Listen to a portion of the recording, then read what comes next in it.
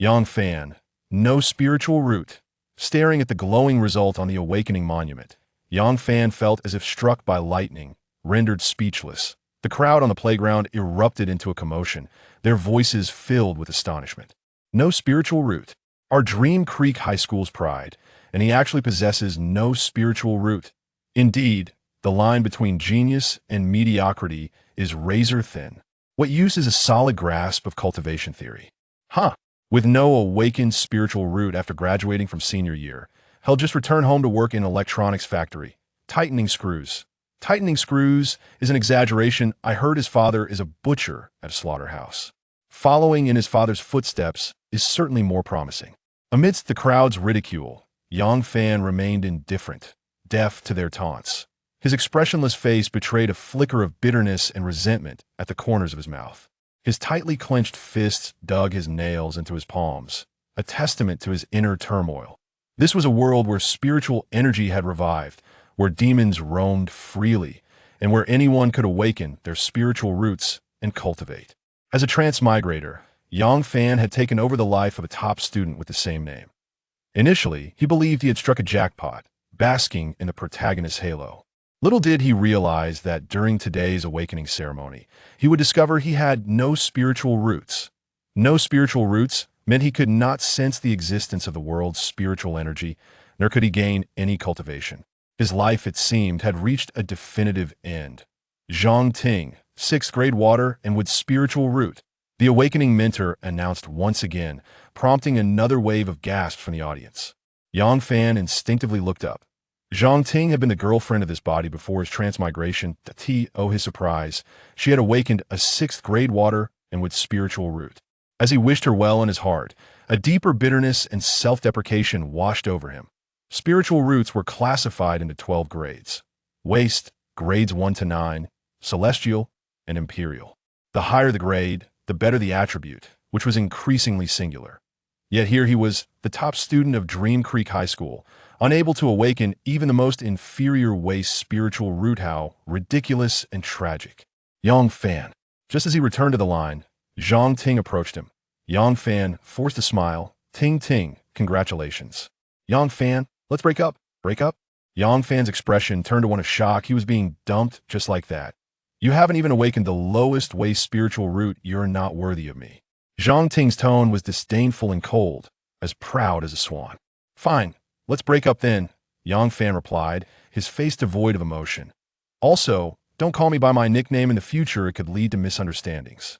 Yang Fan remained silent, gripping his fists tightly, the veins on his hands bulging. Little Fangge. Li Fei rushed over from a distance, her beautiful face filled with concern. Even if you have no spiritual root, to me, you're still the best. Li Fei, Yang Fan's childhood friend, had large, watery eyes and a pair of adorable little tiger teeth when she smiled. The best? Does that mean going home to the slaughterhouse with Uncle Yang? Zhang Ting scoffed, her face twisted with mockery. What little Fangge chooses to do in the future has nothing to do with you, Li Fei retorted sharply, turning to confront Zhang Ting. Zhang Ting was momentarily taken aback by Li Fei's fierce gaze, her face reddening. Fei-er, just let it go, Yang Fan said, pulling Li Fei back, shaking his head. At that moment, the awakening mentor called out her name. Little Fangge, I'm going to test my spiritual root. It'll be back soon, Li Fei said with a sweet smile. Okay, good luck, Yang Fan encouraged. Li Fei turned and approached the awakening monument for a test. Buzz, dazzling light shot up into the sky. Wow, that light is blinding, far more radiant than Zhang Ting's 6th grade water spiritual root.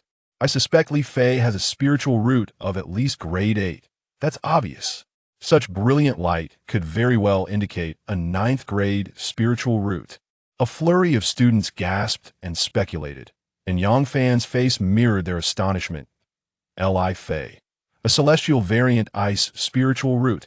As the mentor's astonished voice resonated, the playground erupted in cheers. A celestial spiritual root. Moreover, it was a variant ice spiritual root of the water attribute. The grade of this spiritual root was comparable to an imperial grade. Zhang Ting's complexion darkened, biting her lip in frustration. Initially, she had felt proud of her 6th grade water spiritual root. However, compared to Li Fei, it paled in comparison. Yang Fan looked at Li Fei on the platform, glowing like a star, and couldn't help but smile wryly. Alas, in the end, he was the only one suffering. Li Fei bounded down from the platform and ran over to him. Little Fangu, you always protected me. When we were young now, let me protect you, Li Fei said with hopeful eyes.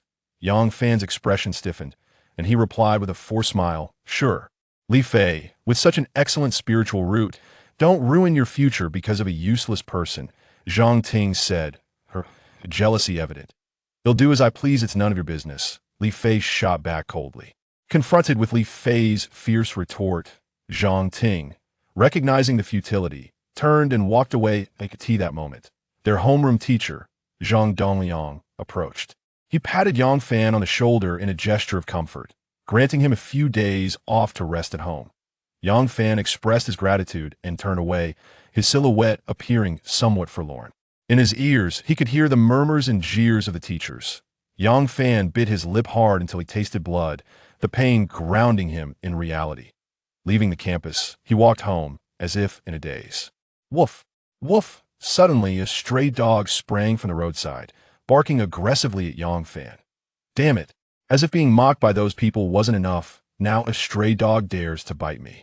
The suppressed anger within Yang Fan erupted instantaneously. In the past, he would have dodged the barking dog. Today, however, he stood his ground, his expression twisted with rage. In the next instant, he seized the stray dog by the neck and violently slammed it against a nearby rock. Ding! Killed a stray dog. Points 2. 2 points? What kind of points? Yang Fan jumped in shock. At that moment, a virtual panel appeared in his line of sight. Name, Yang Fan. Realm, none. Midnight. Spiritual root, none. Bloodline, none. Physique, none. Martial skills, none. Treasure, none. Points 2. A system? Was this a game interface? Points, used to draw spiritual roots, treasures, bloodlines, martial skills, etc. Upon reaching the nascent soul stage, the points shop will be activated. This draw requires 100 points. Yang Fan shouted in exhilaration. The system does not forsake me. Crazy. A passerby jumped, startled, and cursed before hastily moving on. Killing stray dogs grants points. What about chickens, ducks, geese, and pigs? His father worked at a slaughterhouse, and tomorrow he would go to help out. Moments later, Yang Fan returned home to find 2 wasps gnawing on the air-dried meat hanging on the clothesline. He picked up a fly swatter from the table and swiftly dispatched them. Ding! Killed a wasp. Points 0.2. Ding! Killed a wasp. Points 0.2. What the heck? Killing wasps with a fly swatter also yields points? Yang Fan's eyes brightened as he recalled a wasp nest the size of a soccer ball in the woods behind his house. Yang Fan hurriedly rushed back into the house, seeking out the insecticide and lighter. In his childhood, he often ignited insecticide with a lighter to burn insects and anthills. Engaging in such destructive antics was quite familiar to him. With just 100 points, he could participate in a lottery. Perhaps he would not even need to go to the slaughterhouse tomorrow to gather enough points for the draw.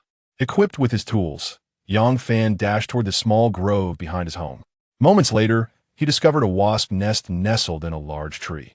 Climbing up a stack of grass nearby, he gazed apprehensively at the soccer ball-sized nest, feeling a flutter of anxiety. With so many large wasps, what if something went awry? Would he be stung to death on the spot? At that moment, the mocking laughter of his classmates echoed in his ears once more. Gritting his teeth, Yang Fan ignited the insecticide and aimed it at the wasp nest.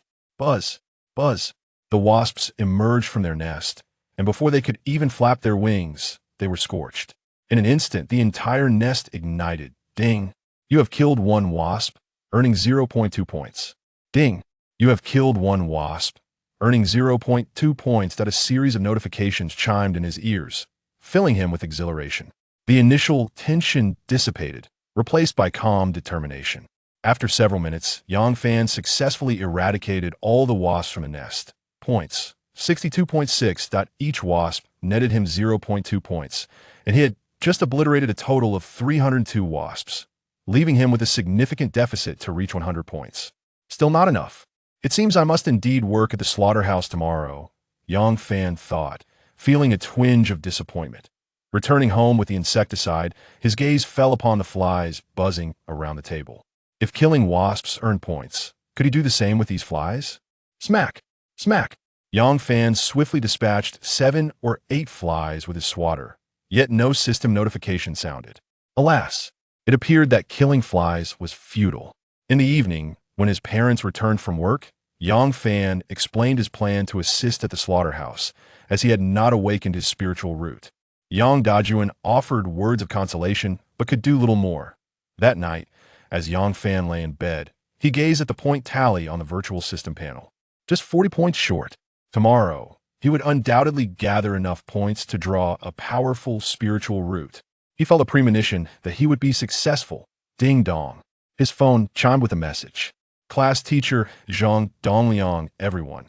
Students, all spiritual roots have been awakened today. Those with roots, please note your attributes and grades. There are only 100 days left until the college entrance examination. Everyone, let's strive. Those in the late body refining stage can apply to key schools, and those in the early Qi training stage can aim for Tsinghua and Beida. The realms of cultivation are categorized into body refinement, Qi training, foundation establishment, golden core, nascent soul, divine transformation, void refinement, integration, great ascension, and tribulation crossing. Each stage is further divided into early, mid, late, and peak phases. As soon as the teacher's message was sent, the group chat erupted with activity. Is this year's college entrance examination really that competitive? Only those in the late body refinement stage can attend key schools. Not a problem. I possess a 4-grade wood and earth spiritual root. With effort, I can get into a key school. Am rather unfortunate. Having a 1st-grade mixed root, getting into a vocational school will be the best I could hope for. Teacher, I suggest removing students without spiritual roots from the group. The college entrance examination has nothing to do with them. This last comment came from Zhang Ting. The once lively chat fell silent in an instant. Out of nearly 50 students in the class, fewer than a third possessed spiritual roots. Zhang Ting's self-important remark undoubtedly offended the majority. Yet, she continued unabated, revealing her ugly demeanor. Yang Fan closed the group chat, refusing to witness further developments. He felt a surge of frustration and anger. This opportunistic schemer was truly repugnant. At that moment, Yang Fan's resolve solidified would awaken his spiritual root and prove her wrong. The following morning, Yang Fan accompanied his father, Yang Dajuan, to the slaughterhouse. The air was thick with the pungent scent of blood, and the cries of livestock being slaughtered echoed around him. Yang Fan's scalp prickled, anxiety gripping him. Old Yang, why did you bring your son to such a place? Why else? I heard that this academic prodigy of mine has failed to awaken his spiritual root. Failed to awaken?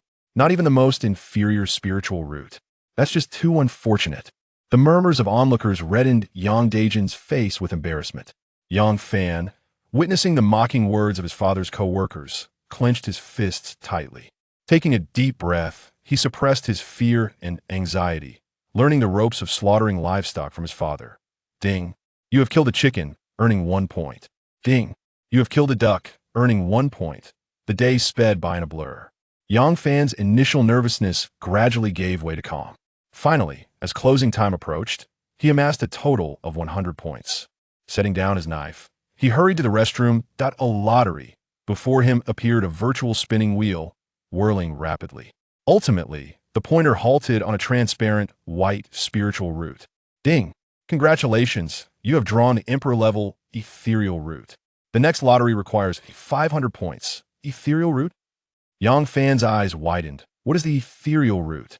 Ethereal root, the strongest Emperor-level spiritual root on the surface. Granting a cultivation speed of 500 IT, is compatible with any attribute of spiritual energy, possesses an intelligence of 100, and has a breakthrough rate of 30.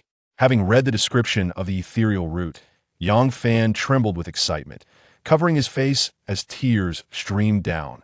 Fortune favors the diligent. He finally possessed a spiritual root, and not just any root, but the mightiest Emperor-level ethereal root. From now on, who would dare mock him as a talentless waste? Son, came Yang Dajuan's voice. Yang Fan turned, his voice choked with emotion. Dad, I have a spiritual root. I have the strongest Emperor-level ethereal root. Son, having a spiritual root is good. Having a spiritual root is good. Yang Dajuan trembled, his eyes welling with tears. Though he echoed the sentiment, he struggled to believe it. In Yang Dajuan's view, the blow of not having a spiritual root had been too great. He found it hard to accept the reality. After a long while, the father and son left the slaughterhouse and rode home. Upon returning, Yang Fan noticed 99 messages on WeChat. He opened it to find that most were from Li Fei. Xiao Fan, did you not come to school today? Xiao Fan, why aren't you replying to Feier? Xiao Fan, are you ignoring Feier? One message after another conveyed Li Fei's concern and worry. Feier, I'm sorry I went to the slaughterhouse to help today and didn't bring my phone, Yang Fan replied apologetically. Then he quietly awaited her response. He wondered if the little girl was perhaps upset, for she hadn't replied for quite some time. Meanwhile, Yang Fan glanced at the class group chat. Wow, a 6th grade Waterwood spirit root is truly remarkable. I feel that within half a month at most, I shall break through to the initial stage of body refinement. Divine Goddess Tingting is truly extraordinary. I fear it may take me a month to achieve the same breakthrough. From now on, we mere mortals without awakened spirit roots can only look up to Goddess Tingting as she ascends to immortality. As Zhang Ting expressed her feelings, a group of sycophants eagerly left comments, showering her with praise. Yang Fan chuckled to himself. How absurd it was for such a mediocre 6th grade spirit root to boast so extravagantly. He, with his unparalleled imperial grade ethereal root, had yet to make his voice heard. Chapter 3. The Supreme Martial Art. Duga 9, Swords. Yang Fan perused the messages in the class group without contributing any of his own.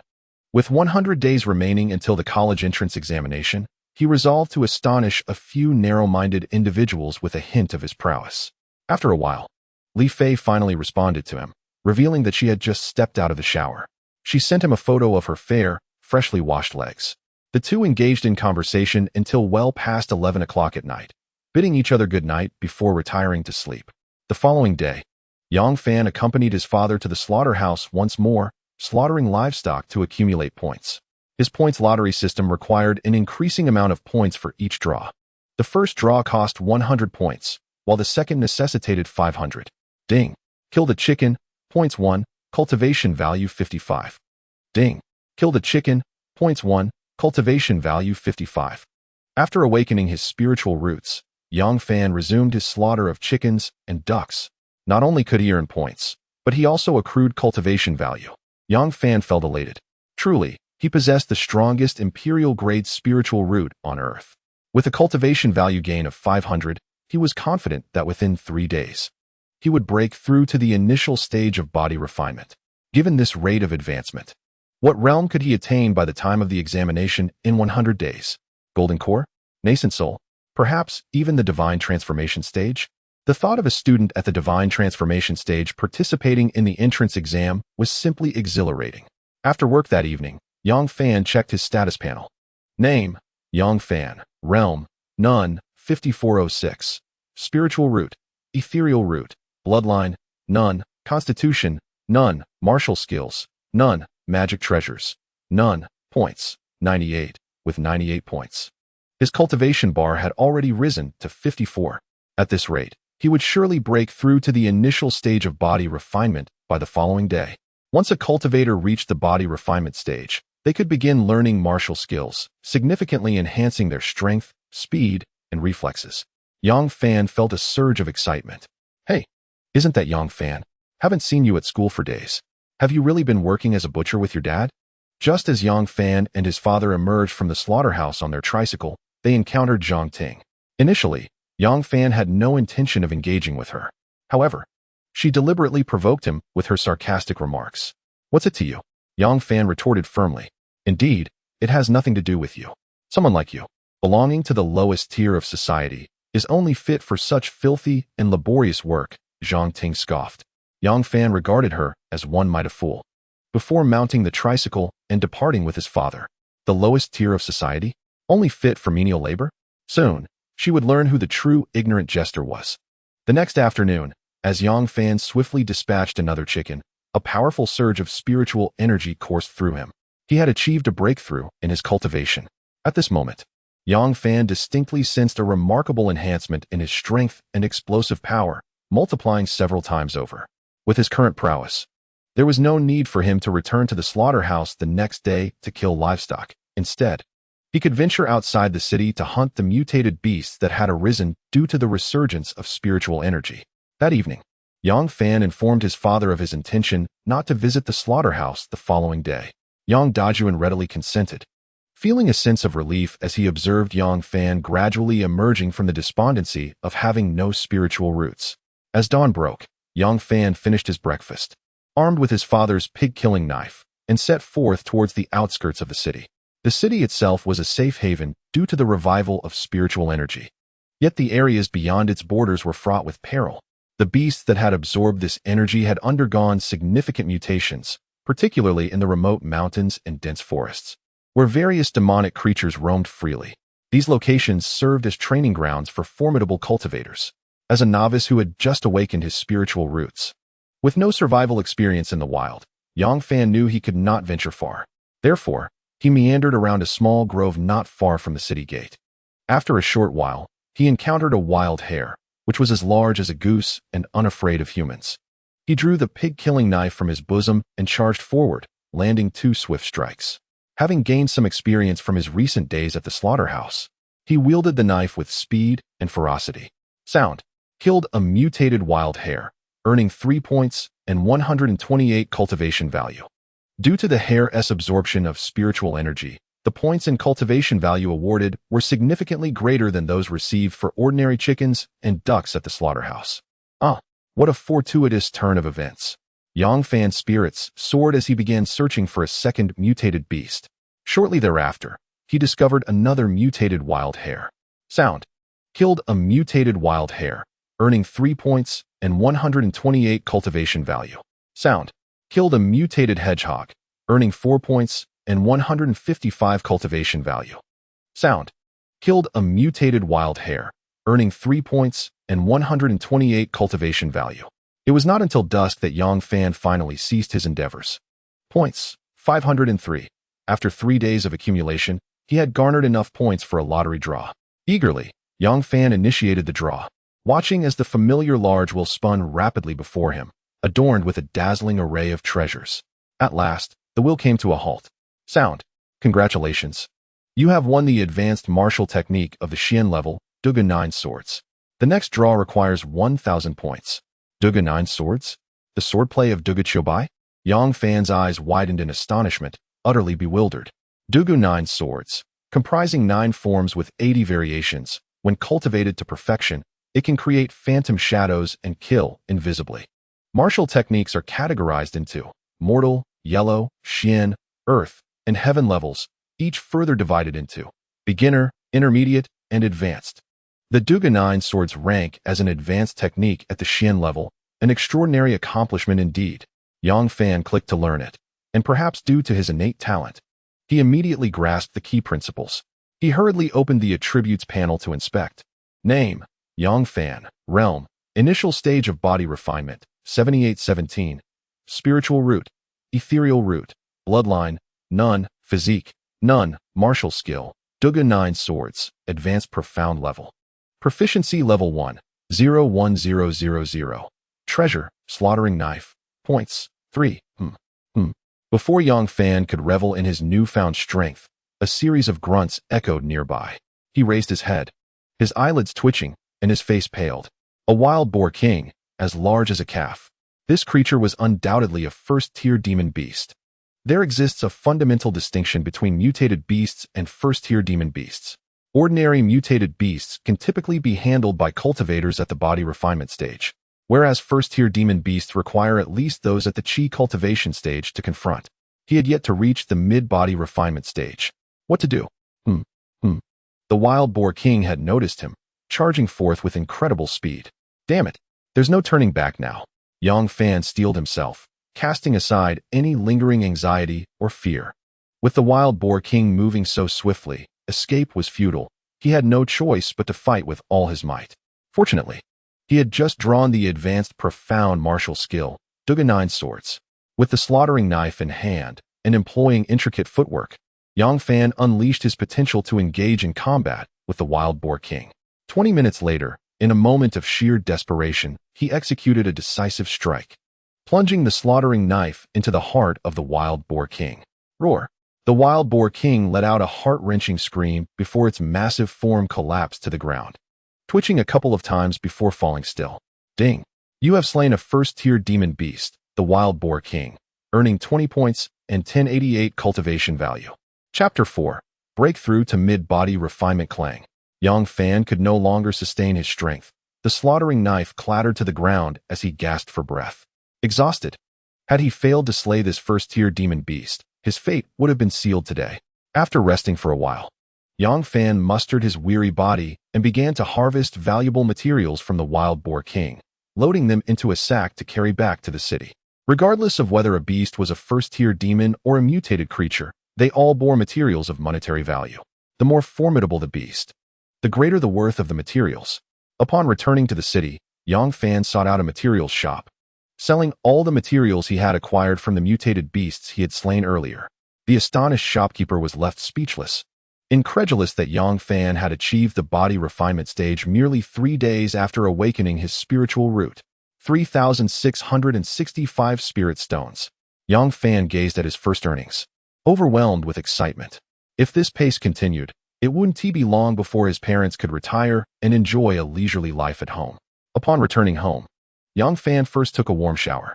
Afterwards, he had a light meal and returned to his bedroom to browse his phone. The class group chat remained lively. Family, my cultivation level has already reached 12. At this rate, within a month, I shall attain the initial stage of body refinement. I have reached a cultivation level of 33. Within a fortnight, I shall undoubtedly be the first in our class to ascend to the body refinement stage. You claim you are at level 40? Do you dare assert that you can surpass me and reach the body refinement stage first? Wow, Goddess Zhang Ting is truly remarkable. In just a few days, she has already attained a cultivation level of 40. At this rate, her admission to Tsinghua or Peking University is almost a certainty. Suddenly, someone posted a picture of a male student in a uniform from Mengshi Middle School. Wang Dazhuang, what image have you shared? Breaking news, a student from our Mengshi Middle School has already reached the body refinement stage. What? Is there truly someone from our school who has achieved this? Who did you hear that from? The owner of the materials store. Did you see the photo above? That's him. Impossible. I refuse to believe that anyone could advance their realm so swiftly. I too find it hard to believe. The materials store owner is my uncle. He would not deceive me. Goodness, who is this remarkable individual? Achieving the body refinement stage in merely 3 days is astonishing. Hey, have you noticed that the silhouette resembles someone? Upon closer inspection, it indeed bears some resemblance to Yang Fan. But isn't he without spiritual roots? If it is indeed him, we should tag him and inquire. Yang Fan, is this photo of you? Have you awakened your spiritual roots and already broken through to the body refinement stage? Yang Fan was engrossed in the chat content when suddenly a background photo caught his eye. Just as an ominous feeling began to rise within him, someone addressed him. No, I am currently lying in bed, enjoying a deep slumber. How could it possibly be me? Yang Fan, dismissing the vanity of those around him, replied casually. Humph. I genuinely thought it was someone of importance. What a letdown. Zhang Ting was the first to mock. If it is not Yang Fan, then who could it be? I have not heard of anyone so extraordinary from our Mengshi Middle School. Wang Dazhuang, perhaps your uncle has made an error. Our school uniform closely resembles that of the neighboring Erzhou. The crowd, disappointed that it was not Yang Fan, began speculating on the identity of this prodigious individual. Yang Fan closed the chat group, secretly relieved that the material store owner had not captured his face in the photo. Otherwise, he would be unable to deliver a modicum of shock to those condescending individuals during the college entrance examination. The following morning, Yang Fan still did not attend school.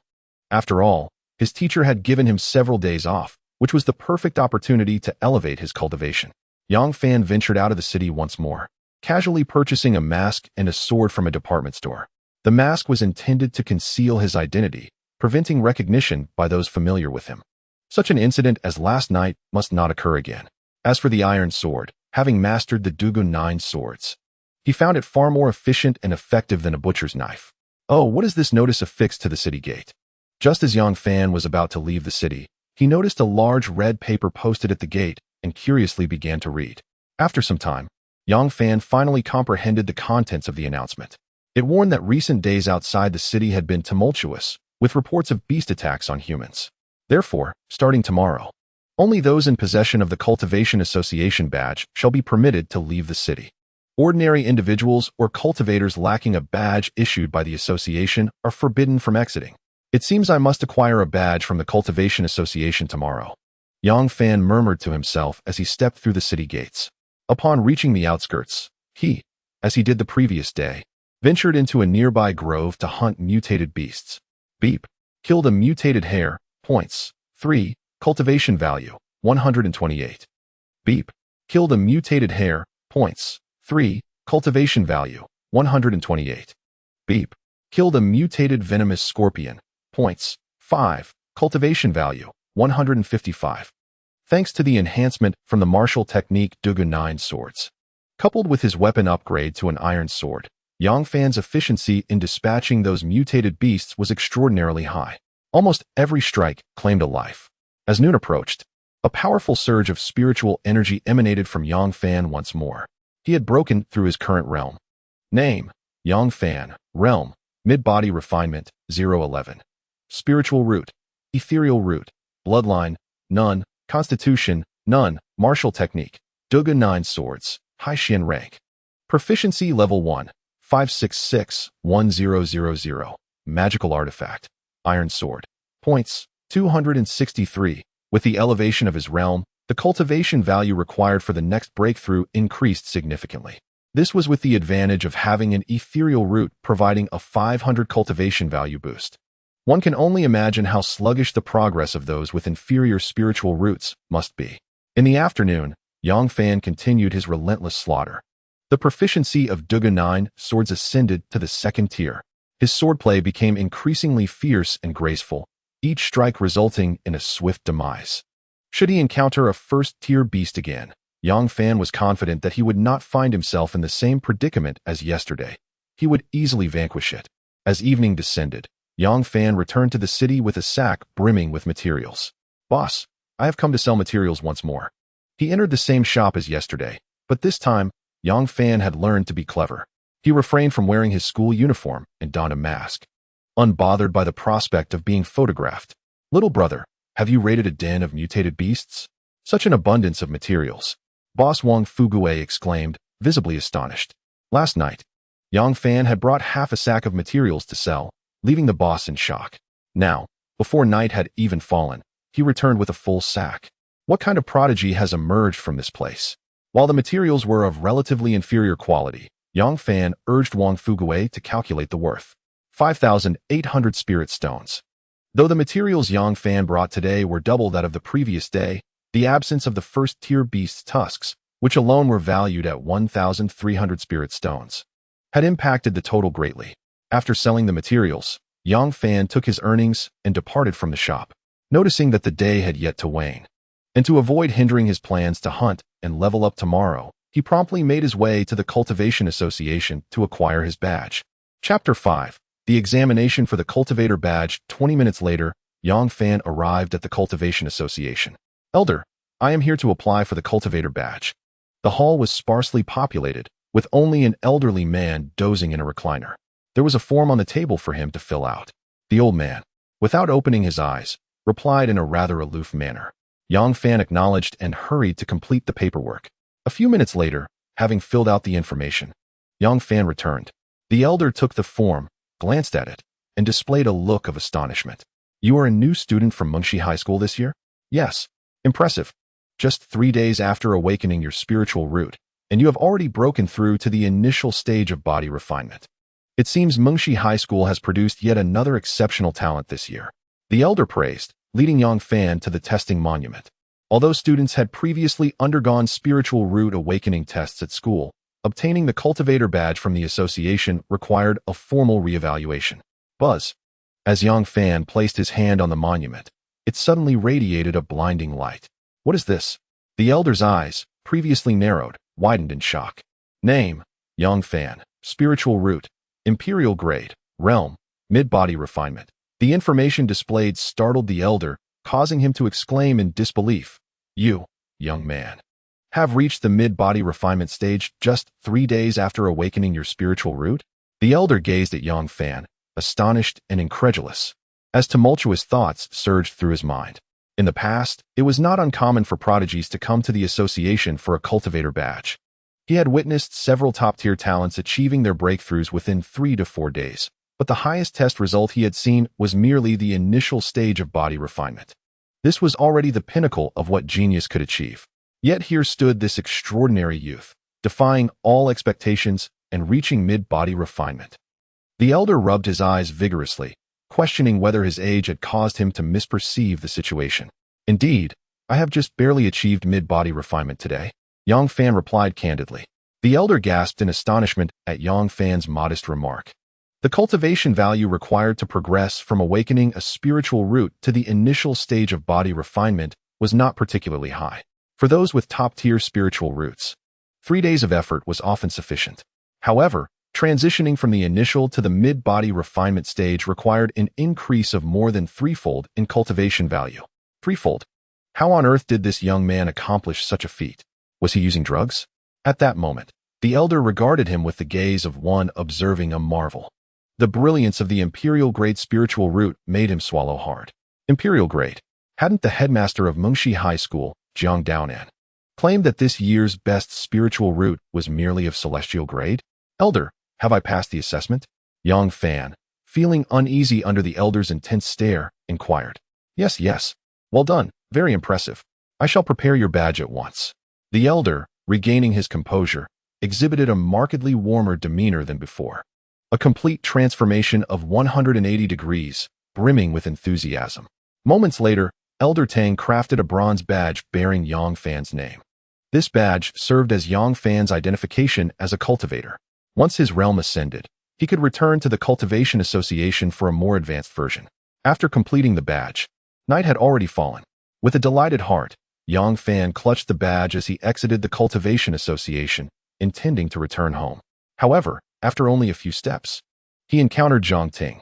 Damn it, how could I run into this scheming girl again? Yang Fan's previously elated mood soured instantly. Oh, coming to the Cultivation Association at such a late hour, could it be that she, lacking spiritual roots, is here in secret to try awakening them again? Zhang Ting also spotted Yang Fan.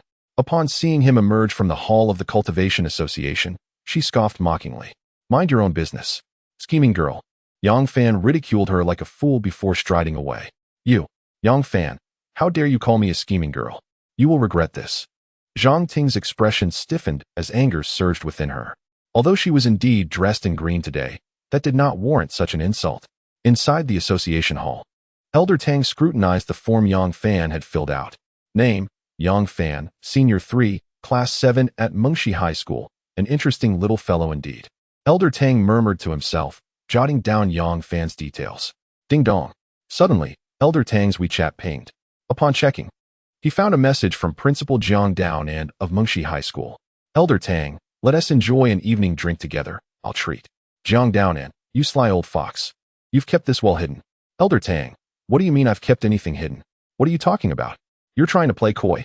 Your academy has a little monster with an imperial-grade spiritual root, who awakened their roots just 3 days ago and has already broken through to the mid-stage of body refinement. Truly unprecedented. Elder Tang, stop joking. Our academy doesn't have any imperial-grade spiritual root students this year, let alone one who could break through to mid-stage body refinement in 3 days. You don't know? I truly don't. Are you mistaken? I thought you were in the know. Since you are in T, I shan't enlighten you. Damn it, Elder Tang. Please tell me. Otherwise, I might lose my temper. Meanwhile, adhering to the confidentiality principles of the Cultivation Association, Elder Tang firmly refused to divulge any information. On the other hand, Yang Fan, dragging his weary body, returned home. Just as he did yesterday, he first took a shower, had a bite to eat, and then retreated to his bedroom for some rest. Suddenly, the class WeChat group lit up with messages. Class teacher Zhang Dongliang. Tomorrow, all students must report to school for the second round of Spiritual Root Awakening tests. The second round of Spiritual Root Awakening tests? What is going on? Teacher, didn't we just finish testing our roots 3 days ago? Why are we doing it again? This has never happened before. Could it be that some students were overlooked? Even if they were, there shouldn't be a need to gather everyone for a retest, right? Something significant must have occurred at our school. The group erupted in a cacophony of astonishment and discussion. At that moment, our homeroom teacher, Zhang Dongliang, Send a message to clarify.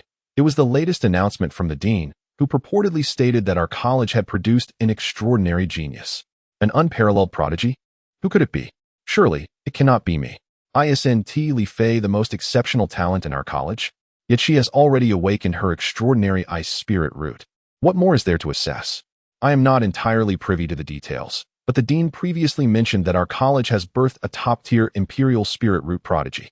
Moreover, this unparalleled genius had gone today to the Cultivation Association to obtain a cultivator badge, having already reached the mid-stage of body refinement. Good heavens! Mid-stage of body refinement? Am I dreaming? How can this be? While everyone else is still striving in the early stages of body refinement, a remarkable individual has already advanced to mid-stage. And to think, this is a high school senior from our school? An imperial spirit root? I am on the verge of losing my mind. Following the teacher's explanation, the entire group of students was sent into a frenzy. Various exclamations and discussions startled Yang Fan. My word, is that old man Tang so indiscreet? He just arrived home and has already spilled the beans? However, judging by the situation described by the teacher in the group, it seems Tang did not reveal everything. All right, everyone, let us cease the chatter and get some rest. Tomorrow, we shall discover who this unparalleled genius is. Chapter 6. The third lottery draw. The following morning, Yang Fan still did not attend school. Instead, he finished his meal and ventured outside the city to hunt monsters and level up. At this moment, he felt it was unwise to go to school for the second assessment of spirit roots. There was a 100% chance he would be discovered. Firstly, he was not one to seek the limelight or indulge in vanity. Secondly, he had already resolved to remain low-key until the college entrance examination, hoping to astonish those pretentious individuals and those who had belittled him. Hey, young man, today the city gates are under strict control. Without a cultivator badge issued by the Cultivation Association, you cannot exit the city. As Yang Fan approached the city gate, 2 guards halted him. Gentlemen, I possess a cultivator badge. I just obtained it yesterday. What? You, a senior this year, have already reached the body refinement stage? The guards were astounded as Yang Fan presented his bronze badge. Yang Fan smiled, offering no further explanation. Seeing the badge, the guards did not obstruct him and allowed him to exit the city. Which school does this young man attend? Another prodigy has emerged in our town this year. I am not sure. I recall he left the city the day before yesterday. The day before yesterday? Are you certain there is no mistake? Mistake? Nonsense. He returned yesterday evening, carrying a half-sack of materials. So he had already reached the early stage of body refinement by then. At that time, weren't high school seniors just awakening their spirit roots for a day? The 2 guards continued their astonished discussion. At that moment, Yang Fan exited the city gates, heading towards the grove he frequented just 2 days prior. Ding! Upon vanquishing a mutated wild rabbit, I received 3 points and 128 cultivation values. Similarly, slaying another mutated rabbit yielded the same rewards, followed by the defeat of a mutated scorpion, which granted me 5 points and 155 cultivation values. In the small grove, various mutated beasts fell to my sword with ease, bringing a sense of enjoyment. As my proficiency in the Duga 9 swords grew, the power of my swordplay increased exponentially.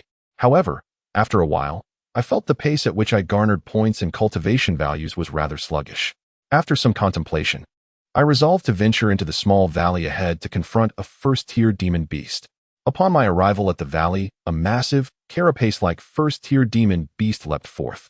Undeterred, I brandished my iron sword and, with a lightness akin to a dancer in the breeze, charged into battle. The clash of steel echoed as I engaged the first-tier demon beast, whose strength far surpassed that of the mutated creatures, being at least tenfold stronger. Particularly challenging was the armored beetle, its tough shell proving difficult for my sword to penetrate. The fight was arduous. After approximately 10 minutes, I finally subdued the robust armored beetle. The points and cultivation values awarded were not as substantial as I had anticipated. Upon reflection, my efficiency was still inferior to that of the ordinary mutated beasts in the grove. Thus, I retreated to the grove, returning to hunt the mutated rabbits and wild chickens once more. As noon approached, my proficiency in the martial art Duga 9 swords advanced. With the mastery level rising to the 3rd tier, my swordsmanship grew even more formidable. However, the requirement to reach the 4th tier demanded a significantly greater proficiency. I returned to the small valley, eager to test the upgraded Duga 9 swords against the 1st tier demon beasts. Yet again, I encountered a first-tier armored beetle and charged forth with my sword. The clang of metal resounded through the air as a fierce battle ensued. After 5 minutes of combat, the armored beetle let out a defiant cry before collapsing lifelessly to the ground. The rewards from this encounter included 12 points and 888 cultivation values, marking a threefold increase in my efficiency compared to before.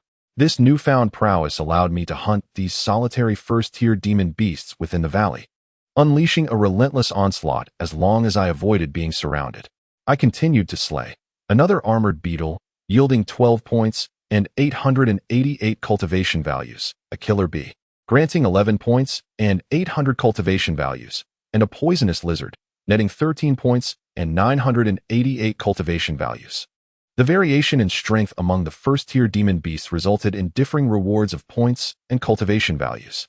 The crux lies in the materials dropped by first-tier demon beasts, which are far more valuable than those from ordinary mutated creatures. This is the key to my family's prosperity, allowing my parents to enjoy a comfortable life. All thanks to them. As the sun remained high in the sky, Yang Fan's large sack was filled to the brim, forcing him to sigh and head back to the city. Alas, this sack is far too small. It appears I must save some funds to purchase a storage ring. However, while storage rings offer convenience for keeping items, they come at a considerable cost. The most affordable ones start at around 100,000 spirit stones. Boss, I've come to sell materials again, Yang Fan called out as he approached the material shop. Afterward, he opened his sack. Upon seeing the contents, the shopkeeper's eyes nearly bulged out. Goodness, young man, are you a demon? How did you manage to acquire all first-tier demon beast materials today? Wang Fuguei exclaimed, astonished. He had witnessed Yang Fan selling materials from his very first day, and just yesterday, he had only brought mutated beast materials. Now, everything had transformed into first-tier demon beast materials. The shock was simply overwhelming.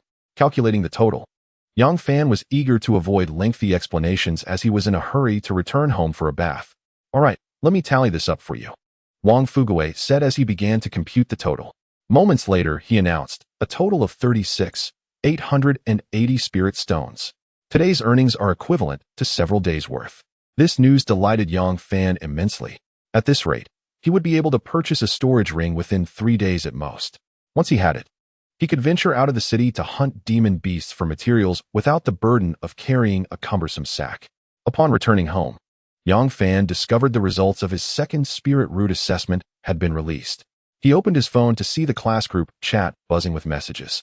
Is the dean mistaken? The results are still the same as a few days ago.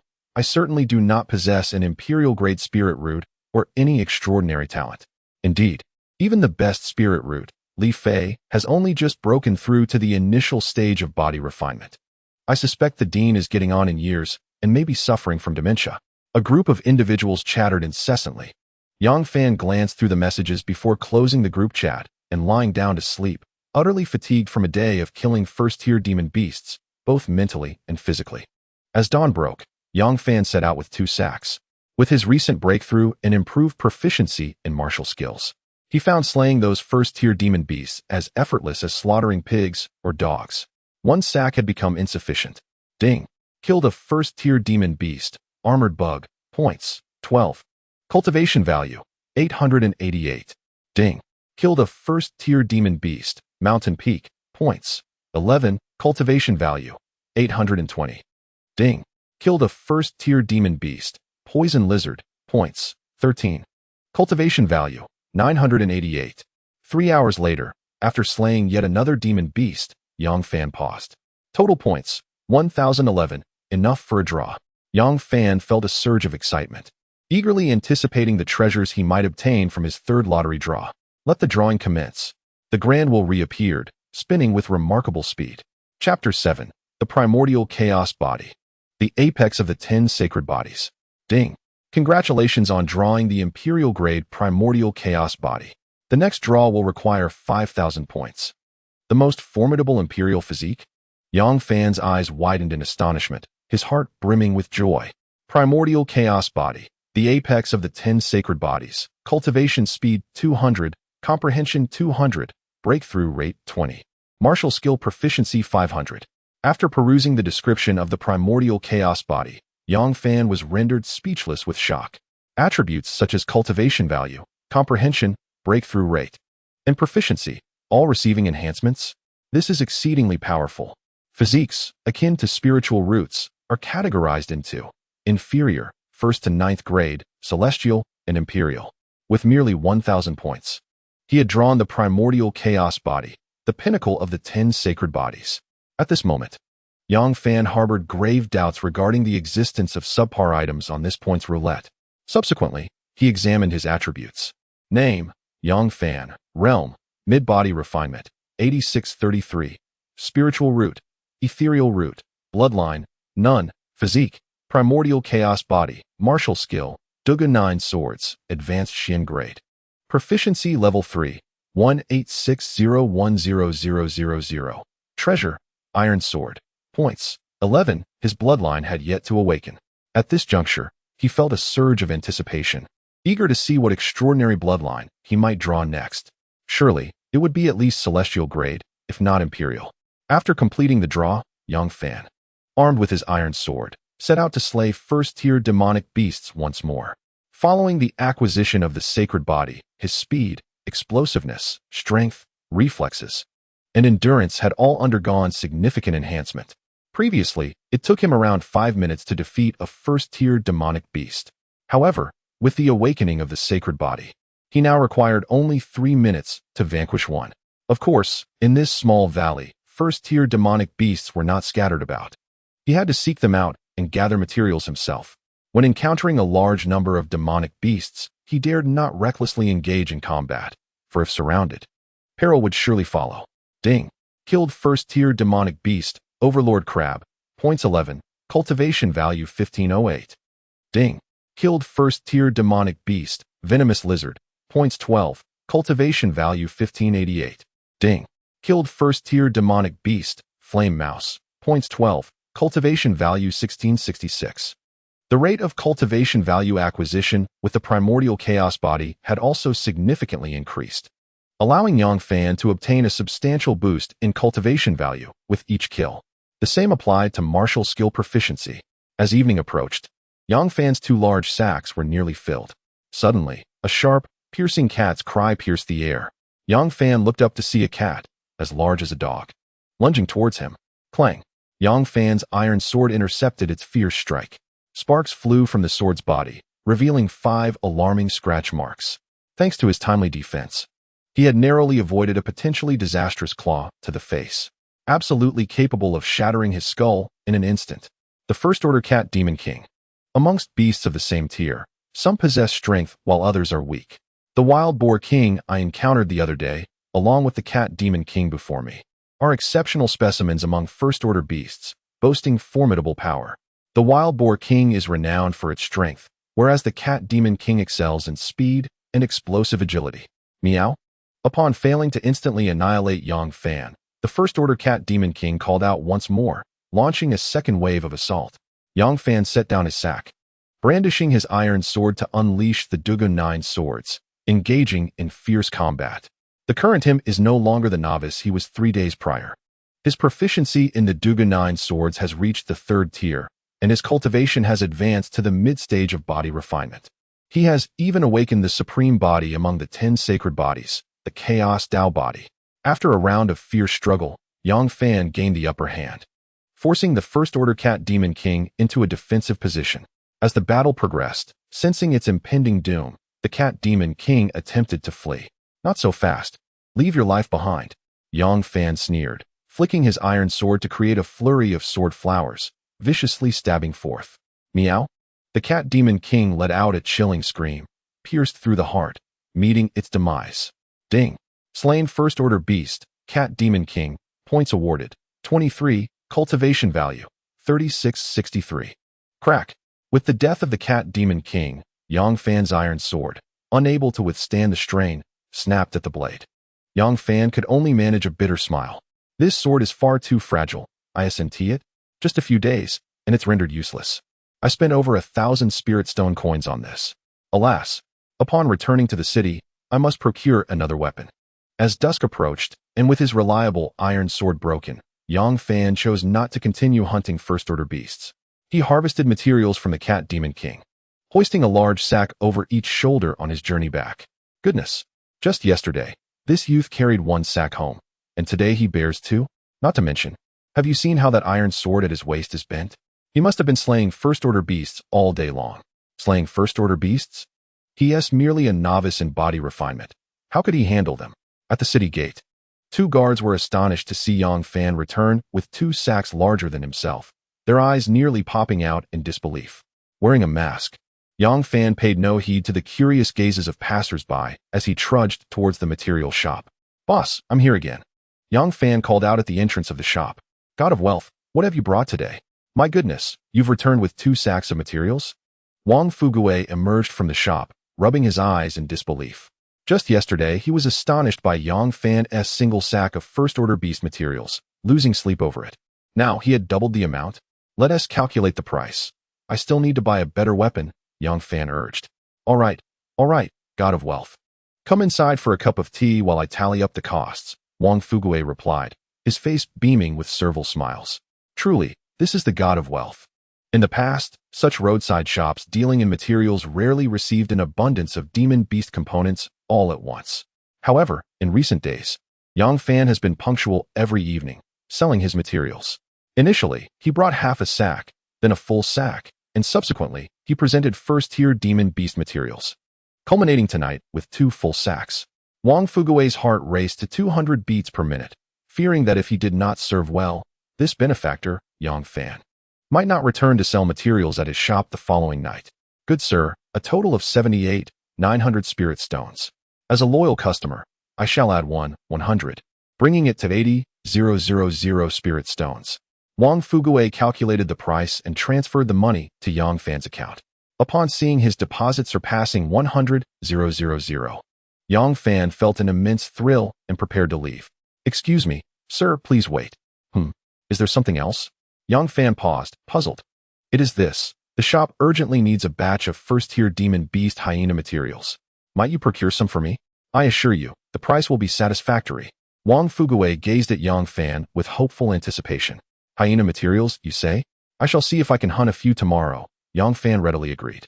Before returning home, Yang Fan visited the magical artifact shop and purchased a Xian iron sword. Magical artifacts are categorized into mundane artifacts, magical artifacts, precious artifacts, acquired spiritual artifacts, innate spiritual artifacts, acquired Taoist artifacts, innate Taoist artifacts, and immortal artifacts, with each category further divided into beginner, intermediate, and advanced. Yang Fan spent 30,000 spirit stones on the Xian iron sword, an intermediate magical artifact. Had it not been for the fact that the quality of magical artifacts affects the proficiency in martial techniques, he would not have been willing to spend such a sum on an intermediate artifact. That evening, upon returning home, Yang Fan checked the coordinates of the hyena's habitat. The next day, armed with two sacks, he departed the city once more, determined to execute a significant undertaking. Upon returning in the evening, he would have enough to purchase a storage ring. Upon reaching the outskirts of the hyena's territory, he encountered several cultivators engaged in slaying demon beasts. These cultivators mocked and derided him as he ventured into the hyena's domain. Another naive fool, lured by riches, heading to his doom. Chapter 8. Assault by the second-tier demon beast hyena queen. Yang Fan disregarded their taunts and pressed forward. Oh well, a first-tier demon beast hyena spotted him and charged with a ghastly howl. Yang Fan remained unperturbed, slightly lifting his Xian iron sword. A beam of sword energy shot forth. The hyena emitted a cry of anguish and was instantly slain. Ding. Killed a first-tier demon beast hyena. Points earned. 12. Cultivation value. 1220. Ding. Killed a first-tier demon beast hyena. Points earned. 12. Cultivation value. 1220. Ding. Killed a first-tier demon beast hyena. Points earned. 12. Cultivation value. 1220. Progressing further was as effortless as slicing through vegetables. Yang Fan felt a sense of nostalgia and reflection. This 30,000 spirit stone Xian iron sword certainly proved superior to an ordinary iron sword. Eliminating these first-tier demon beast hyenas required not even a second strike. Yang Fan advanced with a profound grace, as if strolling leisurely through a tranquil courtyard. The cultivators outside the hyena territory widened their eyes in astonishment. particularly the two who had previously mocked him for being greedy and courting death. Their faces turned a deep shade of liver as realization dawned upon them. Had they encountered a hidden powerhouse? This youth displayed unparalleled swordsmanship, striking with remarkable intensity, truly formidable. Yet, dissent arose. After all, hyenas were pack creatures. If he were to encounter the hyena queen today, he would undoubtedly meet his demise here. Some were shocked, while others reveled in schadenfreude. The hyena queen, a second-tier beast. The disparity between second-tier and first-tier beasts, though merely one rank apart, translated to a difference in strength of at least fivefold. This young man, armed only with a sword, ventured deep into the heart of hyena territory. Should he encounter the hyena queen, his fate would be sealed. Certain death awaited him. Meanwhile, as Yang Fan delved deeper into the hyena domain, he encountered an increasing number of these creatures. Initially, he faced solitary young hyenas, but now he frequently confronted groups of 3 to 5. Wielding his dark iron sword, he dispatched one every 3 steps. Though the pressure was palpable, it was far from overwhelming. His martial skill, the Duga 9 swords, was merely a high-level technique of the Xian tier. However, its potency, amplified by his high proficiency, rivaled that of techniques of the Earth tier and above. Notification: killed a first-tier beast, hyena. Points: 12, cultivation value, 1220. Notification: killed a first-tier beast, large hyena. Points: 15, cultivation value, 1620. Notification: killed a first-tier beast, large hyena. Points: 15, cultivation value, 1620. The large hyenas deeper in the territory, though still first-tier beasts, were significantly larger than those on the periphery, yielding greater points and cultivation value. However, Yang Fan felt a slight frustration each time he eliminated a wave of hyenas. He had to pause to collect materials. This stop-and-go process was a considerable waste of time. Otherwise, his efficiency would undoubtedly be higher. Suddenly, a cacophony of urgent hyena howls erupted. Yang Fan looked up, his expression shifting. In the distance, a pack of over 10 large hyenas surged forth. He shouted, "Attack!" and temporarily halted his material gathering, brandishing his dark iron sword and opting to confront them head-on. Being surrounded by so many large hyenas would place him in a precarious situation. Thus, he had to take the initiative. Facing a dozen large hyenas at once, Yang Fan felt a tremendous weight upon him. Notification: killed a first-tier beast, large hyena. Points: 15, cultivation value, 1620. He swiftly pierced another large hyena through the heart with his sword, causing a surge of potent spiritual energy within him. A breakthrough occurred. Realm, late-stage body refinement. This ascension significantly amplified Yang Fan's strength. The Duga 9 swords in his grasp grew ever more ferocious, each strike lethal.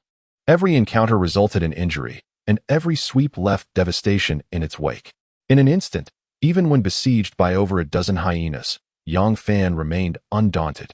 The howls of those formidable hyena beasts echoed, their eerie and piercing cries signaling their frustration at their inability to breach his defenses. It appeared they intended to intimidate him, hoping to slay him amidst his confusion. Alas, mere beasts are devoid of intellect. Such primitive tactics could hardly affect Yang Fan. With a flurry of strikes, the hyenas fell one by one beneath his sword. Gazing at the half-filled sack of hyena materials, Yang Fan felt an immense sense of satisfaction. Today had proven bountiful. As hyenas are social creatures, the efficiency of his hunt surpassed previous encounters manifold. Just as he finished collecting the materials from the slain hyenas, a chilling and unsettling wail pierced the air. A hyena of immense size, akin to that of a tiger, emerged, the hyena queen. Yang Fan's pupils constricted momentarily. He had encountered information about this hyena queen during his online research the previous night. How could she possibly appear here, far from the depths of the hyena territory? Could it be that the cries of her minions had drawn her to this location? Beside the hyena queen, Yang Fan spied several guards, each 1.5 times the size of a regular hyena. Cursed fate! I cannot withstand this. I must flee. Without hesitation, he hoisted the sack upon his back and retreated. With a fearsome howl, the hyena queen unleashed another cry. The massive guards surged forward in unison. Their might surpassed that of the regular hyenas by a considerable margin. Their fur resembled needles of steel. Yang Fan's sword, forged from black iron, barely inflicted any damage upon them. Conversely, their terrifying strength nearly forced the sword from his grip. At that moment, Yang Fan felt a surge of gratitude for having endured the pain of expense the previous night, investing 30,000 coins in a heavy black iron sword. Had he wielded a lighter blade, he would have surely met his demise under the initial onslaught of the Hyena Queen's guards. "Let us fight," Yang Fan roared, unleashing the full extent of the Dugu Nine swords. To the distant observer, his swordsmanship appeared as a blur, a faint afterimage trailing in his wake. In that moment, even as several guards lunged at him, they could not breach his defenses. However, exerting the Dugu Nine swords to its fullest drained his stamina rapidly. Were it not for the astonishing endurance of his chaos body, he might have already succumbed to fatigue. With a fierce growl, the Hyena Queen, witnessing her guards fail to subdue Yang Fan, decided to intervene personally. She let out a fearsome howl, charging forth with remarkable speed. A thunderous crash resonated as Yang Fan's black iron sword clashed against her, sparks flying. The tremendous force of impact sent him staggering backward several steps. Yang Fan's expression changed dramatically as he fiercely struck away the approaching hyena with his sword and fled for his life. This second-tier Hyena Queen was terrifying beyond measure. If he did not escape immediately, he would surely meet his demise. Though his speed was impressive, the Hyena Queen was even swifter. In a mere moment, she had caught up with him, blocking his path. With a grim countenance, Yang Fan caught sight of a cave in the distance. Acting decisively, he hurled a large sack at the Hyena Queen and dashed toward the cave. The cave was shallow, revealing nothing within its confines, but that was sufficient for Yang Fan. What he sought was merely a face-to-face confrontation to prevent being ambushed from all sides by the hyenas. A fearsome howl erupted from the Hyena Queen as she lunged at him with a menacing expression. Chapter 9. The proficiency of the Solitary Nine swords reaches level 4. With a resounding clang, Yang Fan gripped his sword with both hands and delivered a forceful strike. His sword met the ferocious attack of the Hyena Queen, halting her advance. His arm went numb, and the Xiantai sword nearly slipped from his grasp. The Hyena Queen, too, was not unscathed. She was pushed back several steps, a visible wound marring her side.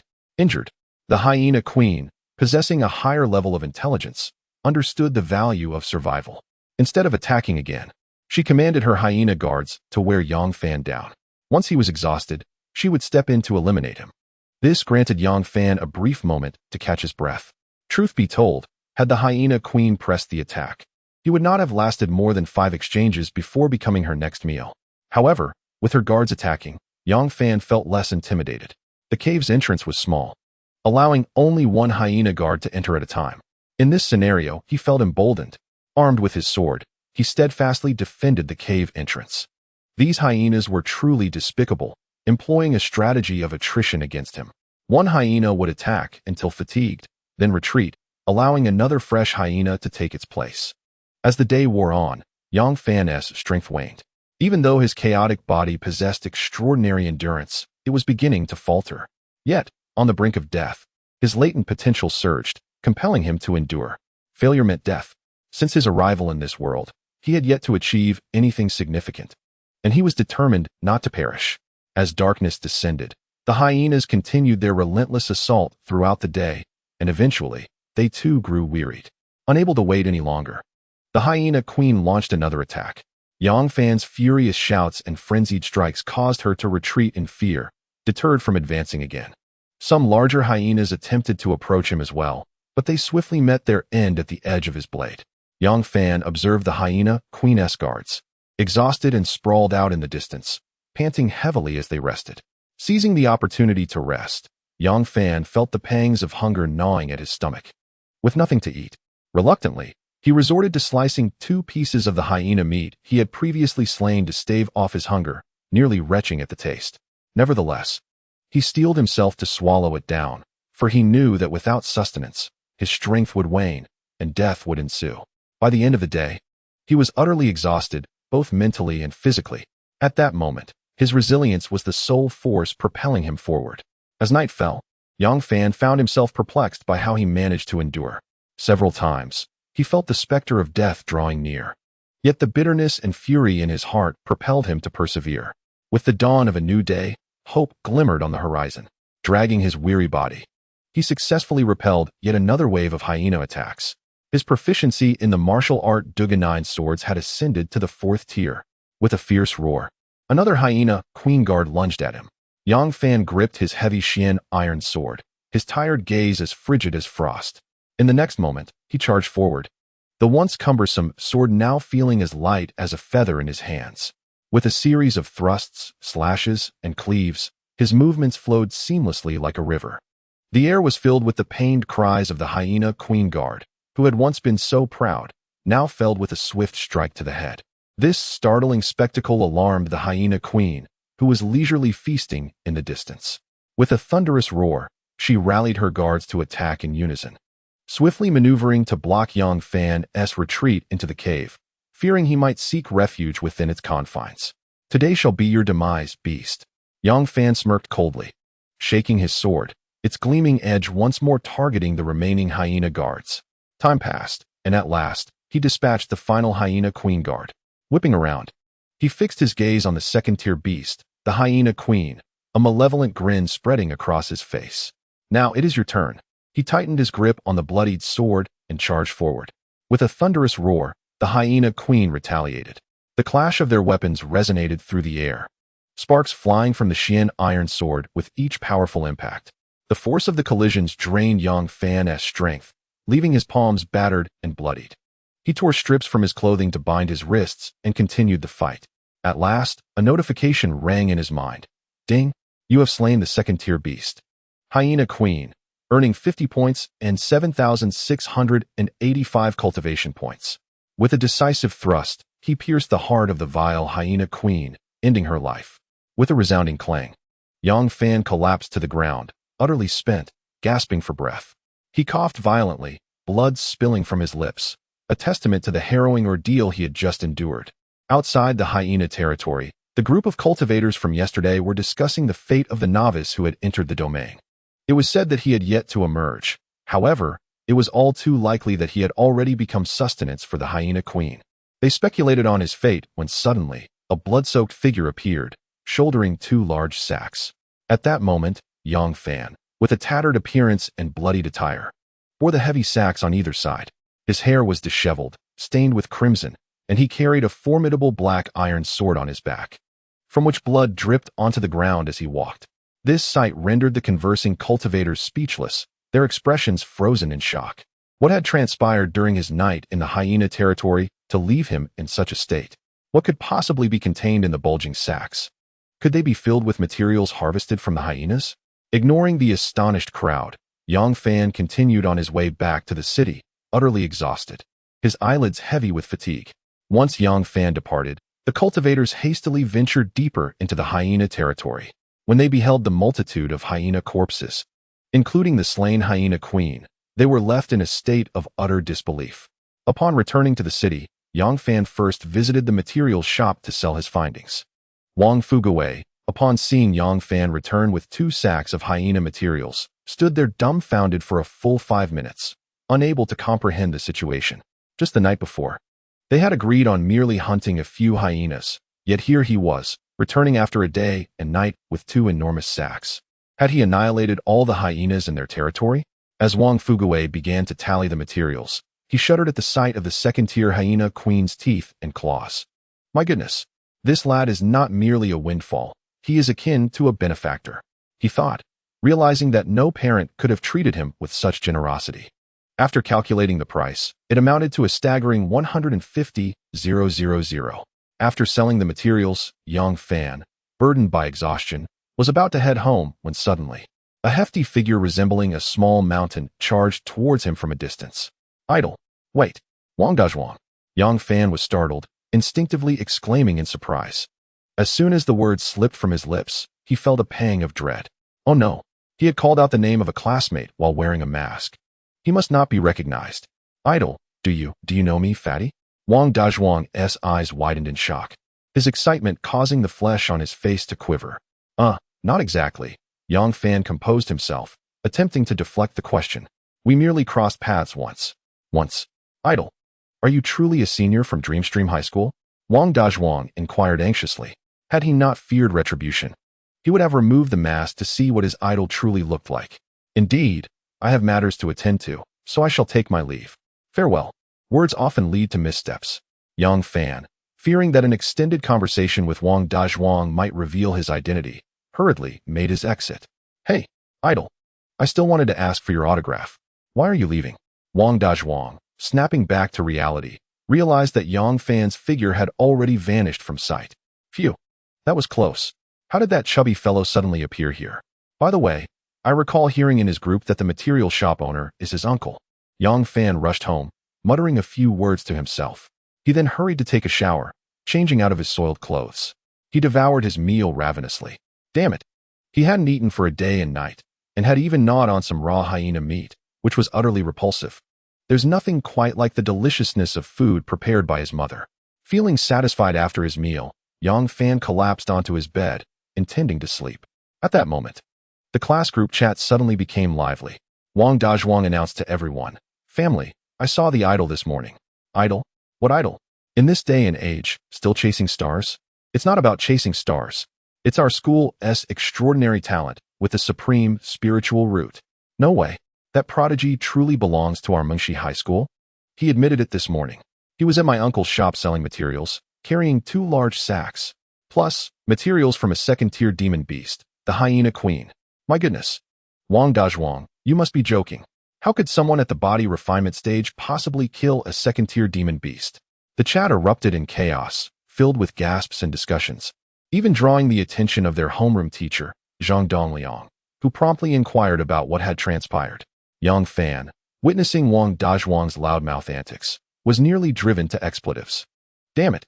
Thankfully, that fat fool did not recognize him. Otherwise, the entire school would have known that their top scholar had awakened a supreme spiritual root. He exited the class group chat, stifled a yawn, and closed his eyes to sleep. I am so exhausted. I barely slept last night and almost met my end in the hyena territory. The thought alone sends shivers down my spine. At this moment, Yang Fan resolved firmly that he must refrain from showing off in the future. Meanwhile, at Mengshi High School, led by Principal Jiang Daonan, a group of school leaders convened in the conference room, each wearing a furrowed brow. In recent days, they had been deeply troubled by the sudden emergence of this prodigious talent with a supreme spiritual root. Director, could there have been a mistake from the Immortal Cultivation Association, Elder Tang? I think so too. After retesting all the students in our academy, the best result was only from that girl, Li Fei. I personally went to see Elder Tang, and he didn't seem to be joking with me. This truly defies belief.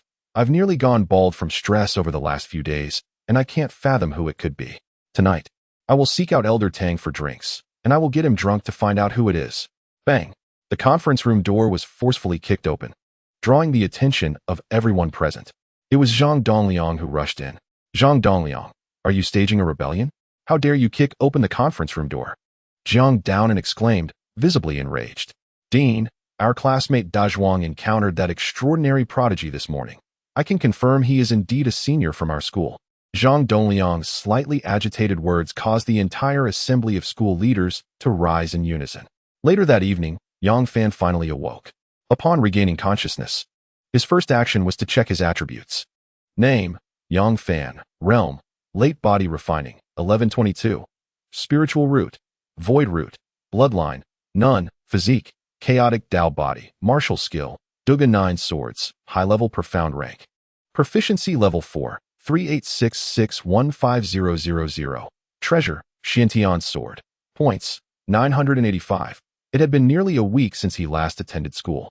His realm had already reached the late stage of body refining. The proficiency of his martial skill, Duga 9 swords, had also ascended to the 4th level.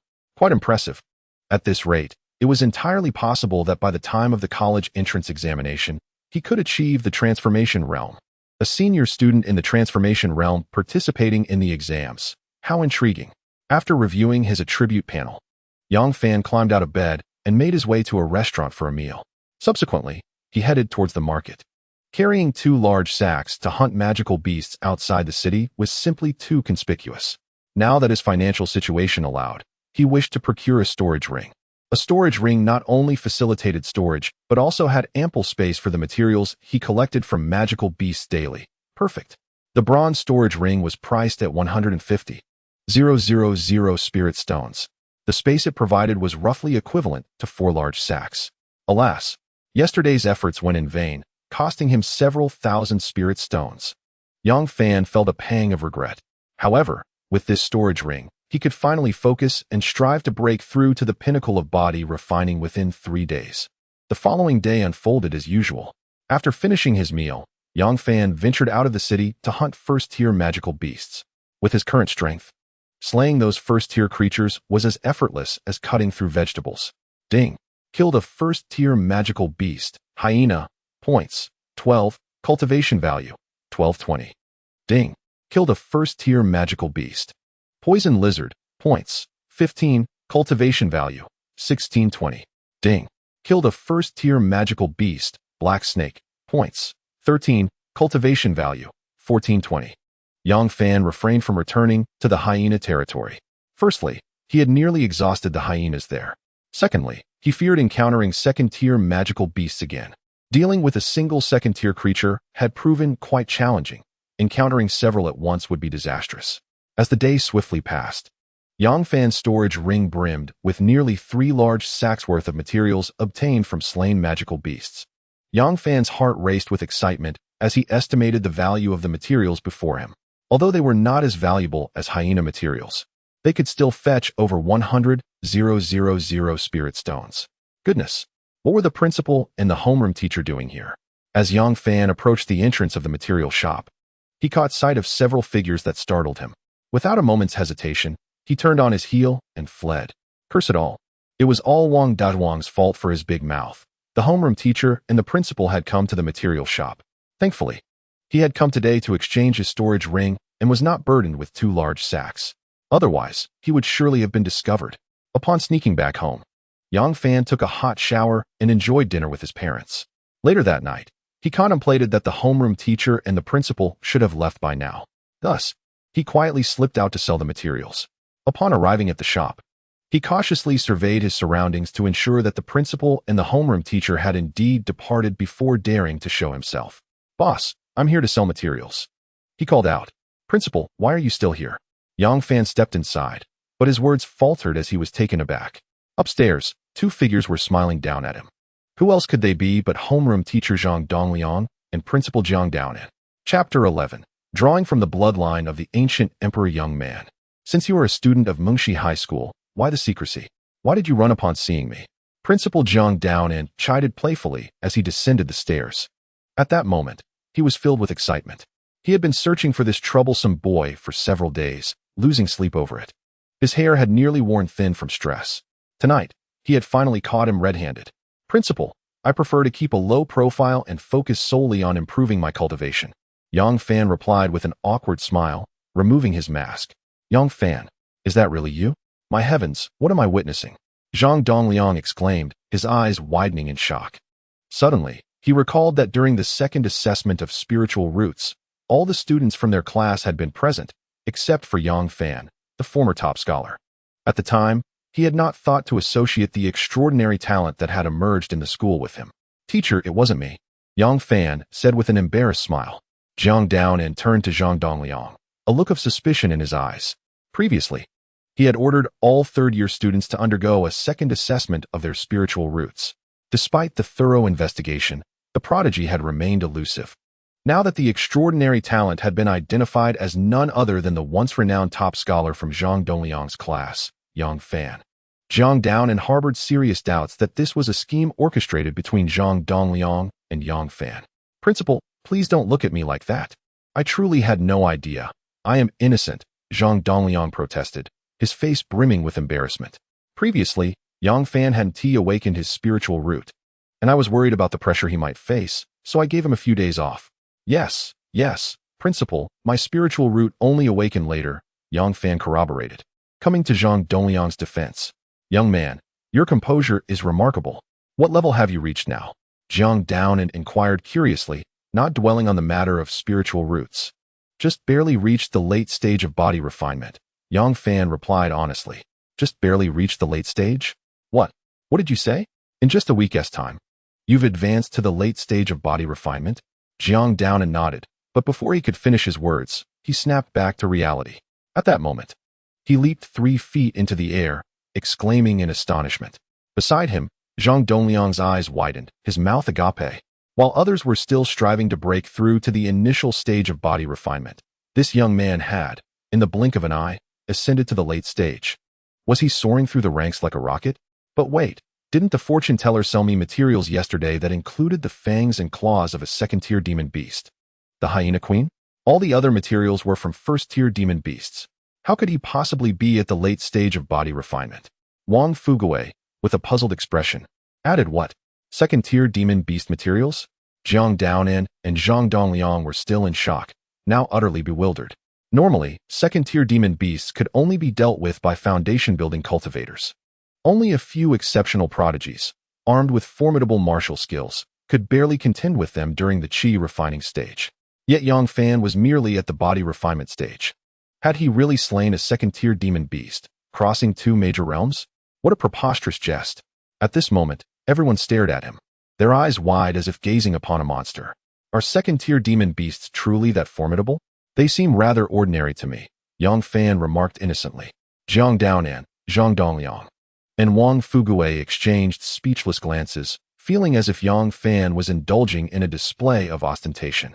However, when they witnessed Yang Fan produce 3 large bags filled with first-tier demon beast materials from his storage ring, they collectively fell silent.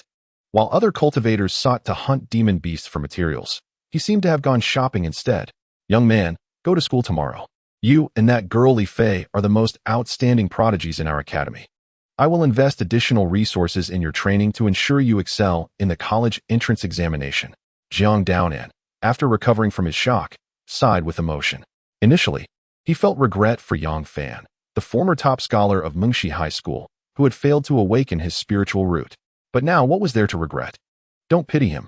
This young man had awakened the most formidable imperial-grade spiritual root, while others struggled to break through to the initial stage of body refinement. He was already capable of slaying second-tier demon beasts. This was not mere talent. It was nothing short of monstrous. Dean, I prefer not to return to school for now. But rest assured, I will attend the college entrance examination on time. Yang Fan shook his head, declining the offer. Why? Jiang Daonan inquired, puzzled. My situation is rather unique. Returning to school would, in fact, hinder my progress in advancing my cultivation, Yang Fan explained succinctly. He could hardly disclose to the dean and his old teacher that he possessed a point-based lottery system, where slaying monsters would yield points and cultivation value to enhance his realm. Very well, should you encounter any difficulties, feel free to seek me out at the academy or approach your homeroom teacher, he said. Moreover, your awakening of an imperial-grade spirit root is an extraordinary matter, and I shall keep this under wraps for the time being. I intend to deliver a slight shock to those old-timers from other academies during the college entrance examination.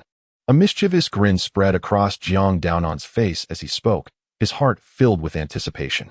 He wondered what expressions those pompous old fellows would wear when they beheld their academy's prodigy, Yang Fan, during the examination. After the principal and the old teacher departed, Yang Fan returned home after selling his materials and went to sleep. A week later, Yang Fan's cultivation soared, reaching the pinnacle of body refinement. The system notification chimed. Ding. System notification. Your cultivation has reached the pinnacle of body refinement. You cannot acquire cultivation value for the time being. You may continue to acquire cultivation value upon breaking through to the chi refinement stage. Breakthrough rate, 100. Would you like to proceed? Yes. Without hesitation. Yang Fan chose to break through immediately. Ding. Breakthrough successful. In an instant, Yang Fan felt a surge of pure spiritual energy coursing through his meridians like a rushing stream. With a hum, Yang Fan brandished his dark iron sword, and with a slight tremor, sword energy manifested upon its blade. As a cultivator at the body refinement stage, he had initially lacked spiritual energy and could only rely on brute strength in combat against monsters. However, upon breaking through to the chi refinement stage, a nascent spiritual energy had begun to form within him. He could now infuse spiritual energy into his artifacts, generating kinetic energy to combat his adversaries. Armed with his dark iron-heavy sword, Yang Fan made his way to the gathering ground of second-tier demon beasts. A roar echoed ahead. A second-tier demon beast, a two-headed turtle, had spotted him and lunged forward with a shriek. Ah, just in time. What a perfect opportunity to test how much my strength has increased after breaking through to the initial stage of chi refinement. Yang Fan chuckled coldly, advancing rather than retreating. With the dark iron-heavy sword in hand, and stepping with the 7-star steps, he charged towards the two-headed turtle. With a whoosh, whoosh, the sword energy enhanced the dark iron-heavy sword, slicing through like mud. In a single encounter, the two-headed turtle was slain by Yang Fan. Ding! You have slain the second-tier demon beast, two-headed turtle. Points, 36, cultivation value, 5685. After defeating the two-headed turtle, Yang Fan paused, choosing not to advance further. Points, 8561. He could draw again. Originally, 5,000 points were required for a lottery draw. However, when he amassed the 5,000 points, he opted not to draw immediately. He intended to wait until reaching the Qi refinement stage for his reward. After all, his current strength was sufficient, and there was no telling what better rewards he might obtain at a higher realm. Lottery. The virtual spinning wheel appeared once more, whirling rapidly. Ding! Congratulations on drawing the bloodline of the ancient emperor. The next draw requires 10,000 points. Chapter 12. Class Group confronts the unworthy Zhang Ting, the ancient emperor bloodline. Yang Fan's spirit soared as he eagerly examined it. The name was grand and exuded an air of superiority. Ancient Emperor Bloodline.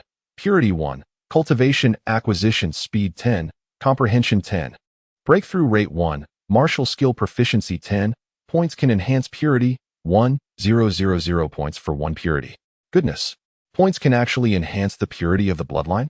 However, 1,000 points for just a 1-point increase seems rather meager. Nonetheless, this also indirectly indicates the remarkable nature of the ancient Emperor bloodline. Upon awakening the ancient Emperor bloodline, Yang Fan experienced a significant enhancement in his strength once more.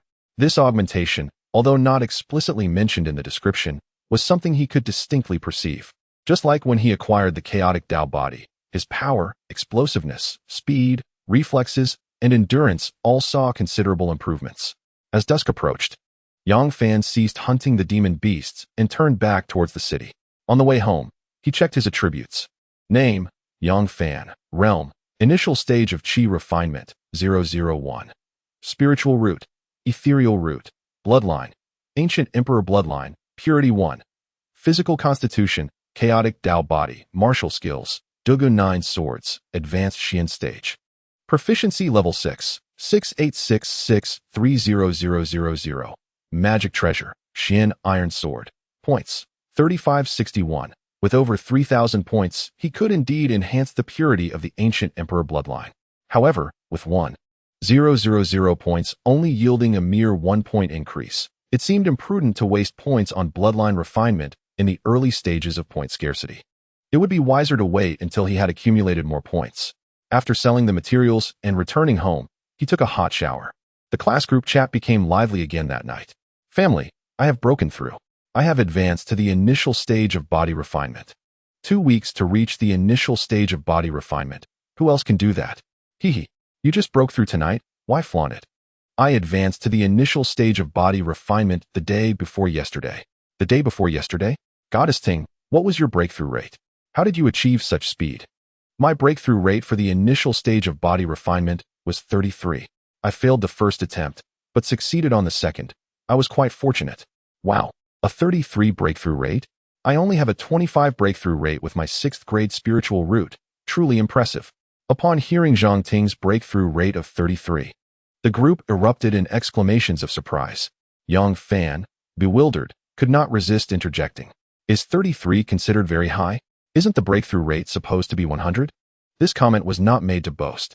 Not to mention that when he broke through to the initial stage of body refinement, he received no prompt regarding his breakthrough rate.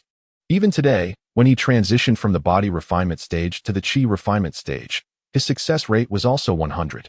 He had assumed that everyone experienced the same as he did. Upon perusing the chat content within the group, it appears that the situation is not as portrayed. Could it be that he is cultivating a false immortality? As soon as Yang Fan sent his message, an instantaneous silence enveloped the entire group. What troubles you? Did I err in my words? Yang Fan timidly inquired. Wang Dazhuang responded, Yang Fan, the probability of a breakthrough in realms diminishes as one ascends. A breakthrough rate of over 30 during the body refinement stage is already quite commendable. Please understand, as some individuals lack even the spiritual roots, it is quite normal not to grasp the significance of breakthrough rates. Zhang Ting interjected with a mocking tone. Huh, No spiritual roots? Are you so certain that I lack them? Yang Fan retorted with a cold smirk. Uft. Could it be that you have awakened your spiritual roots? Oh, I recall seeing you sneak off to the Immortal Cultivation Association the other night, perhaps in a desperate bid to undergo a second awakening of your roots? The class instructor, Zhang Dongliang, interrupted. Everyone, please refrain from arguing. Yang Fan has indeed awakened his spiritual roots, and I can attest to that. What? He has awakened his spiritual roots? Why was I not informed? Came the astonished outcry. If he has awakened his roots, why has he not attended school? It has been half a month since he last came. Could it be that he possesses the most inferior and defective spiritual roots? Feeling too ashamed to show his face at school, the group erupted with exclamations, astonished by the news of Yang Fan's awakening. This was indeed a rarity. Zhang Ting, however, was relentless in her taunting. Dim-witted, Yang Fan, disinterested, muttered a curse and exited the group chat. Yang Fan, you. A voice piped up. Teacher, Yang Fan is hurling insults. After all, he has awakened the most wretched of spiritual roots. Perhaps we should simply remove him from the group. Zhang Ting, having awakened a 6th grade spiritual root, had already established herself as the queen of the group.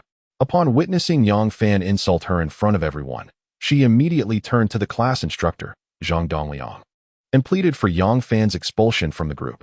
Students in a class should support one another, not engage in petty rivalries and backstabbing. Zhang Ting, I once regarded you as a young lady. Although your remarks in the group were somewhat harsh, I chose not to hold it against you. However, should you continue to disrupt the harmony among classmates, I will be the first to expel you from the group. Just when everyone assumed the instructor would indulge the talented Zhang Ting, he unexpectedly reprimanded her soundly. The students in the group were left dumbfounded. What on earth? What is happening? Has the teacher mistakenly scolded Zhang Ting, thinking she was Yang Fan after perhaps having consumed some inferior liquor? The following day, as Yang Fan rose, preparing to venture beyond the city to slay beasts and elevate his realm, he was startled as soon as he opened the door. Goodness! Feier, what brings you here? The figure standing outside was none other than Li Fei. Li Fei gazed at him, her eyes slightly reddened. Little brother Fan, it has been several days. Why have you not returned to school? Her voice trembled, tinged with sorrow. Feier, I have been preoccupied with breaking through my realm daily, leaving me no time for school, Yang Fan awkwardly explained. Breaking through your realm? I find it hard to believe you, considering you lack spiritual roots. Li Fei observed that Yang Fan could not even lie properly, yet he was earnestly attempting to deceive her. Tears streamed down her cheeks uncontrollably. Initially, Li Fei believed that Yang Fan, after such an extended period of rest, had moved past the disappointment of not awakening his spiritual roots. However, it appeared that he had not only failed to overcome it, but seemed to be in an even worse mental state.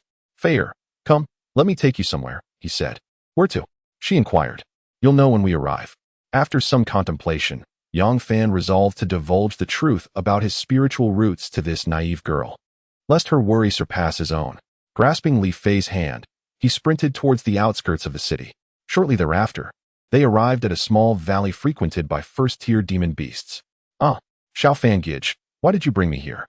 There are first-tier demon beasts everywhere. What if we encounter one? My heavens, we really have. Li Fei exclaimed in a flurry of panic. What should we do, Xiaofan Gij? You must flee. I will protect you. Despite her fear, she stood resolutely in front of Yang Fan, urging him to escape. Yang Fan was momentarily taken aback, deeply touched by her bravery. Suddenly, with a clang, the mysterious iron sword emerged from his storage ring. Its sword aura surged forth, instantly slaying the charging hyena beast. Xiaofan Gij, you. Li Fei's eyes widened in astonishment as she beheld Yang Fan effortlessly dispatch the hyena. Feier, do you now believe that I have awakened my spiritual roots? Yang Fan inquired, raising his hand to retrieve the sword, which felt weightless in his grasp. Li Fei's mouth fell slightly open. Her astonished and adorably dazed expression was utterly charming. In her eyes, Yang Fan stood tall, his face illuminated by sunlight, exuding an unparalleled handsomeness. The unique aura he radiated profoundly captivated her, presenting him as an invincible figure. Are you in a daze, little girl? Yang Fan teased, ruffling her hair with a smile. Xiaofan Gij, have you already reached the qi refinement stage? Li Fei stammered, her mind still reeling. She gazed at the slain hyena in disbelief, as if caught in a dream. Is that hyena truly a first-tier demon beast? How could it be so weak? Perhaps Xiao Fan Gij hired an actor? Indeed, I just broke through yesterday, Yang Fan replied with a grin. Wow, Xiao Fan Gij, you great deceiver. Li Fei suddenly leaped into Yang Fan's embrace, bursting into tears. Yang Fan's smile faltered, bewildered by her intense reaction. After much coaxing, he finally managed to console the tearful Li Fei. Subsequently, Yang Fan led her in slaying more first-tier demon beasts. Li Fei, wielding a long sword, watched in awe and admiration, recognizing the impressive skill of the sword techniques she was learning. However, when compared to Yang Fan's advanced skill in the mystical realm of Duga 9 swords, it is undeniably lacking. This is disastrous. That is a second-tier beast. Suddenly, Li Fei exclaimed upon spotting a creature larger than a human, a formidable second-tier beast. Yet, before her astonished words could fully escape her lips, Yang Fan, wielding his black iron sword, swiftly dispatched the beast. A second-tier beast, defeated in mere moments? Li Fei was utterly bewildered. She covered her mouth with her small hand, her wide, watery eyes nearly popping out in astonishment. After a brief moment, she finally regained her composure. While she felt a surge of happiness for Yang Fan, she also experienced a twinge of disappointment. It seemed that, unbeknownst to her, this proud girl from Mengshi Middle School had been outstripped by the seemingly insignificant Yang Fan. No, she must strive harder. She must catch up to Yang Fan's pace. Fei, wait until I master Duga 9 swords to perfection. I will pass it on to you. As evening approached and the two were returning to the city, Yang Fan confided in Li Fei. Is that true? Li Fei's eyes widened, brimming with excitement. During the day, she had already witnessed the prowess of Yang Fan's swordsmanship. Like an elf in the wind, it was elegant yet infused with vitality and lethal intent, far surpassing the martial techniques she had been training in 100-fold. Indeed, wait for a few days, by the end of this month at the latest. I will achieve perfection and then impart it to you, Yang Fan replied with a smile. Martial skills can be taught to others, but only once the practitioner has attained mastery can they share their knowledge. Upon returning to the city, Yang Fan went to sell materials as per his usual routine. Wow, Fan, you are actually with the goddess Fei? Just after arriving at the materials shop, the rotund Wang Dazhuang appeared. Upon seeing Yang Fan and Li Fei together in the shop, his eyes widened in disbelief. Yang Fan's heart sank. He had been so focused on bringing Li Fei to sell materials that he had neglected to wear his mask. Now, he was on the verge of being recognized by this chubby fellow. I truly envy you. You just awakened your spiritual roots and already have our academy's flower goddess aiding you in your ascension, Wang Dazhuang said, his reaction slightly delayed.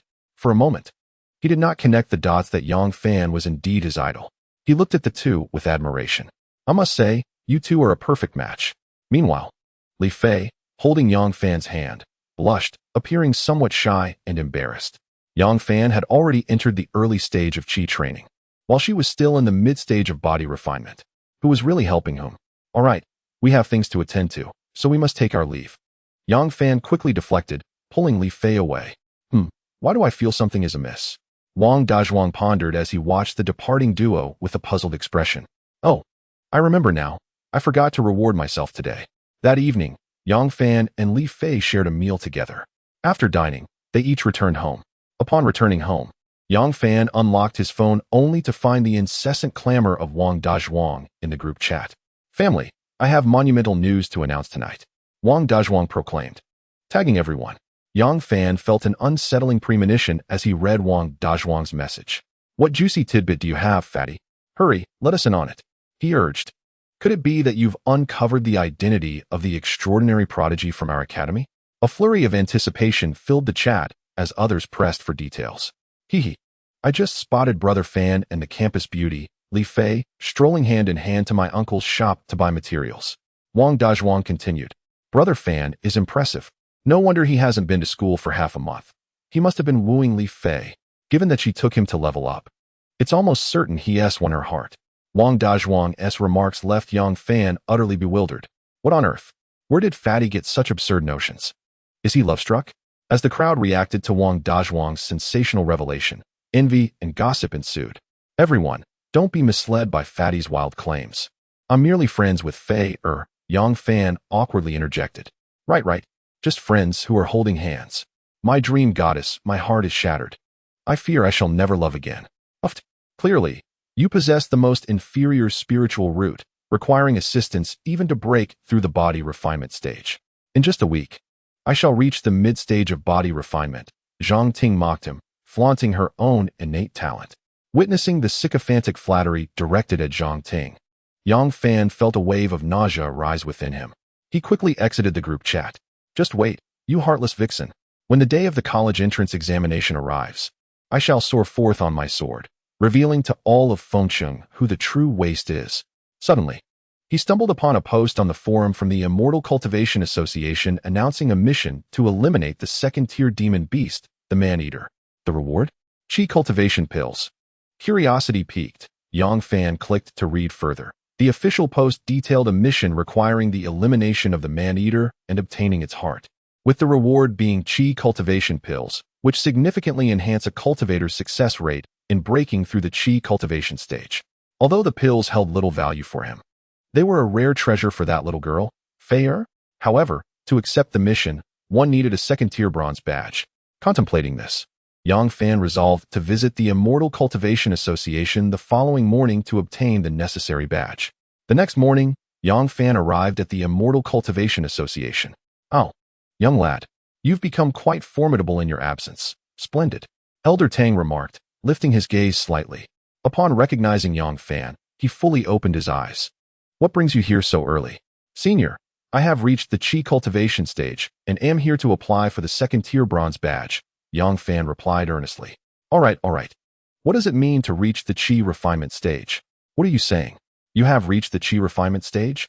With a sudden burst of energy, Tang Lao sprang from his recliner, leaping 3 feet into the air, his expression one of devilish terror as he gazed at Yang Fan. Chapter 14. Primary Earth-Level Martial Technique Explosive Step Senior. Let us conduct the test. I have matters to attend to shortly, Yang Fan urged. He had made an appointment with Li Fei the previous night. That little girl was still waiting for him at the city gate. All right, we shall test you now, Tang Lao replied, taking a deep breath, his heart racing to 250 beats per minute. Without even allowing Yang Fan to fill out any forms, he hurriedly led him to the testing stone tablet. Buzz. The testing stone tablet illuminated with a blinding radiance, even more dazzling than before. Upon it, several lines of test results appeared. Name, Yang Fan, Spiritual Root, Emperor Grade, Cultivation Level, Early Qi Refinement, Bloodline, Ancient Emperor Bloodline, Constitution, Chaotic Dao Body. The results caused Tang Lao's heart, which was already racing at 250 beats, to come to an abrupt halt. In the next moment, his eyes rolled back, and with a thud, he collapsed to the ground. Unconscious. Senior, someone come quickly, the senior has fainted, Yang Fan exclaimed in shock, hurriedly reaching for his phone to call for an ambulance. I'm fine. Tang Lao, jolted back to life, suddenly turned to Yang Fan, his expression a mix of shock and horror, as if he were staring at a monster. Senior, at your age, how can you use such language? Am I scolding you? I was praising you. Is that how you praise someone? Yang Fan muttered, somewhat dissatisfied with Tang Lao's method of complimenting. However, seeing the elderly man's age and apparent heart condition, he decided not to press the matter further. After upgrading his cultivator badge to level 2, Yang Fan accepted the task to eliminate the man-eating demon and obtain its heart. Subsequently, Yang Fan hurriedly bid farewell to Tang Lao and made his way to the city gate to meet Li Fei. Fei, I apologize for being a bit late. I had some matters to attend to, Yang Fan expressed apologetically. Li Fei shook her head. It's all right, I just arrived as well. Let us head out of the city. Yang Fan smiled. Little brother Fan, I want to be accompanying you out of the city today. What? Why not? Yang Fan's expression faltered, filled with confusion. Your cultivation level is so much higher than mine. I don't want to hinder your progress, she replied. What are you saying, little girl? Yang Fan's face stiffened as he hurried to explain. Little brother Fan, I truly want to be going, Li Fei insisted stubbornly, producing a martial technique book. This martial technique is for you. Yang Fan's eyes widened in astonishment. He lowered his gaze to see it was a primary Earth-level martial technique, explosive step. Fei, this martial technique is far too precious. I cannot accept it. Yang Fan quickly declined. Martial techniques are categorized into Mortal Grade, Yellow Grade, Profound Grade, Earth Grade, and Heaven Grade, with each category further divided into Primary, Intermediate, and Advanced levels. Yang Fan's do Gu Jiu Jian, merely a high-level Xian rank technique. Yet, Li Fei, this little girl, unexpectedly gifted him a beginner-level Earth-rank martial art. Such advanced techniques, though invaluable, are exceedingly rare and difficult to obtain. How could he possibly accept such a gift? Brother Xiaofan, nothing holds more significance to me than you, she insisted. This martial art is far too challenging for me. My comprehension is insufficient, and I have struggled to grasp it for ages. But you are different, Brother Xiaofan. I firmly believe that in your hands, it will unleash formidable power. Li Fei, with her endearing appearance, possessed a remarkably stubborn disposition. She forcefully thrust the beginner-level Earth-rank technique, Explosive Step, into Yang Fan's hands. Thank you, Feier, Yang Fan said, touched as he gazed at the martial arts book. Brother Xiaofan, you should venture out of the city. I must also strive to enhance my abilities. Let's both work hard and aim for excellent results in the upcoming exams. Farewell. Li Fei gently shook her head, embraced Yang Fan, her cheeks flushed with shyness. Before hastily departing, sigh. Yang Fan let out a deep sigh, a bittersweet smile gracing his lips. This little girl truly was exceedingly naive. He then turned his attention to the beginner-level Earth-rank martial art, Explosive Step, in his hands. Explosive Step, a beginner-level Earth-rank martial art that produces a sonic boom with each step, enhancing the practitioner's strength and explosiveness by 10 with each stride, with power increasing as proficiency grows. The description was quite straightforward, detailing a movement-based martial art.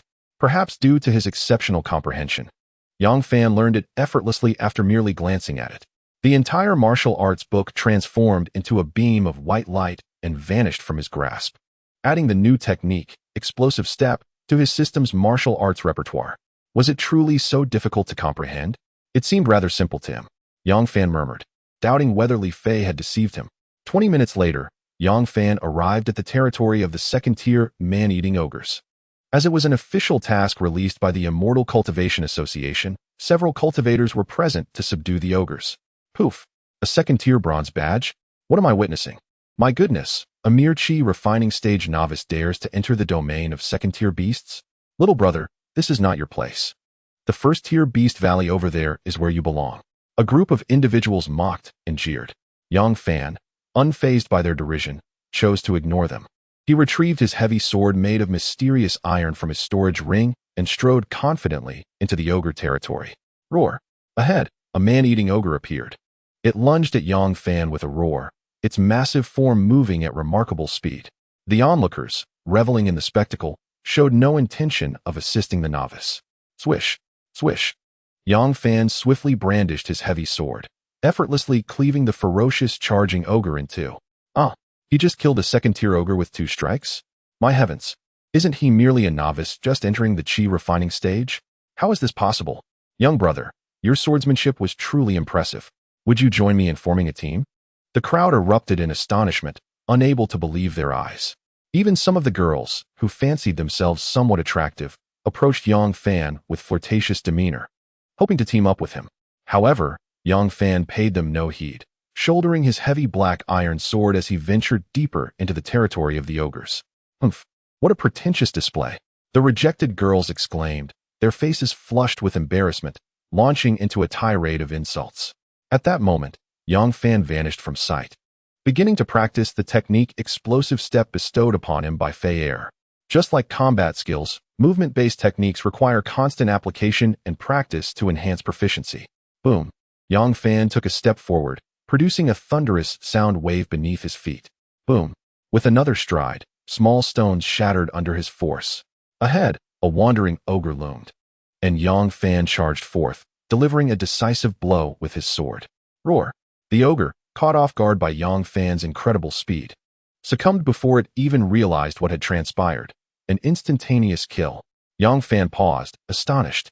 This Explosive Step truly lived up to its reputation as a beginner-level Earth-tier technique, remarkably powerful. With a single layer of proficiency, he could barely manage 3 steps. This meant that with 3 steps, his strength and explosive power were amplified by 30. What if he practiced diligently and could execute over 10 steps in succession? Yang Fan felt that slaying a 3rd-tier beast would be well within his grasp. He did not rush forward, deliberately slowing his pace to refine Explosive Step. Boom! Boom! The sound of explosions echoed continuously. With each step, he covered several meters. After 3 steps, he had already advanced 10 meters away. His terrifying speed and explosive potential rendered him invincible in this ogre territory. Ahead, a larger ogre chief appeared. Yang Fan smirked disdainfully, activating explosive step as he charged forward, sword in hand. Chapter 15. The Cyclopean Ogre Chief. Thud. Thud. In just 2 strokes, Yang Fan dispatched the ogre chief. Ding. Slain a second-tier beast, the ogre chief. Points: 33, cultivation value: 7,800. After defeating the chief, Yang Fan collected materials and pressed onward. As evening approached, he found himself deep within the ogre territory. Roar. An ear-splitting roar echoed around him. Yang Fan looked up to see a cyclopean giant towering at nearly 3 meters tall. The heart of the ogre must be within this creature, he murmured to himself. He then prepared to strike down the cyclopean giant. With a clang, a wave of sword energy descended from above, striking the cyclopean giant. Yang Fan's expression shifted as he turned to investigate. In the distance, a figure clad in white appeared. Her enchanting silhouette, with bright eyes and dazzling teeth, and fair skin, resembles a celestial maiden descended from the heavens. However, her expression exudes an air of cold nobility. Yang Fan slightly furrows his brow and remarks, "Fair lady, isn't it customary to observe the order of arrival? I was the one to first discover this Cyclops. It is only fitting that I strike the fatal blow. If I fail, you may then seize the opportunity." Yet, before Yang Fan could make a move, she astonishingly took the initiative. Whoosh. Ignoring Yang Fan's words, the lady in white gracefully raised her longsword, launching an attack on the Cyclops. Her swordsmanship was remarkably fluid. From a distance, it sparkled with lethal brilliance. Each strike as deadly as a serpent's strike. Yang Fan's expression shifted to one of astonishment. He had not anticipated that this lady was a master swordswoman. Nevertheless, despite her beauty, Yang Fan could not relinquish the Cyclops so easily, as he desired its heart to exchange for a chi refining elixir for young Fair.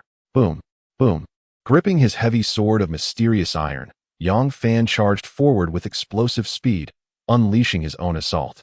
The resounding echoes shook the ground, creating a powerful impact. Particularly, the sword in his hand, as weighty as a coffin lid, moved with an agility that belied its mass, stirring a flicker of emotion in the lady's otherwise indifferent gaze. As a fellow swordsman, she recognized the prowess of Yang Fan's swordplay. However, their techniques were not of the same ilk. The lady's swordsmanship was nimble and cunning, emphasizing precision. Her strikes were deadly and decisive. In contrast, Yang Fan's approach was bold and forceful, relying on raw strength and explosive power to overwhelm his adversaries. The lady, not to be outdone, quickened her pace with her slender sword, attacking the Cyclops with fervor. It appeared she sought to compete with Yang Fan to see whose skill was superior and who could vanquish the Cyclops first. Meanwhile, the Cyclops found itself in a dire predicament. By rights, its strength was formidable. As a second-tier beast, it was among the elite. Even against ordinary third-tier beasts, it would not falter. Yet, caught between the dual onslaught of Yang Fan and the lady in white, it suffered immensely, unable to defend itself. In mere moments, it was battered and on the brink of collapse. Roar. Suddenly, the Cyclops let out a thunderous roar, its aura surging with newfound ferocity. In its desperate straits, it tapped into its latent potential, undergoing a violent transformation. Yang Fan's heart raced, and he hastened his attacks with the heavy sword in hand. Clang, clang. As the Cyclops rampaged, its skin became as impenetrable as rock. Yang Fan's sword, imbued with fierce energy, could not breach its defenses. Likewise, the lady in white found her slender sword met with the same resistance. The tide of battle had turned, plunging both into peril. Roar. The one-eyed giant, with blood-red eyes, lunged ferociously toward the two. In an instant, Yang Fan and the woman clad in white shifted from offense to defense, struggling to withstand the onslaught. Rustling sounds echoed as several more ogres charged from a distance, exacerbating their perilous situation. Suddenly, Yang Fan's proficiency in the explosive step technique surged. This enhancement signified a significant augmentation in the power and explosiveness he could harness through this skill. Boom, boom. Yang Fan took 5 powerful strides, wielding his heavy sword of mysterious iron, and struck fiercely at the approaching one-eyed giant. With a resounding thud, he managed to force the frenzied, mutated giant back several steps. How formidable! The woman in white displayed a look of astonishment. Yang Fan, however, was left gasping for breath, his palms bruised from the exertion. Although his explosive step level had risen, the power had multiplied, draining nearly all his internal spiritual energy. At this moment, he was utterly incapable of executing another explosive step. Roaring in fury, the one-eyed giant retaliated, and Yang Fan's expression shifted as he hastily dodged, barely able to defend himself. Clang! The woman in white, who had been fighting independently, rushed in to shield Yang Fan from a portion of the attack. She raised her arm, sending a small white jade vial flying toward him. Instinctively, he caught it, realizing it contained pills for restoring spiritual energy. Gratefully, Yang Fan expressed his thanks, but the aloof woman showed no acknowledgement, leaving him feeling somewhat embarrassed. Without delay, Yang Fan uncorked the vial, poured a few pills into his mouth, and felt pure spiritual energy surging through his body, replenishing his depleted reserves. At that moment, he noticed the woman in white battling the one-eyed giant alone, perilously. With determination, he charged forward, sword in hand. Boom! Another thunderous explosion reverberated through the battleground as Yang Fan, wielding his heavy sword, fought valiantly like a god of war. With a single strike, he forced the one-eyed giant to stagger back several paces. Without pausing, he executed the explosive step once more, combining it with the solitary sword technique to prevent the giant from catching its breath. Meanwhile, the woman in white handled the ordinary ogres on the side. Approximately 20 minutes later, through their combined efforts, they finally felled the one-eyed giant. With a final, unwilling roar, its massive body collapsed to the ground.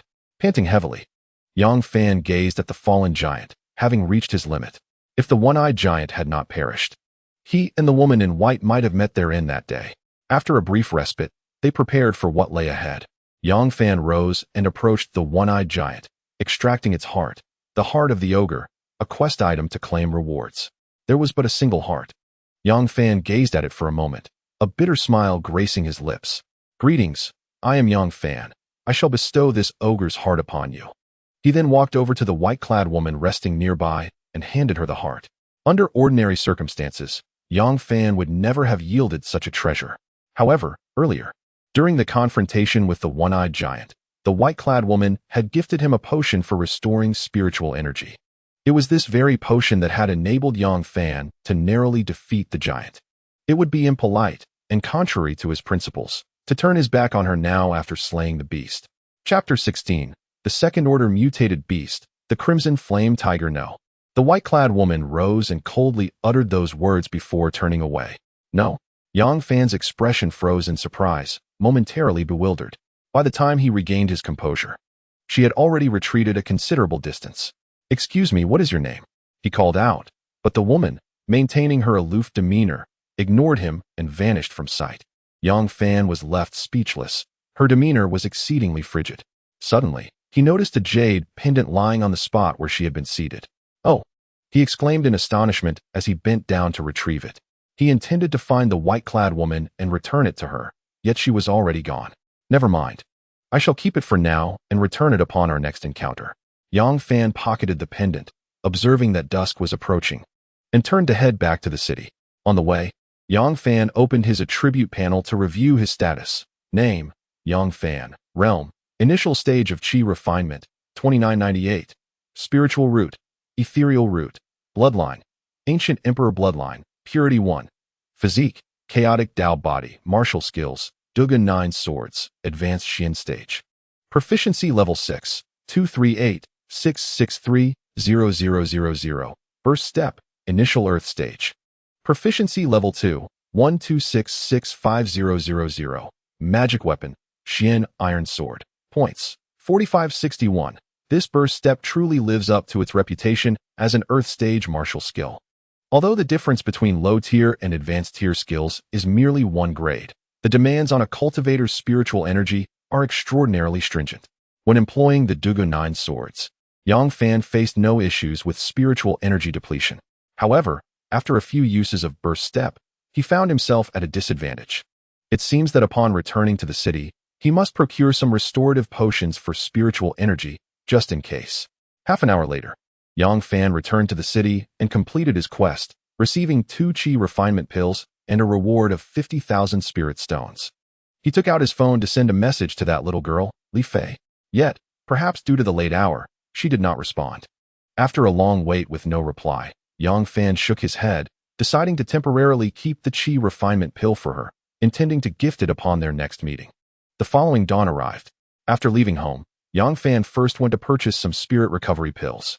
They were exorbitantly priced, 30,000 for a bottle, and there were only 5 pills in a single bottle. So, it could be said that he had consumed 30,000 last night thanks to the white-clad woman? Goodness.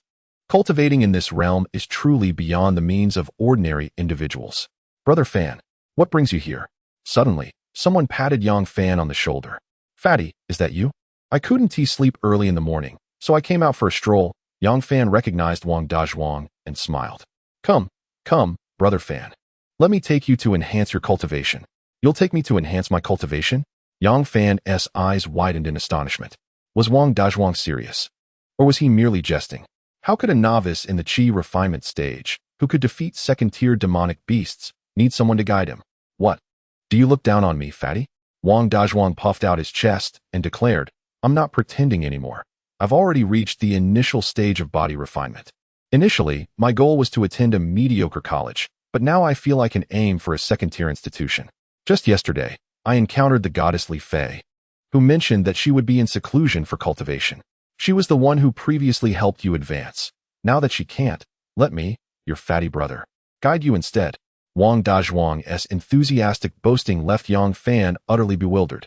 A novice who had just barely broken through to the initial stage of body refinement was going to take him, a Qi refinement stage cultivator, under his wing? How had he, Yang Fan, fallen to the point of being looked down upon by someone at such a nascent stage? Fatty, it's all right, I don't need it. Yang Fan politely declined. No, you do need it. Wang Dazhuang clung to Yang Fan's arm insistently.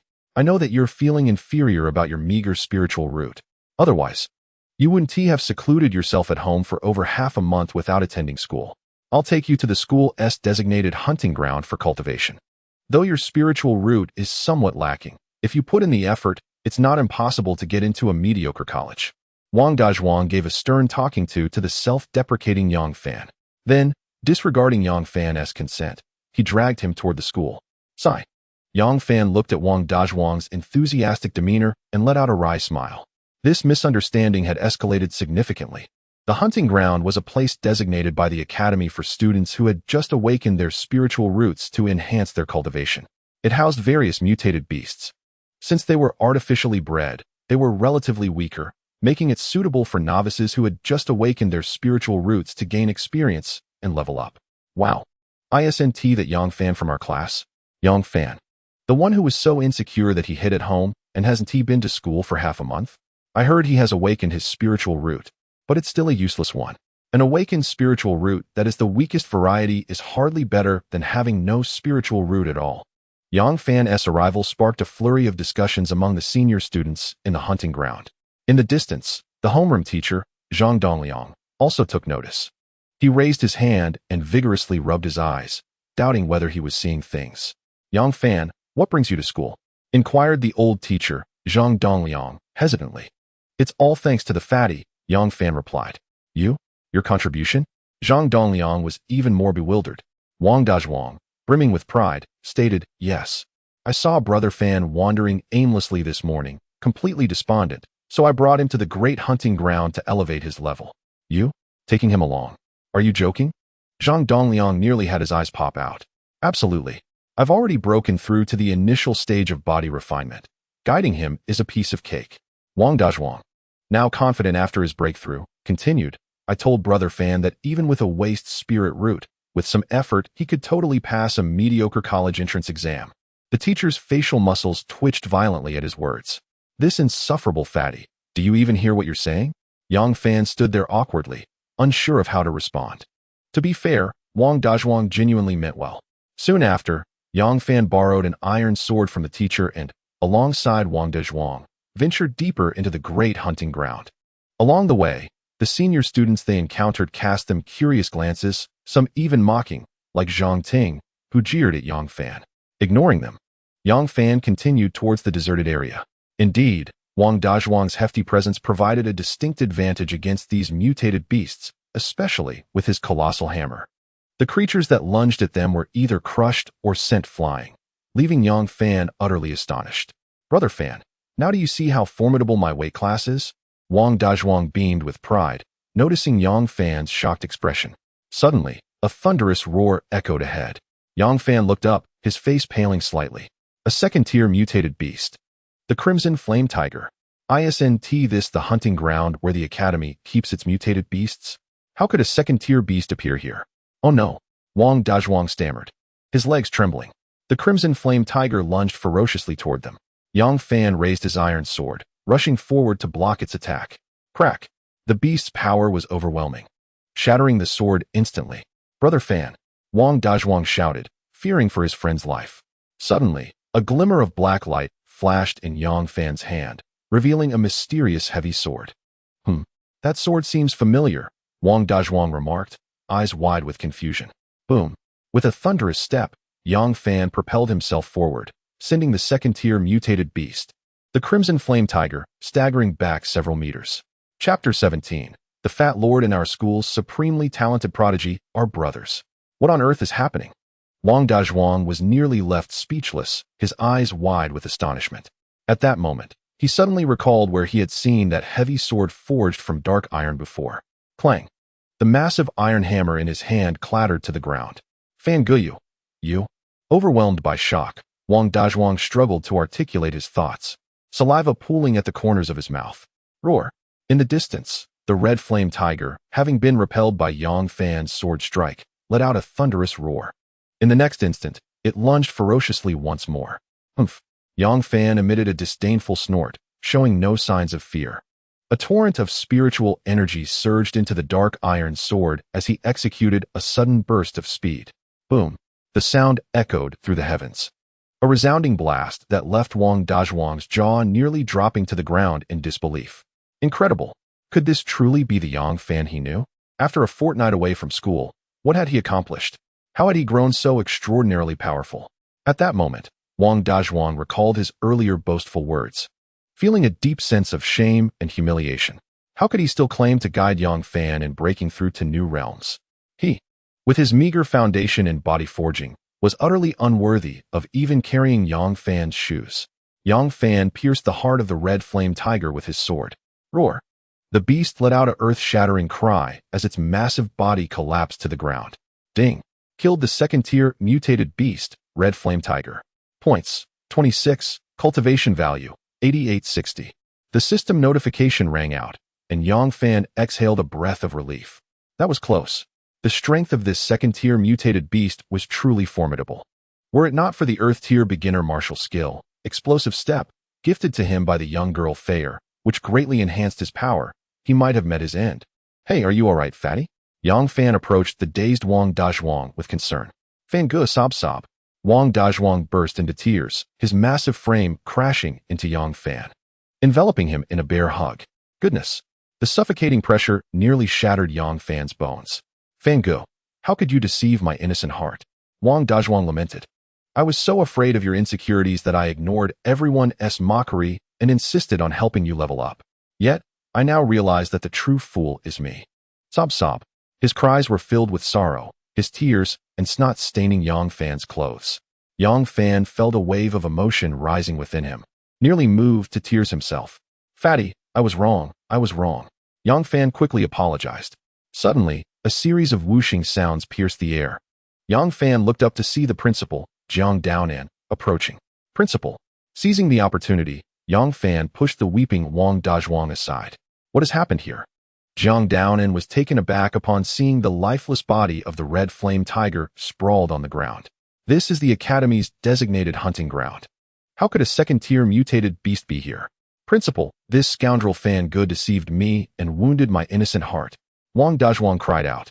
Upon your arrival, you must not have witnessed his remarkable display, wielding that heavy black iron sword with such prowess.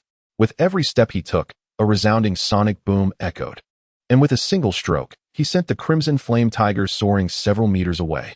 At this moment, Wang Dazhuang had ceased his lamentations.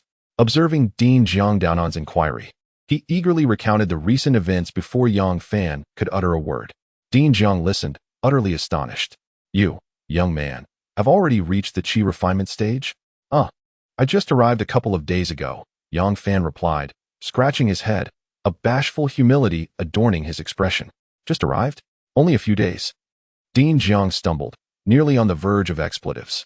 What does just arrived a couple of days even mean? It has only been a few days since our last meeting. This young man is truly extraordinary. Taking a deep breath, Dean Jiang's gaze returned to the lifeless crimson flame tiger. The muscles at the corner of his eyes twitched violently. A second-tier mutated beast, its power comparable to an ordinary third-tier beast. This young man, with mere chi refinement strength, managed to slay it with ease. In comparison, he could not help but feel that the so-called geniuses in the academy were mere dunderheads. Go on, I shall handle matters here, Dean Jiang instructed, choosing not to inquire further. In places like the Great Hunting Ground, the appearance of beasts was quite unusual, let alone a second-tier mutated beast. Thus, he was determined to investigate this matter thoroughly. Yang Fan and Wang Dazhuang departed, and soon, Yang Fan guided Wang Dazhuang through the Great Hunting Ground, hunting mutated beasts to accumulate experience points. By evening, the two emerged from the hunting ground, Wang Dazhuang's face alight with excitement. His cultivation had surged, advancing significantly. At this rate, the local university would soon be beneath him. His ambitions had shifted from a second-tier institution to a first-tier or even a prestigious university. Upon exiting the Great Hunting Ground, they encountered Zhang Ting. Oh, the so-called waste with the awakened defective spiritual root, who had been hiding in self-pity for half a month. Finally mustered the courage to come to school. Zhang Ting, perhaps still nursing a grudge from Yang Fan's earlier rebuke, mockingly addressed him. Fool.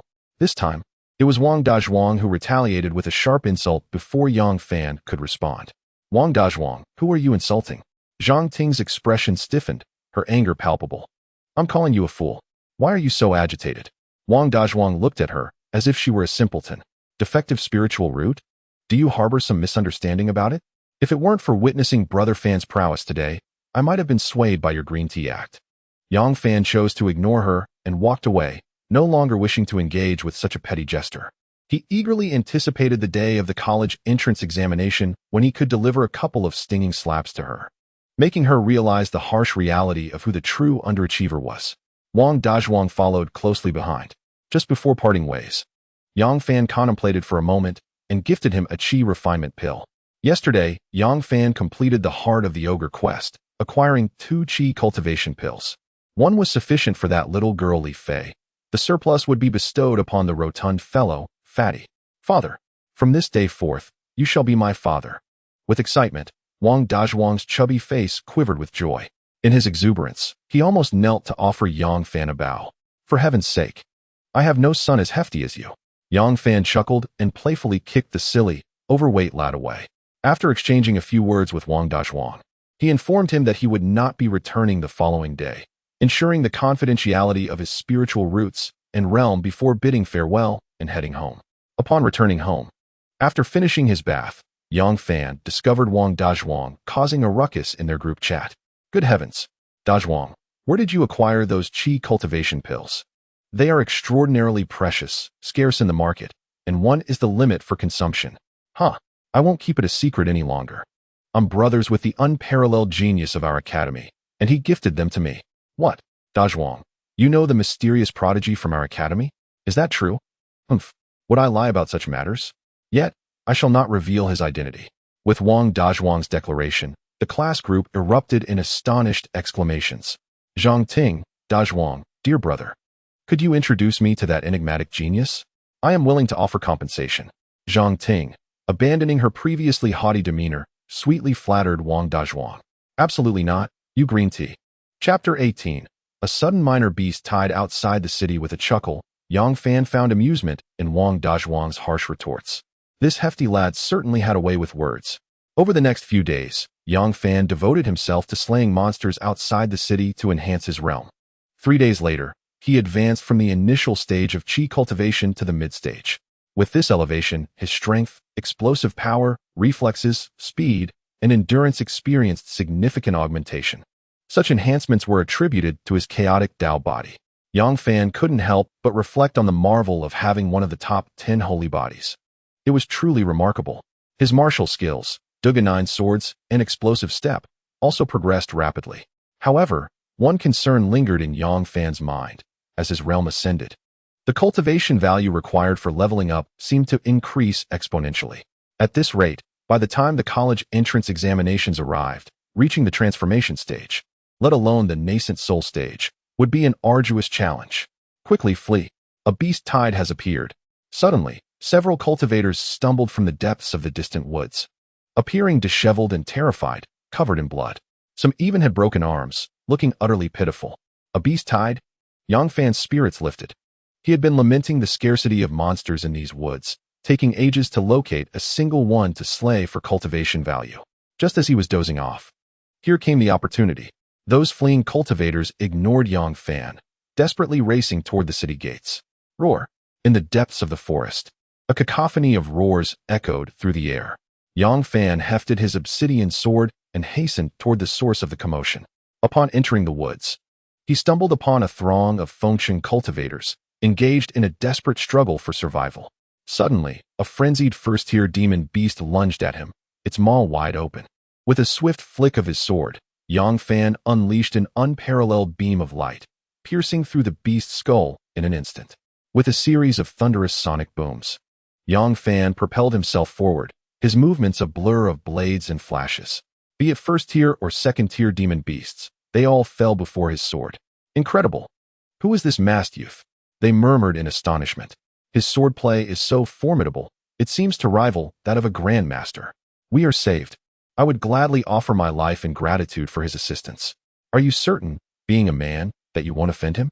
The fleeing cultivators were left in awe, their eyes wide with disbelief.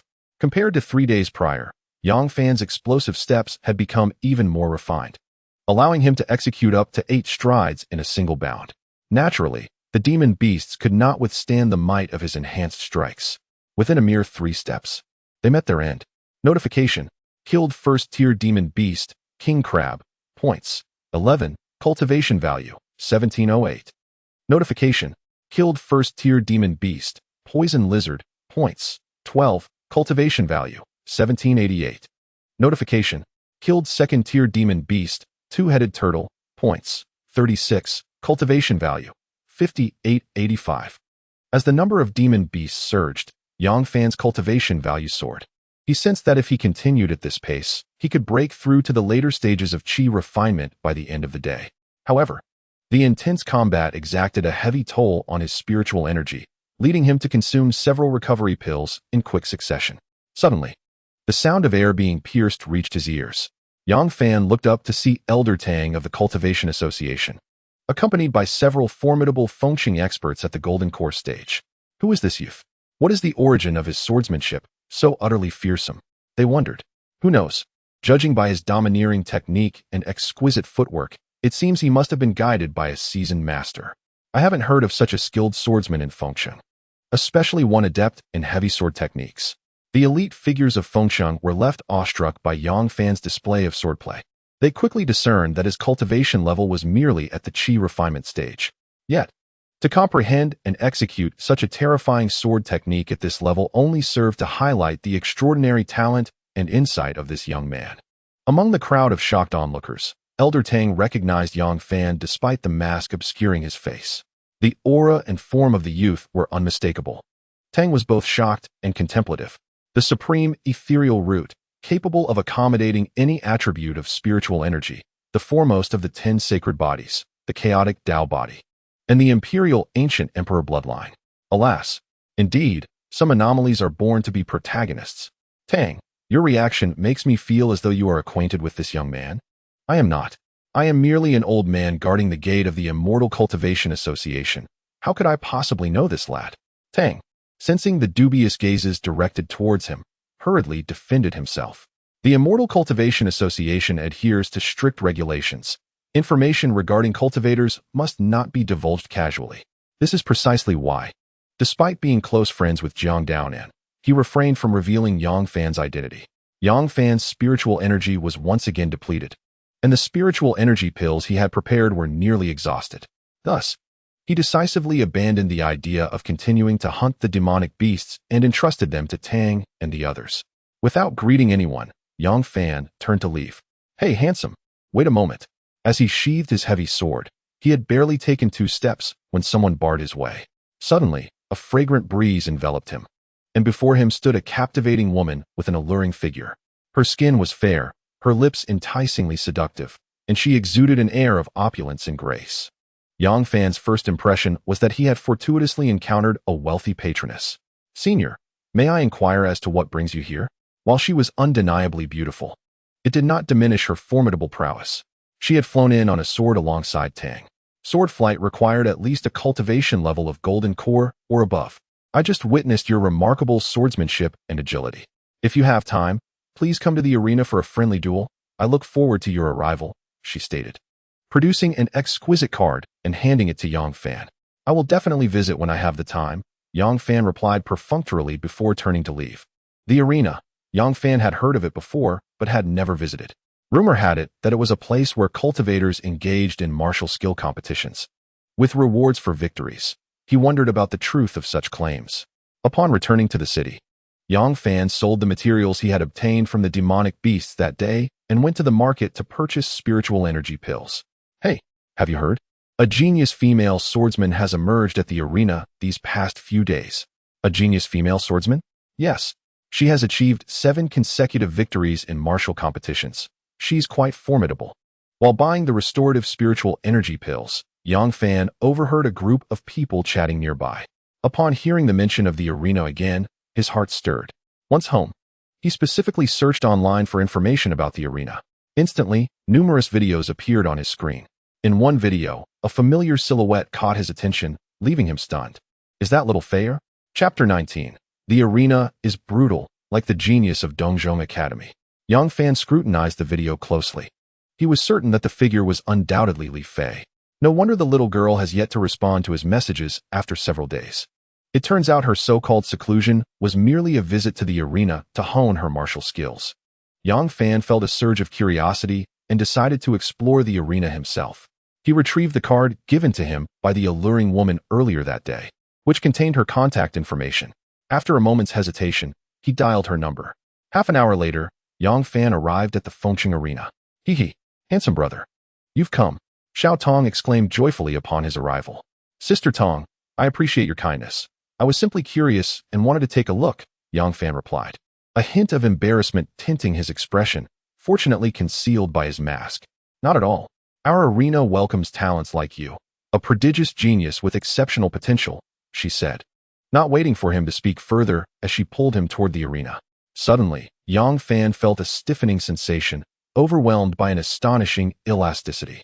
This woman possessed an enviable figure. However, was it too forward to be so familiar after only their second meeting? Upon entering the arena, he was greeted by a sight of dozens of platforms, arranged in a circular formation. The outer platforms were smaller and more numerous, while those closer to the center were fewer and larger. After surveying the scene, his gaze settled on platform number 13, where a striking figure was engaged in combat. Who else could it be but the little girl Li Fei? Had she been here all this time, ignoring him? Moreover, was she the talented female swordsman mentioned by passers-by when he purchased the spirit energy pills? Noticing Yang Fan's intense focus on Li Fei, Xiao Tong teased, "Sister Tong, stop joking." He hastily averted his gaze, feeling slightly awkward. "That little girl is my niece. If you truly fancy her, I could facilitate an introduction.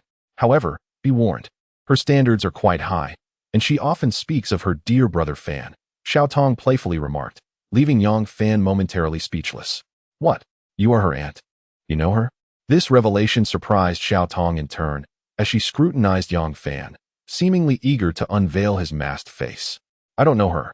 I was just taken aback by your claim of being her aunt," Yang Fan quickly defended himself. The arena was a melting pot of diverse characters.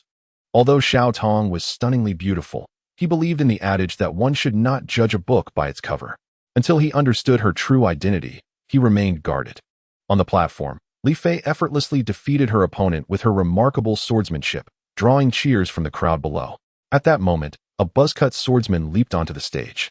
"Little sister, I have heard that you are the pride of Mengshi Middle School." The buzz-cut monk's face was filled with mockery, his gaze brazenly scrutinizing Li Fei. "What is my identity to you?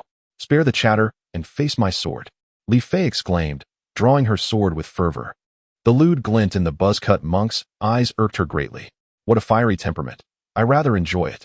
Let me witness the swordsmanship of Mengshi Middle School's elite today." The The buzz-cut monk wielded a broad-bladed saber, striking with relentless ferocity, each blow aimed at her vital points. Despite Li Fei's graceful and agile swordplay, her strength was woefully insufficient, leaving her perilously on the defensive against the relentless assaults of her opponent. Yang Fan stood at the sidelines, his heart pounding with anxiety. Even as Li Fei found herself at a disadvantage, she gritted her teeth and refused to concede. Beside him, Xiao Tong shot a glance at Yang Fan, her expression filled with skepticism. Did this fellow truly not recognize his own niece? Why was he so anxious and concerned? Xiao Tong proceeded to explain the rules of the duel to Yang Fan. The rules were straightforward. To ensure fairness, all cultivators must suppress their realms below the body refinement stage. They could only employ physical strength to execute their martial techniques. The use of spiritual power would result in a loss. Clang. Another round of fierce exchanges echoed on the arena as Li Fei's sword slipped from her grasp, sent flying by the impact. TSK, little sister, your swordplay leaves much to be desired. How about you practice your technique with your elder brother tonight? The buzz-cut monk leered with crude insinuation, his gaze growing ever more audacious. You. Li Fei's face flushed crimson with indignation, her body trembling with rage. Laughter erupted from the onlookers below, accompanied by a barrage of taunts. Li Fei was on the verge of tears from the humiliation. I'll take over. Yang Fan leaped onto the stage, instantly drawing the crowd's attention. Xiao Fangu, what are you doing here? Li Fei gasped, turning her head in surprise. Though Yang Fan wore a mask, she recognized him immediately. Xiao Fangu? Is he truly the Xiao Fangu she often speaks of? Xiao Tong's eyes widened in shock. This rascal had previously claimed not to know her niece. How infuriating. Let's discuss this later. You should step back for now, Yang Fan said, gently ruffling Li Fei's hair. All right, Xiao Fangu, do your best. Li Fei's chubby cheeks broke into a smile as she obediently exited the arena. Young man, are you also a student of Mingxi Middle School? The buzz-cut monk regarded Yang Fan with arrogance. You are not worthy to know my identity, Yang Fan retorted coolly. Impudent brat. The buzz-cut monk's expression darkened as he raised his saber menacingly. With a swift motion, Yang Fan drew a heavy sword from his storage ring. Clang, clang, boom. A series of resonant clashes erupted. In the next moment, the crowd was taken aback as the buzz-cut monk descended from the arena. His broad-backed saber lay shattered, and he collapsed to the ground like a lifeless dog, blood pouring from his mouth. A gasp of astonishment rippled through the audience as all eyes turned toward the figure of Yang Fan standing resolutely on the stage. This young man wielded an impressively large sword. Such a ferocious sword technique was a sight to behold, and it was their first encounter with such raw power. Could it truly be that he had defeated a prodigy from Dongzhong High School with merely 3 strikes? How laughable. With such paltry skills, he dared to toy with fire? Yang Fan looked down upon the fallen monk with a gaze that resembled disdain for a mere dog. The monk's face contorted with rage, and in his fury, he spat out another mouthful of blood. You dare to injure my junior brother, you vile insect? How audacious. Suddenly, a chilling voice of reprimand echoed through the arena. In the next instant, a towering figure, nearly 2 meters tall, appeared on the stage. It was none other than Zhang Yong, the foremost swordsman of Mengxi High School. Renowned for his imperial-grade sword spirit, the crowd murmured with excitement. It was clear that this Mingxi youth would be utterly overwhelmed. Li Fei's heart raced with anxiety, fearing that Yang Fan might not be a match for his formidable opponent. Chapter 20. 3 Swords Defeating the Imperial-Grade Sword Spirit, Zhang Yong Neal. Zhang Yong, leveraging his height and build, looked down menacingly at Yang Fan, his voice booming like thunder. What insolence! Have you no leash for your dog? Yang Fan, however, wore a look of scorn, unperturbed by Zhang Yong's imposing presence. Gasps of disbelief erupted from the audience. They secretly admired Yang Fan's audacity to insult Zhang Yong in such a manner. Seeking death, Zhang Yong's expression darkened, fury igniting within him. In the next moment, he gripped his inky black saber tightly and swung it toward Yang Fan. With a thunderous crash, Yang Fan stumbled back 3 steps. Impressive. It was no surprise that Zhang Yong, the top swordsman of Dongzhong High School, wielded his blade with an aura of sword energy. His strength was attributed to his imperial-grade sword spirit, giving him an innate advantage in martial prowess. Indeed, there was a world of difference between wielding techniques with and without energy. However, this youth from Mengxi was no slouch, having withstood Zhang Yong's thunderous strike. The crowd buzzed with astonishment, having initially believed that Yang Fan would falter under even a single blow. To their surprise, he had withstood Zhang Yong's onslaught, leaving them quite impressed. Interesting, Zhang Yong mused, a hint of intrigue crossing his features. Is that so? Yang Fan raised an eyebrow, silently challenging him to see if he would be laughing later. Foolish, Zhang Yong chuckled, dismissing Yang Fan's words entirely. Yang Fan tightened his grip on his heavy sword, leaning slightly forward, and suddenly unleashed his power. Boom, boom. A thunderous explosion reverberated in the ears of the onlookers. Zhang Yong's expression shifted to one of shock as he raised his formidable black blade. In an instant, Yang Fan's heavy sword was upon him. The clash produced a deafening sound, and the overwhelming force propelled Zhang Yong back several meters. Had the arena not been spacious enough for their duel, Yang Fan's strike could have sent him tumbling off the stage. What? This brat is actually using spiritual power? Isn't that against the competition rules? Rules, you say? Are you blind? He just unleashed a sonic boom with his sheer physical strength. Goodness, what kind of movement technique is that? Such a commotion. Combined with the weight of his sword, he managed to launch the formidable Zhang Yong a considerable distance. Impressive. Initially, I thought this would be a one-sided affair. But it seems we are witnessing a battle between equally matched experts. Has Mengshi High School been on some sort of miracle drug this year? Two prodigious talents have emerged in quick succession. This is a momentum to take flight. The spectators who had previously underestimated Yang Fan were now gasping in astonishment, their eyes nearly popping out of their heads. Zhang Yong, undeterred by the murmur of the crowd, fixed his gaze on Yang Fan, his heart tumultuous with disbelief. No one understood better than him the terrifying power behind that single strike, a force so immense it nearly disarmed him. This boy wielded a sword with a strength that surpassed his own with a blade.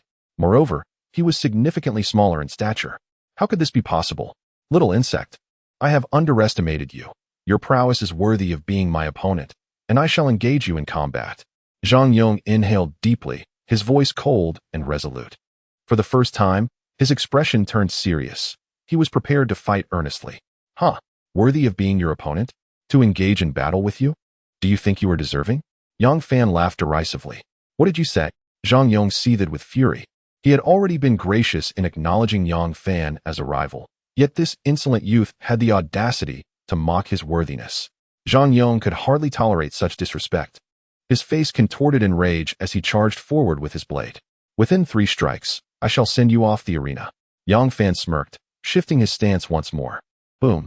The atmosphere crackled with intensity.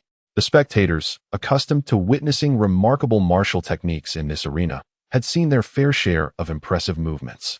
However, they had never before witnessed a technique capable of producing sonic booms with each step. What was most terrifying was that with every stride Yang Fan took, his aura and power surged, and with just a few steps, the might of his sword split the air, creating a fearsome shockwave. Boom. Another resounding clash as their weapons collided fiercely.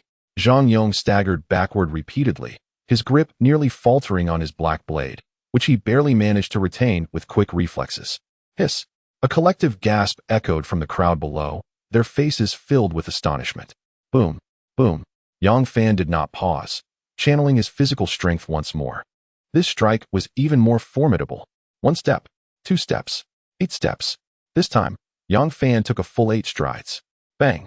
The audience felt a painful resonance in their eardrums. In the next moment, they were horrified to witness the towering Zhang Yong, his body hurtling down from the platform like a cannonball, crashing onto the ground. Crack! The obsidian-like blade he wielded shattered into 2 pieces. Defeated? The renowned blade of dominance, Zhang Yong from Zhudong High School, was utterly vanquished. This was unbelievable. I actually witnessed the mighty Zhang Yong being knocked off the stage by a mere 3 strikes. Hiss! Where did this monstrous youth emerge from? ISNT swordsmanship known for its agility and finesse. How is he commanding a blade with such prowess? After a moment of stunned silence, the crowd finally regained their senses. Their gazes converged upon the fallen Zhang Yong, erupting into exclamations and cries. On the stage, Yang Fan stood with a heavy sword in hand, his face masked, his eyes radiating disdain. Though not particularly tall, the fierce aura he exuded commanded respect. Previously, those cultivators who had mocked Yang Fan as being inept were now rendered speechless. Their faces flushed with embarrassment. The mighty eagle soars with the wind, yet it is I who have been the fool. The slap to the face came too swiftly. Some were still struggling to comprehend the scene. The famed blade of dominance from Tsuedong High School appeared rather unimpressive, unable to withstand even 3 of my strikes. Yang Fan's mocking words turned Zhang Yong's face a deep shade of purple. His eyes, filled with fury, glared at Yang Fan atop the stage. In the next instant, he spat a mouthful of blood, nearly losing consciousness on the spot. The crowd below gasped in astonishment. Li Fei clapped her hands excitedly, her face displaying infatuation. Wow, Brother Fan, so handsome.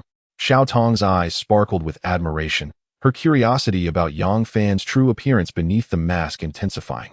She was well aware of Li Fei's nature.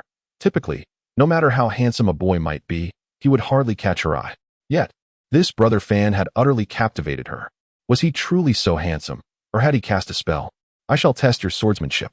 Suddenly, a clear, cold voice rang out. A figure in white leapt onto the stage, having barely touched the ground. It's you?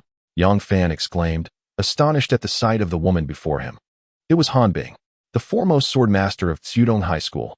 It is said that her swordsmanship has reached the master level, her talent surpassing even that of the Blade of Dominance. I can attest to this. The Blade of Dominance had faced her thrice, and in each encounter, he was decisively defeated. Hiss, is she truly that formidable? A clash between 2 swordmasters promises to be a spectacle. What captivating performance awaits us? In my humble opinion, that young lad from Mengshi Middle School will not last beyond 10 rounds. Agreed. Sword weapons, renowned for their agility and versatility, are far more practical. If one were to wield a saber, why not simply utilize a saber? The onlookers, cultivators eager for excitement, engaged in lively discussions. Yang Fan's gaze fell upon Han Bing, who stood across the arena. This white-clad maiden is named Han Bing, the foremost swordmaster of Dongzhong Middle School. Ah, the jade pendant she discarded still resides with him. He shall return it to her shortly. Go, Brother Xiao Fan. Li Fei shouted, rallying support for Yang Fan. This lad is formidable. Proceed with caution. Ba Dao Zhangyong struggled to rise from the ground, cautioning Han Bing from the arena. At that moment, he glanced down at his trembling hands, marred by cracks. A testament to the wounds inflicted from receiving 3 of Yang Fan's strikes head-on. Damn it, this young man is nothing short of extraordinary, wielding a heavy sword. He unleashed a power even more terrifying than his own. Zhang Yong began to doubt the authenticity of the imperial-grade sword spirit he had awakened.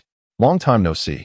Yang Fan greeted, yet Han Bing, with her noble and aloof demeanor, chose to ignore him. Suddenly, from her sleeve, a sword as agile as a serpent shot forth, aimed directly at Yang Fan. His expression shifted dramatically, caution overtaking him. Previously, in the territory of the man-eating demons, they had briefly joined forces. This girl's swordsmanship is genuinely formidable, rivaling his own.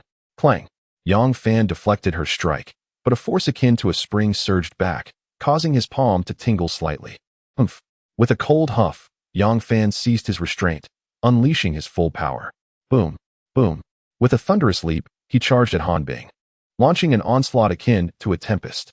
The Xian Tai heavy sword, seemingly as massive as a coffin lid, was wielded by Yang Fan with astonishing agility, appearing almost weightless in his grasp. Whether cleaving, thrusting, slashing, or flicking, his movements flowed seamlessly like water, leaving the so-called experts in the audience in awe, their eyes nearly popping out. By the heavens, is this fellow a freak? One can wield a heavy sword with such finesse? It appears he had barely exerted his full strength against Ba Dao Zhangyong earlier. Hush! Keep it down. Zhangyong is still watching, the crowd murmured, concerned about bruising his pride. Zhangyong's pale complexion flushed crimson. Never before had he faced such humiliation. The crux of the matter is, he truly could not compete. What could he do? Reluctance was futile. Clang! Clang! Han Bing also demonstrated to all present why she was heralded as the foremost female swordsman of Dongzhong Middle School. While her swordplay lacked the visual impact of Yang Fan's, its agility was even more terrifying. The soft sword transformed into a nimble venomous serpent, striking with lethal precision and penetrating every defense. It can be said that only Yang Fan, this anomaly, could match her skill. If it were anyone else, they would likely find themselves with numerous wounds after just 2 exchanges. Both sides engaged in an intricate duel, their dazzling forms leaving behind fleeting shadows, propelled by sheer physical prowess. The onlookers were filled with awe and trepidation. A single strike from the opponent could result in severe injury or even death. Zhang Yong, the domineering swordsman, felt a deep sense of shame, realizing that his prowess paled in comparison to these two. At that moment, as Yang Fan clashed with Han Bing, he was astonished to discover that his mastery of the Dugu 9 swords was rapidly advancing. Suddenly, a sharp sting reminded him of his distraction. Han Bing had managed to nick him with her slender blade. Though it merely grazed his skin, it startled him into a renewed focus. With unwavering determination, he poured all his strength into the bout. The contest stretched on for a full half-hour, yet neither could claim victory. The crowd below gasped in astonishment. These two, of similar age, displayed a level of swordsmanship that was truly extraordinary. It was hard to believe that within the entirety of Feng City, few could rival their skill. After a brief pause, the two agile figures came to an almost simultaneous halt. Yang Fan held his heavy sword aloft, pointing it at Han Bing's head, while she pressed her delicate blade against his abdomen. An impasse. Ultimately, this fierce clash concluded in a draw. Remarkable. This year, Mengshi High School was truly on the rise. Indeed, I heard whispers of a prodigious talent emerging from Mengshi. It must be this young man, one observer remarked. I had heard the same, but I thought it mere rumor. It appears to be true. Another added, that old fellow Jiang down and keeps his lips sealed. After several drinks, he revealed not a single word. As the audience witnessed the match end in a stalemate, they murmured in admiration. Yang Fan's extraordinary swordplay had won him the respect of all present, and no one dared to underestimate him any longer. He sheathed his heavy sword, and Han Bing also returned her soft sword, preparing to depart. Wait, beautiful, Yang Fan called out. Han Bing paused, turning to him with a questioning glance. This is the jade pendant you dropped, he said, producing it from his storage ring. Her expression froze in surprise as she instinctively lifted her gaze to meet his. Yang Fan maintained his silence, simply observing her. She retrieved the pendant from his hand without a word and walked away. How aloof can one be? Not even a single thank you, Yang Fan mused, clicking his tongue in exasperation. A discontented huff from Li Fei echoed from the crowd below.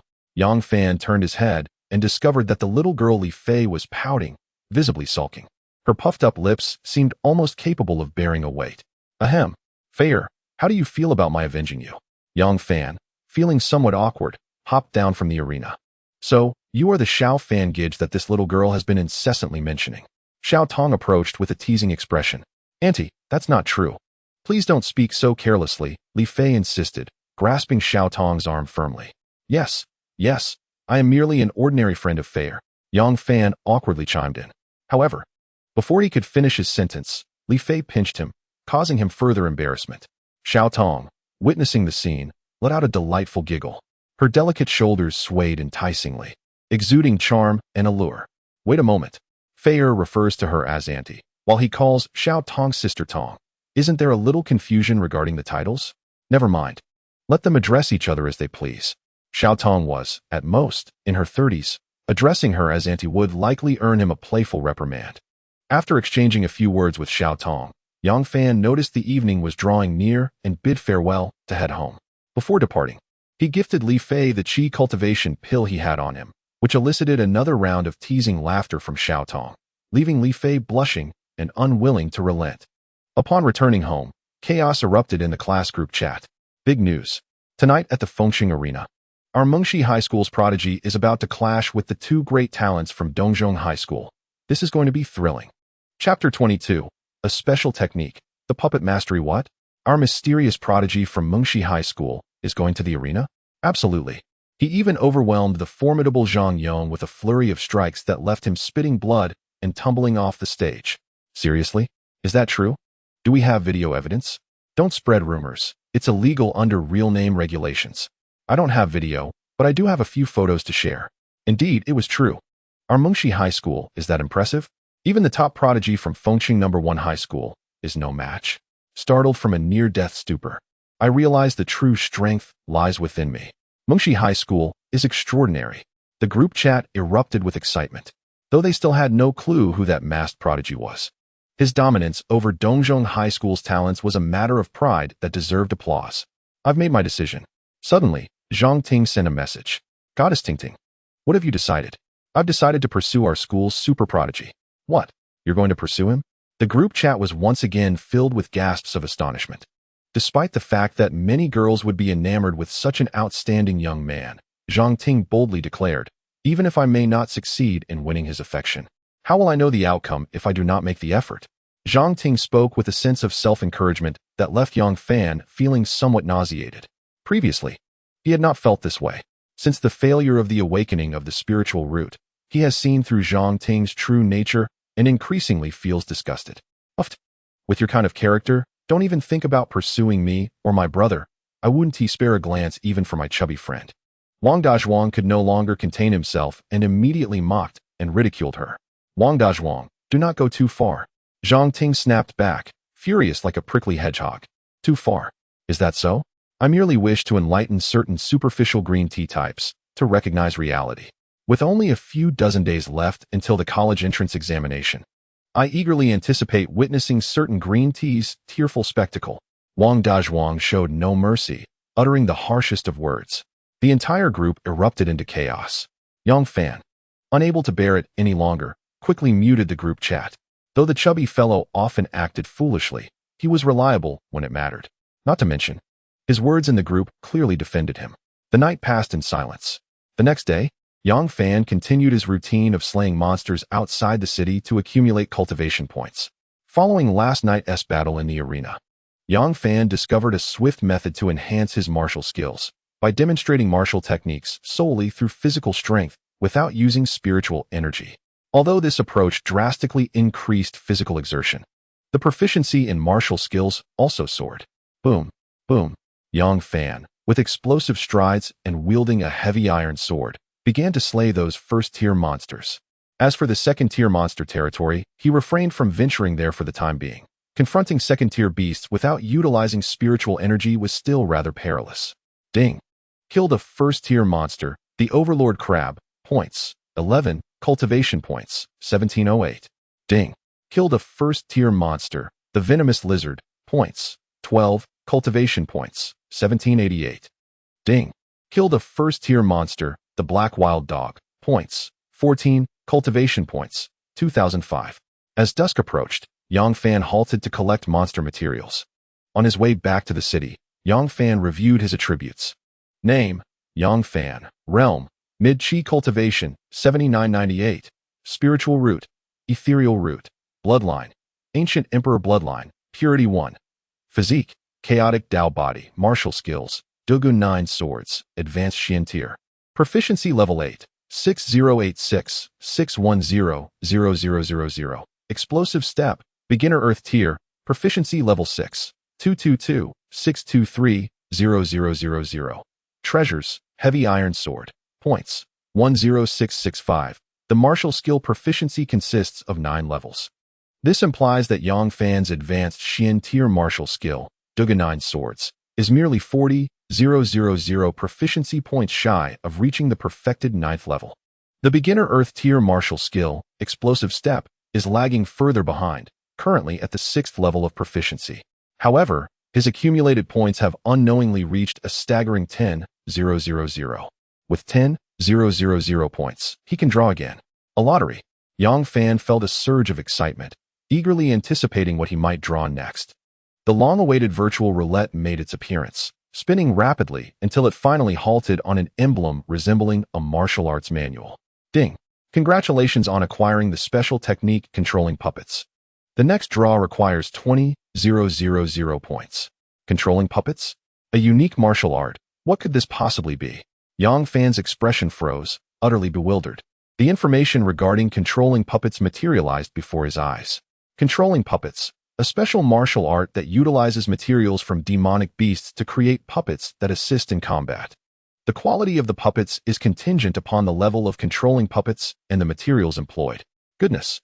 A special martial art for crafting and manipulating puppets in battle? Yang Fan's eyes widened in shock. He hastily clicked to learn it. In an instant, the methods for creating and controlling common-grade puppets flooded his mind. The materials required for crafting these common-grade puppets were precisely those dropped by first-tier demonic beasts. Yang Fan's heart swelled with joy. He set aside the useful materials for crafting common-grade puppets while selling the surplus that was of no use at Wang Fugui's shop. Oh, isn't that useless, Yang Fan?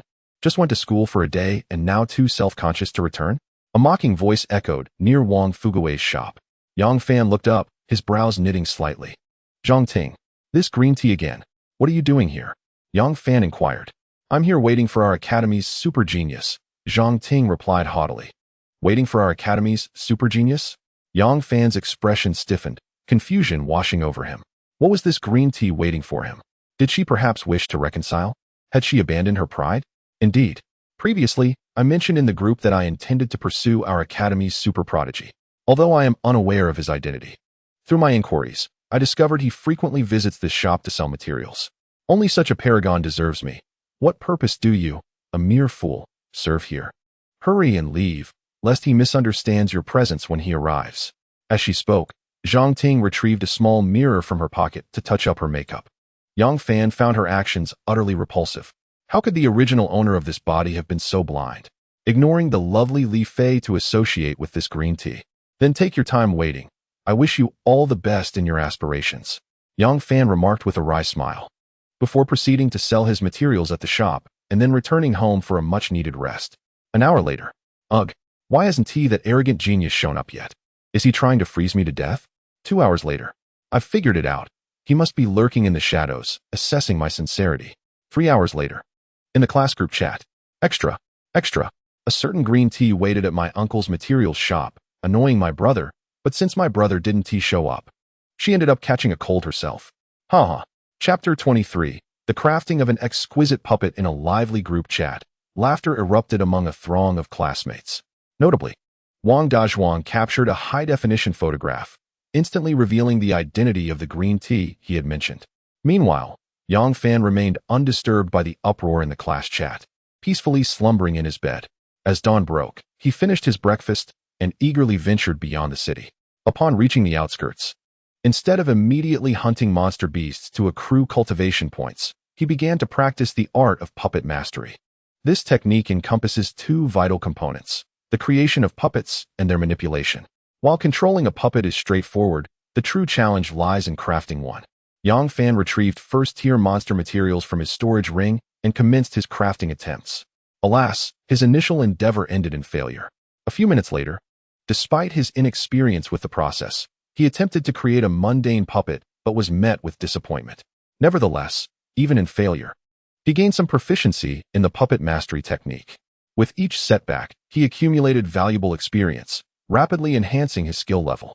Before he realized it, half a day had slipped by, and the materials he had gathered the previous day were entirely depleted. Regrettably, he had not succeeded in crafting a single puppet. The art of puppet creation is undoubtedly arduous, he sighed, retrieving his heavy iron sword from the storage ring to hunt monsters and gather materials. He was determined to prove that he could create at least one puppet by the end of the day. In the afternoon, having amassed sufficient materials, he paused once more to attempt puppet crafting. At last, success graced him with the creation of a puppet. Though humanoid in appearance, its construction from various monstrous materials rendered it rather fearsome. As he attempted to manipulate it using the puppet mastery technique, he was delighted to see it move. Suddenly, a first-tier monster beast appeared in the distance. Seizing the opportunity, Yang Fan commanded his newly crafted puppet to engage the creature. With a resounding thud, the puppet was propelled 5 or 6 meters away, nearly falling apart upon impact. Goodness, this is exceedingly weak, Yang Fan lamented, swiftly dispatching the first-tier beast. Initially, he had planned to create several mundane puppets to aid him in slaying monsters for experience, but now it seemed his ambitions were somewhat misplaced. The strength of this puppet was likely inferior even to that of a novice cultivator. From his storage ring, he retrieved a small knife and placed it in the puppet's hand, instructing it to gather materials from the fallen first-tier beast. Remarkably, it managed to perform the task, albeit with clumsy movements and low efficiency. However, the prospect of crafting additional puppets invigorated Yang Fan's spirits. With multiple puppets at his disposal, he could focus entirely on hunting monsters while delegating the collection of materials to them. What a splendid idea! Yang Fan's earlier disappointment was rekindled with newfound enthusiasm. Subsequently, he set out to slay a horde of first-tier monster beasts, gathering an ample supply of materials, continuing to craft the common puppets. As dusk approached, Yang Fan successfully created 3 common puppets. With the increasing proficiency in the art of puppet control, he found himself adept at manipulating these creations. To his astonishment, despite their clumsy movements reminiscent of an elderly gentleman, these common puppets seemed to possess a certain capacity for learning. Take the first puppet he crafted, for instance. Its speed in gathering materials from the demonic beasts had notably improved, showcasing greater efficiency. Ding! The proficiency of the art of puppet control has risen to the second tier, allowing for the creation of profound puppets, which are categorized into combat, defense, and support types. Following another unsuccessful attempt at crafting, Yang Fan's proficiency ascended to the second tier. What thrilled him most was the newfound ability to create advanced profound puppets. These profound puppets were indeed superior to common ones, boasting combat, defense, and support capabilities. Initially, Yang Fan intended to venture into the territory of second-tier demonic beasts to slay some and gather materials for crafting a profound puppet. However, the night had fully descended, and the dangers of the dark wilderness had escalated tenfold. He had no choice but to suppress his excitement and return to the city to rest, planning to resume his endeavors the following day.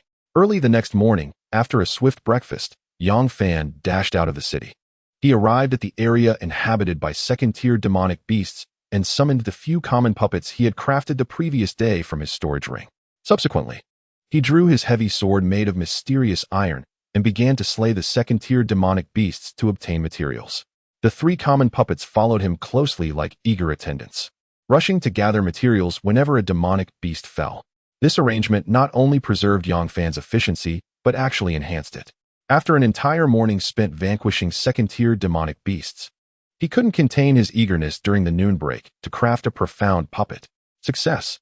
To his delight, his luck was extraordinary. He achieved success on his very first attempt at crafting a profound puppet. The profound puppet was notably larger than the most basic common puppet. He had created a support-type profound puppet. When he attempted to manipulate it using the art of puppet control, he was astonished to discover that it was far more practical than even the simplest common puppet. This support-type profound puppet was capable of reconnaissance, drawing enemies, and issuing alerts. Incredible! High-quality goods truly stand apart. Yang Fan marveled and commanded the support puppet to lure some enemies. Whoosh! It moved with astonishing speed, disappearing in the blink of an eye. Moments later, it came racing back from a distance, with 3 or 4 demonic beasts hot on its heels. Yang Fan's eyes nearly bulged in disbelief. Was it really that powerful? The pursuing beasts were almost upon him. Yang Fan hastily drew his heavy black iron sword and charged forth to engage in battle. Boom! Boom! The explosive steps produced a series of resounding sonic booms. Ding! Killed a first-tier monster, Poison Lizard, points gained, 12, cultivation value, 1788. Ding! Killed a second-tier monster, Two-Headed Turtle, points gained, 36, cultivation value, 5885. Ding!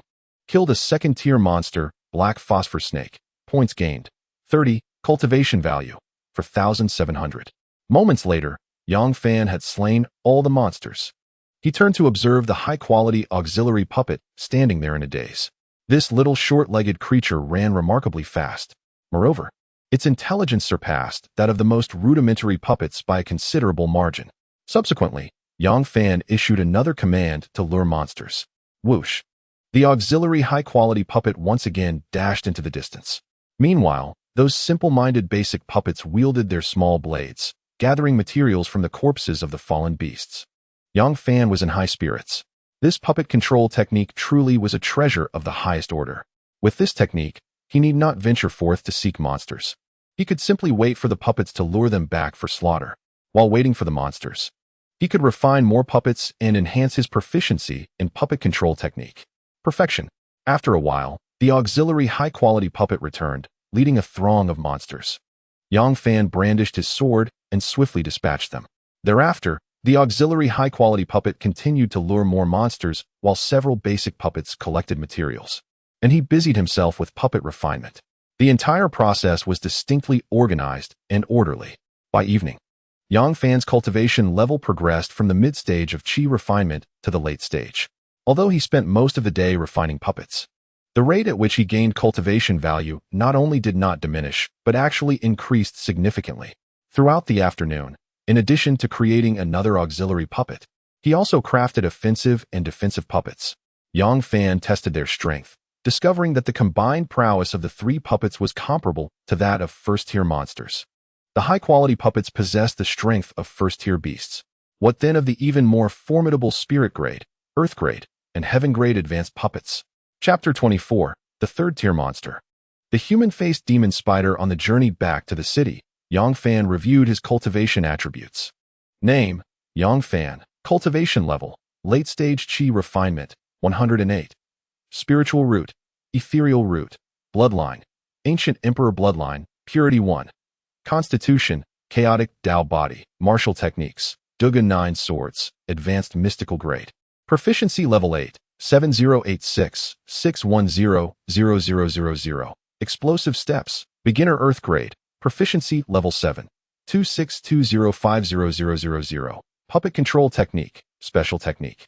Proficiency level 2, 886-5000. Magic weapon, black iron sword. Points: 1966. The puppet control technique could only be improved through the refinement of puppets, thus its progression was rather slow.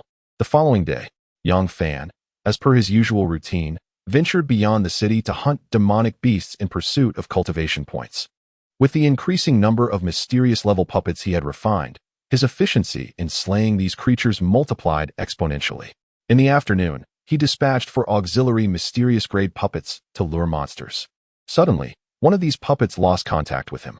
What could be the matter? Yang Fan rose to his feet and proceeded towards the direction where the puppet had been leading the monsters. It was a dense thicket of shrubs. After a prolonged search, he finally located the missing auxiliary puppet, now nothing more than a pile of white bones. Puff, puff, white vapor emanated from it, suggesting it had succumbed to a potent toxin. Suddenly, the other puppets accompanying Yang Fan were ambushed. His expression shifted dramatically as he spun around, his scalp prickling with a sense of impending doom. In the distance, a human-faced demon spider was gazing at him with an alluring yet sinister countenance.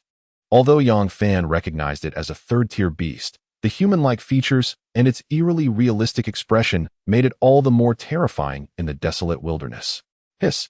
The human-faced demon spider emitted a piercing shriek, its 6 spider legs launching toward Yang Fan with the force of springs. Boom!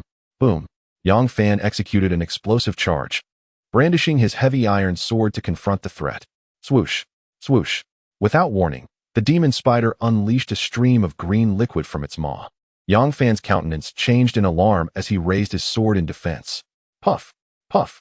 The surface of his heavy sword was rapidly corroded. It was the same venom that had claimed the life of his auxiliary puppet. Die! Yang Fan's face contorted in fury, unleashing the full might of his swordplay in a furious assault, pairing the Dugu 9 swords with his explosive steps. Bang! With a single stroke, he sent the creature flying. Hiss! The human-faced demon spider let out a cry of agony. Though it was a formidable third-tier beast, its strength paled in comparison to Yang Fan's monstrous prowess when it came to raw power and explosive force. Boom! Boom! Yang Fan refused to grant the demon spider a moment's respite, his feet thundering as he launched another fierce offensive. Those who dared to ambush his painstakingly crafted puppets clearly had no understanding of the meaning of death. Ding! You have slain the third-tier beast, human-faced demon spider, earning 55 points and 666 cultivation points. As the demon spider's head was pierced by his sword, the sound of the points being credited echoed in Yang Fan's ears. Huffing to catch his breath, he commanded his puppets to collect materials. However, before the puppets could harvest the valuable components from the demon spider's corpse, a shadow darted through the sunlight, casting an ominous silhouette upon the ground before Yang Fan. Instantly, a wave of extreme danger surged through him, causing his scalp to tingle with alarm. Yang Fan did not dare to look back and fled at once. Thud! As he had just taken a step, a wave of excruciating pain surged through him, sending his body flying backward like a cannonball. Hiss! With no time to tend to his wounds, Yang Fan scrambled to his feet and fled desperately. Simultaneously, he commanded the puppets gathering materials to hold the rear and impede any pursuers. Crack! Crack! The sounds reminiscent of bones snapping echoed, causing Yang Fan's hair to stand on end. The exquisite puppets he had crafted possessed strength equivalent to that of a first-tier demonic beast at the very least. Particularly, the defensive puppet, while lacking in offensive capabilities, boasted a defense comparable to that of a second-tier demonic beast. Yet, astonishingly, not a single one had survived the encounter. Hiss! A piercing shriek reverberated even from a distance, causing Yang Fan's eardrums to throb painfully. After rolling and scrambling out of the thicket, He unleashed his full speed towards the city gate, leaving a trail of blood in his wake. At last, he reached the city gate.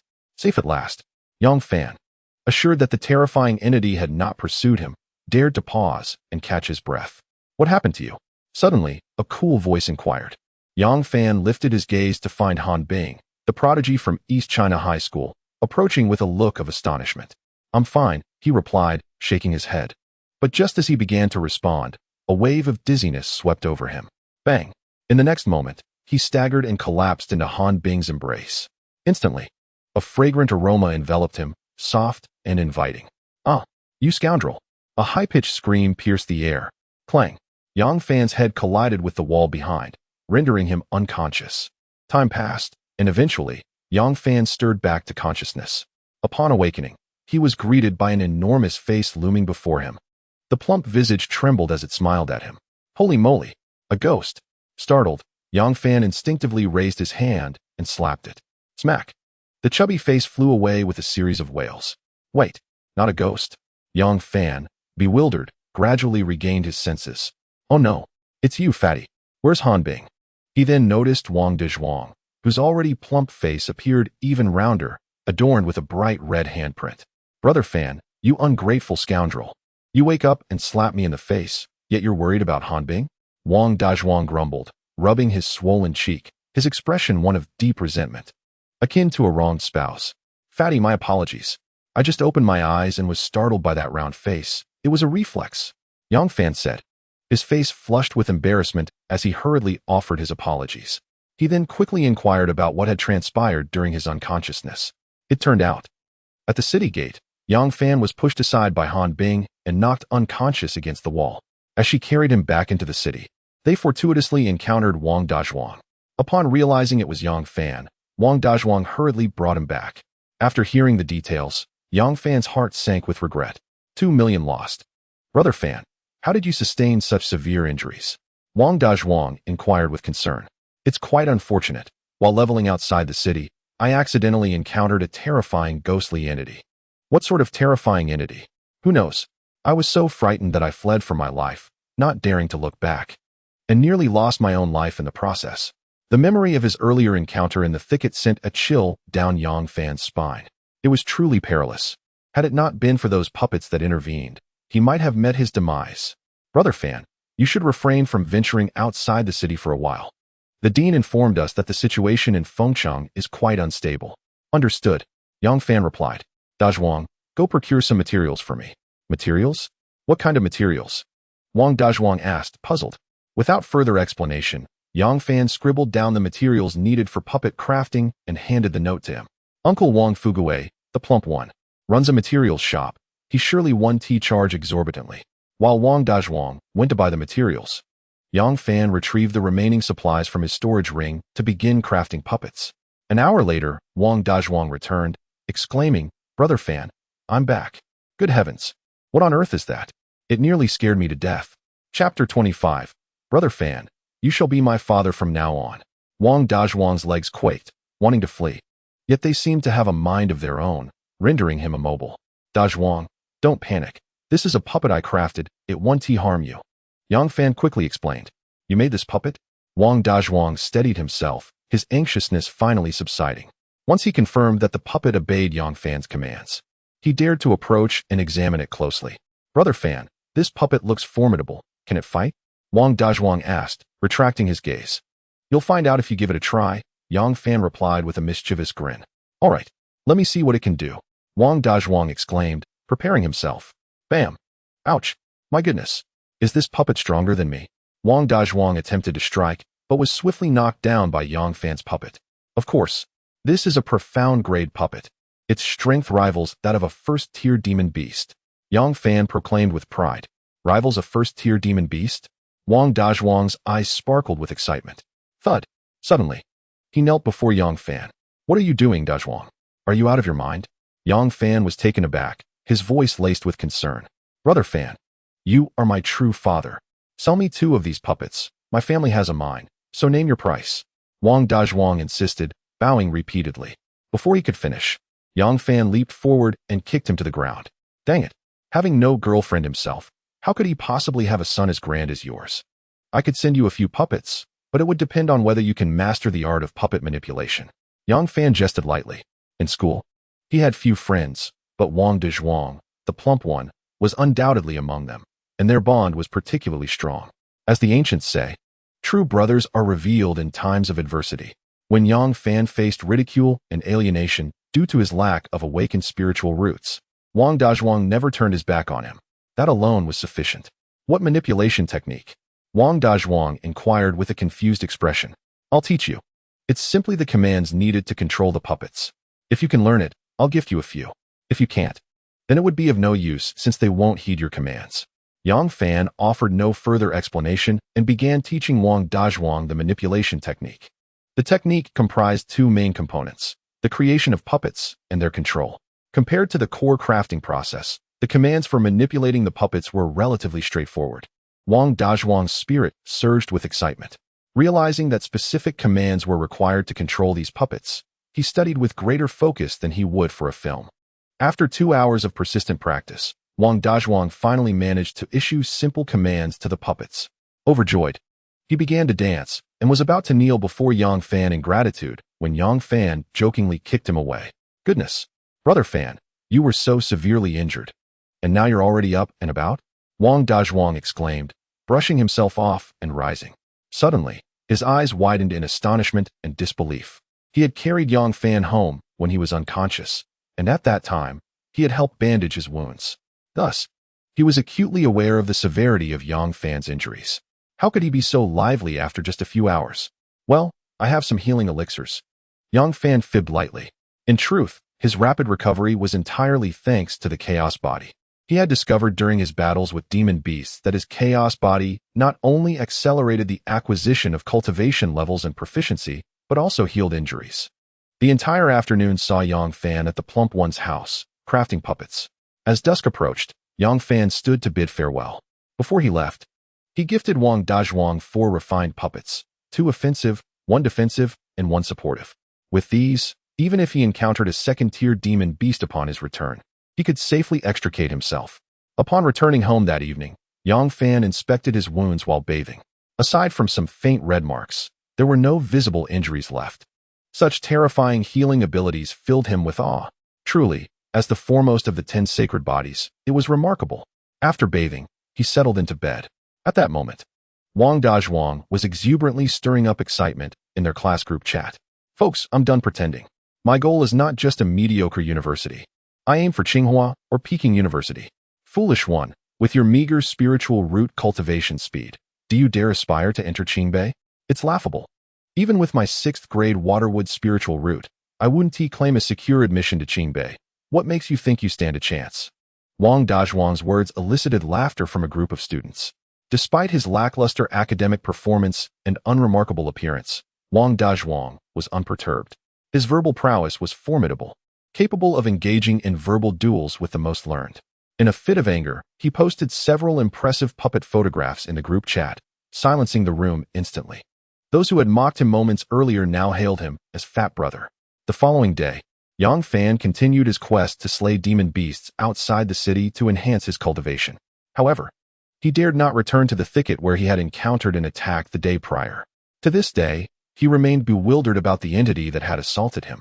A few puppets had vanished upon contact, which was terrifying indeed.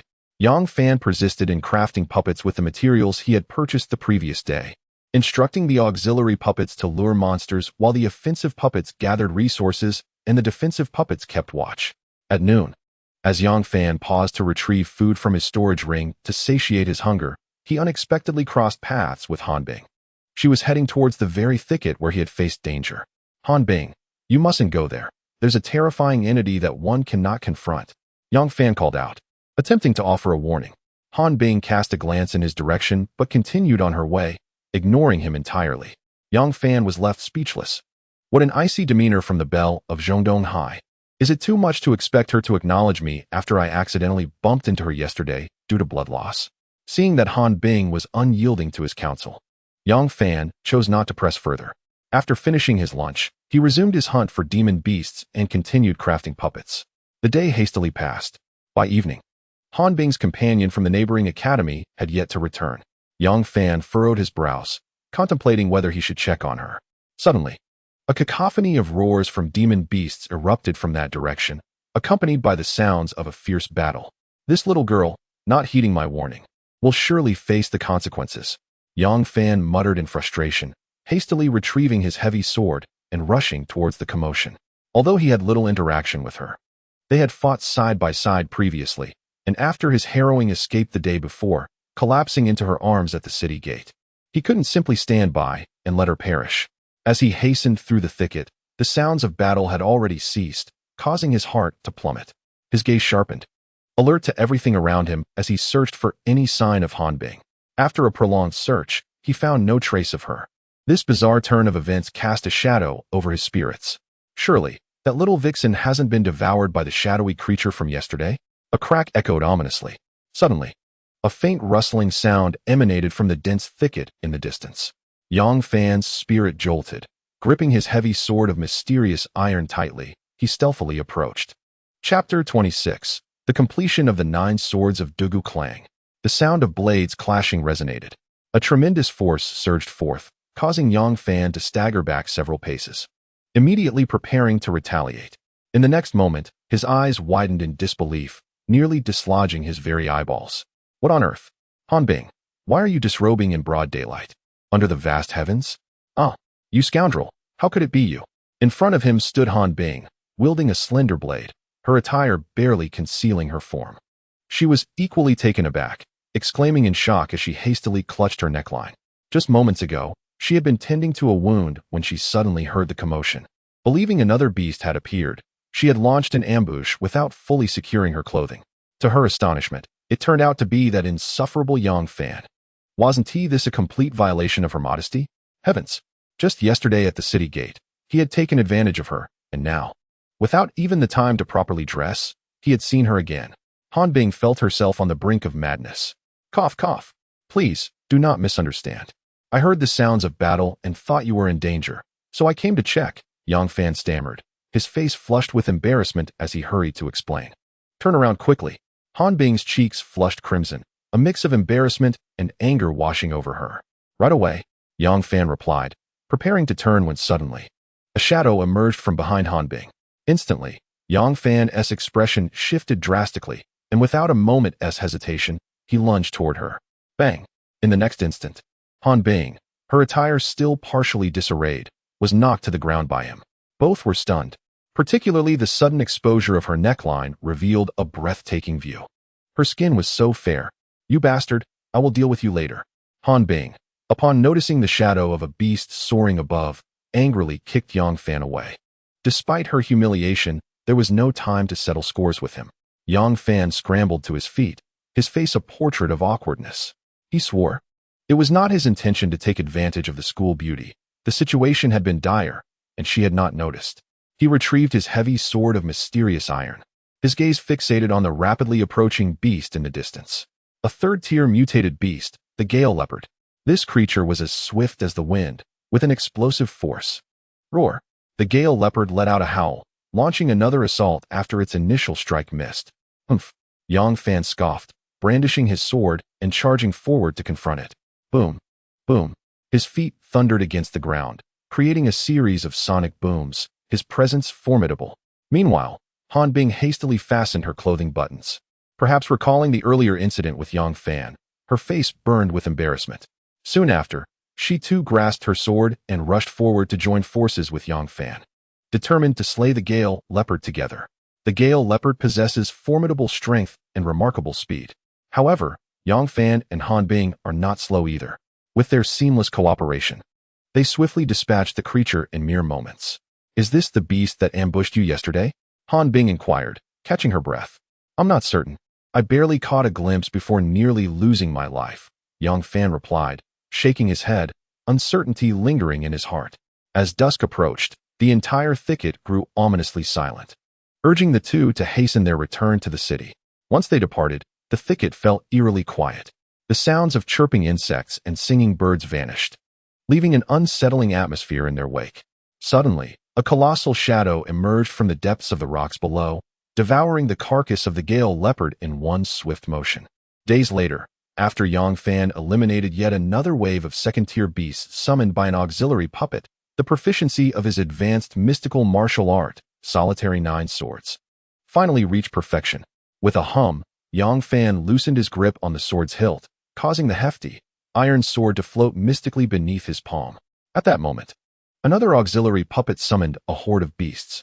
Yang Fan looked up to discover a third-tier beast, the bloodthirsty wolf, among them. Just in time, he was eager to test the power of his perfected Solitary Nine Swords. With a flick of his finger, the floating iron sword was drawn into his grasp by an invisible force. In the next instant, multiple afterimages surged forth, lunging toward the approaching bloodthirsty wolf. Previously, Yang Fan required the enhancement of the Earth-grade skill Explosive Step to overpower third-tier beasts. Yet now, with only the perfected Solitary Nine Swords, he attacked the bloodthirsty wolf, which could not withstand his onslaught. With a mournful howl, the third-tier beast perished before it could even showcase its prowess beneath Yang Fan's blade. Ding! You have slain the third-tier bloodthirsty wolf, earning 50 points and 9,600 cultivation value. After defeating the bloodthirsty wolf, Yang Fan examined his attributes. Name, Yang Fan. Realm, late-stage Qi refinement, 8938. Spiritual root, ethereal root. Bloodline, ancient emperor bloodline, purity 1. Physique, chaos Dao body. Martial skills, Solitary Nine Swords, advanced mystical. Perfected, explosive step, beginner earth, proficiency level 8. 2160-010-0000. Puppet control technique, special skill, proficiency level 3. 581-0000. Treasure, iron sword. Points, 12,866. At last, the Solitary Nine Swords has reached perfection. It has not been an easy journey. Yang Fan reflected on the nearly 20 days it took him to attain this level of mastery since first comprehending the Solitary Nine Swords. Just moments ago, he attempted to master the perfected state of the technique, Duga Nine Swords, and found its power amplified nearly 5-fold. Every effort was worthwhile. At this moment, Yang Fan eagerly contemplated how much the power of the primary martial skill, Burst Step, would increase upon reaching its perfected state. Additionally, his proficiency in puppet control had advanced to level 3, thereby enabling him to forge spiritual-grade puppets. However, the materials required for crafting such puppets included the heart of a 4th-tier demon beast, the Netherworld Magic Tiger. 4th-tier demon beasts were a different matter altogether. Given his current strength, encountering one would be tantamount to courting disaster. Perhaps he might try his luck at the material shop to see if he could procure the necessary items. Yet, even if he were to acquire the materials from a 4th-tier demon beast, the odds of successfully crafting a spiritual-grade puppet in a single attempt seemed exceedingly slim. A day passed in haste. Upon returning home that evening, Yang Fan sent a message to Li Fei. Previously, he had promised her that once he achieved the pinnacle of Duga Nine Swords, he would impart the knowledge to her. After sending the message, he waited for a considerable time without receiving a reply. That little girl. Could it be that she had once again gone to the battle arena to elevate her combat skills? With a hint of annoyance, Yang Fan turned off his phone and went to sleep. The following morning, Li Fei finally responded. Yang Fan arranged to meet her at the city gate to teach her the advanced Xian-tier martial skill, Duga Nine Swords. Half an hour later, they arrived at the grassy expanse outside the city. Yang Fan began to impart the Duga Nine Swords to Li Fei, who stood by earnestly absorbing the techniques. The swordplay comprised 9 forms: breaking sword style, breaking blade style, breaking arrow style, breaking rope style, breaking spear style, breaking whip style, breaking palm style, breaking chi style, and the ultimate style. This technique emphasizes preemptively gauging the enemy, advancing without retreat, and mastering the art of formlessness to surpass the form. Feier, pay close attention. As Yang Fan wielded his heavy sword of mysterious iron, it transformed into 9 ethereal shadows, astonishing and awe-inspiring. Chapter 27. The Third-Tier Demon Beast. The spotted iron-bone snake. Li Fei's eyes widened in shock and trepidation as she watched. Initially, she could recall the moves Yang Fan executed, but as time passed, things became increasingly convoluted, leaving her flustered. Finally, Yang Fan completed the demonstration. Feier, did you remember it? He inquired. It's so difficult, Brother Xiao Fan. Could you demonstrate it once more? Li Fei stuck out her adorable tongue, her cheeks flushed. Yang Fan was puzzled. He had mastered Duga Nine Swords after just one demonstration. Why was this little girl struggling to remember? He nodded and slowed down the pace of his demonstration. Li Fei's eyes widened, and she held her breath, determined to engrave the moves in her memory. 2 hours later, utterly exhausted, Yang Fan asked, Feier, this is the 10th repetition. Have you remembered it? Brother Xiao Fan. I barely managed to remember this time, Li Fei replied, her face blooming with a rosy hue, clearly embarrassed. So foolish. Dear brother Xiao Fan, how can you call someone foolish? They have already put in great effort. It is merely your swordsmanship that is too challenging, Li Fei exclaimed softly, rushing over to playfully tussle with Yang Fan. Is it truly difficult? Why was I able to master it in a single attempt? Yang Fan teased. You still dare to say that? I won't let you off easily. Li Fei, increasingly flustered, lunged at him with a playful growl. Huh, come on, catch me. Yang Fan laughed, retreating, only to inadvertently trip over a tree root. Thud. In the next moment, his balance faltered, and he fell to the ground. Li Fei, unable to halt her momentum, cried out as she tumbled onto him. Instantly, Yang Fan's eyes widened in disbelief, while Li Fei's mind went blank. The previously cheerful atmosphere suddenly shifted to something rather awkward. Cough, cough. A sudden fit of coughing broke the silence, startling both of them into quickly separating and rising. Ah, brother, what are you doing here? Li Fei exclaimed in surprise. Your brother? Yang Fan was taken aback, a sense of foreboding creeping into his heart. In the distance, a man approached with a commanding stride, his robust physique and restrained aura revealing him to be a formidable expert. Cough, cough. I was just teaching Feier some sword techniques. Yang Fan hurriedly explained upon noticing Li Fei's brother's gaze upon him. He swore he had no intention of taking advantage of Li Fei. He had merely stumbled over the old tree root and fallen unintentionally. Teaching sword techniques, and you ended up on the ground? In a tumble together? Li Jian's eyelid twitched, a bemused expression forming on his face. Yang Fan's face flushed crimson, at a loss for words. What a misunderstanding this is. Brother, Xiao Fan was just teaching me sword techniques, and I accidentally tripped while chasing him. Why are you here? Li Fei's cheeks turned a deep shade of red as she hurried over, wrapping her arms around Li Jian's with an affectionate pout. It was clear that the bond between the siblings was strong. I was assisting the mercenary group with a hunt for demonic beasts, Li Jian explained, his gaze scrutinizing Yang Fan from head to toe. That peculiar look made Yang Fan feel quite uneasy. Were it not for the fear of inciting Li Fei's wrath, he would have eagerly sought an excuse to make his escape. Have you reached the Qi refinement stage? Indeed. Perfect. My group is short on manpower. Would you like to join us? Li Jian extended an invitation to Yang Fan. Very well, Yang Fan replied, his expression stiffening as he acquiesced. Brother, Xiao Fan has only reached the Qi refinement stage. How can he accompany you on such dangerous missions? Li Fei persisted, believing her brother was intentionally making things difficult for Yang Fan. You little brat, you're not even married yet, and you're already trying to bend your arm outward? Not at all. I merely want to take this lad along for some experience. Do you really care? As if. If not, then it's settled. Let us go? Li Jian dismissed Li Fei's pouting, swiftly making a decision. Li Fei did not attend. Firstly, her cultivation level was too low, and secondly, Yang Fan had just imparted to her the Dugu 9 swords, necessitating her diligent practice. With a series of sighs, Yang Fan reluctantly accompanied Li Jian forward. Was he being conscripted? Along the way, Li Jian engaged Yang Fan in casual conversation, inquiring about how he had come to know Li Fei. Upon learning that Yang Fan and Li Fei were classmates and both in their final year of high school, he was taken aback. Among past cohorts of senior students, those who could reach the Qi refining stage before the impending college entrance examination were exceedingly rare. Yet here was Yang Fan, having awakened his spiritual roots less than a month prior and already advancing to the Qi refining stage. Truly impressive. A few minutes later, Li Jian arrived at the assembly point. Yang Fan looked up and noticed several imposing figures gathered there, all burly men. Boss, why bring a pretty boy along? Has this kid even reached the foundation establishment stage?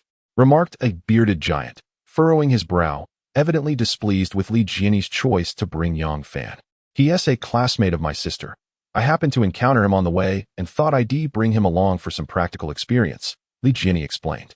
He then introduced Yang Fan to several members of the mercenary group. The bearded giant was named Huzi, known for his fiery temperament. Yang Fan extended a greeting, but Huzi coldly ignored him. Yang Fan offered an awkward smile and refrained from further conversation. The other companions, however, were relatively amiable. Once everyone had gathered, Li Jiani led the group deeper into the forest. Yang Fan was uncertain of their destination or the nature of the task at hand, but he understood that following along was sufficient. Suddenly, a second-tier demon beast emerged from the thicket. Humph! A double-tailed scorpion dares to act brazenly. Huzi scoffed, brandishing his massive axes as he charged forward. With a few swift strikes, the second-tier demon beast met its demise beneath his furious assault. Be cautious, Huzi cautioned the others. Suddenly, from behind, a black-spotted ironbone snake lunged from the tree trunk. The black-spotted ironbone snake was a third-tier demon beast, swift and extraordinarily toxic. A single drop of its venom could fell a full-grown elephant. If a person were bitten without an antidote, death was inevitable. Huzi, behind you. Li Jiani's expression changed dramatically as he shouted a warning. Whoosh! Just as Huzi turned to defend himself, a shadow zipped past him. Damn, that was fast! Huzi exclaimed in shock. When he looked up, he was astonished to see that the phantom-like figure was none other than Yang Fan, this so-called pretty boy. His face froze, eyes widening in disbelief. Armed with a heavy sword forged from dark iron, Yang Fan unleashed a flurry of strikes, repelling the black-spotted iron-boned snake with remarkable speed. In the distance, Li Jiani was utterly stunned, exclaiming in disbelief, "How is this possible?" The other teammates felt a tumult of emotions, struggling to comprehend the scene before them. Wasn't this kid supposed to be only at the Qi refining stage? The strength exhibited during the Qi refinement stage is astonishing. To single-handedly confront a third-tier demon beast, the black-spotted iron-boned snake, and to repel it with 3 swift sword strikes. Witnessing Yang Fan's fierce and transcendent swordsmanship, Li Jiani finally believed that Yang Fan had indeed been teaching his sister sword techniques, rather than taking advantage of her. At this moment, after Yang Fan had sent the third-tier demon beast reeling with his 3 strikes, he did not pause, but continued to unleash a torrent of explosive power. The onlookers, who had previously looked down upon him and mocked him as a pretty boy, were now left in a state of bewilderment. Chapter 28. Brother Tiger presents the Junior Treasure Sword, the Overlord's sword boss. Where did you find this kid? How can his swordsmanship be so outrageously powerful? My goodness, that was a third-tier demon beast, and he actually held his ground against it alone. Several companions in the group turned to Li Jiani, pressing him for answers. Didn't I mention it before?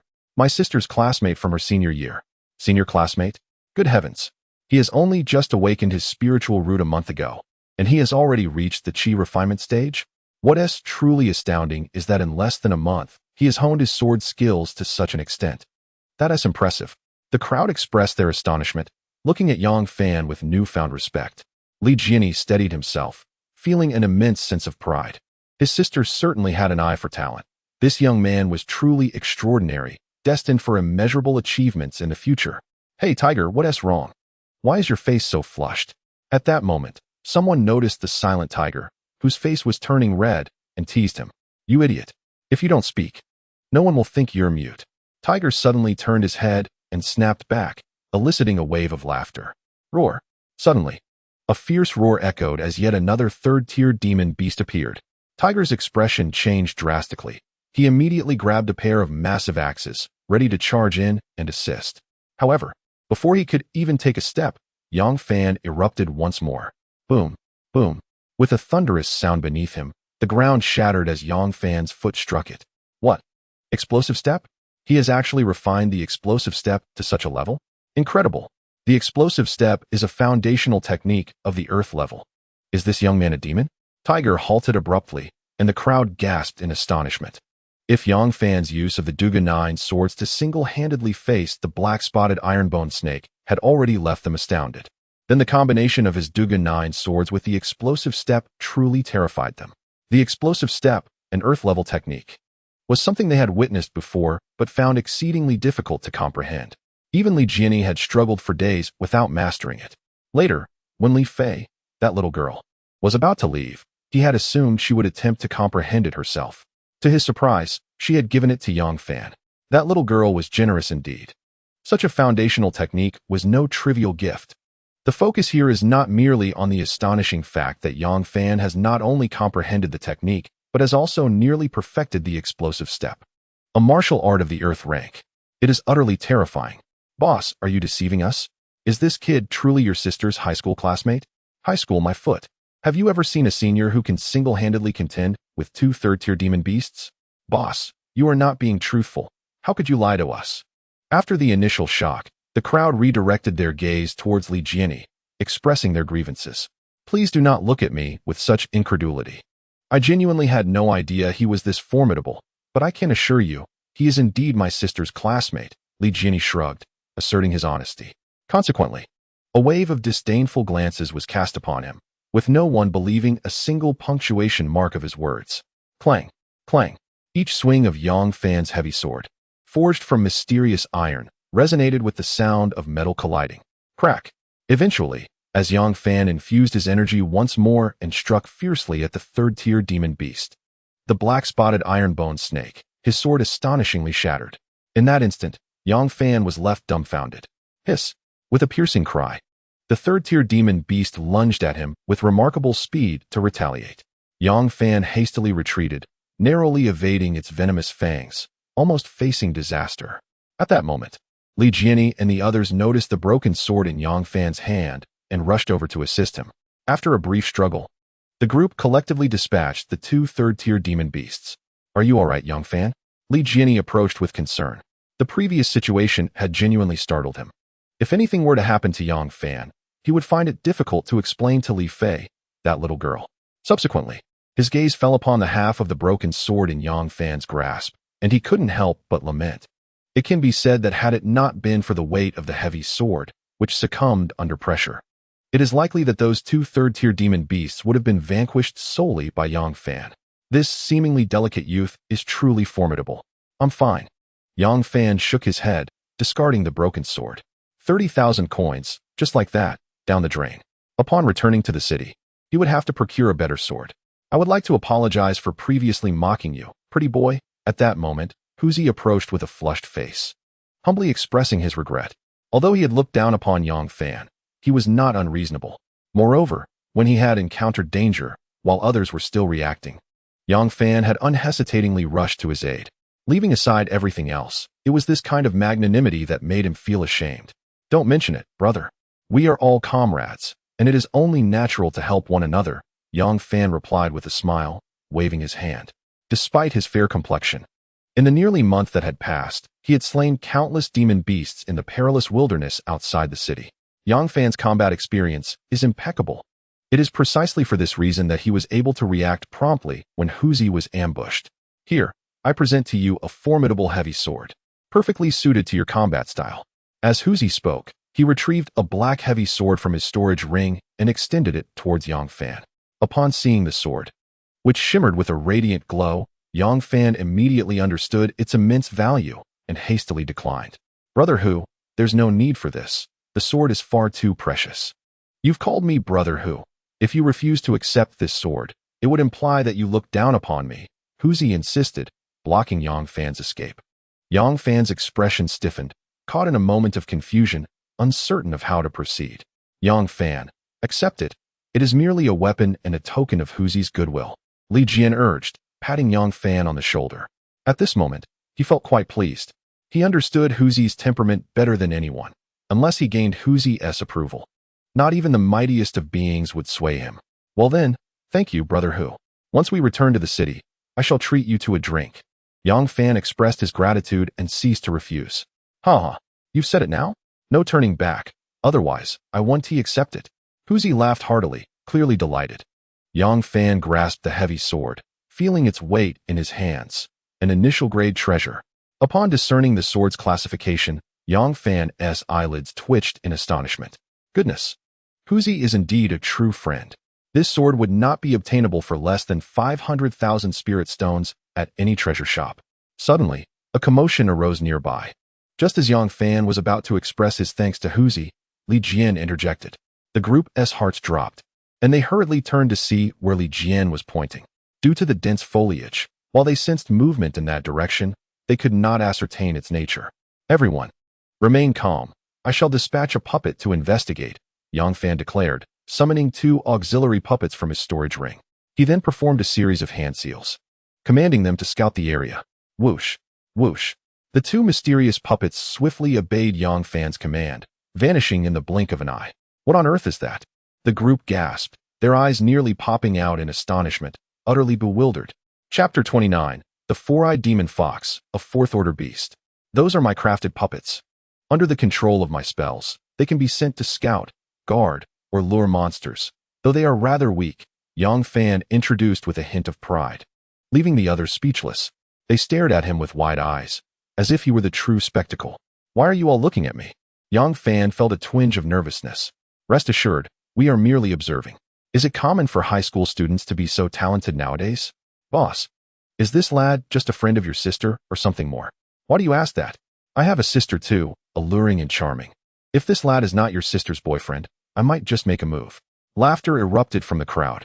Yang Fan's face was awash with embarrassment as he repeatedly waved his hands, exclaiming, No, no, no, that joke is utterly unamusing. Who is joking? I am being serious. My sister possesses an alluring figure, curvaceous and voluptuous. I will introduce you to her. Hu Ji's expression was grave, leaving no room for jest. Yang Fan, frightened, turned pale. Is being exceptionally talented also a fault? Just then, a reconnaissance puppet that Yang Fan had dispatched returned, conveying vital information from the depths of the forest. Li Gu, there is a fourth-tier demon beast ahead. A fourth-tier demon beast? Li Jian's eyes sparkled with intrigue. Subsequently, the group drew their magical weapons and proceeded with caution. It is a four-eyed demon fox. Moments later, upon catching sight of the fourth-tier beast, the crowd erupted in excited exclamations. Huh, Hu Gu, why are you all so jubilant? Yang Fan queried, utterly perplexed. Xiao Fan, our mercenary group has been tasked with hunting the four-eyed demon fox and collecting its eyes. Enlightenment dawned upon Yang Fan's countenance. The group then split to flank the four-eyed demon fox and launched their attack in unison. Oh whoa! Sensing danger, the creature emitted an eerie howl, its eyes shimmering with a sapphire-like brilliance. Just one glance from Yang Fan nearly ensnared his very soul. Do not look into its eyes. Li Jian's thunderous shout jolted Yang Fan back to reality. Damn it! What an ominous gaze, he cursed, a chill of dread coursing through him. Swiftly, he grasped the black heavy sword gifted by Hu Gu and charged forward to assist. Boom, boom. The explosive sound of his movements was deafening. Coupled with the power of his initial great treasure, the Overlord's sword, the force unleashed was truly formidable. Even though the four-eyed demon fox was a fourth-tier beast, it was forced back several paces by Yang Fan's full-on assault. This kid is nothing short of a demon. Boss, if this lad is not your sister's boyfriend, I might just swoop in. Who says he isn't? He wasn't before, but now he is. Both Li Jian and Hu Zi had beautiful sisters. Earlier, when Li Jian had witnessed his naive sister's intimate actions with Yang Fan, he had felt a twinge of displeasure. Yet, as they journeyed together, Yang Fan's terrifying talent and potential had completely reshaped his worldview. He, as the brother-in-law, had given his approval for this union. Hu Zi, too, had transitioned from mocking Yang Fan to now harboring respect for him. From his perspective, despite being merely a high school student at present, it would not be long before Yang Fan soared to great heights, becoming a true dragon among men. Yang Fan was at a loss for words. What the heck? What is wrong with this group? I merely tagged along for the excitement, and now they are discussing potential matches? 20 minutes later. Oh whoa. The four-eyed fox let out a mournful cry, its massive form, comparable to that of a tiger, crashing to the ground with a resounding thud. Suddenly, with a swift motion, Hu Zi drew a dagger, intending to collect its eyes, when an unseen projectile struck him unexpectedly. Unable to evade in time, he was hit in the calf. A piercing scream escaping his lips. Hu Gu, Yang Fan exclaimed, his expression turning grave as he rushed over. Rustle, rustle. At that moment, footsteps echoed ominously nearby. From all directions, 7 or 8 men clad in mercenary attire emerged. Leading them was a man with crimson hair and a devilish grin. Bloodwolf, how dare you ambush me? The moment Li Jian recognized the intruders, his expression twisted into a snarl. The Bloodwolf Mercenary Corps. They were the sworn enemies of the Ghost Fox Mercenary Corps. Although the two groups had shared a tumultuous history, direct confrontation had been avoided until today. Li Jian never expected to be ambushed by Bloodwolf while on a mission with his brothers. Brotherly, we too have taken on the task of the four-eyed fox. So might we claim its eyes? Bloodwolf's smile widened wickedly. Around him, his comrades from the Bloodwolf Mercenary Corps wore equally malicious grins. Go to hell. Before Li Jian could respond, Hu Zi, eyes reddened with fury, roared in outrage. He gritted his teeth against the pain in his leg. drawing the hidden weapon to bind his wound with a cloth. In that case, I apologize, but we shall not comply. Attack. Bloodwolf's smile vanished, replaced by a commanding demeanor as he ordered his subordinates to strike.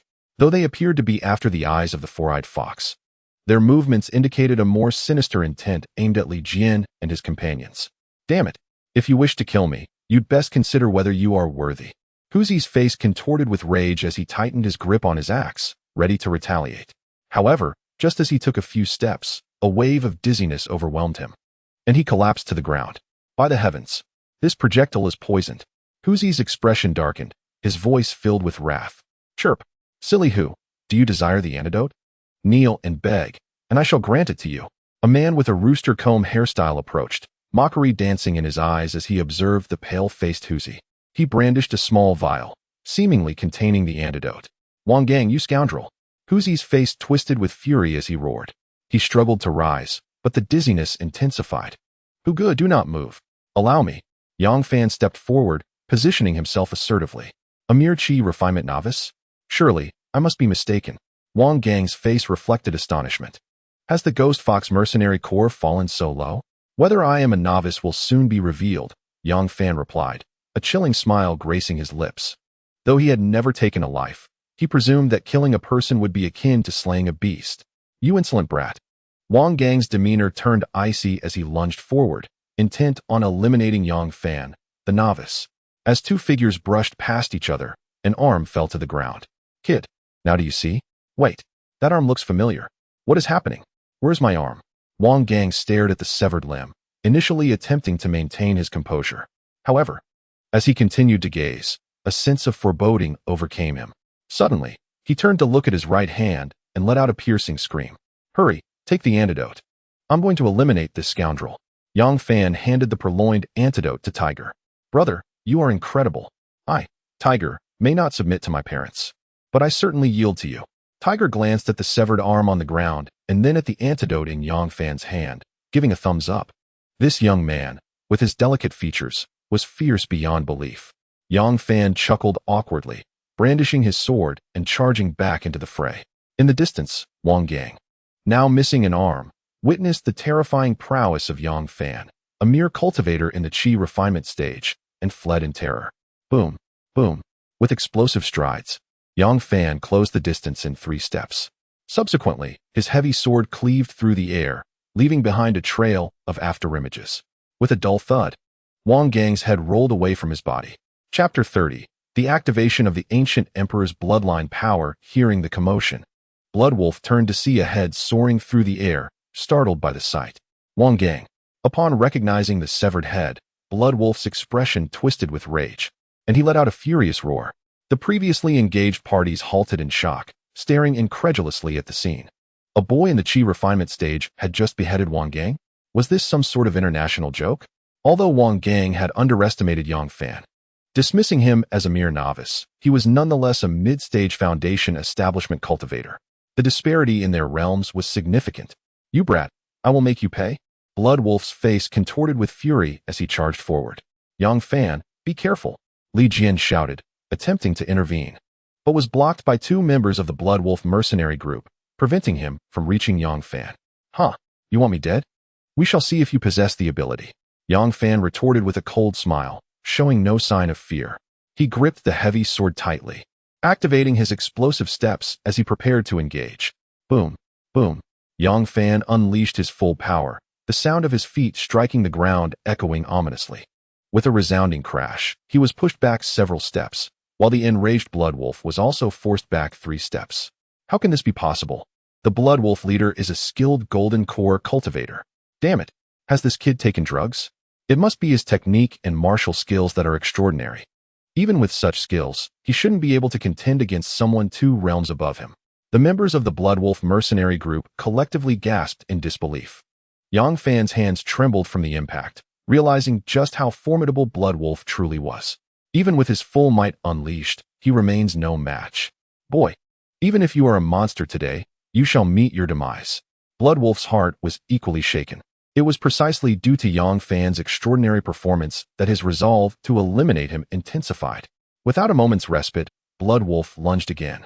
His weapon was a spear. the piercing energy stinging Yang Fan's cheek painfully. Yang Fan wielded his heavy sword, executing a counter technique that left no openings. The sound of his explosive steps echoed relentlessly. For a moment, Bloodwolf's torrential assault could not breach his defenses. This scene once again profoundly shocked the onlookers. A devil. This boy is undoubtedly a devil. Break. Bloodwolf, filled with both shock and fury, disregarded his status and unleashed his full power. Bang! Yang Fan was blasted away, nearly losing grip on his heavy sword. At that moment, Bloodwolf, imbued with a palpable aura of death, thrust his spear once more, determined to pierce through Yang Fan's skull. "Brother, be careful," Tiger shouted, hurling his axe with all his strength to intercept. Clang! The axe was sent flying, yet Bloodwolf's spear maintained its relentless speed, descending upon Yang Fan. Thud! A muffled sound reverberated. Just when everyone thought Yang Fan had been pierced through the head, a puppet figure appeared before him, intercepting the deadly blow. The puppet disintegrated instantly, allowing Yang Fan to narrowly evade disaster. "Boy, you have survived this blow, but I wonder how many more you can dodge." Bloodwolf's expression was grim as he launched another attack. "Damn it! If you want me dead, then even if I die today, I shall tear off a piece of your flesh," Yang Fan roared. In an instant, his eyes turned blood red. At that moment, a bizarre scene unfolded. The spear aimed at Yang Fan seemed to slow down to half its speed in his eyes. He tilted his head to evade, gripping his heavy sword tightly, and swung fiercely. Boom! A deafening crash ensued, sending Bloodwolf flying several meters away. What? What just happened? The notorious Bloodwolf was blasted away? The crowd erupted in gasps and screams. The sheer madness of the scene thoroughly frightened everyone. Initially, it was already astonishing that they witnessed Yang Fan withstand Bloodwolf's onslaught. Now, he had turned the tide and was brutalizing Bloodwolf? What the hell?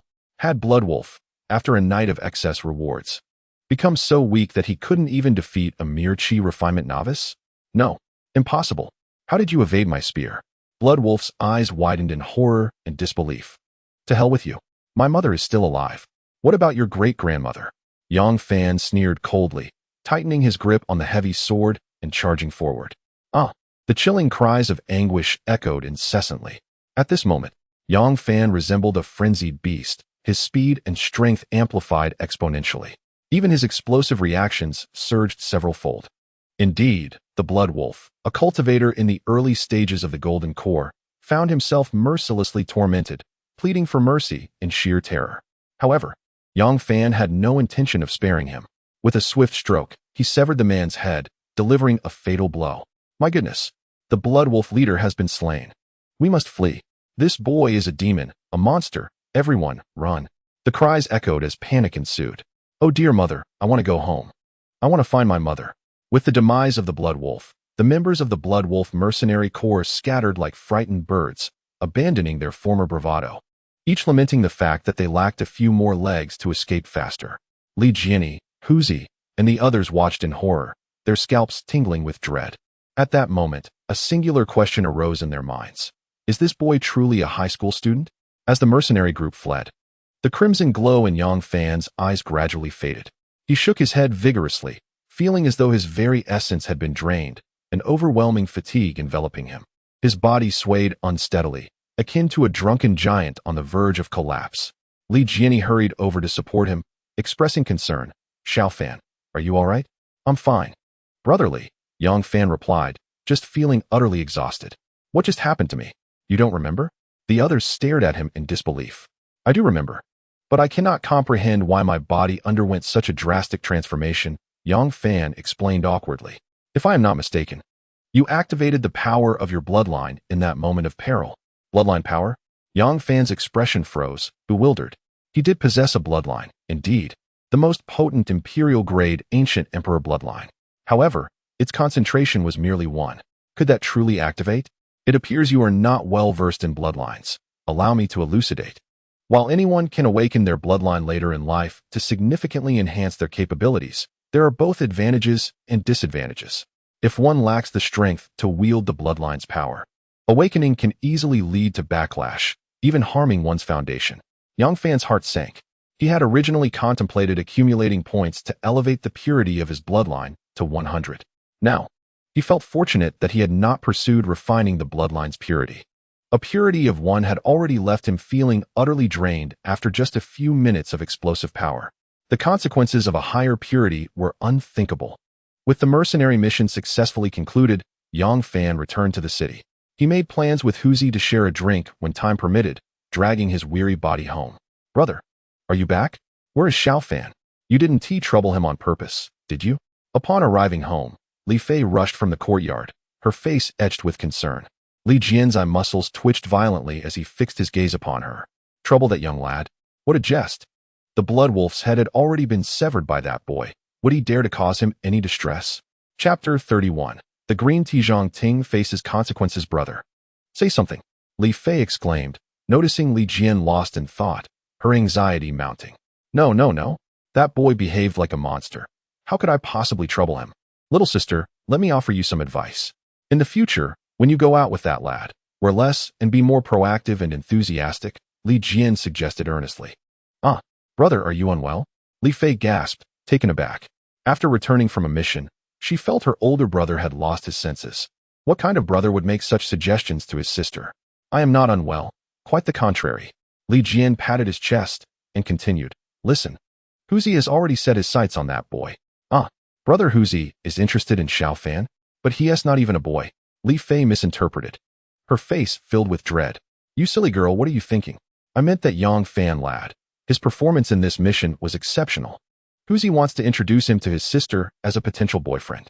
You know, Huzi's sister is quite lovely. Her beauty rivals yours," Li Jian stated with a serious tone. Had it been before, he would have had to carefully consider Yang Fan as a suitor for Li Fei, observing his character. After this mercenary mission, however, he was thoroughly pleased with his future brother-in-law. "Brother, if Huzi wants to make the introduction, so be it. I trust Xiao Fan. He is not the kind of person who would take things lightly." Li Fei's adorable face glowed with shyness and delight. She was embarrassed by her brother's ridiculous suggestion to wear less and be more fervent. How mortifying. Yet, she found joy in the fact that her brother held a very positive impression of Yang Fan. Meanwhile, Yang Fan returned home and began to examine his attribute panel. Name: Yang Fan. Realm: Late Stage Qi Refinement, 9138. Spiritual Root: Ethereal Root. Bloodline: Ancient Emperor Bloodline, Purity 2. Constitution: Chaotic Dao Body. Martial Skills: Dugun 9 Swords, Advanced Xian Rank. Perfected: Explosive Step, Beginner Earth Rank, Proficiency Level 8. For 160-010-0000. Puppet Control Technique, Special Skill, Proficiency Level 3. 581-0000. Magic Treasure, Overlord Sword. Points: 13,166, as his life faced peril. He activated his bloodline power, raising the purity of his ancient emperor bloodline to 2. Alas, it seemed he would need to exert double the effort to elevate his cultivation realm to suppress the backlash of his bloodline power. Ding dong. Suddenly, Yang Fan's phone chimed with a WeChat message. He picked it up to check. It was a message from Wang Dazhuang. "Fan Gu, I have secured the heart of the 4th grade demon beast, the Netherworld Magic Tiger. Come collect it swiftly." Below the message lies the coordinates provided by Wang Dazhuang. Yang Fan felt a surge of energy, shaking off his drowsiness. Without delay, he stepped out to rendezvous with Wang Dazhuang. A few minutes later, they met. "Well done, my friend. I asked you to keep an eye on the heart of the 4th-tier demon beast, the Nether Magic Tiger, and you managed to procure it. How much should I transfer to you?" Yang Fan exclaimed excitedly, giving Wang Dazhuang a thumbs up. "Brother Fan, don't say that. I'm quite well off. Money is not an issue for me. Besides, what kind of relationship do we have? Talking about money could damage our friendship. Just take the heart of the Nether Magic Tiger." Wang Dazhuang insisted, shaking his chubby face vigorously, refusing to accept any payment. "You rascal. All right, if you insist. Just let me know if you need anything in the future." Yang Fan chuckled, playfully punching Wang Dazhuang, feeling touched by his generosity. Although he was not in need of money himself, Wang Dazhuang had proven to be a true friend since the day they met. "Hee. Brother Fan, you said it. The puppets you gifted me are incredibly useful. Do you think you could?" Wang Dazhuang's eyes sparkled, rubbing his hands together, grinning sheepishly. "You gluttonous fool. I wondered why you were so eager to gift me the heart of the Nether Magic Tiger tonight. It seems you had ulterior motives." Yang Fan's expression stiffened as he realized Wang Dazhuang's intentions, and he scolded him playfully. "Not at all. I merely asked out of curiosity Wang Dazhuang feigned innocence, though his squinting eyes betrayed his eagerness as he gazed at Yang Fan.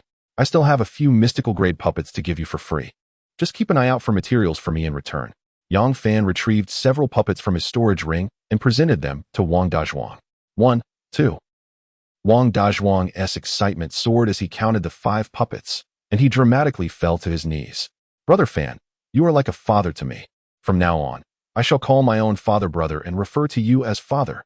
Yang Fan playfully kicked him in the rear and scolded, Get lost. I need to keep my puppet-making endeavors a secret. Don't go blabbing about it. Rest assured, even if someone pried my mouth open with pliers, I wouldn't utter a word. Wang Dazhuang replied earnestly. After a brief chat, Yang Fan bid farewell and returned home. Once back, he did not immediately commence crafting the spiritual-grade puppets, as his proficiency in the puppet mastery technique had only reached the 3rd level. The success rate for creating spiritual-grade puppets was likely less than 1%. The materials from a 4th-tier demon beast were not easily acquired, so he needed to further enhance his skills and ensure he had complete confidence before attempting to forge the spiritual puppets. After taking a shower and satisfying his hunger, Yang Fan habitually reached for his phone to check messages before heading to bed. To his surprise, he discovered that Wang Dazhuang was once again causing a stir in their group chat. Previously, Yang Fan had gifted him 5 puppets, and just a few days prior, he had also given him 3. Now, Wang Dazhuang had lined up all 8 puppets in a row, proudly taking a group photo to flaunt in the chat. Wow, Brother Pang, how much do you sell your puppet for? I want to buy one. My father is in real estate. We are not lacking in money. Just in your impressive puppet. If you sell me one, you will become like a father to me. A crowd of onlookers would be envious. Recently, at the school's designated hunting grounds, Wang Dazhuang has been quite remarkable. With several puppets in tow, he has been slaying the mutated beasts, leaving them in tears. His cultivation level is advancing rapidly. In another 3 to 5 days, he is likely to reach the mid-stage of body refinement. At this rate, he might truly gain admission to Tsinghua or Peking University. All credit goes to those extraordinary puppets. Naturally, other classmates who are not short of money are envious. Zhang Ting, the prideful student from Tsinghua, pleads, Brother Dazhuang, could you spare me one of your puppets? Her previous high-mindedness has dissipated, and she now sweetly coos at Wang Dazhuang. Wang Dazhuang, the pride of Tsinghua, retorts, Zhang Ting, take your flirtations elsewhere. Do not embarrass me in this group. Even if you call me brother, I won't give you anything. He shows no leniency towards Zhang Ting. Previously, when she was with Yang Fan, she appeared quite innocent. However, after Yang Fan's failed awakening of the spiritual root, he became the laughingstock of the entire school, leading her to publicly sever ties with him. Wang Dazhuang's disdain for her has reached its peak. How dare you still come to me for a puppet, he thinks. Wang Dazhuang, do not go too far. Zhang Ting shouts in outrage. The entire group of students hears how harshly Wang Dazhuang spoke. How could she tolerate such humiliation? Am I being unreasonable? I haven't sold any to other classmates. Do you think you deserve one just because you call me brother? Where's your dignity? Has it grown on your backside? Wang Dazhuang is truly skilled in insults. His words leave Zhang Ting furious, prompting her to send a voice message, threatening, Wang Dazhuang, just wait. I, Zhang Ting, will make you regret this. Chapter 32, Refining Spiritual Quality Puppets. In the following days, Yang Fan devoted himself entirely to enhancing his cultivation. As he continuously refined puppets, his proficiency in the puppet mastery technique grew swiftly. One day, after defeating a wave of monsters summoned by auxiliary puppets, he heard a series of desperate roars. What is happening? Yang Fan's expression shifted as he looked up. In the distance, a group of cultivators, faces pale with fear, scrambled towards him. Quick! Run! A beast tide has emerged again in the woods. Incredibly, it had not been long since the last beast tide.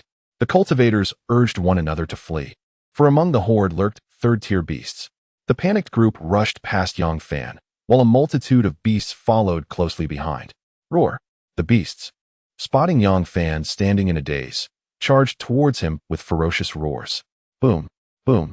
Yang Fan wielded the Overlord heavy sword, his feet executing the explosive step as he confronted the past. These 2nd-tier monsters, despite their formidable strength, were merely a single sword-s target for the current Yang Fan. Ding! Killed 2nd-tier monster, Venomous Snake B, gaining 30 points, cultivation value 4885. Ding! Killed 1st-tier monster, Poison Lizard, gaining 12 points, Cultivation value, 1788. Ding. Killed second-tier monster, two-headed turtle, gaining 36 points. Cultivation value, 5885. A series of sonic booms generated by the explosive step startled the fleeing cultivators. Goodness! Who was this masked figure, so formidable? They marveled at his extraordinary agility, noting how the monsters could not close the distance. Moreover, look at that coffin-like heavy sword in his hand. He dispatches second-tier beasts with a single stroke. Amidst the gasps and discussions, Yang Fan's Earth-tier martial skill, explosive step, reached the pinnacle of mastery. Instantly, his strength underwent a qualitative leap. Yang Fan's silhouette left behind traces as he moved, too swift for the weaker cultivators to follow. Previously, there had been a slight pause after each execution of the explosive step, but now, with his skills perfected, he executed seamless transitions.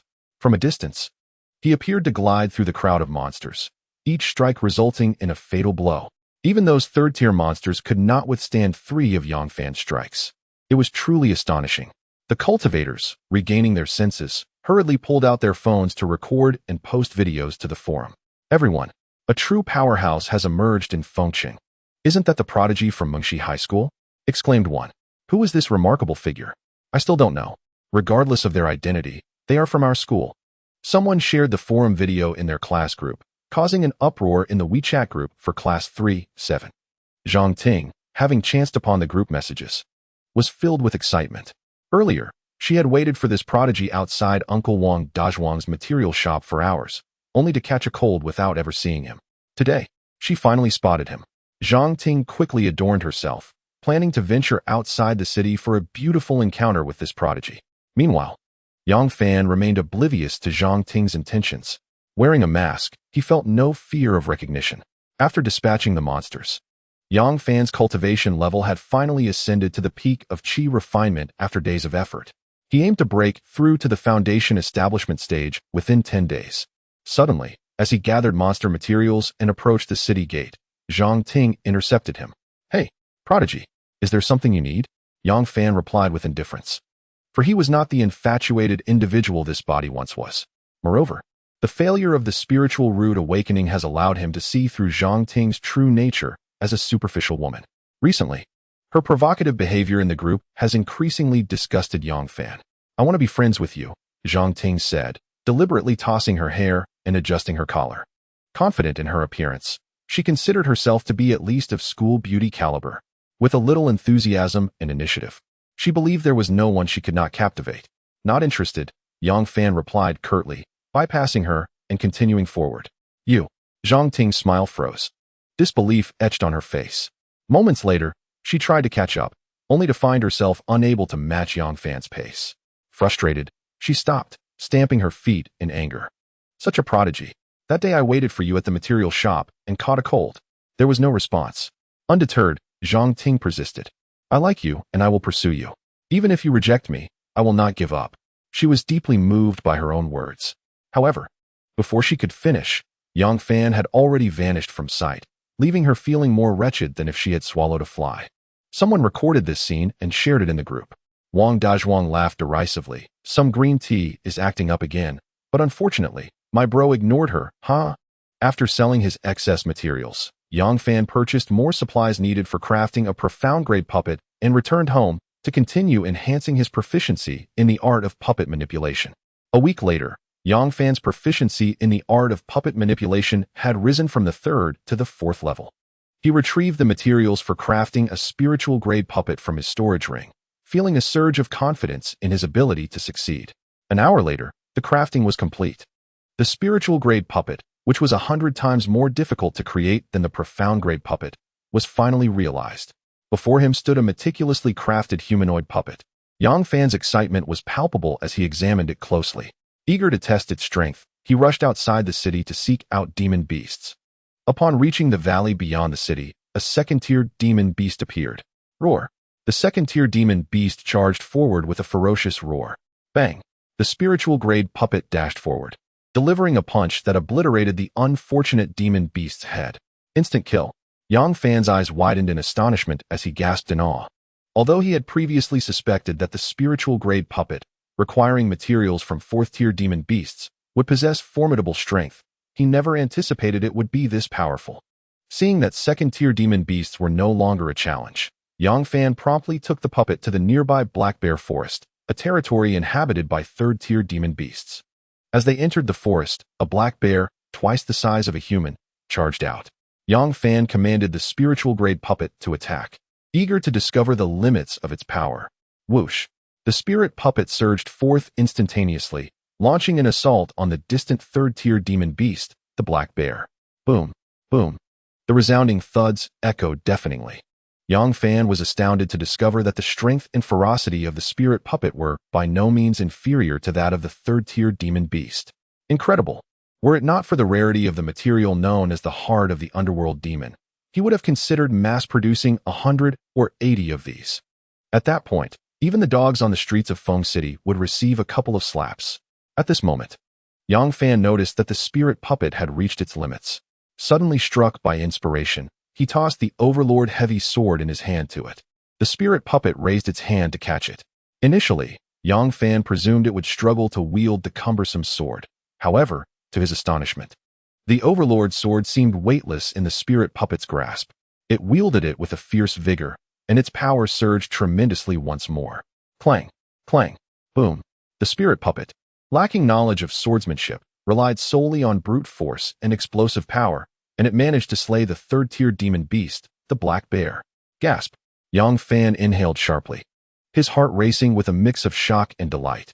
The control puppet technique he had drawn from the lottery was truly a divine skill. The spirit puppet he had crafted could actually wield weapons. Remarkable. Ding. System notification.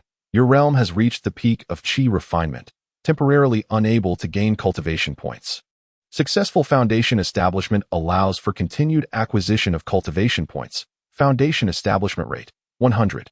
Proceed with foundation establishment? Yes, as Yang Fan marveled in astonishment. A series of system notifications chimed in his ears. It turned out that after a week of intense leveling, his cultivation realm had unknowingly approached the brink of foundation establishment. He found a clean stone, sat cross-legged, and began to gather the flowing spiritual energy within him into his dantian, commencing the foundation establishment process. The spirit puppet, wielding the Overlord heavy sword, stood vigilantly like the most loyal guardian, providing him with protection.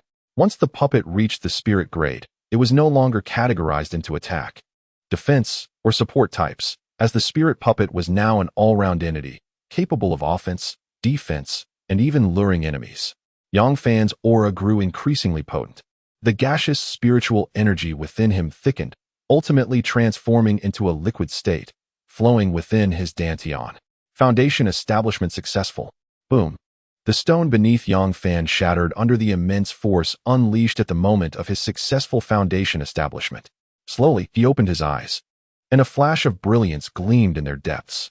His entire being exuded a more profound and composed energy than before.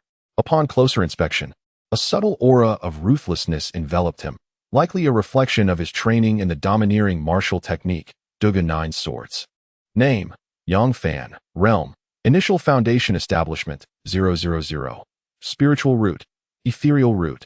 Bloodline: Ancient Emperor Bloodline, Purity 2. Physique: Chaotic Dao Body. Martial Skills: Duga 9 Swords, High Xian Level. Perfect: Explosive Step, Initial Earth Level. Perfect: Puppet Master Technique. Special Skill: Proficiency Level 4. 1588200000. Treasure: Overlord Sword. Points: 25,222, having broken through to the initial foundation establishment.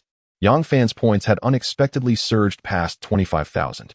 With 20,000 points, it was time to draw again and see what treasures awaited him.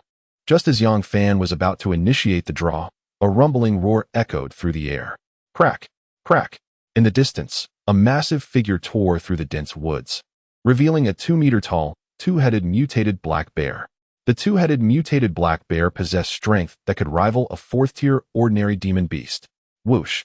The guarding spirit puppet charged forth, sword in hand, to engage in battle. Clang! The heavy strike of the spirit puppet's sword failed to breach the bear's defenses.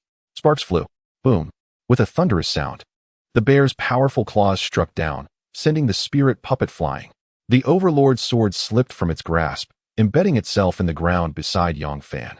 Yang Fan couldn't help but marvel at the formidable power of a fourth-tier beast. However, having broken through to the initial Foundation establishment, he was not without the capacity to fight against this third-tier two-headed mutated black bear. With a clang, Yang Fan raised his hand, drawing the Overlord's sword into his grasp as if it were attracted by an unseen magnet.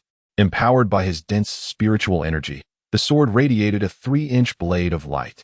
Roar! The two-headed mutated black bear let out another deafening roar, charging forward with a ferocious and overwhelming force. Boom! Boom! Yang Fan activated his explosive step, creating a thunderous sound that reverberated throughout the bear's forest, gathering strength for a decisive strike. With 12 steps taken, his dense liquid spiritual energy was nearly depleted. Yang Fan swung his sword. The unmatched sword light collided violently with the bear's sharp claws. With a piercing sound, the bear's astonishing defenses crumbled under the full force of Yang Fan's strike, akin to tofu. In an instant, it was cleaved in two. Boom! The terrifying sword energy of the Overlord sword split the massive trees behind the formidable two-headed mutated black bear in half. Roar! The bear let out a heart-wrenching cry as its colossal body collapsed to the ground. Ding! Killed a third-tier demon beast, two-headed mutated black bear, earning 66 points and 13555 cultivation value. Yang Fan widened his eyes, breathing heavily, utterly astonished. Had he truly enhanced his strength so significantly after successfully establishing his foundation? He gazed at the terrifying sword mark behind the two-headed mutated black bear, inwardly clicking his tongue. Such excessive force. At this moment, Yang Fan felt that dealing with this third-tier two-headed mutated black bear would not even require him to exert his full strength. A mere 30% of his power with a single strike would suffice to slay it. It was only natural to think so. His martial art, the Duga 9 swords, along with his movement technique, explosive steps, had both reached perfection. Coupled with his inherently formidable holy body, spiritual roots, and bloodline, he had indeed been overly tense. Whoosh! Whoosh! Just as Yang Fan was about to seek out another beast to test his prowess, brilliant lights illuminated the sky in the direction of Feng City. Yang Fan looked up, his expression shifting slightly. It was an emergency summons issued by the Immortal Cultivation Association. The color indicated it was a call for foundational stage cultivators. What could have transpired? Why would the Immortal Cultivation Association issue such a summons? Yang Fan murmured to himself. Subsequently, upon realizing that he had also broken through to the initial stage of foundation establishment, he decided to return to the city to assess the situation. Emergency summons were only issued in the face of significant events, particularly for foundational stage cultivators. Coupled with the recent frequent appearances of beast tides near Feng City, it seemed that something indeed grave had occurred. Half an hour later, Yang Fan returned to the city and headed to the Immortal Cultivation Association. Within the association, he was unfamiliar with anyone. The only person he knew was Elder Tang, who assessed cultivator badges.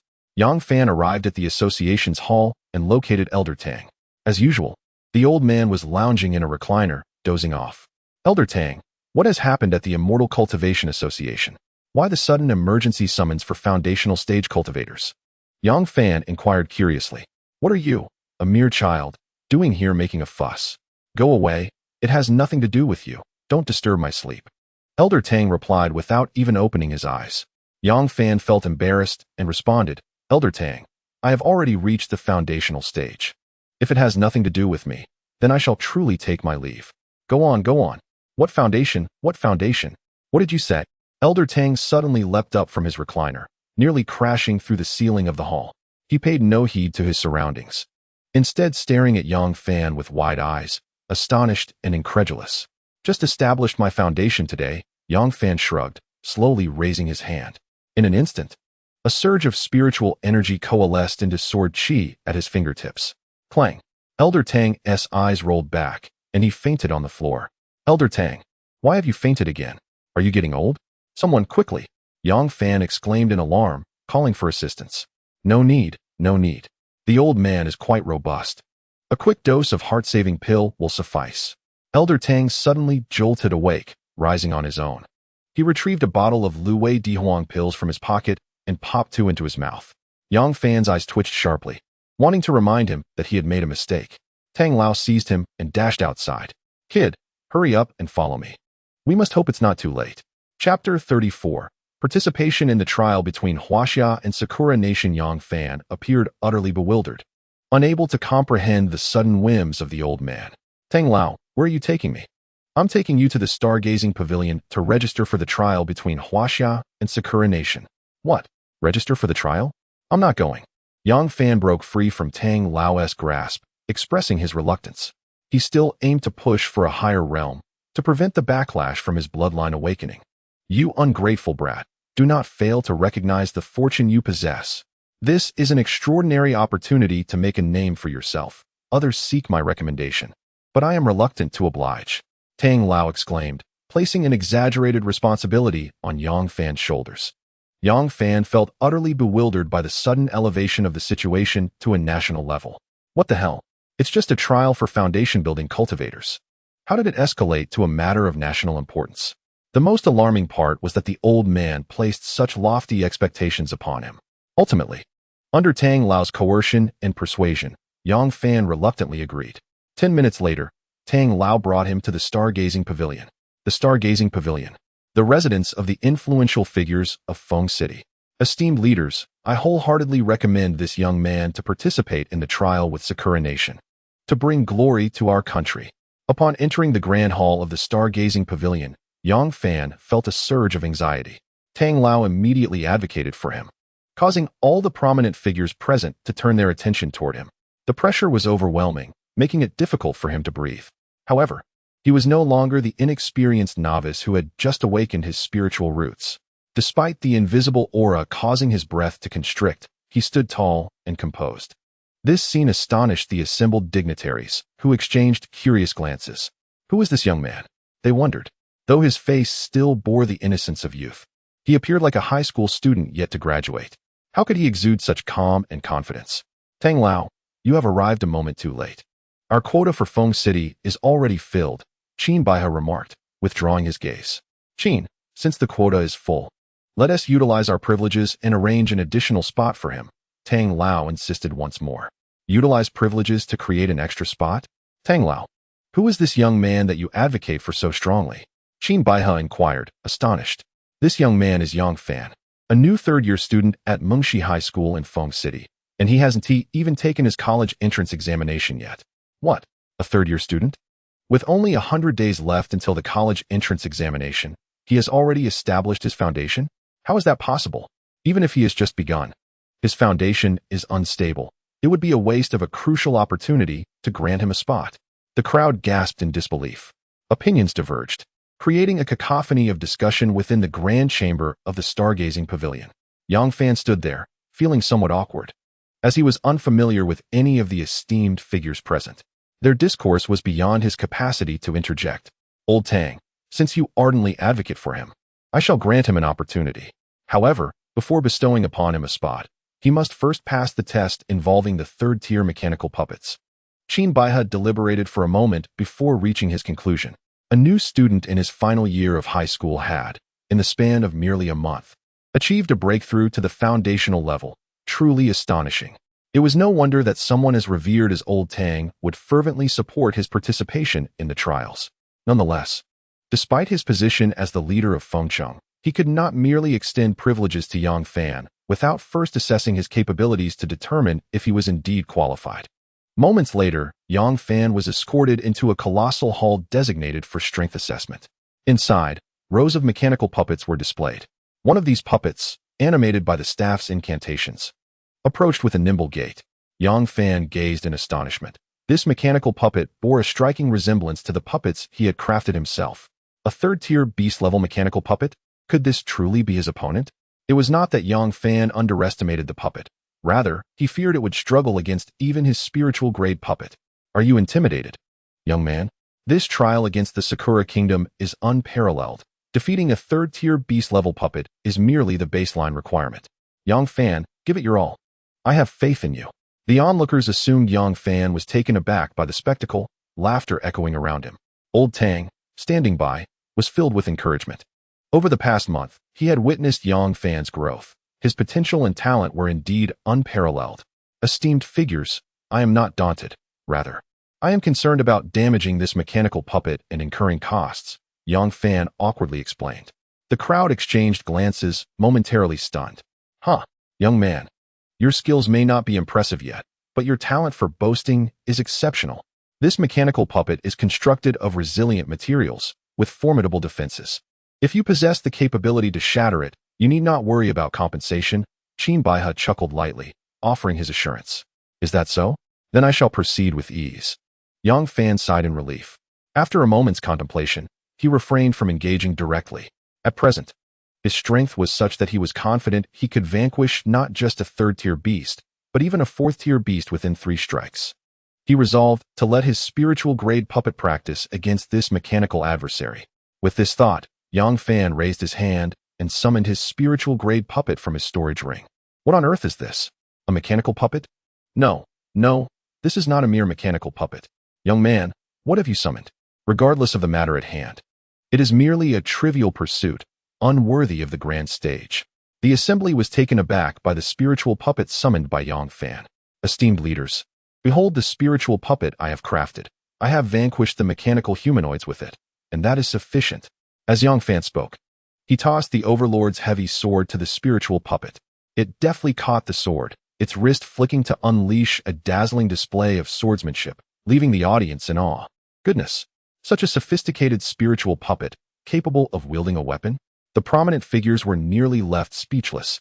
At that moment, Yang Fan formed a hand seal, and the spiritual puppet brandished the sword with great finesse. Whoosh! It moved with the speed of lightning, leaving behind ephemeral afterimages. Boom! Crash! Snap! In just 3 strikes, the mechanical humanoid, which possessed the strength of a third-tier beast, had been reduced to mere scrap metal before it could even mount a defense. Hiss! The entire hall was filled with gasps. The sound of a pin dropping could be heard. Everyone was utterly astonished by the prowess of Yang Fan's spiritual puppet. Incredible! The third-tier mechanical humanoid was cleaved in 3 strokes? Is this a jest or a serious display? In an instant, all eyes turned towards Yang Fan. With a look of innocence, he quickly interjected. Leader Qin, you previously stated that if I damaged this mechanical humanoid, I would not be liable for compensation.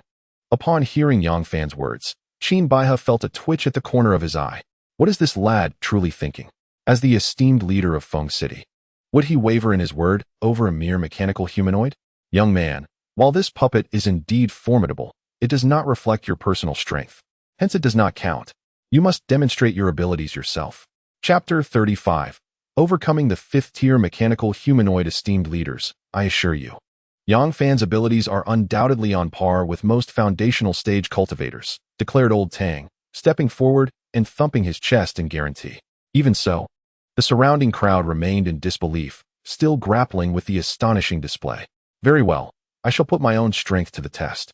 Yang Fan retracted the spiritual puppet into his storage ring and approached the center of the hall. His gaze swept across the rows of mechanical humanoids in the distance, ultimately resting upon the imposing 5th-tier humanoid standing alone. Leader Qin, let us use that 2-meter-tall mechanical humanoid for the test. It appears significantly stronger than the typical 3rd-tier models. No sooner had Yang Fan spoken than the hall erupted in gasps. What? Testing against a 5th-tier mechanical humanoid? Are you out of your mind? With your current abilities, you dare challenge a 5th-tier humanoid? The 5th-tier humanoid possesses strength comparable to that of a late-stage golden core cultivator. Are you certain? The crowd regarded Yang Fan as if he were a madman. Old Tang, witnessing Yang Fan's audacity, hurried over to dissuade him. Yang Fan, undeterred, looked up at Leader Qin and asked, should I break it? Will I be liable for compensation? The muscles around everyone's eyes twitched. A wave of indignation surged within them. Disregard the channel. Their concern lies with Yang Fan's arrogance and brazen demeanor. Does this young man truly fear damaging the 5th-tier mechanical puppet? What an absurdity! With his meager foundation-building strength, how could he possibly shatter a 5th-tier mechanical puppet? Young lad, since you are so self-assured, why not give it a try? Should you manage to break this wretched puppet, I would even commend you for dismantling the Stargazing Pavilion. Qin Baihe smiled faintly, anticipating Yang Fan's performance. At this moment, he resolved that if Yang Fan could withstand 2 rounds against the 5th-tier mechanical puppet, he would exceptionally grant him a trial participation slot. In the distance, many awaited the spectacle. Elder Tang appeared deeply concerned. Initially, he had brought Yang Fan here to secure a trial participation slot for him. Now, however, The situation had spiraled out of control. Moreover, the esteemed figures of the stargazing pavilion were exceedingly displeased with Yang Fan's youthful arrogance. If he fails to impress the dignitaries present, obtaining that coveted slot would be a daunting challenge. Yang Fan tightened his grip on the Overlord heavy sword, narrowing his eyes at the approaching fifth-tier mechanical puppet. His choice of the fifth-tier mechanical puppet was not born of arrogance or ignorance, but rather a desire to test the limits of his own strength. Simultaneously, he aimed to silence the esteemed members of the stargazing pavilion, preventing their incessant chatter questioning his capabilities. How tiresome. The test commenced. Boom. The fifth-tier mechanical puppet lunged forward like lightning, its speed creating afterimages. Observers shook their heads, believing that this mere foundation-building practitioner would scarcely withstand even a single blow. Clang. The sound of steel colliding echoed through the hall, sparks flying. Yang Fan was violently propelled backward, retreating several steps before managing to dissipate the puppet's terrifying impact. What? He withstood a strike from the fifth-tier mechanical puppet? This lad, merely a nascent foundation-building practitioner. How could that be? There is some skill here. I had underestimated this young man. Gasps of astonishment filled the air as Yang Fan's performance surpassed all expectations. At this moment, the fifth-tier mechanical puppet launched its second wave of attacks. Yang Fan did not resort to passive defense this time. Instead, wielding the Overlord heavy sword, he engaged in a proactive counterattack. Clang, clang. In the blink of an eye, they exchanged blows for 3 rounds. Yang Fan was once again sent flying. Yet, despite this, he had not been defeated. Hiss. The dignitaries present gasped in awe at this scene, their hearts tumultuous with disbelief.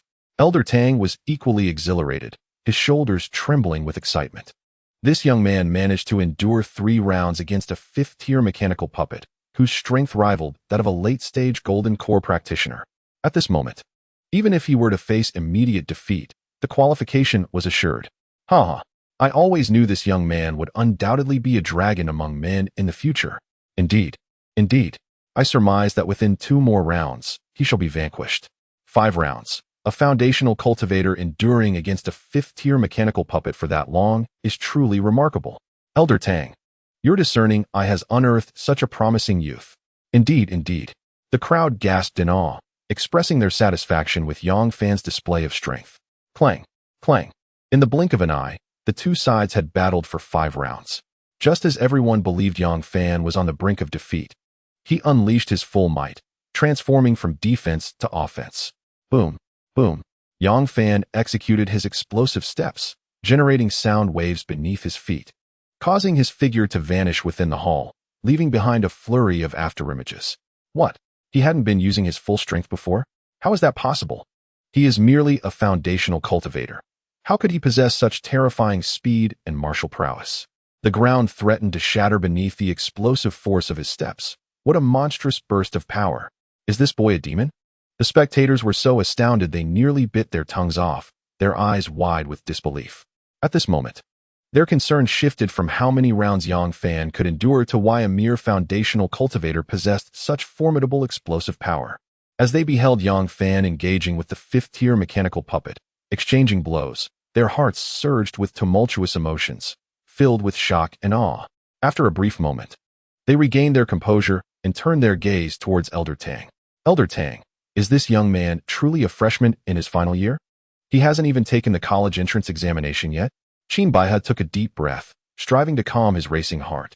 Indeed, he is a student from Class 7 of Dream Creek High School, once the top scholar at Dream Creek. However, during the school's spiritual root assessment, he did not exhibit any awakening at that time, leaving everyone perplexed. Subsequently, during 2 separate assessments at the association, he was revealed to possess an Imperial-grade spiritual root on one occasion and a chaos body alongside ancient Imperial bloodline on the other. The crowd staggered back, nearly fainting from the shock. Not only the strongest Imperial-grade spiritual root, but also the foremost of the 10 sacred bodies, the chaos body, and the ancient Imperial bloodline? My goodness, who is this boy truly? Could he possibly be a reincarnation of an ancient powerhouse? Elder Tang, observing the battle from a distance, felt his own heart stirred with tumultuous waves. This young man's growth had completely overturned his worldview. With his heart racing, Elder Tang hastily retrieved 6 flavor Romania pills from his pocket, swallowing 2 of them. At that moment, Yang Fan had entirely abandoned his defense. The ultimate technique of the Dugun Nine Swords, anticipating the enemy's moves, advancing without retreat. The unarmed triumphs over the armed. Offense is always the best defense. The instant Yang Fan relinquished his defense, his true strength was fully unleashed. The fifth-tier mechanical puppet, now pressured, could only resort to defense. Clang, clang. The tempestuous sword energy struck the fifth-level mechanical dummy with a force that was both overwhelming and devastating. Crack. Ultimately, Yang Fan triumphed with an overwhelming advantage, obliterating the fifth-level mechanical dummy. This breathtaking battle, characterized by its visual impact, came to a dramatic close. In the entire hall, one could hear a pin drop. Chapter 36. Devouring the Emperor-grade sword spirit root, everyone stood in astonishment. He, a mere boy at the early stages of Foundation establishment, had astonishingly destroyed a mechanical dummy that rivaled the strength of a late-stage golden core cultivator. The crowd turned to gaze at the now wrecked heap of iron, still emitting wisps of smoke, their facial muscles twitching in disbelief. Then, in unison, their eyes shifted back to Yang Fan, their expressions akin to those witnessing a marvel. A genius? A prodigy?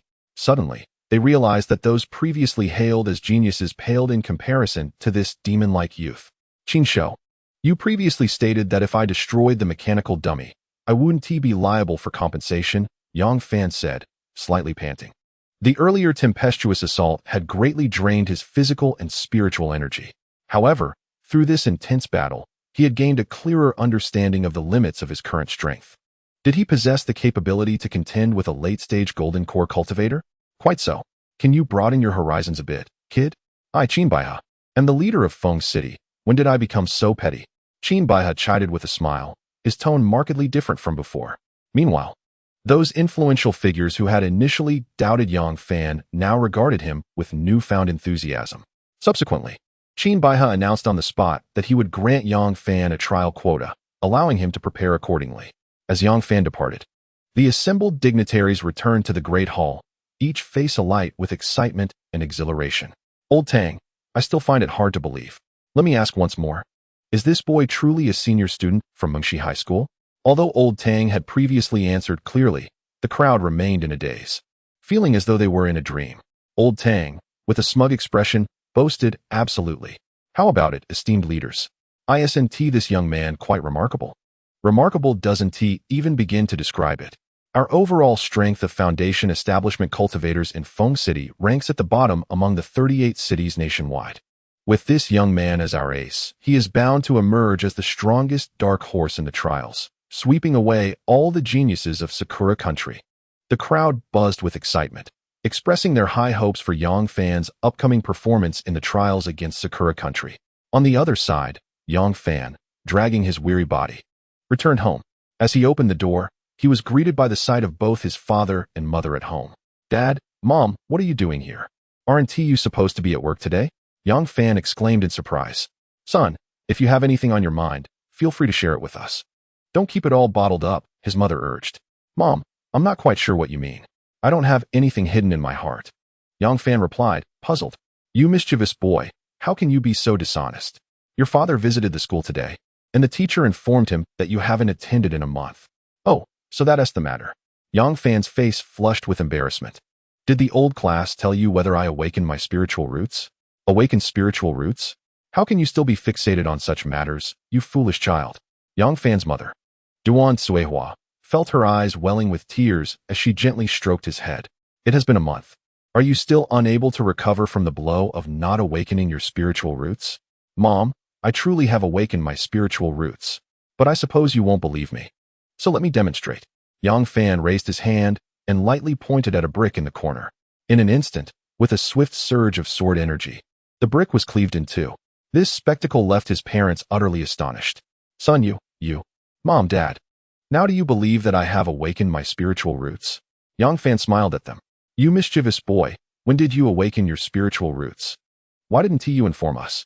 The couple's eyes brimmed with tears of joy.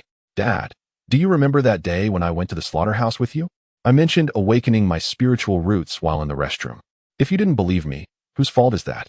Yang Fan chuckled, earning a scolding from his father, who puffed his cheeks in disbelief. Mom and Dad, since you've inquired about the spiritual roots, I have something to tell you. What is it? Mom and Dad, I have reached the foundation establishment stage and will be representing Fengcheng in the trials against the Sakura Nation. I must leave for a while. What? You've reached the foundation establishment stage? And you will fight for the country? You mischievous boy, you haven't even taken your college entrance examination yet. I can't believe this. It's true. It was an order personally issued by Commander Qin. I just returned from the stargazing pavilion and am preparing to depart tomorrow. Yang Fan's expression reflected his reluctance. After all, this would be his first time leaving Fengcheng since arriving in this world. And who knows how long it would be before he could return home. Your father is proud of you. Go and make your mark for the country, huh? You have truly grown, you mischievous boy. Since it is an order from Commander Qin, go ahead. Yang Dajuan and his wife were both broad-minded and felt a sense of pride in Yang Fan's accomplishments. At noon, the three of them enjoyed a delightful meal together. In the afternoon, Yang Fan pondered for a moment and decided to visit the talisman shop in the market, spending several 100,000 coins to equip his spiritual puppet with an impressive set of gear. First, he acquired a high-grade magical sword. Next, he purchased a set of training attire with decent defensive capabilities. With these enhancements, his spiritual puppet's strength had significantly increased, making it capable of taking on demon beasts below the 4th tier with ease. In addition to the weaponry and armor, Yang Fan also procured numerous medicinal pills for emergencies. Once all preparations were complete, he returned home, eagerly awaiting the arrival of tomorrow. In the evening, feeling a bit bored, Yang Fan recalled the accumulated points he had, which were now sufficient for a lottery draw. Points: 25,222 lottery draw. Upon clicking the virtual lottery button, a long-awaited spinning wheel materialized, whirling rapidly before him. Yang Fan felt a slight flutter of nervousness. A chance to win 20,000 points in a lottery. What treasures might he unearth? Ding! Congratulations! You have won the Imperial Sword Spirit Root. The next lottery requires 50,000 points. What is this? An Imperial Sword Spirit Root? I already possess a Spirit Root. How can I win another? Could it be that I have acquired a Twin Spirit Root? Yang Fan's eyes widened in disbelief. Sword Spirit Root, the most formidable Imperial Spirit Root of the sword category, with a golden spiritual energy acquisition rate of 200, sword technique proficiency of 500, sword technique power of 100, capable of breaking through limitations to achieve the extraordinary. After perusing the description of the sword spirit root, Yang Fan was astounded by its power. Compared to the ethereal root, he felt that this sword spirit root was far more suitable for him. Overwhelmed with excitement, he yearned to merge the two. Perhaps he could indeed manifest a dual spirit root. However, after numerous attempts, he discovered that the sword spirit root was utterly incompatible for fusion. What a waste of 20,000 points. Yang Fan was livid, ready to curse. Ding! The ethereal root can devour the sword spirit root. Do you wish to proceed with the devouring? Yes, he hesitated. Momentarily stunned once more. He then clicked the devour button. Devouring in progress. Please wait. Devouring successful. Ethereal root, the most powerful imperial spirit root on the surface. Devouring once grants a cultivation speed of 700, compatible with any attribute of spiritual energy, comprehension of 120, and a breakthrough rate of 40. Devoured attributes: sword technique proficiency of 500, sword technique power of 100, capable of breaking through limitations to achieve the extraordinary. Chapter 37. Principal Zhang Daonan was left speechless. My ethereal root can devour other spirit roots to acquire their attributes? Yang Fan's eyes widened in astonishment. He rubbed his eyes vigorously. He wasn't mistaken. It truly had devoured the sword spirit root. The already formidable ethereal root had seen a significant enhancement in all its attributes. Most importantly, the attributes from the devoured imperial sword spirit root had emerged. With a sharp intake of breath, Yang Fan felt a mix of shock and delight. At that moment, he began to anticipate the next lottery. If he were to draw bloodlines or a sacred body, would they also be devourable?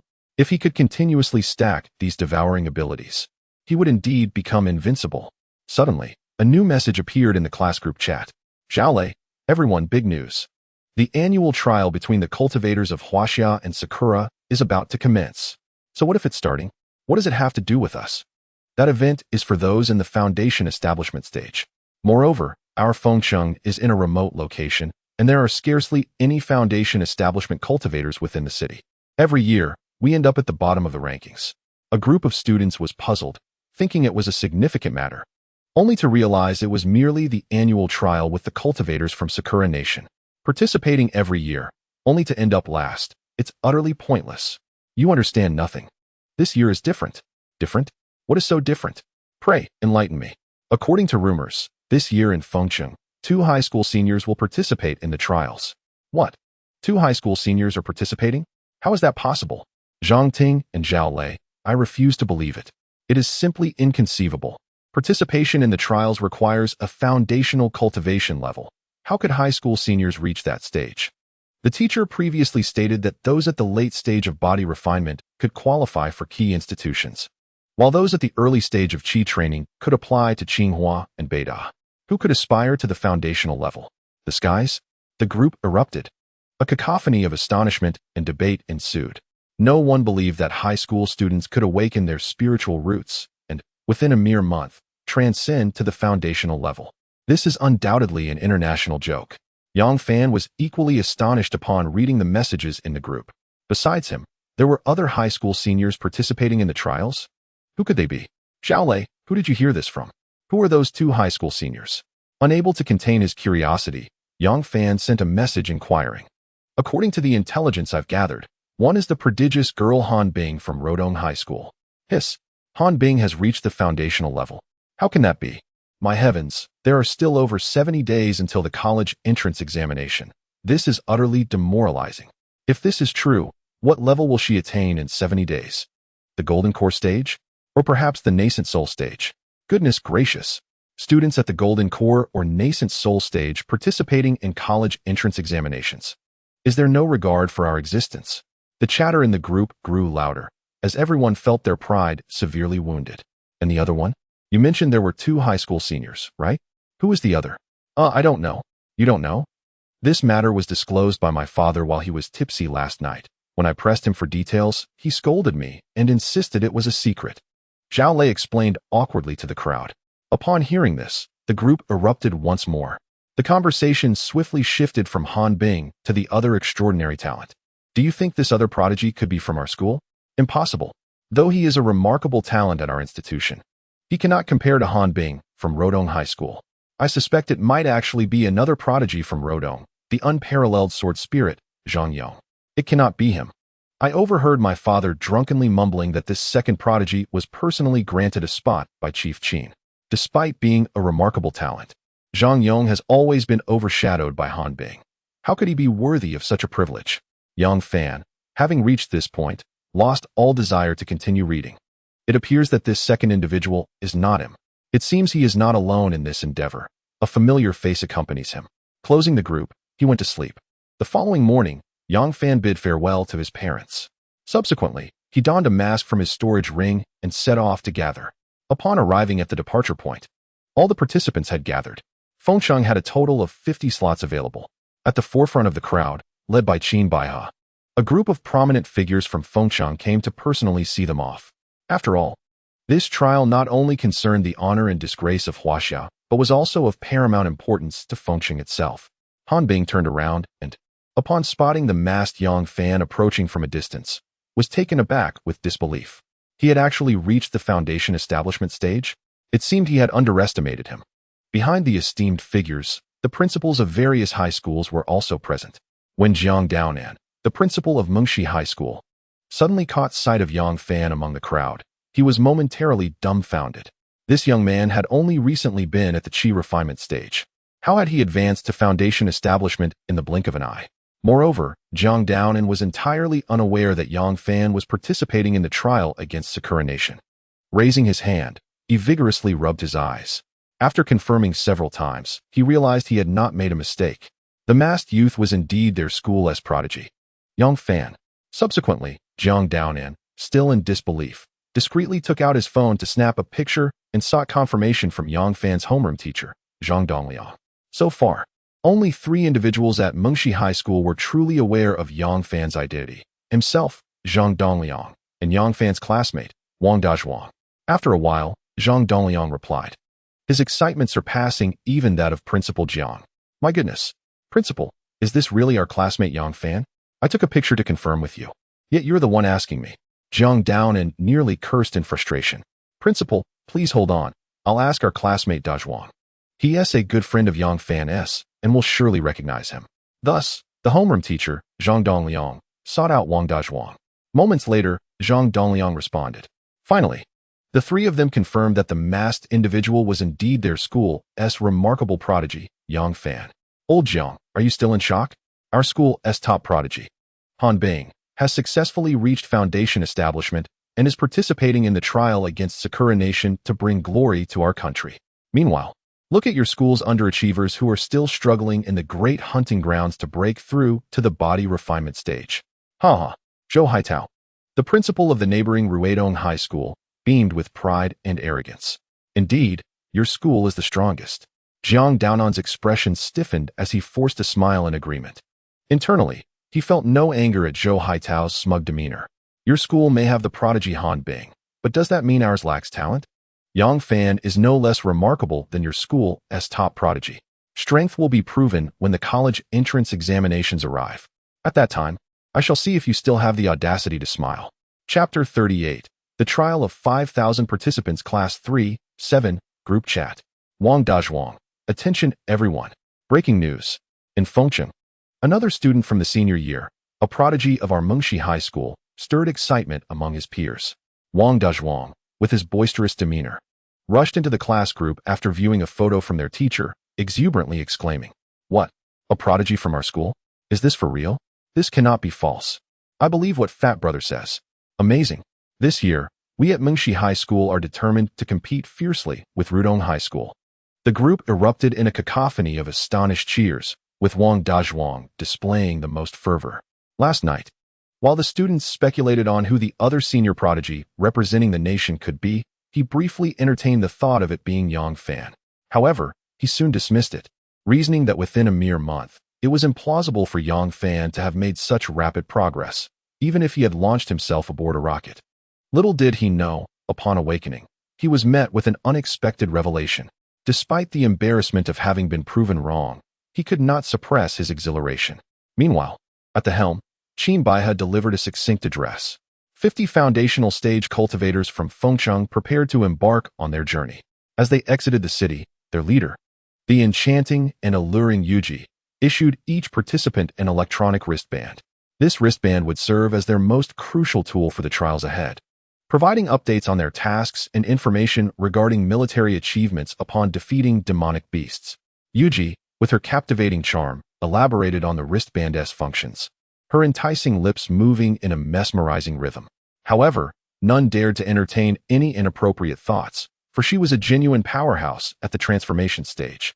Yang Fan donned the wristband and reviewed its functions. Task: reach the designated coordinates. Time: 3 days. Total participants: 5,000. Military achievements: 0. Ranking: 5,000th. Once Yuji concluded her introduction, the 50 foundational stage cultivators were allowed to form their teams. After grouping, they could set forth on their mission. The task coordinates were clearly marked, and as long as everyone reached the designated location within 3 days, they would complete the first phase of the trial. Of course, slaying demonic beasts along the way to earn military achievements was equally significant, as it would influence their subsequent rankings and rewards. Yang Fan surveyed the scene, observing cultivators calling out to form teams. Participants shared their elemental affinities and combat skills, seeking compatible allies. Some exhibited humility, while others carried themselves with an air of arrogance. After scanning the crowd, Yang Fan shook his head and chose to proceed alone. Adhering to the directive of his wristband, he felt no need for companionship, as he preferred solitude and found it challenging to interact with others. In the distance, Han Bing intended to approach him, but upon seeing Yang Fan walking alone towards the forest ahead, she paused in surprise. He intends to venture alone to the designated coordinates? While Han Bing was momentarily distracted, Yang Fan had already plunged into the forest. At that moment, those foundational stage cultivators who had yet to form their teams took notice. What on earth am I seeing? That kid is going solo to the wristband coordinates? I heard he is a new senior this year, perhaps feeling invincible and showing off. With the coordinates hundreds of miles away, if he manages to reach them alone, I'll stream live my 5-speed fan. In previous years, there have been many who flaunted themselves like him, yet 90% perished without a trace. Does he think this is akin to the trials in Sakura country? A grand hunting ground for the school? A multitude of voices erupted in ridicule, yet Yang Fan paid no heed to the jeers of those from Feng City. Resolutely forging ahead, the overseer of this Feng City trial, Yu Ji, furrowed her brow slightly. Suddenly, a third-tier demon beast sprang forth from the dense thicket. What the heck? A third-tier demon beast, not far from the city? How could there be a third-tier beast here? This is outrageous. That show-off is in for a rude awakening. He might become the first unfortunate soul among the 5,000 cultivators to meet his demise before even starting. As the crowd watched Yang Fan's audacity, they relished the unfolding drama. Yang Fan, seeing the third-tier beast charging towards him, merely smirked disdainfully. In the next instant, a flash of black light flickered in his hand. With a swift stroke of his sword, the beast's head rolled to the ground. Ding! Killed the third-tier demon beast Ironbone Bear, gaining 52 points, cultivation value 14,600. Yang Fan's decisive strike left the onlookers in shock. The sounds of ridicule transformed into gasps of astonishment. What incredible swordsmanship! He actually dispatched a third-tier beast in an instant. Is this truly a new senior from Feng City this year? The Ironbone Bear is the weakest of the third-tier beasts. I could do that with one strike. It's nothing exceptional. Some were astonished, while others sneered. Just then, they noticed Yang Fan disappearing from view as he continued on his path. A few cultivators, self-assured in their charm and striking looks, approached to invite Han Bing, the school flower of East Middle School. Yet, Han Bing, aloof, paid them no mind, casting a lingering glance towards Yang Fan's departing figure before proceeding on her own. Goodness, this prodigy from East Middle School intends to journey to the coordinates alone as well. Are all the new seniors this year so arrogant? Should I lament their ignorance or admire their bravery? The crowd erupted once more, the atmosphere electric. Yu Ji felt a twitch at the corner of her eye, utterly speechless. What do these two new students intend to do? Cause a stir? Do they genuinely believe that simply achieving foundational stage cultivation makes them invincible? Yang Fan remained oblivious to the commotion his solitary actions had stirred. He swore it wasn't he for show. He simply preferred the comfort of solitude over mingling with others. Furthermore, within his storage ring, he possessed several puppets. Thus, he was not entirely alone in his endeavors. Upon entering the lush forest, Yang Fan did not hasten his pace. Previously, the words of the ethereal lady had been quite clear. Military merits were equally significant. Therefore, he intended to utilize the 3 days to slay more monstrous beasts and accumulate military achievements. Upon activating his bracelet, Yang Fan discovered that the data had been updated. Military merits, 3. Ranking, 5,000. It appeared that the ranking data was not updated in real time. Nevertheless, it mattered little as long as the military merits were updated promptly. Roar! Ahead, another beast appeared. Yang Fan summoned the spiritual puppets from his storage ring. Whoosh! The spiritual puppet, wielding a high-grade artifact, dashed forward and struck with a single sword. Thud! The second-tier beast, a double-headed turtle, was instantly vanquished. Ding! Killed second-tier beast double-headed turtle, points, 36, cultivation value, 7589. Ding! Killed second-tier beast black phosphorus snake. Points, 30, cultivation value, 5880. Ding! Killed first-tier beast poison lizard. Points, 12, cultivation value, 2568. As the ethereal root devoured the imperial sword spirit root, Yang Fan's cultivation value increased at an astonishing rate.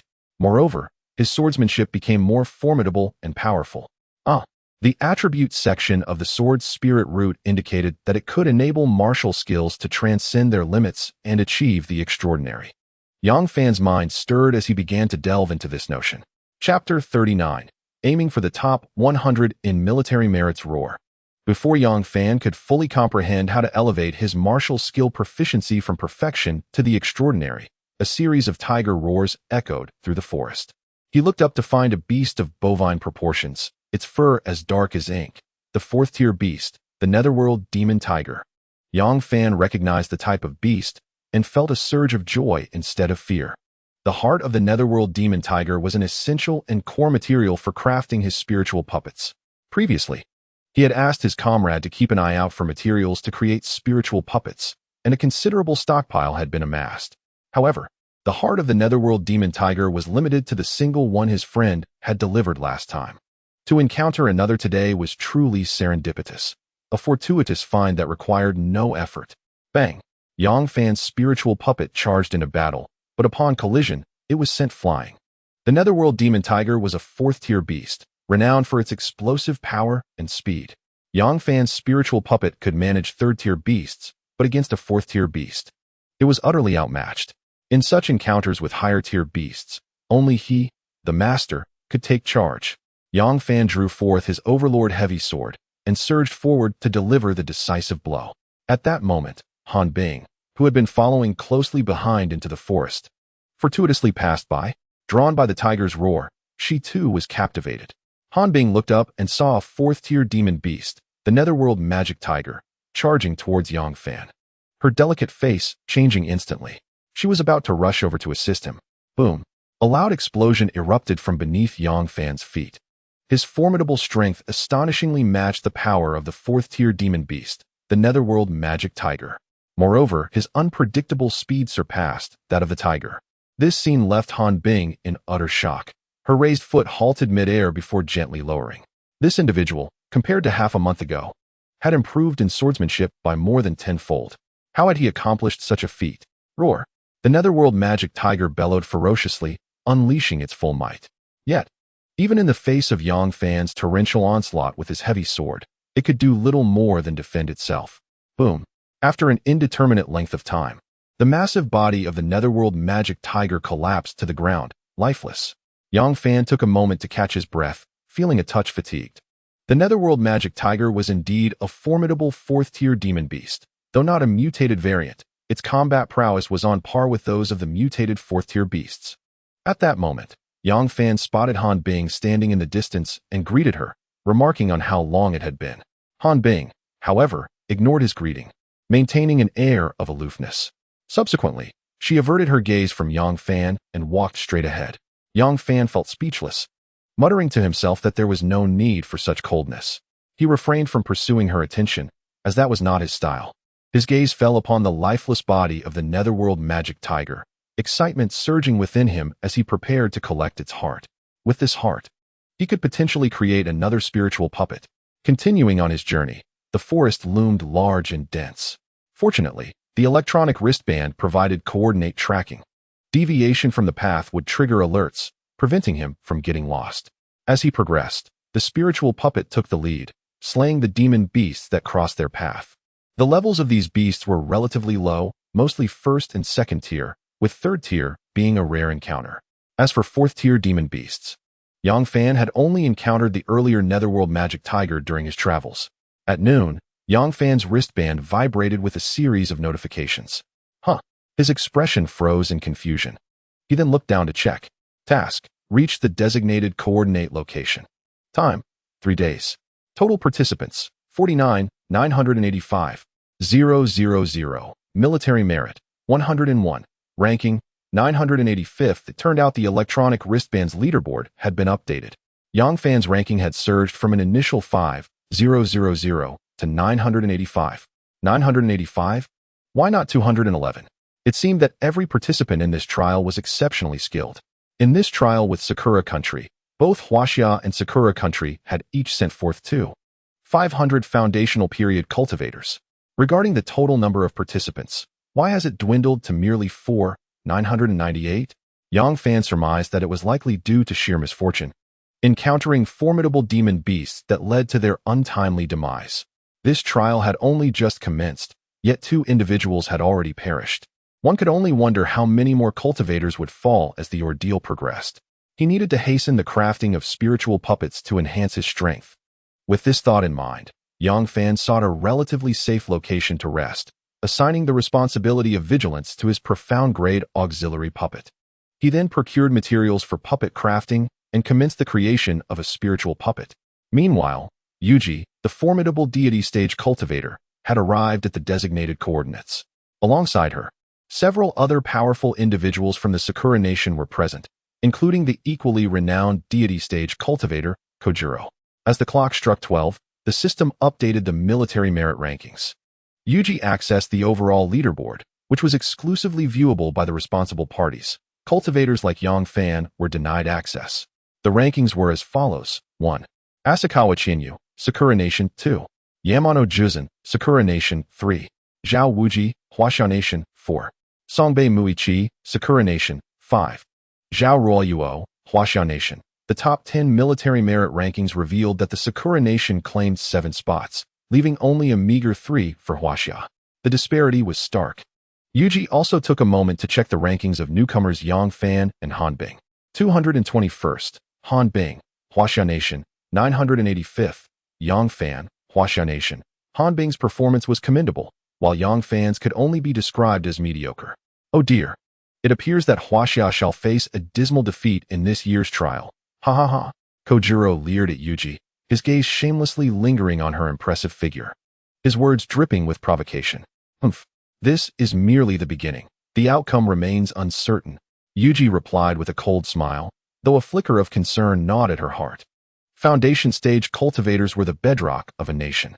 Should they lose to the Sakura Nation in this trial, the prospects for a reversal would be bleak, potentially relegating their nation to a mere hunting ground for others, leading to eventual decline and extinction. Success at last.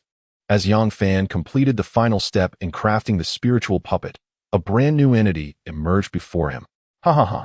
2 spiritual puppets, each as powerful as a foundation stage cultivator. Perfect. Yang Fan laughed joyously. Once his rest concluded, he retrieved a spare heavy sword from his storage ring and tossed it to the new puppet. Subsequently, he instructed several profound-grade auxiliary puppets to lure monsters. Roar! Roar! Just moments later, 4 or 5 demon beasts charged after the profound-grade auxiliary puppets. The 2 spiritual puppets, wielding heavy swords, dashed forward to engage in battle. Slaying the second-tier demon beast, the giant serpent, awarded him 30 points and 580 cultivation points. Likewise, the defeat of a first-tier demon beast, the poison lizard, garnered 12 points and 568 cultivation points. Another victory against a second-tier demon beast, the black centipede, brought in an additional 30 points and 880 cultivation points. His scores and cultivation points surged rapidly. Concurrently, the military merit displayed on his electronic wristband also soared at an impressive pace. Yang Fan remained uncertain about the frequency of the military merit rankings updates. At that moment, he resolved to break into the top 100 during the next update. Chapter 40. Did I accidentally become number 1? With 2 spirit-grade puppets paving the way, Yang Fan advanced at a significantly swifter pace. However, he felt no urgency. After all, he had 3 days at his disposal.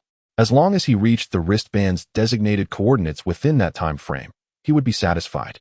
Before that, his focus remained on hunting demon beasts to accumulate military merit. While others only acquired military merit and cultivation points, he possessed a distinct advantage. He could also earn points. With sufficient points, he could engage in limitless lottery draws.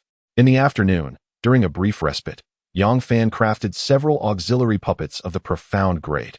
These profound-grade auxiliary puppets could attract monsters and serve as sentinels, even gathering resources. As the sun dipped below the horizon, a day swiftly passed. With nightfall, the densely wooded forest became exponentially more perilous than during daylight hours. Yang Fan sought a relatively safe spot to rest. Exhausted both mentally and physically from the day's endeavors, his eyelids felt weighted with lead. He summoned all the puppets he had crafted into his storage ring. Several were positioned around him to stand guard throughout the night, while others continued their labor, stealthily luring monsters for the 2 spirit-grade puppets to vanquish. After all, they knew no fatigue, remaining energetic throughout the 24 hours. That night, Yang Fan slept soundly, undisturbed. With several puppets acting as his most loyal sentinels, he felt secure. Even if a demon beast were to attack, it would first have to contend with them. What was there to fear? The next morning, as dawn broke, a deafening roar jolted Yang Fan from his slumber. Startled, he sat up and looked around, only to find a black bear towering above him, an imposing 4th-tier demon beast. The Black Bear King. What a way to wake up. Do you know I'm hungry and have come to offer me bear paws? Yang Fan grumbled as he rose from the rock, stretching and retrieving his overlord's sword. In the distance, the 2 spirit-grade puppets were already engaged in a fierce battle with the 4th-tier Black Bear King. Together, the puppets showcased formidable strength, but the bear's power was evidently superior. Coupled with its thick fur, its defensive capabilities were astounding. The spirit-grade puppets, lacking spiritual energy support, found themselves in a dire struggle. Gripping the overlord's sword, Yang Fan charged forward. Boom, boom. The explosive sound of a powerful impact was deafening, and the rocks beneath Yang Fan's feet shattered. With a thunderous roar, the fourth-tier demon beast, the Black Bear King, lunged at him. One sword, two swords, three swords. With a swift thrust, Yang Fan, alongside two spiritual puppets, dispatched the formidable Black Bear King in just 3 strikes. Ding! You have slain the fourth-tier demon beast, Black Bear King. Points earned, 88, cultivation value, 18,940. After vanquishing the Black Bear King, Yang Fan instructed his high-grade puppet to gather the bear paw.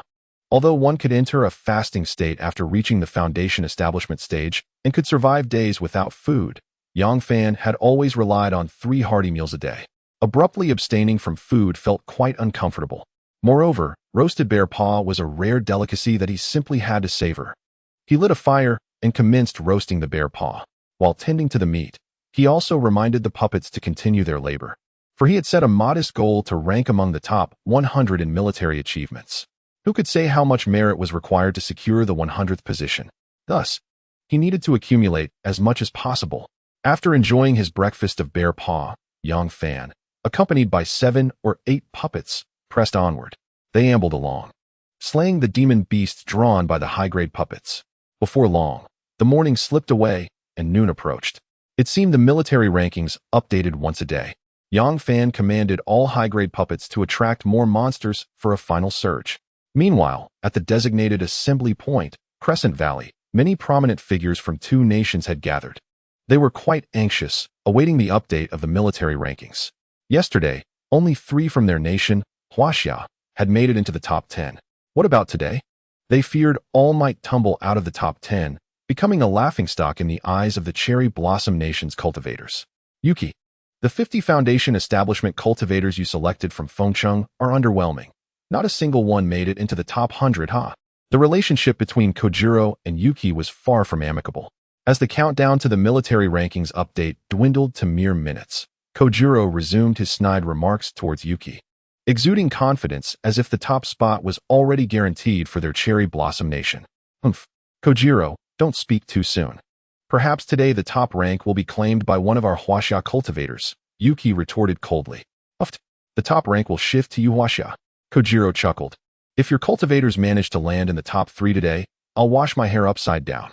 As Kojiro boasted with unyielding arrogance, the military rankings data finally refreshed. The leaders from both nations in Crescent Valley simultaneously checked the updates. What? How is this possible? Baka, who is this Yang Fan? Where did he come from? At the scene, the crowd of distinguished individuals erupted into exclamations of astonishment. The new military merit rankings have been unveiled. First place, Yang Fan, Huaxia. Second place, Shanai Shursan, Sakura. Third place, Qiangu, Sakura. Fourth place, Song Beimu Yi, Sakura. Fifth place, Zhao Wuji, Huaxia. Sixth place, Zhao Ruoyuo, Huaxia. 22nd place, Han Bing, Huaxia. At this moment, Yuji could not help but open her alluring lips, questioning whether she was dreaming. Yang Fan and Han Bing, both new students from Fengcheng High School, one ranking first and the other 22nd? My heavens, what were their ranks just yesterday? From yesterday afternoon to this morning, what on earth did they accomplish? Did they slay a den of monstrous beasts? Especially Yang Fan. If Yuji's memory serves her right, this lad was ranked 985 yesterday. And today he stands at the pinnacle? An overnight leap of nearly 1,000 places? Bakayuru. Cheating. You practitioners from Huaxia must be resorting to deceit.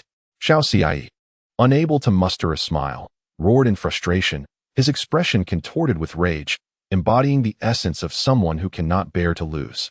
Yuji steadied herself, refusing to relent, and said, Hee. Cheating?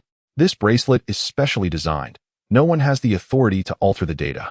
Can you Sakura practitioners show me an instance of your cheating? Ha. Xiao Cie, what did you say earlier? We Huaxia have practitioners in the top 3, and you plan to perform a handstand while washing your hair? Come on. Xiao Cie, we are all bored here. Please entertain us with your handstand hair washing act. The powerful figures from Huaxia seized the moment to gloat, mocking Xiao Cie with his earlier boastful words. You Huaxia pigs, stop spouting nonsense. I never said such things. In an instant, Xiao Cie's face turned the color of liver, adamantly refusing to admit his previous statements, while a crowd of disdainful glances was cast his way. On the other side, Beside a marshy area, Shanai Shursan gazed at the freshly updated ranking on his electronic bracelet, roaring in frustration. Baka, I surpassed Qiangu yet only ranked second with 302 military merits? Who is first? Chapter 41. Dugu Jiujin advances to Earth-level martial technique, first place. I only have 520 military merits, and I'm in first. Yang Fan stared at the updated ranking on his electronic bracelet, dumbfounded.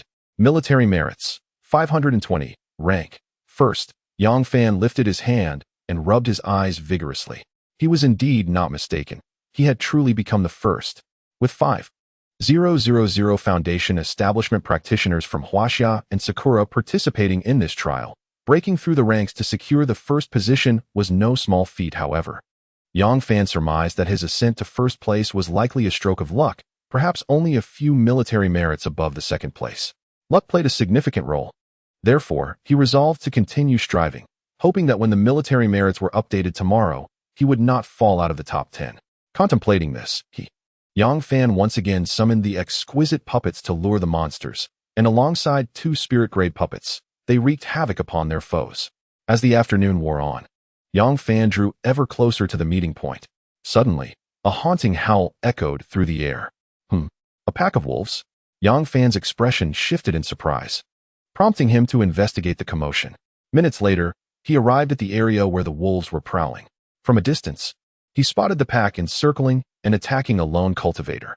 Due to the considerable distance, he could not discern the features of the cultivator, but he could clearly see the imposing figure of the Wolf King, which was as large as a fully grown water buffalo.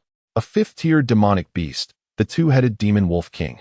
Gasping, Yang Fan felt a chill run down his spine. Though his strength was barely sufficient to contend with a 5th-tier beast, the wolf pack numbered at least 20 or 30. Charging in recklessly to save someone would surely spell disaster. With this thought in mind, Yang Fan turned to leave. Suddenly, the besieged cultivator turned around. What the hell? Hanbing! Yang Fan exclaimed in shock, momentarily stunned. At that moment, Hanbing's white robe was drenched in blood, her complexion pale. She struggled to withstand the onslaught from the wolves and the 2-headed demon Wolf King. Death was merely a matter of time. Damn it! Yang Fan cursed under his breath and, wielding his heavy sword, rushed forward. Simultaneously, he summoned 2 spirit-grade puppets and commanded them to attack. Boom, boom. The signature sound of his explosive steps instantly caught Hanbing's attention from afar. Yang Fan. Hanbing's face was a mixture of disbelief as she hurriedly charged towards him to regroup.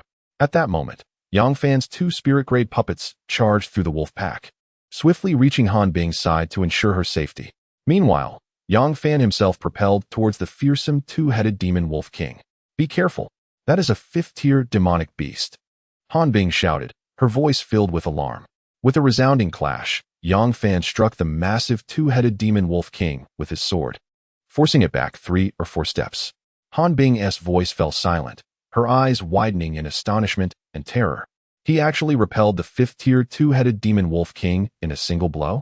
The 2-headed demon Wolf King, a 5th-tier beast, was no trifling adversary. With a ferocious howl, it lunged at Yang Fan with astonishing speed and terrifying explosive power. Its sharp claws clashed against Yang Fan's heavy sword, sending sparks flying. The sound of steel meeting steel echoed incessantly. Despite Yang Fan's formidable burst of strength and his impressive agility, he was merely at the initial stage of Foundation establishment. Faced with the relentless assault of the 2-headed demon Wolf King, he found himself in a perilous defensive struggle. Observing this, Hanbing, dragging her injured and weary body, attempted to assist him, but her wounds were far too severe. In light of the recent assault by a pack of wolves, she found herself in a state of exhaustion, her body swaying unsteadily after taking but a few steps. In such a condition, her attempt to rush forward was futile rather than being of assistance. She would only become a burden to Yang Fan. The essence of the Dugu 9 swords emerged within him. Anticipate the enemy's moves, advance without retreat, and embrace the philosophy that formlessness surpasses form, and a lack of weaponry triumphs over possession of a sword. In this moment of desperation, Yang Fan experienced an epiphany. Suddenly, the formidable sword known as the Overlord vanished from his grasp, not truly gone, but rather moving with such astonishing speed that it was nearly imperceptible to the naked eye. Extraordinary. Yang Fan's profound comprehension enabled the high-level martial technique, Duga Nine Swords, to transcend its previous limitations, achieving a legendary state of excellence. What was once a high-level technique had now ascended to the early stages of Earth rank. With a thunderous clash, Yang Fan unleashed his terrifying power in a magnificent display, instilling fear even in the 5-rank beast, the two-headed demon Wolf King, which found itself compelled to evade him, sustaining numerous wounds in the process. Han Bing, captivated, slightly parted her alluring lips in astonishment. As a swordsman herself, she recognized the depth of Yang Fan's swordplay, which had reached a profound realm she had never encountered. Such an astounding talent, such remarkable insight. Even the proud Han Bing could not help but feel a twinge of inadequacy. At that moment, as Yang Fan engaged in a fierce confrontation with the two-headed demon Wolf King, a surge of murderous impulse welled up within him. Startled, he swiftly suppressed these violent emotions, aware that it was the power of his bloodline stirring within him. Should he allow it to consume him, he would undoubtedly lose his reason as he had done days prior. After an indeterminate period, one of the wolf heads of the two-headed demon Wolf King was cleaved off by Yang Fan's sword. A mournful howl erupted from the other head, a sound filled with anguish. At that moment, the remaining head regarded Yang Fan as if he were a demon from the depths of hell. The intelligence of a 5-rank beast was considerable. Realizing it had encountered an insurmountable foe, the Wolf King turned to flee for its life. However, it soon learned that Yang Fan would not allow such an escape. Before it could take 2 steps, Yang Fan appeared behind it like a wraith, sword raised and descending. With a decisive thrust, the creature's movements ceased abruptly, its massive form crashing to the ground, felled by Yang Fan's blade. With the Wolf King vanquished, the remaining wolves erupted in frenzied howls, scattering in terror. Seizing the opportunity, Yang Fan dispatched several more of them. He did not cease until all the remaining beasts had fled. Exhausted, Yang Fan took a moment to catch his breath, reflecting on the transformations that had occurred with the Duga Nine Swords, and he turned to inspect his attributes. Name, Yang Fan. Realm, Initial Foundation Establishment, 3306. Spiritual Root, Ethereal Root, Devoured Once. Bloodline, Ancient Emperor Bloodline, Purity 2. Physique, Chaotic Tao Body. Martial Skills, Duga Nine Swords, Earth Rank. Initial Level, Extraordinary. Explosive Steps, Earth Rank. Initial Level, Perfected. Puppet Control Technique, Special Skill. Proficiency Level 4, 3558200000. Magic Weapon, Overlord Sword. Points, 12660. The Duga Nine Swords have ascended to the extraordinary level, and its grade has risen from high profound to initial Earth rank. It appears that exceptionally high comprehension is indeed quite advantageous. Yang Fan retracted his attribute panel and approached Han Bing. Are you all right? I'm fine, Han Bing replied with a slight shake of her head. But before she could finish her sentence, she stumbled and leaned towards Yang Fan. Be careful. Yang Fan swiftly extended his hands to support her. However, in his haste, he inadvertently grasped the wrong place. Time seemed to freeze. Yang Fan was taken aback. Han Bing's eyes widened in disbelief as she stared at him. Chapter 42. The big shots of Fengcheng are utterly shocked. Ah, you lecher. Perverted creep. Where are your hands going? A high-pitched exclamation escaped Han Bing's lips. Her once pale face turned crimson like an apple, filled with embarrassment and indignation. Han Bing, this is not my fault. You stumbled and fell into my hands. I was merely trying to help, Yang Fan said, awkwardly trying to defend himself. He certainly could not bear the label of a pervert. Huh. And what about the last time you took advantage of me at the city gate of Fengcheng? Han Bing trembled in anger. Dare to act, but not to admit it. You rogue. Last time at the city gate, I was dizzy and unsteady on my feet, just like you were moments ago. Was that intentional? Go away. I didn't do it on purpose. Well then, at that time, I too was unsteady, so it's not my fault. Yang Fan shrugged, raising his hands in a gesture of indifference, wearing an expression that seemed to justify both sides. Seeing Yang Fan's convoluted reasoning, Han Bing fell into a state of complete silence. Could it be that she was at fault for being taken advantage of on 2 occasions? However, as she pondered Yang Fan's words, she found a strange sense of logic in them. You seem to have sustained considerable injuries. Would you like me to help bandage them? Yang Fan inquired kindly. No need. Han Bing's face flushed as she firmly rejected him. Having just been taken advantage of, she certainly did not want Yang Fan's assistance in tending to her wounds. Yang Fan shrugged, displaying an expression of nonchalance as he stepped aside.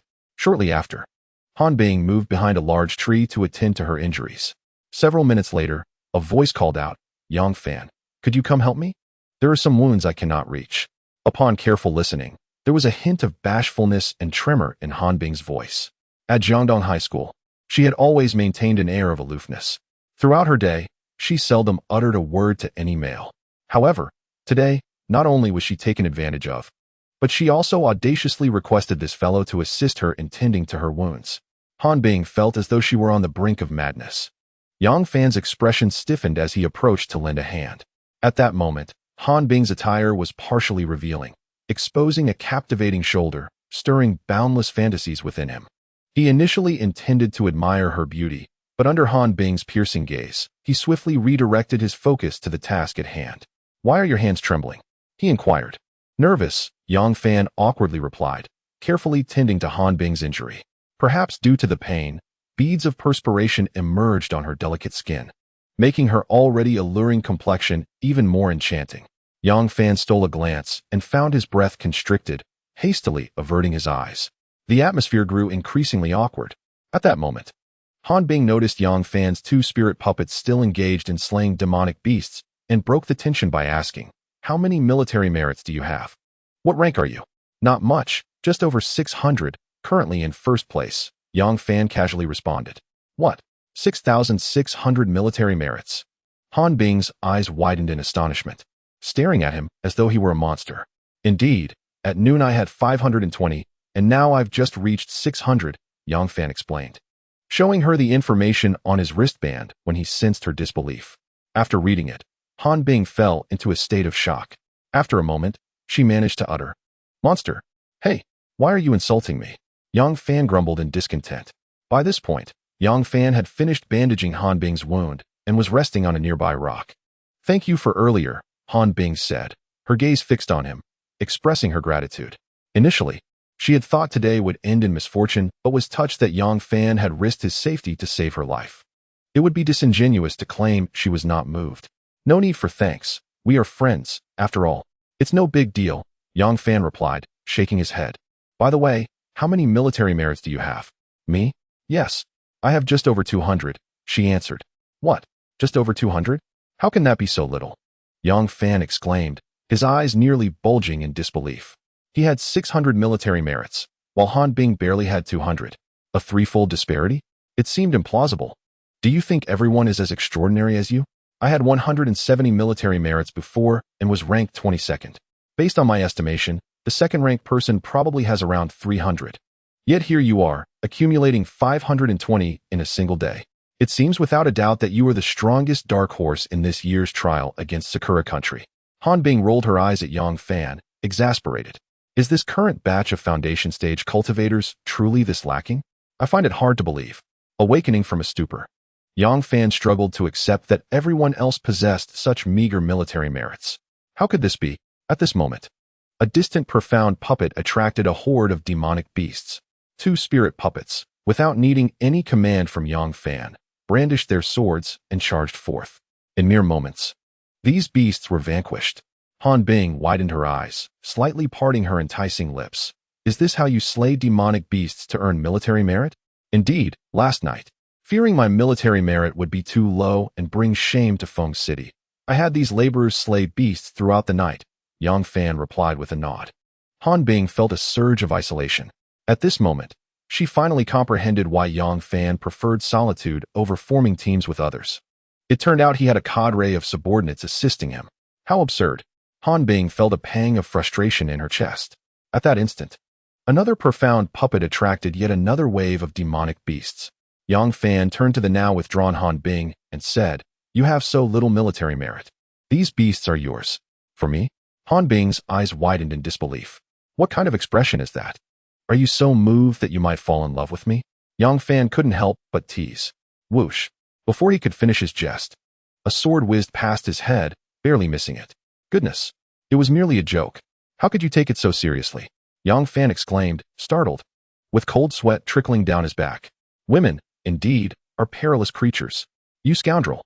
If you dare to speak carelessly again, do not blame me for turning against you," Han Bing warned with a frigid demeanor, clearly annoyed. Subsequently, she rose to slay the lower-tier demonic beasts. Han Bing practiced some extraordinary sword technique that was both exquisite and agile, each strike proving lethal. From a distance, she resembled a graceful dancing sprite. After consuming a healing elixir, the visible wounds on her body began to mend at an astonishing rate. In the afternoon, the two advanced as a team. Along the way, Yang Fan gifted Han Bing several surplus profound puppets he had crafted. Simultaneously, he imparted to her the method to control these puppets. Han Bing, being the exceptional prodigy from Dongzhong High School, demonstrated remarkable insight. In a matter of moments, she grasped the technique to manipulate the puppets. As a result, their pace in acquiring military merit significantly accelerated. In Feng City, at the Star Observation Pavilion, a gathering of prominent figures led by Qin Baihe convened. Everyone wore expressions of bewilderment and disbelief. Please reiterate, what rank does Yang Fan hold in military merit? Chapter 43, The Unrivaled Duo of Feng City, takes the top 2 spots. Returning to the chief, he ranks first. As the informant spoke once more, the previously quiet hall erupted into chaos. I always believed in this child. From the moment I laid eyes on him, I knew he was exceptional. Nonsense. You were the most vocal in your doubts at that time. Ahem. I was merely trying to awaken his potential. And that little girl Han Bing is quite impressive as well, ranking 22nd. Agreement was reached. Most importantly, these two youngsters are new third-year students this year, brimming with untapped potential. A group of individuals engaged in animated discussions, expressing their sentiments. This year, in Fengcheng, they no longer need to fret about placing at the bottom during the trials. Given the current momentum, it is quite possible that they could achieve commendable results in the trials against the Sakura Nation. Amidst the chatter, an elder named Tang arrived. Qin leader, I have heard that the military merit rankings will be released tomorrow. How is that lad Yang Fan faring? Tang inquired immediately upon his arrival, seeking information about Yang Fan. He had also attended the previous day. Yang Fan was the young man he had recommended for the trials. What others thought was of no consequence to him. However, he held great expectations for this young talent. First place. Is it truly first place? How remarkable. Wait, what? What rank is it? Tang's eyes nearly bulged out in astonishment, utterly flabbergasted. First place? In his very first participation in such a significant trial with the Sakura Nation. And he secured first place the very next day? Is this serious? Could he be dreaming due to old age? At that moment, Tang swiftly retrieved a bottle of 6-flavor Rehmannia pills from his pocket and hastily consumed a handful, pressing for more details. Meanwhile, Yang Fan and Han Bing formed a duo, hunting magical beasts while steadily advancing. According to the assembly time announced by Yu Ji the previous day, they only needed to arrive at the designated meeting point by 6 p.m. the following evening. With ample time remaining, they aimed to slay more creatures and accumulate additional military merit. As dusk fell and the sun dipped below the horizon, the duo settled down for a brief respite. Yang Fan checked his electronic wristband. Task: arrive at the designated coordinates. Time: 3 days. Total participants: 48, 855, 000. Military merit: 808. Ranking: first. After 2 days of hard work, his military merit had surpassed 800. Yang Fan turned to Han Bing, who was seated opposite him, and asked, "What is your military merit?" "Just over 400, Han Bing replied, feeling her pride deeply wounded. She had once considered herself a top-tier genius at Dongzhong High School. Yet, teaming up with the prodigy Yang Fan had repeatedly bruised her confidence. At this point, she was on the verge of retreating into herself. 400, you say? In that case, I'll lend you 2 spirit-grade puppets tonight. By tomorrow, your military merit should reach 600. Lending me the spirit-grade puppets to control? Han Bing exclaimed, her eyes widening in disbelief. Let us strive together to break into the top 10, bringing glory to Fengcheng and to our great nation of China. Let no one dare to label the new third-year students as mere novices, Yang Fan explained.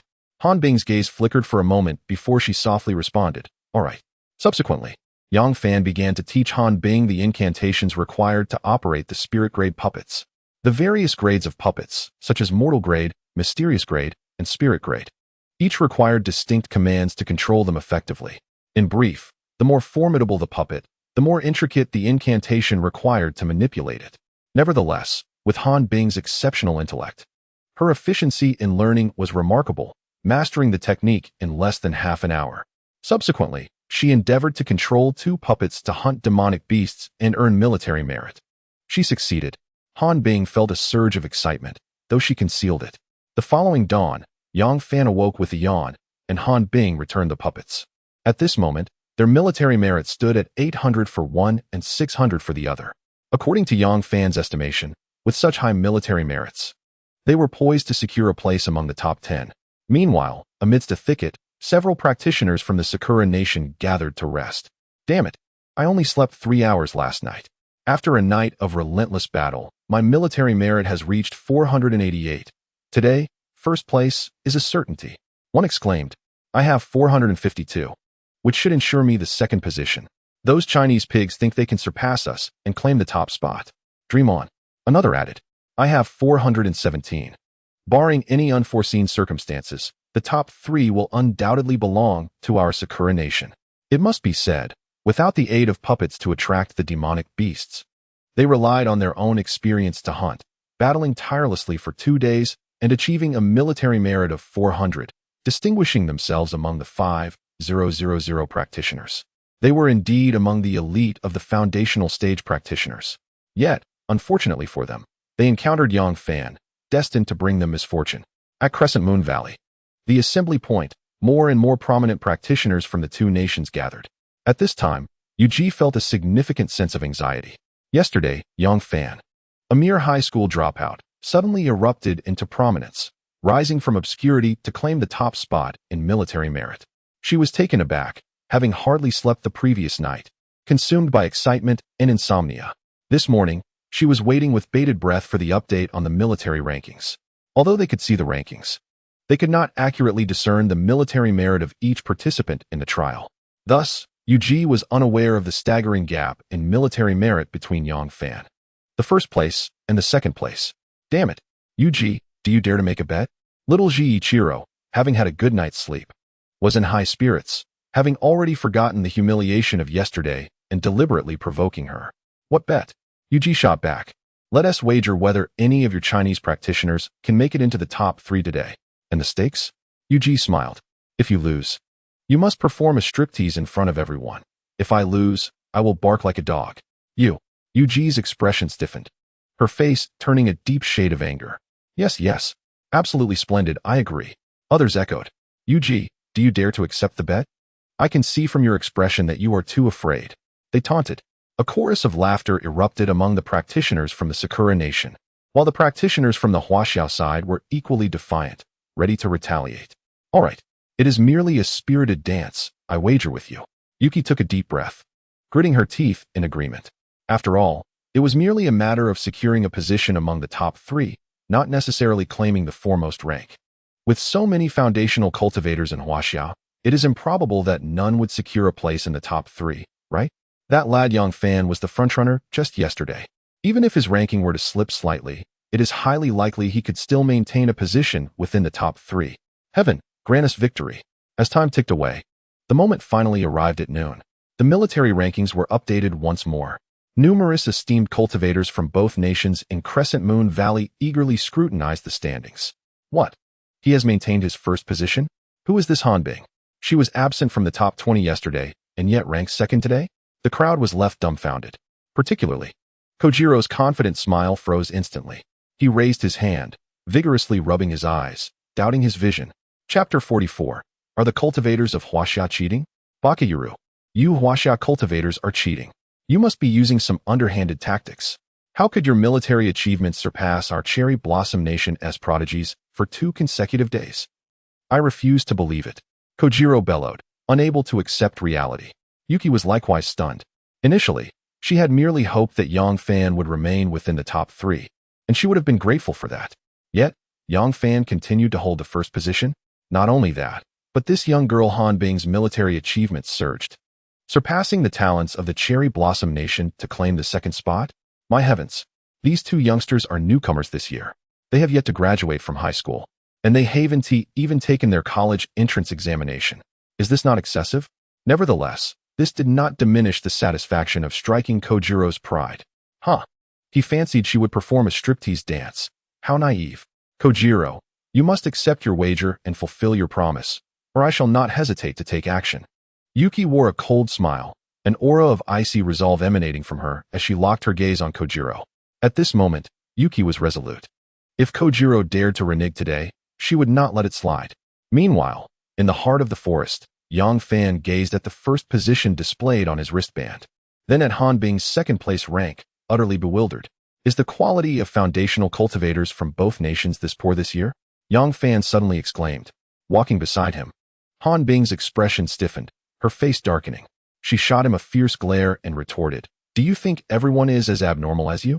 To challenge a fifth-tier beast with foundational stage prowess, aside from you, there is hardly anyone else on the globe who could do that." Yang Fan was scolded by Han Bing. Although he had mumbled his confusion to Han Bing, it sounded like a grand display of arrogance. "Where did you acquire such a remarkable puppet?" Han Bing inquired with curiosity. "I chanced upon a unique technique and refined it myself, but alas, I lack the heart of a netherworld demon tiger. Otherwise, I could have crafted a few more." He explained, "The heart of a netherworld demon tiger? Is this it?" Han Bing's expression shifted as he retrieved a heart of a beast from his storage ring. Yang Fan's eyes widened in astonishment. "Goodness, you possess such a treasure and did not mention it sooner. Did you ask? With this crucial material, I can forge a spiritual-grade puppet for you." Yang Fan's excitement surged. He felt confident in his ability to create a spiritual-grade puppet, provided he had the necessary materials. Though he couldn't guarantee a 100 success rate, he was certain it would exceed 80. "Let us not rush into crafting it just yet. I know where to find another netherworld demon tiger. We should have sufficient time to hunt it down," Han Bing said as she handed the heart to Yang Fan. "What? You know where to find a netherworld demon tiger?" Yang Fan's eyes sparkled with anticipation. If not for the urgency of time, he would have wanted to give this girl a good scolding for not revealing this sooner. "Let us go. I will lead you there. It's quite a distance, so we must pick up the pace." Han Bing nodded, wasting no time as she turned to hasten back along their previous path. It was now noon. Although they were not far from their meeting point at Crescent Valley, if they returned to hunt the netherworld demon tiger, the round trip would be tight to arrive before 6 p.m. Meanwhile, Yang Fan and Han Bing hurriedly made their way to hunt the fourth-tier beast, the netherworld demon tiger. On the other side, at Fengqing's Star Observation Pavilion, the leaders gathered in the hall, awaiting the announcement of the military merit rankings. What do you think Yang Fan's ranking will drop to today? Who can say? In my opinion, he should remain in the top 10. I feel similarly. The lad certainly possesses potential. After all, this is his first competition. We shouldn't burden him with too much pressure. Exactly. As long as our Fengqing does not place last in this year's trials, we will be satisfied. A group of individuals engaged in discussion, all anticipating that Yang Fan might be surpassed by the Sakura Nation. Nevertheless, they adjusted their expectations, hoping to maintain a position within the top 10. After all, this trial featured 5,000 genius cultivators from 2 nations, making the competition exceedingly fierce. At that moment, the informant responsible for reporting the situation rushed into the hall in a flurry. "Chief Qin, we have a significant situation." The informant, overly agitated, tripped over the threshold and fell. Qin Baihe's face stiffened in anger, his demeanor flustered. "What in the world is going on? Is the sky falling?" Qin Baihe exclaimed, his heart racing with anxiety. The intelligence officer arrived in a flurry. Could it be that Yang Fan, that young lad, has seen his fleeting moment of glory from yesterday's ranking vanish, falling out of the top 100? "Apologies, Qin, my excitement has overtaken me. Yang Fan has claimed the top spot once again." "What? First place again?" Not only him, but Han Bing has surged to second place. Clang. As Qin Baihe lifted his cup from the table, intending to savor a sip of tea to steady his nerves, the intelligence officer's next revelation made his hand tremble. The cup, which had yet to touch his lips, shattered upon the floor into countless pieces. Qin Baihe, undeterred, had already sprung from his chair, astonishment etching his features as if his eyes might pop from their sockets. He was not alone. The other dignitaries in the grand hall mirrored his shock. They collectively rose to their feet. The once boisterous hall fell into an abrupt silence. A pin drop could be heard. Is this news genuine? After a prolonged pause, Qin Baihe gasped for breath. His mind buzzed, disoriented as if caught in a dream. Lord Wai Yukai feared you would not believe it. So she provided me with today's military achievement leaderboard screenshot. The intelligence officer produced the screenshot and presented it to Qin Baihe. After a brief examination, confirming the authenticity of the news, darkness clouded his vision as a wave of low blood sugar threatened to overwhelm him. He hastily reclaimed his seat. After a moment, Qin Baihe regained his composure and commanded, "The identities of Yang Fan and Han Bing must remain strictly confidential. Anyone who leaks this information will face military justice. Their details must be safeguarded. If the nefarious factions learn of them, it could spell danger. Yes, responded the intelligence officer with respect. At this juncture, the other dignitaries in the hall had also regained their senses. Splendid news. I have a beautiful granddaughter, just 18 this year. Old Chun, are you shameless? Is this the time to promote your granddaughter? What a coincidence. I too have a granddaughter. I do not have a granddaughter, but my precious daughter, in her 30s, is in the prime of her life. Sensational and alluring, she just divorced last week. A cacophony of excitement ensued among the dignitaries, their words tumbling over one another. Initially, they had intended to avoid placing undue pressure on Yang Fan, yet his excellence had propelled him far ahead. What to do now? Chapter 45. Reward for first place. Insight Pill. As evening approached, nearing 6 o'clock, all foundational stage cultivators participating in the trial gathered at the Crescent Valley rendezvous point. Save for the figures of Yang Fan and Han Bing, who were conspicuously absent, Wei Yukai awaited anxiously, her heart racing. According to the rules of the first phase of the trial, it concluded at 6 o'clock. Failing to arrive at the Crescent Valley within the stipulated time would result in elimination. Yang Fan and Han Bing, with their remarkable achievements, one securing first place and the other second, had left Wei Yukai utterly astonished. Yet, with their absence lingering, her anxiety only intensified. Wei Yujie? Those two prodigious geniuses from Huaxia. I hope they haven't encountered any misfortune in the depths of the forest. What a relief. Little Zhi's mood had been rather dismal throughout the day, especially after he had endured mockery for attempting to bark like a dog. Yet now, witnessing Wei Yujie's worried expression brought him a measure of delight. Wei Yujie cast a glance in his direction but chose to ignore him, continuing her watch on the time displayed on her wristband. 5 minutes remained. If Yang Fan and Han Bing did not arrive within that time frame, it could spell trouble. Suddenly, a powerful cultivator from Huaxia shouted, "They've arrived." Wei Yujie's spirits lifted as she looked up and, indeed, saw Yang Fan and Han Bing racing towards her. The anxiety that had gripped her heart dissipated completely, and a relieved smile graced her face. "Why did you two arrive so late? Were you trying to cut it close?"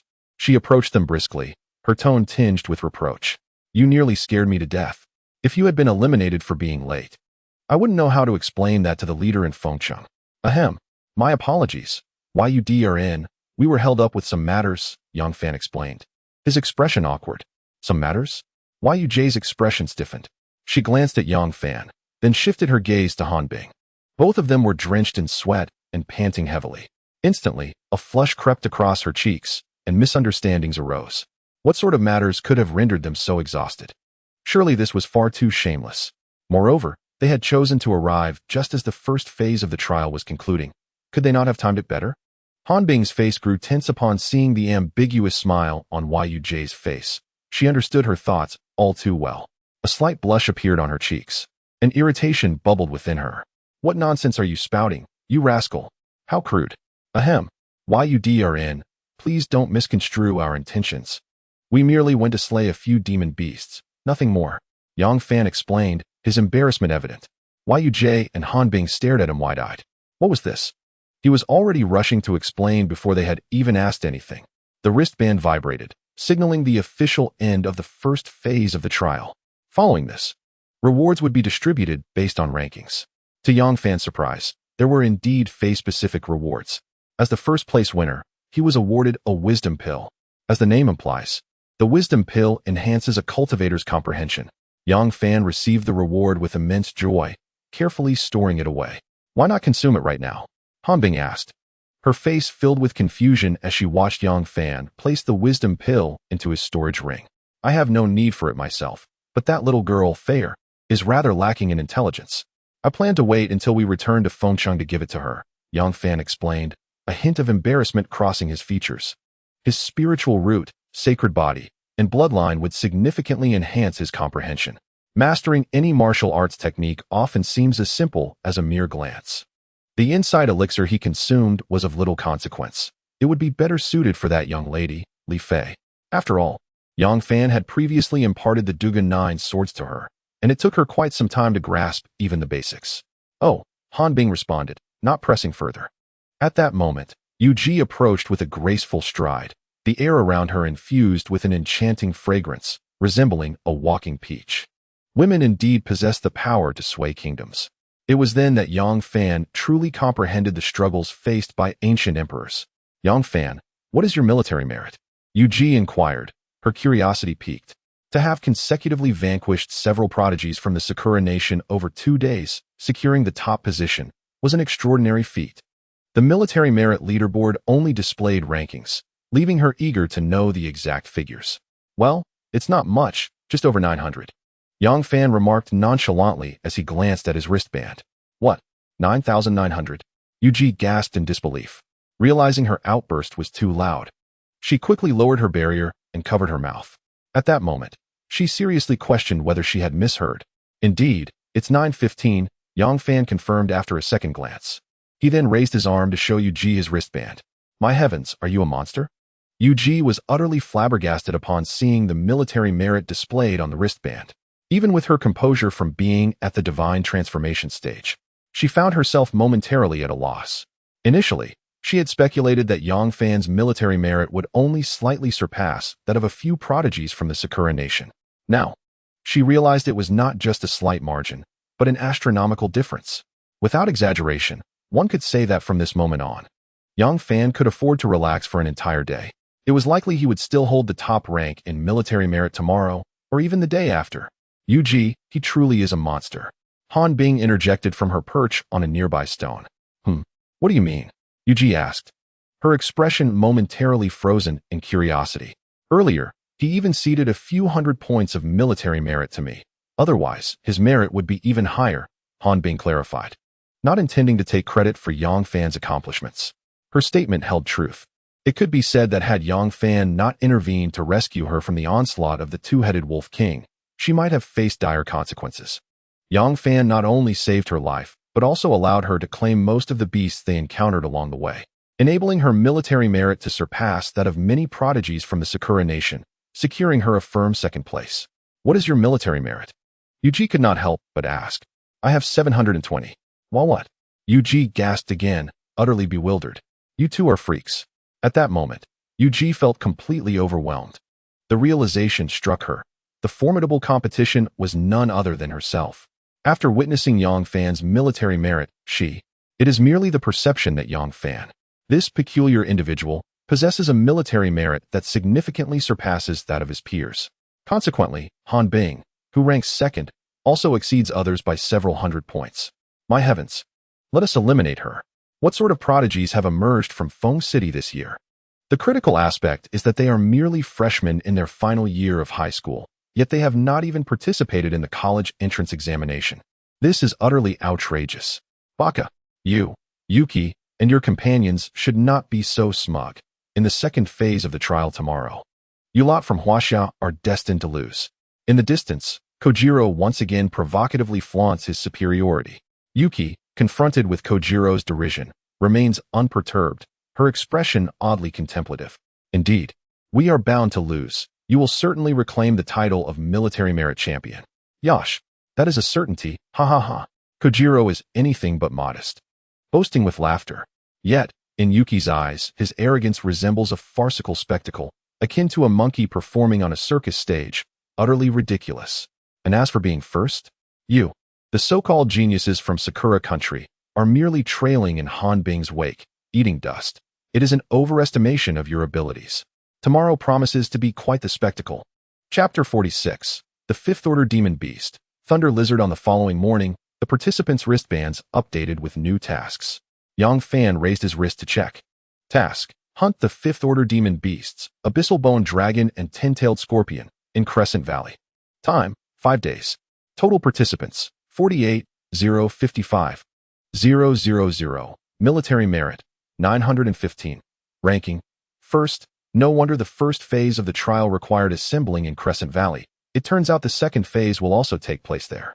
Hunting Fifth Order Demon Beasts is child's play for Yang Fan at this juncture. After all, en route to Crescent Valley, he had already slain a Fifth Order Demon Beast, the two-headed Demon Wolf King. Slaying a few more Fifth Order beasts will be a mere formality. After 3 days of competition, only 805 cultivators remain from the total number of participants. Nearly 200 foundational cultivators from both nations have perished. The trials are indeed brutal. My goodness. We are required to hunt 5th Order demon beasts? Last year's trials only demanded the slaughter of 4th Order beasts. Indeed, this year's foundational cultivator trials are significantly more arduous than those of the previous year. A multitude gasped in astonishment upon seeing the wristband updates. Subsequently, everyone began to form teams once more. 5th Order demon beasts possess strength comparable to Golden Core cultivators.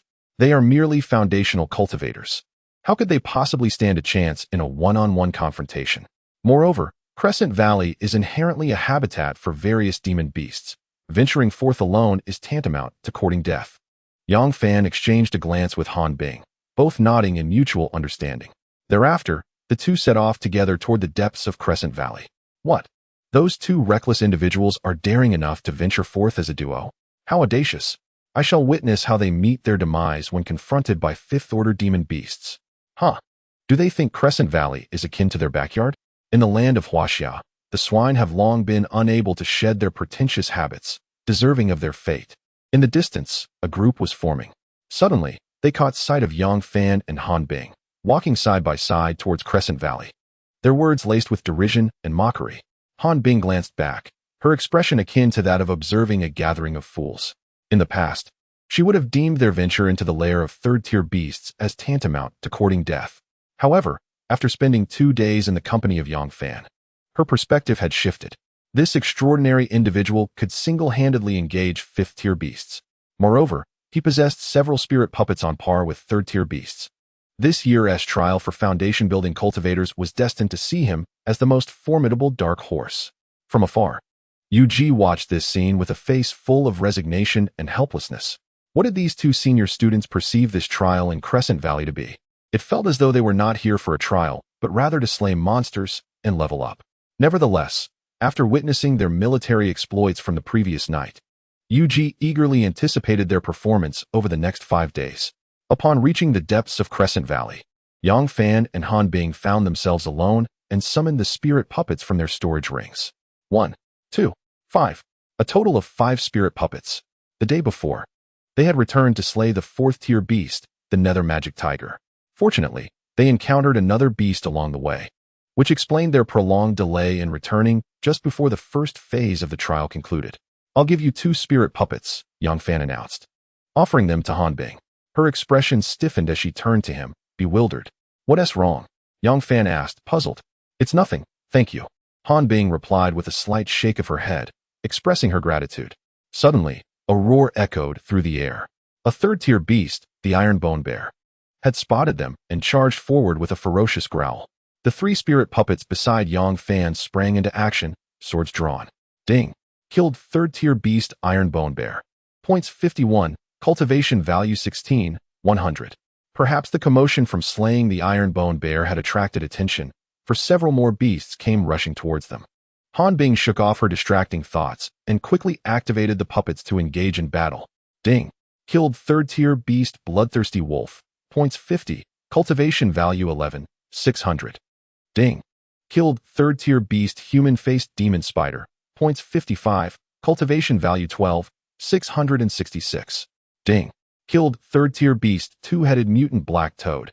Points 66, cultivation value 15, 055.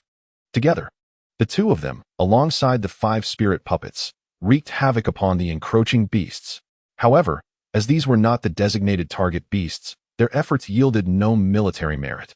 At this moment, Yang Fan realized that the creatures inhabiting Crescent Valley were no less than third tier, truly a paradise for leveling up.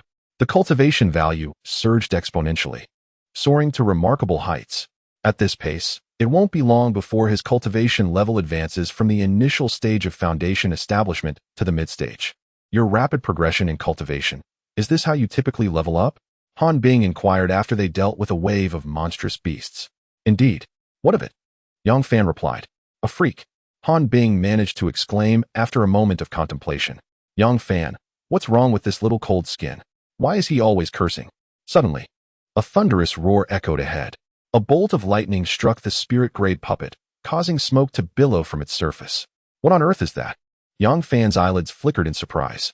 It's a 5th-tier monstrous beast, the Thunder Lizard, capable of wielding lightning elemental power.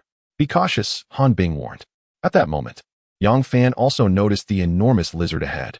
Its body was adorned with thick azure-purple scales, crackling with arcs of electricity, resembling an armored warrior from a distance. Truly impressive. A fifth-tier beast. The Thunder Lizard. Wait, isn't the claw of this fifth-tier Thunder Lizard a material required for crafting the Earthgrade puppet? Yang Fan spirit soared, and his eyes sparkled with fervor. Charge. Let us take it down. Seeing that the 5 puppets were unable to withstand the Thunder Lizard's electrifying onslaught, he charged forward wielding his sword. Boom, boom. Yang Fan activated his explosive step, generating a series of sonic booms as he unleashed his full power. Clang. Han Bing also drew her slender sword, moving with a light and agile rhythm, leaving behind a trail of afterimages in her wake. Yang Fan was unsure of the martial technique Han Bing practiced, but her swift movements were undeniably of a high caliber. Moreover, her swordsmanship was exceptionally elusive. Each thrust resembled a striking viper.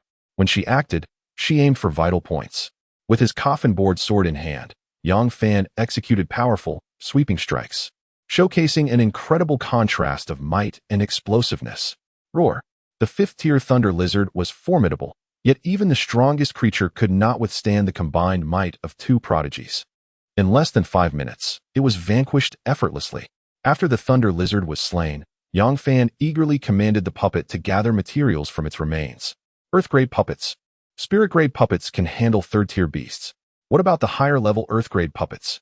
They should be capable of confronting fifth-tier beasts, right?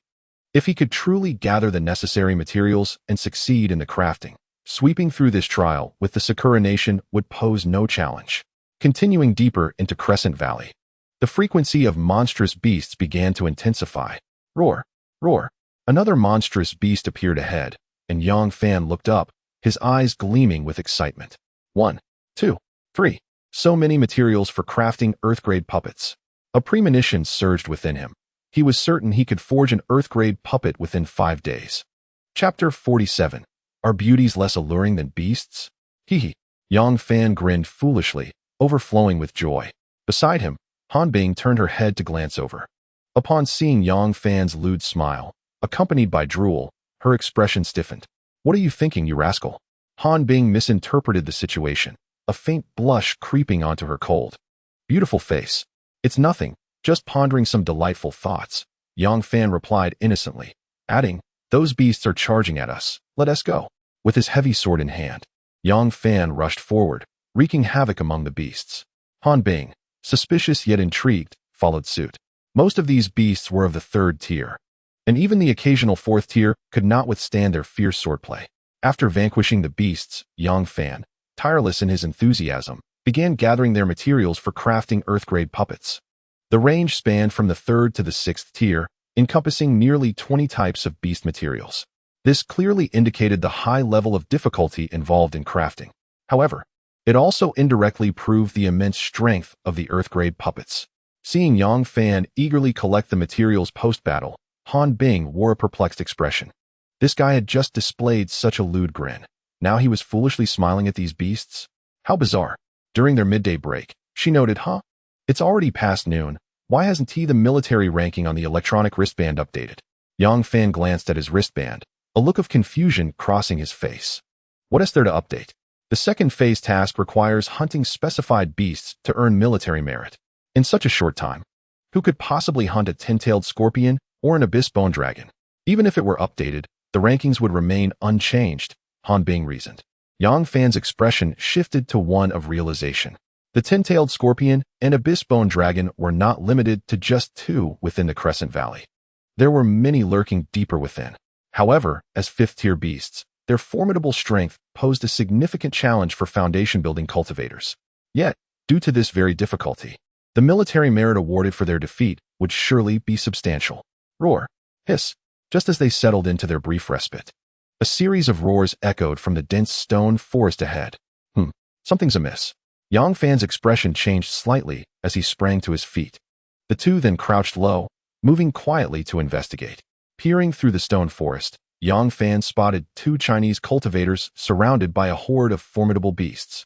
Many of these beasts were 4th tier, and there was even a 5th tier among them. Their strength was evidently inferior to that of Yang Fan and Han Bing, and facing such overwhelming numbers proved to be an arduous task fraught with peril. Suddenly, a strikingly beautiful girl, caught off guard, had her clothing torn by the beast's claws, revealing a tempting expanse of fair skin, causing Yang Fan to struggle for breath. Hastily, he averted his gaze, focusing instead on the beasts, his eyes gleaming with excitement. So many materials. Moreover, that fifth-tier demonic beast is also an essential material for Yang Fan's crafting of Earth-grade puppets. He was overwhelmed with excitement. "Hey, are you out of your mind?" exclaimed Han Bing, taken aback by Yang Fan's behavior. She had intended to say something to him, but upon turning her head, she caught sight of Yang Fan, his eyes gleaming, fixated on a girl whose clothes were tattered. Immediately, she misinterpreted the situation, her anger flaring as she contemplated striking him. "What kind of person do you think I am?" Yang Fan responded, bewildered, unable to comprehend her accusation. "What kind of person? Don't you know in your heart?" Han Bing retorted coldly, a smirk dancing on her lips. Indeed, no decent boy could be found among them. Initially, she had thought Yang Fan was different, but now it seemed she had overestimated him. From a distance, the roars of the demonic beasts grew increasingly frantic. Yang Fan's expression shifted, and he hurriedly declared, "They are our compatriots from Huaxia. We must lend our assistance." With that, he drew his mighty sword and charged forward. Humph, speaking so nobly. Yet it's just because he saw a beautiful girl. How shameless. Han Bing grumbled unhappily, following suit to engage the beasts. Meanwhile, the Zhao siblings were filled with excitement upon seeing Huaxia cultivators come to their aid. Zhao Wujie quickly cautioned, "Brother, be careful. These demonic beasts are extremely powerful." With a resounding strike, Yang Fan cleaved down, obliterating the head of a third-tier beast with a single blow. He wielded the heavy sword as if it were weightless. Wherever he went, the beasts fell victim to his terrifying strength and explosive power, none able to approach him. He was as valiant as a war god. This scene left the Zhao siblings in utter astonishment, their jaws nearly dropping to the ground. "My heavens, brother, who is this youth? Has he taken some sort of enhancement?" Zhao Wujie exclaimed. "What incredible swordsmanship! Such formidable strength! Such terrifying explosive power!" The girl, too, was remarkable. Her swordplay was as graceful and lethal as a venomous snake. Each strike a death sentence. "Sister, have you ever heard of such a formidable swordmaster among our Huaxia Foundation establishment period?" Once the crisis was averted, the Zhao siblings took the opportunity to chat, utterly spellbound by Yang Fan and Han Bing's exceptional swordsmanship. Had they not witnessed it with their own eyes, they would never have believed that two youths, seemingly younger than themselves, could possess such formidable martial prowess. In a mere 10 minutes, every demonic beast in the stone forest was annihilated. Even the fifth-tier beast succumbed to Yang Fan's extraordinary burst of power, failing to endure for even 5 minutes. This spectacle left the Zhao siblings in sheer disbelief, their jaws nearly grazing the ground. Zhao Ruoyuo's beautiful eyes sparkled with wonder. From a distance, Han Bing observed everything, sneering continuously. Once all the beasts were vanquished, the Zhao siblings promptly approached to express their gratitude. Han Bing stood by, eager to witness what excuse the shameless Yang Fan would concoct next. Upon encountering a beautiful woman, one finds oneself momentarily paralyzed, yet feigning an air of grandeur. How hypocritical! Han Bing had already branded Yang Fan with labels such as sycophant, hypocrite, and scoundrel, eagerly anticipating his downfall. To her surprise, Yang Fan did not even lift his head, instead eagerly collecting materials from the demonic beasts. This spectacle left the Zhao siblings utterly dumbfounded, standing there in sheer embarrassment. Their words of gratitude lingered on the tip of their tongues. Were they truly to be overlooked in such a manner? Han Bing's expression stiffened, her brow furrowed in suspicion. What could this man be up to? Should he not be courting the attention of the enchanting woman before him? Why was he so aloof? Could it be that he was deliberately feigning indifference to attract her gaze? Surely, that must be the case. Han Bing's mind raced with conjectures. Ahem, my good fellow. You are indeed a person of genuine character. Thank you for your assistance. I am Zhao Wujie, and this is my sister, Zhao Ruoyuo. Zhao Wujie approached Han Bing, his face slightly flushed with awkwardness as he expressed his gratitude. Han Bing shook her head slightly, signaling that it was no trouble at all. After a while, Yang Fan returned, having completed his task of gathering materials. The group exchanged pleasantries and settled down to rest and engage in casual conversation.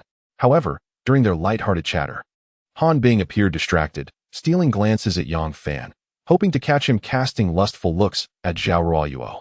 To her dismay, after observing him for some time. She found no trace of such lewd expressions on his face. What could be the matter? Was the stunning beauty before him truly devoid of allure, overshadowed by the demonic beast materials? Or did he possess a peculiar penchant for something else? Chapter 48. The Sixth Order Demonic Beast. The Crimson Poison Scorpion, are you two from Fengsheng? I have heard that two prodigious talents have emerged from there this year. Do you happen to know who they are? Upon learning that the two hailed from Fengsheng, Zhao Wuji's interest was piqued. What prodigious talents? Yang Fan inquired, confusion etched on his face. Just two high school seniors. I heard about them previously. They awakened their spiritual roots just over a month ago and have already reached the foundation establishment stage. Zhao Ruoyuo chimed in. Yang Fan and Han Bing's expressions stiffened as they exchanged glances, their faces contorting in disbelief. High school seniors? Foundation establishment stage? Were they referring to them? This was rather unclear. Yang Fan shook his head, preferring to remain low-key. Han Bing mirrored his gesture, feigning ignorance. After resting for a while, the four of them formed a team and continued their journey deeper into the Crescent Valley. Suddenly, a shrill, piercing screech pierced the air. Ahead of them loomed a black giant scorpion, its size measuring an impressive 2 meters. 1 scorpion tail, 2 scorpion tails, 3 scorpion tails, 10 scorpion tails. A fifth-order mutated demonic beast, the 10-tailed dragon scorpion. Yang Fan's face registered shock. He had not anticipated that the 10-tailed dragon scorpion would be so colossal, and moreover, that it was a fifth-order mutated beast. In this context, its prowess has become comparable to that of ordinary sixth-tier demon beasts. Hiss, hiss. Surrounding the 10-tailed scorpion are numerous other venomous demon beasts, continuously hissing and roaring. Be cautious, it is the 10-tailed scorpion. Each of its scorpion tails is laced with potent venom. Do not let yourselves be struck. Zhao Wujia warned gravely. Hiss. At that moment, the 10-tailed scorpion commanded its minions to launch a fierce assault. Yang Fan charged forward with his sword, followed closely by the other three, who began to slay the venomous beasts. Zhao Wujia wielded a blade, while his sister Zhao Ruoyuo brandished a spear. The two siblings were formidable, one at the late foundation establishment stage and the other at the peak. United, the four of them swiftly dispatched the ordinary venomous beasts, preventing them from getting close. Hiss. The 10-tailed scorpion let out a roar, raising its 10 venomous tails as it advanced. The pressure on everyone intensified, and danger loomed. Worry was evident on the faces of Zhao Wujia and Zhao Ruoyuo. Given the current situation, it seemed exceedingly difficult for the four to vanquish the 10-tailed scorpion. A single misstep could cost them their lives. Suddenly, Yang Fan summoned 3 puppets. Beside him, Han Bing did the same. While the cultivators feared the venomous tails, these 5 spirit-grade puppets were unperturbed. With strength rivaling that of third-tier mutated demon beasts, they joined the fray to besiege the 10-tailed scorpion. In an instant, the scorpion found itself overwhelmed, forced to transition from offense to defense.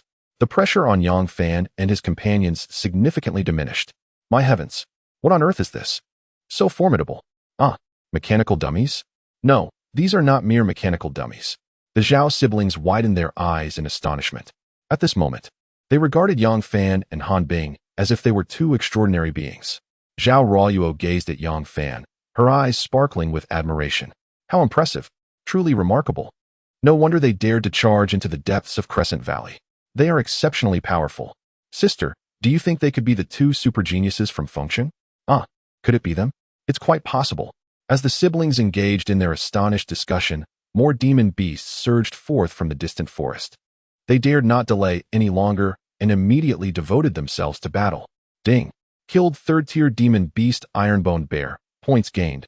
51. Cultivation value. 16. 100. Ding. Killed third-tier demon beast Bloodthirsty Wolf. Points gained. 50. Cultivation value. 11. 600. Ding. Killed third-tier demon beast Human-Faced Demon Spider. Points gained. 55. Cultivation value. 12. 666. With each beast that fell beneath their feet, Yang Fan's cultivation value soared. At a certain moment, his aura surged, leading to a breakthrough in his realm. He advanced to the mid-foundation establishment stage. His power had more than doubled. Boom, boom. Yang Fan executed explosive steps, the sound of sonic booms resonating relentlessly in the air. His figure left behind fleeting shadows as he launched a ferocious assault against the 10-tailed scorpion. Hiss. Under the overwhelming barrage of Yang Fan's formidable firepower, the 10-tailed scorpion roared in anguish, suffering immensely. The Zhao siblings, witnessing this spectacle, were left utterly astonished. Where did this monster emerge from? It is utterly terrifying. Merely at the Foundation establishment stage, challenging a 5th-tier mutated beast, the 10-tailed scorpion? My heavens! What have they just witnessed? Half an hour later, as Yang Fan severed the last scorpion tail, the massive body of the 10-tailed scorpion crashed to the ground with a thunderous thud, meeting its demise. Ding! Killed the 5th-tier mutated beast, 10-tailed scorpion, earning 166 points and 800 cultivation points. Military merits, 120. Truly, it is a formidable beast. The military merits awarded for slaying one are astonishingly high. Did you all acquire military merits? Yang Fan turned to Han Bing and inquired. Yes, I have 60 military merits. I also have 60. So do I. The three nodded in agreement. It appeared that those who successfully eliminated the target beast received double military merits, while participants in the assault also earned substantial rewards. The recent battle had lasted nearly an hour, leaving the four exhausted as they settled down to rest. They consumed recovery elixirs to restore their depleted stamina and spiritual energy. Yang Fan commanded several spiritual puppets to gather materials from the beast. Only a few more types were needed to refine Earth-grade puppet materials. However, Yang Fan was troubled by the most crucial and core materials from 6th-tier beasts. After all, they were 6th-tier beasts. The 5th-tier mutated beast, the 10-tailed scorpion, had nearly overwhelmed them. The thought of facing a 6th-tier beast was daunting. Suddenly, a sharp and piercing hiss echoed through the air.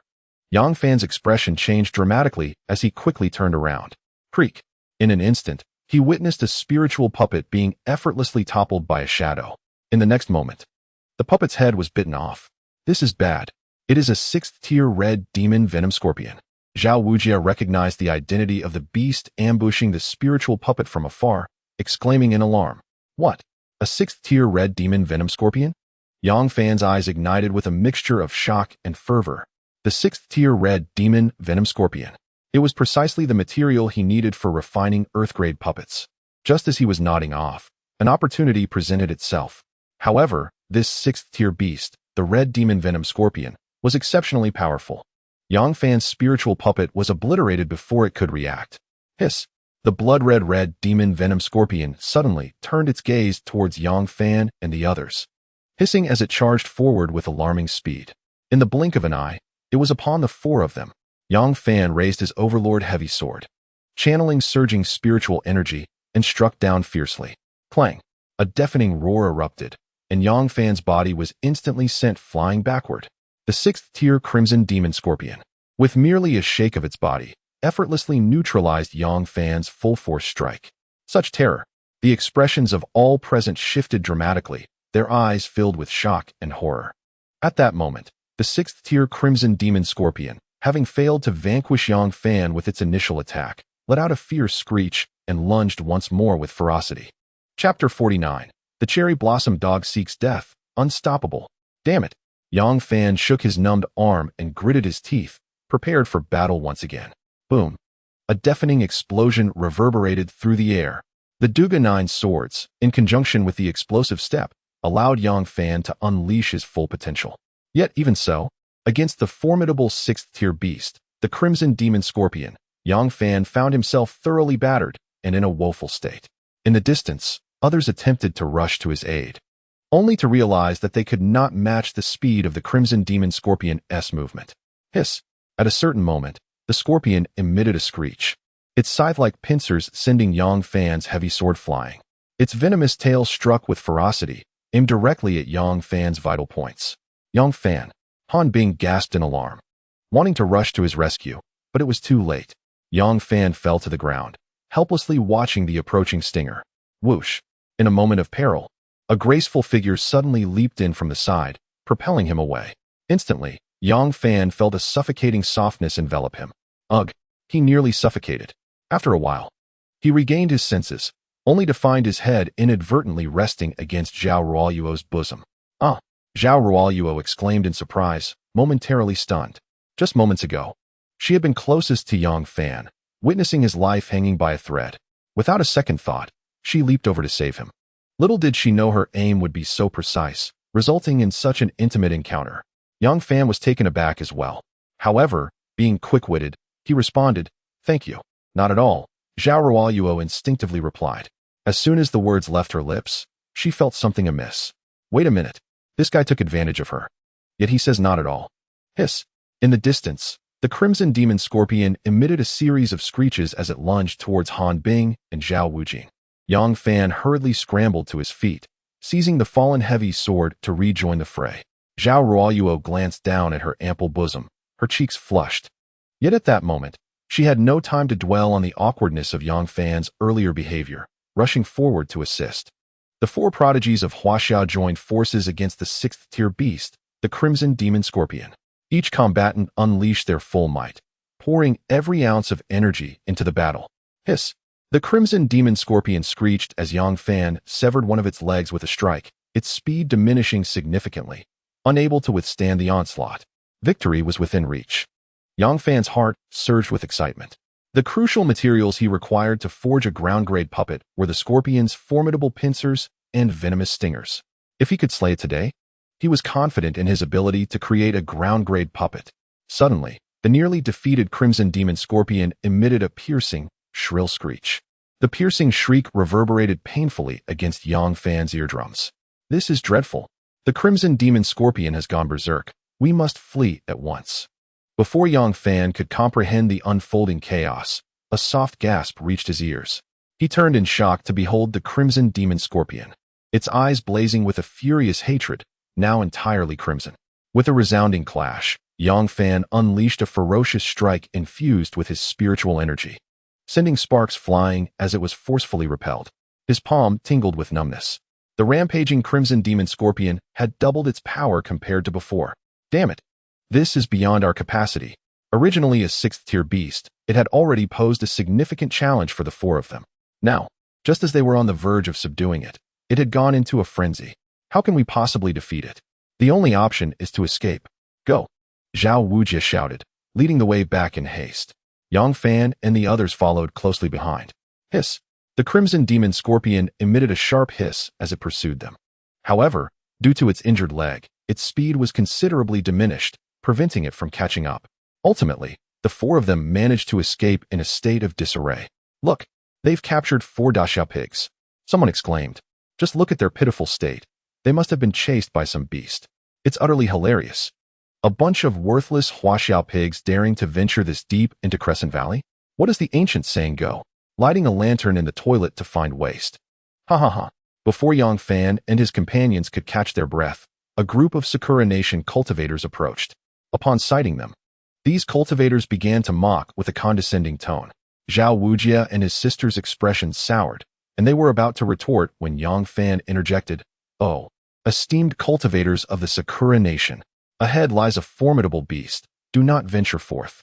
Baka, do you think we, the cultivators of the Sakura Nation, are as pathetic as you Huaxia? One of them scoffed. Look at the panicked expressions on those Huaxia pigs. I suspect it's a 10-tailed dragon scorpion or an abyssal bone dragon. Agreed, they are clearly planning to seek help. Make way, you Daxia pigs. Do not impede our mission to slay the beast. The Sakura cultivators disregarded Yang Fan's warning, shoving him aside as they arrogantly advanced. Sakura Nation brothers, please reconsider. The beast ahead is not one for your mission. Your recklessness will lead to demise. Yang Fan implored loudly, his face a mask of concern. The more he insisted, the less they believed him, and they mocked Yang Fan and his companions, labeling them as mere fodder. Moments later, the group of approximately 10 Sakura cultivators vanished from Yang Fan's sight. Beside him, Han Bing and the Zhao siblings were left utterly astonished. They turned their gazes toward Yang Fan in unison. Yang Fan shrugged innocently. Why are you looking at me? I warned them out of goodwill, but they insisted on charging to their doom. What can I do? That seems somewhat reasonable. Before Han Bing and the others could respond, a chilling and desperate scream echoed through the air. The crowd shuddered and quickly vacated the tumultuous area. The sun dipped below the horizon, casting shadows as dusk approached.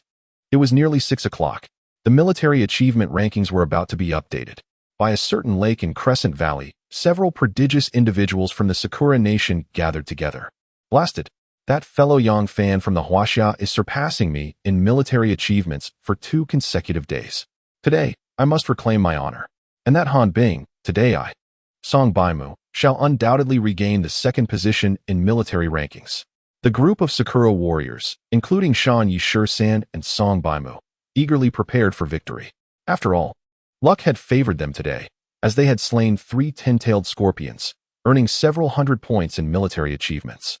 Surely, they would reclaim the first and second positions. Buzz.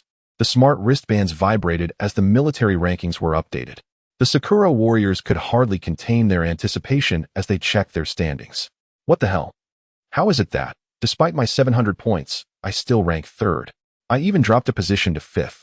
Those Huaxiao pigs must be cheating. The mood of the Sakura cultivators shifted from smug confidence to furious frustration, their spirits plummeting into despair. Meanwhile, on the other side, the ever-watchful Kojiro was seething with rage.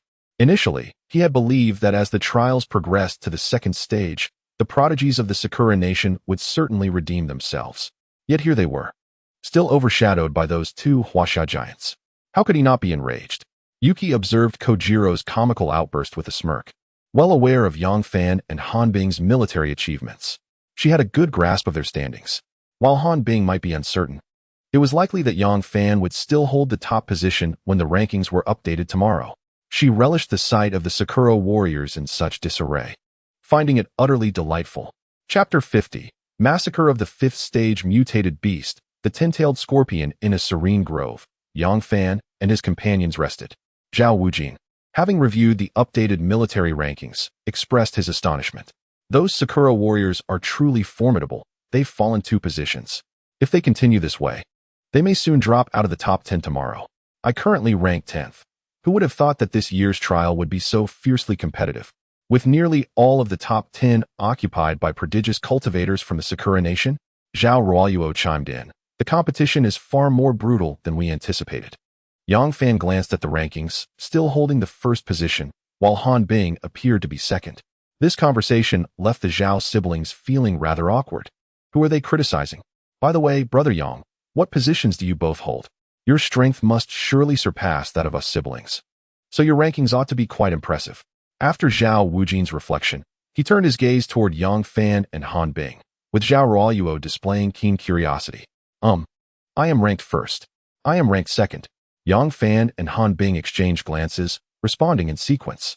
What? You 2 are ranked 1st and 2nd? Brother. Did you just scold the wrong person? The Zhao siblings widened their eyes, exclaiming in disbelief. Once they realized that Yang Fan and Han Bing were not jesting, they wore expressions of despondency, feeling utterly disheartened. Ahem. My apologies. After all that scolding, it turns out I reprimanded our own people from Huaxia. How shocking. I am filled with shame. Zhao Wujia awkwardly explained, raising his thumb in admiration towards the 2. Yang Fan shook his head, offering a few humble words. He was not overly concerned with the ranking of military achievements, as long as he did not perform poorly. As long as he did not bring disgrace to Huaxia and did not let down the expectations of Leader Qin and the others, he would be content. At this moment, the only thought occupying his mind was the 6th-tier demonic beast, the Crimson Devil Scorpion. Without this 6th-tier beast, he would be unable to craft the Earth-grade puppets he desired. After some contemplation, Yang Fan resolved that he would utilize his bloodline power, if necessary, to slay it. After all, such an opportunity was rare. If he missed it, he would have no second chance. Yang Fan shook his head to dispel his wandering thoughts and focused on his attributes. Name: Yang Fan. Realm: Mid-Foundation Establishment, 188. Spirit Root: Void Spirit Root, devoured once. Bloodline: Ancient Emperor Bloodline, Purity 2. Physique: Chaotic Dao Body, Martial Skills, Duga 9 Swords, Earth Grade. Initial Level: Extraordinary. Explosive Step, Earth Grade, Full Level. Puppet Control Technique, Special Skill. Proficiency Level 4, 186-602-0000. Magic Treasure, Overlord Sword. Points: 42220. The proficiency of the puppet control technique was rapidly approaching the 5th level. Once it reached that level, his success rate in crafting Earth-grade puppets would significantly increase. With over 40,000 points accumulated, he was just a few days away from surpassing 50,000, which would allow him to participate in a lottery. He eagerly anticipated what treasures he might acquire from the 50,000 point draw. since slaying other demonic beasts would not yield military achievements, and given that they were deep in Crescent Moon Valley, where fourth-tier beasts frequently appeared. Yang Fan arranged for the remaining 2 puppets to stand guard during the night. Han Bing also summoned the 2 puppets Yang Fan had given her to ensure safety on the other side. In the dead of night, a deafening roar of a tiger suddenly shattered the tranquility, awakening the 4 from their slumber. Yang Fan immediately spotted a spirit-grade puppet being knocked to the ground by a massive shadow. A netherworld magic tiger? Yang Fan jolted upright, fully alert. He then brandished his overlord heavy sword and charged forth. A 4th-tier demonic beast posed no threat to Yang Fan at this stage. In just a few strikes, he dispatched it. Subsequently, he skillfully collected its heart, preparing to craft a new spirit-grade puppet. Due to Yang Fan's mastery of the puppet control technique, the success rate of crafting spiritual puppets is exceptionally high. In no time at all, a brand new spiritual puppet materialized before the astonished onlookers. Goodness gracious! Yang, you possess such remarkable skills, Zhao Wuji exclaimed, his eyes wide with disbelief, nearly causing his eyeballs to pop from their sockets. Overwhelmed by the shock, he could not help but let slip a few expletives. Beside him, Zhao Ruoyuo also gaped in astonishment, unable to fathom the scene before her. Not bad, not bad. I've just picked up a side profession, Yang Fan replied modestly, feeling a bit bashful under their scrutiny. Impressive indeed, Zhao Wuji remarked, giving a thumbs up. By the way, I just saw you extracting the heart of a netherworld demon tiger. Do you need its heart for crafting puppets? I have one right here. As he spoke, Zhao Wuji retrieved a heart from his storage ring. Yang Fan's expression shifted to one of joyous surprise. He quickly expressed his gratitude, accepting the heart and pulling out additional materials to continue his crafting. 20 minutes later, yet another pristine spiritual puppet emerged. The Zhao siblings were left agape, their jaws almost grazing the ground. Zhao Wuji was practically drooling. Such an impressive puppet, and with a success rate of 100%? Is this lad a demon? With 6 spiritual puppets keeping watch, safety was significantly enhanced. The following day, the 4 set out to hunt the 10-tailed scorpions and abyssal bone dragons in Crescent Valley to earn military merit. After all, the competition between cultivators from the 2 nations was fierce, with the margins exceedingly narrow. Whether one killed more or fewer task beasts could determine their ranking. So complacency was not an option. Suddenly, a 10-tailed scorpion appeared ahead. Charge! Yang Fan commanded, gesturing for the 4 fearless spiritual puppets to engage. Han Bing also ordered her 2 puppets to join the fray. Armed with the Overlord heavy sword, Yang Fan unleashed a torrential assault, leaving the 5th-tier mutated beast, the 10-tailed scorpion, on the brink of collapse. Afterward, Yang Fan called Zhao Ruoyuo over to deliver the final blow so she could claim the majority of the military merit. Ah, Yang Fan, are you truly willing to let me have the military merit? Zhao Ruoyuo exclaimed, taken aback.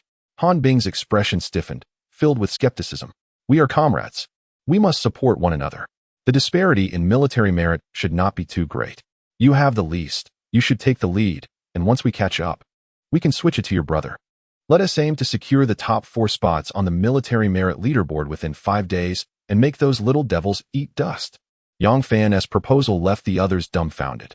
This fellow certainly had audacity. However, given their current strength, if luck was on their side, it was indeed possible to sweep the top 4 positions. After all, Yang Fan was an absolute powerhouse. Thank you. Zhao Ruoyuo felt a surge of emotion regarding Yang Fan with newfound admiration. Meanwhile, Han Bing wore a wary expression, sensing an ominous premonition rising within her. After slaying the first 10-tailed scorpion, the group resumed their search for task beasts. By evening, they took a moment to rest. For individuals collectively vanquished 5 10-tailed scorpion dragons and 3 abyssal bone dragons. The military contributions were as follows: Yang Fan, 1680, Han Bing, 1460, Zhao Ruoyuo, 1430, and Zhao Wuji, 1410. The abyssal bone dragon, immense in stature with a formidable constitution, surpassed the 10-tailed scorpion in strength. Consequently, the military contributions awarded for defeating it exceeded those for the 10-tailed scorpion by nearly 100 points. Upon reviewing their military achievements, the 4 shared a knowing smile, eagerly anticipating the update of the military leaderboard at 6 o'clock that evening, curious as to their ranking. As dusk approached, the hour drew near. Suddenly, a cacophony of footsteps echoed through the air. Yang Fan lifted his gaze, his expression momentarily stunned. Baka, it's them. Those 4-Daxia fools from yesterday. Indeed, they had been the cause of their near demise at the hands of a 6th-tier beast. They would not be spared. Emerging from the distance, a group of practitioners from the Sakura Kingdom appeared, the very same they had encountered the day prior. As Yang Fan caught sight of them, they too looked up, and upon recognizing him and his companions through the twilight's glow, they erupted in furious roars, as if they had encountered their mother's murderer. Yang Fan smiled, unperturbed. Oh dear, I must remind you, esteemed brothers from the Sakura Kingdom, while meals may be consumed haphazardly, words ought not to be spoken recklessly. Yesterday, I kindly warned you of the formidable beast ahead. You, overconfident in your numbers, disregarded my counsel and pushed me aside. Can you truly blame me for the consequences? Nearby, Han Bing, Zhao Wuji, and Zhao Ruoluo nearly burst into laughter. This fellow was indeed audacious. Yet, there was a kernel of truth in his words. He had indeed cautioned those arrogant practitioners from the Sakura Kingdom, who, buoyed by their numbers, had ignored his warning and met with the ferocious 6th-tier Crimson Demon Scorpion. Baka, you deceitful Daxia swine. You intentionally set us up. One of the enraged Sakura practitioners suddenly unsheathed a katana, aiming a vicious blow at Yang Fan. The strike was swift, precise, and brutal. Had it connected, it would have surely cleaved his head in two. Yang Fan's eyelids flickered, narrowly evading the assault. Nevertheless, the blade's edge grazed his sleeve. Had it not been for his quick reflexes, he would have sustained a grievous injury. How dare you attempt to ambush me? Yang Fan's countenance darkened. His earlier restraint did not indicate a lack of temperament. Bakayuru, what of it if we target these 4-Daxia pigs? We are many. You dared to ensnare us with your underhanded tactics yesterday. Now you shall pay. The practitioners from the Sakura Kingdom surged forward, quickly surrounding Yang Fan and his companions, revealing their true, malicious nature. Han Bing, Zhao Wuji, and Zhao Ruoluo drew their weapons, prepared to spring into action at any moment. Oh, how delightful! My dear flower maidens, if you accompany us until the trial's conclusion, we may spare your lives. Several lascivious cherry blossom warriors leered unabashedly at Han Bing and Zhao Ruoluo, drooling in anticipation. Huh? You think you have the numbers? Let us see how that plays out. Yang Fan gestured grandly, summoning all his puppets. Baka, what are these things? The cherry blossom cultivators were taken aback by the 6 formidable spirit puppets wielding weapons, looking quite fearsome. Kill all these little devils. Yang Fan grinned menacingly, issuing a command to the puppets. Boom, boom. Yang Fan unleashed his explosive steps, creating a series of sonic booms as he vanished from his position, wielding his mighty sword. Simultaneously, Han Bing moved with equal swiftness, her agile sword resembling a venomous serpent, both cunning and lethal. The Zhao siblings exchanged glances, unleashing their full power as well. Baka, you dare, you Chinese pigs. A piercing scream echoed as a brash cherry blossom cultivator met his end, his head rolling to the ground before he could react. Yang Fan continued his relentless assault, charging towards another cherry blossom cultivator. The scene erupted into chaos, filled with the cries of the fallen. Despite being among the elite foundational cultivators of the Cherry Blossom Nation, their strength paled in comparison to the top-tier elite. Yang Fan, Han Bing, Zhao Wuji, and Zhao Ruoluo were true paragons of the foundational level in Huaxia, especially Yang Fan, who toyed with 5th-tier demon beasts as if they were mere playthings. 5th-tier demon beasts possess power comparable to that of golden core cultivators. Consequently, slaughtering these cherry blossom cultivators was akin to dispatching a few dogs. Please, spare me. My grandfather is Dai Benshu. I have a beautiful cousin. If you let me go today, I will introduce you to her. The cherry blossom warrior who had previously ambushed Yang Fan was now trembling in terror as he beheld the lifeless bodies of his comrades strewn about like discarded dolls.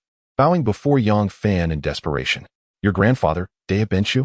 Yang Fan approached, kicking him to the ground, his foot pressing against the man's face. Ah, yes. My grandfather is indeed Dai Benshu. Do you know him? That's wonderful. The cherry blossom warrior shrieked in agreement.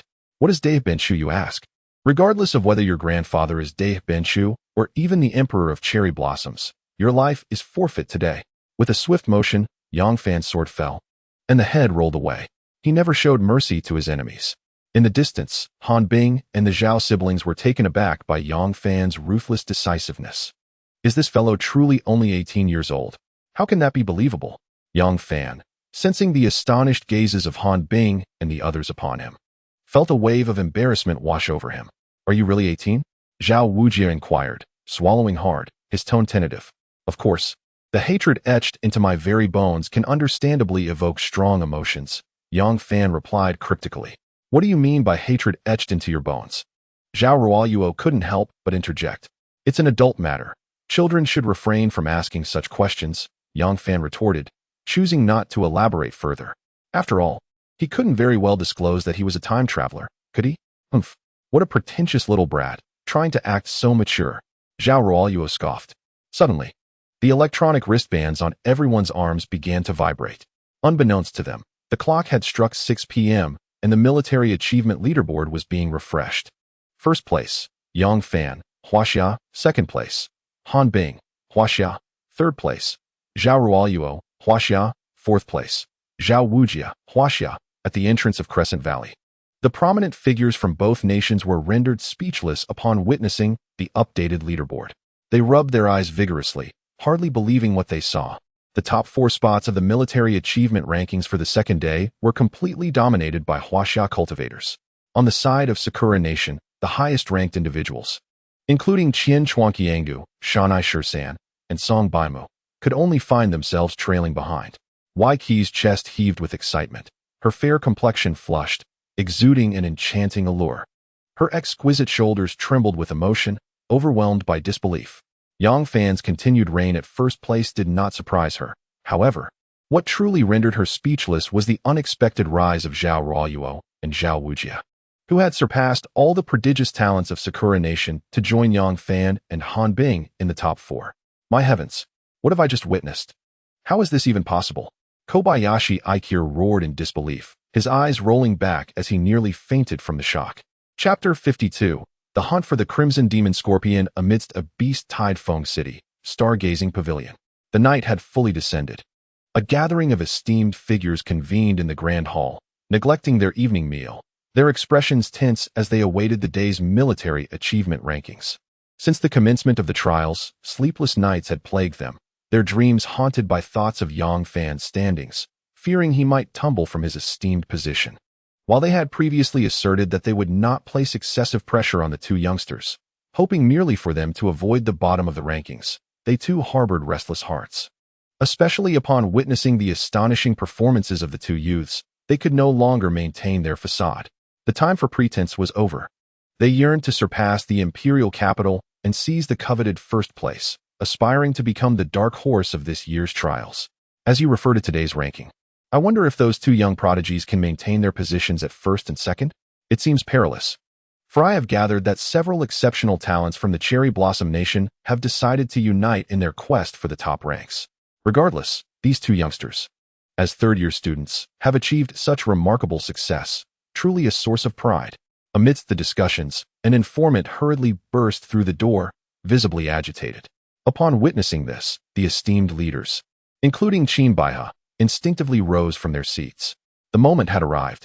The informant reported to Commander Qin, the military merit rankings have been released today. You must see for yourselves. I can hardly contain my excitement.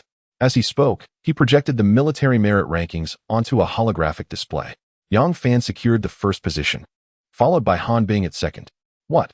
The third and fourth positions also belong to our esteemed cultivators from Huaxia? Goodness gracious! Am I truly witnessing this? Our Huaxia cultivators dominate the top 4 spots on the military merit leaderboard? I must be seeing things. I am getting old. Old Shun. Slap me and assure me this isn't a dream. The dignitaries were left agape, their jaws nearly touching the ground. Initially, they had been discussing the rankings of Yang Fan and Han Bing. However, the Zhao siblings, Zhao Wujie and Zhao Ruoyuo, also displayed their prowess, surpassing several formidable talents from the Cherry Blossom Nation to claim the third and fourth positions. Oh my goodness! This undoubtedly stands as their finest achievement against the Cherry Blossom Nation in recent years. Haha! The apparent misfortune turned to joy. It is indeed our own triumph. What a relief! Qin Baihe laughed uproariously, his exuberance palpable as he gesticulated with delight. The other dignitaries from Fengqing nodded in agreement, marveling at the exceptional capabilities of this year's foundational stage youngsters. As night fell, Yang Fan did not indulge in pride over his commanding lead in the military merit rankings. To him, it was merely par for the course. After all, within Dream Creek Academy, he was regarded as an academic elite. Claiming the top spot was simply standard procedure.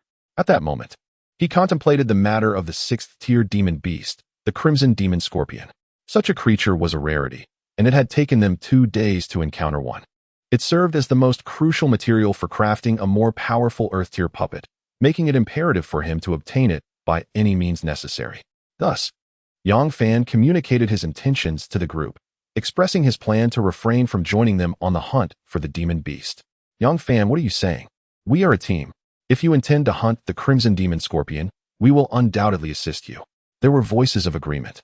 Brother Yang, this is rather inconsiderate. Without your and Hanbing's help, we might have already fallen out of the top 10. The group unanimously disagreed, insisting on accompanying him to slay the 6th-tier demon beast, the Crimson Demon Scorpion. Touched by their camaraderie, Yang Fan chose not to argue further. The following day, they set out to hunt the Crimson Demon Scorpion. Suddenly, a thunderous roar echoed through the forest. Yang Fan looked up to see 2 4th-tier demon beasts, the Nether Tiger, emerging from the thicket. 2 Nether Tigers? How extraordinary! Yang Fan's expression stiffened, and his eyes gleamed with intensity.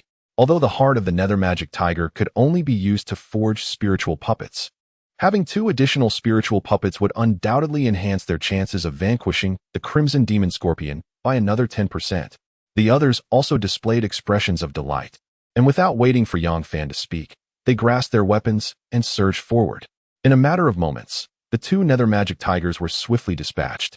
Yang Fan instructed the spiritual puppets to gather materials, choosing not to rush onward. Instead, he sought a secure location to refine the puppets. With his proficiency in the puppet control technique nearing the 5th level, he found the creation of spiritual puppets to be an effortless endeavor. After approximately an hour, 2 brand new spiritual puppets were successfully forged. At present, Yang Fan's group possessed a total of 8 spiritual puppets. Coupled with the strength of the 4 individuals, they had a significant advantage against the 6th-tier demon beast, the Crimson Demon Scorpion. Let us set forth. It was time to hunt the Crimson Demon Scorpion. Half an hour later, the group arrived at the territory of the Crimson Demon Scorpion. Hiss! In an instant, the Crimson Demon Scorpion emerged from its lair. Its crimson eyes fixated menacingly on Yang Fan as it lunged forward.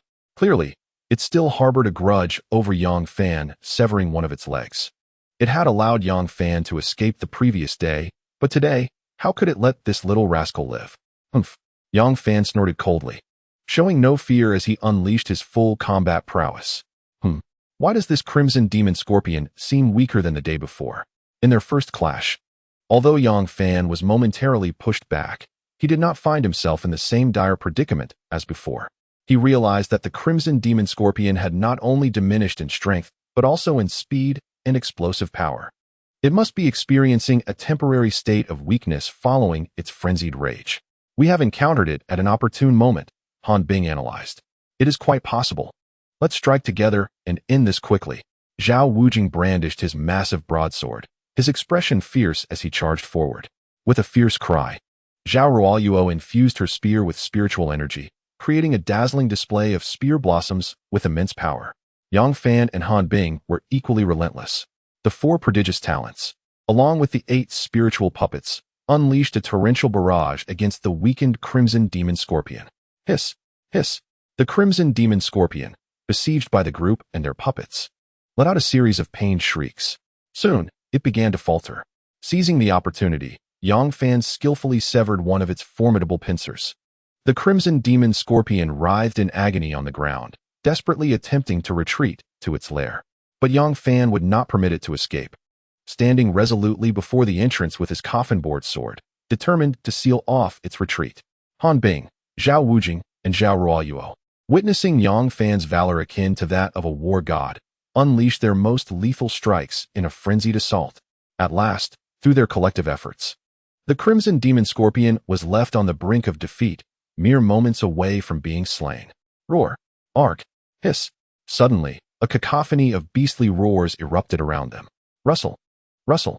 In the distant mountain forest, a thunderous roar erupted, causing everyone to look up in alarm, their expressions changing dramatically. Oh no! It's a beast tide! We must flee, Han Bing exclaimed. Having encountered small beast tides twice in Fengqing, Yang Fan knew well that although they were deemed minor, the number of demonic beasts could still reach dozens or even hundreds.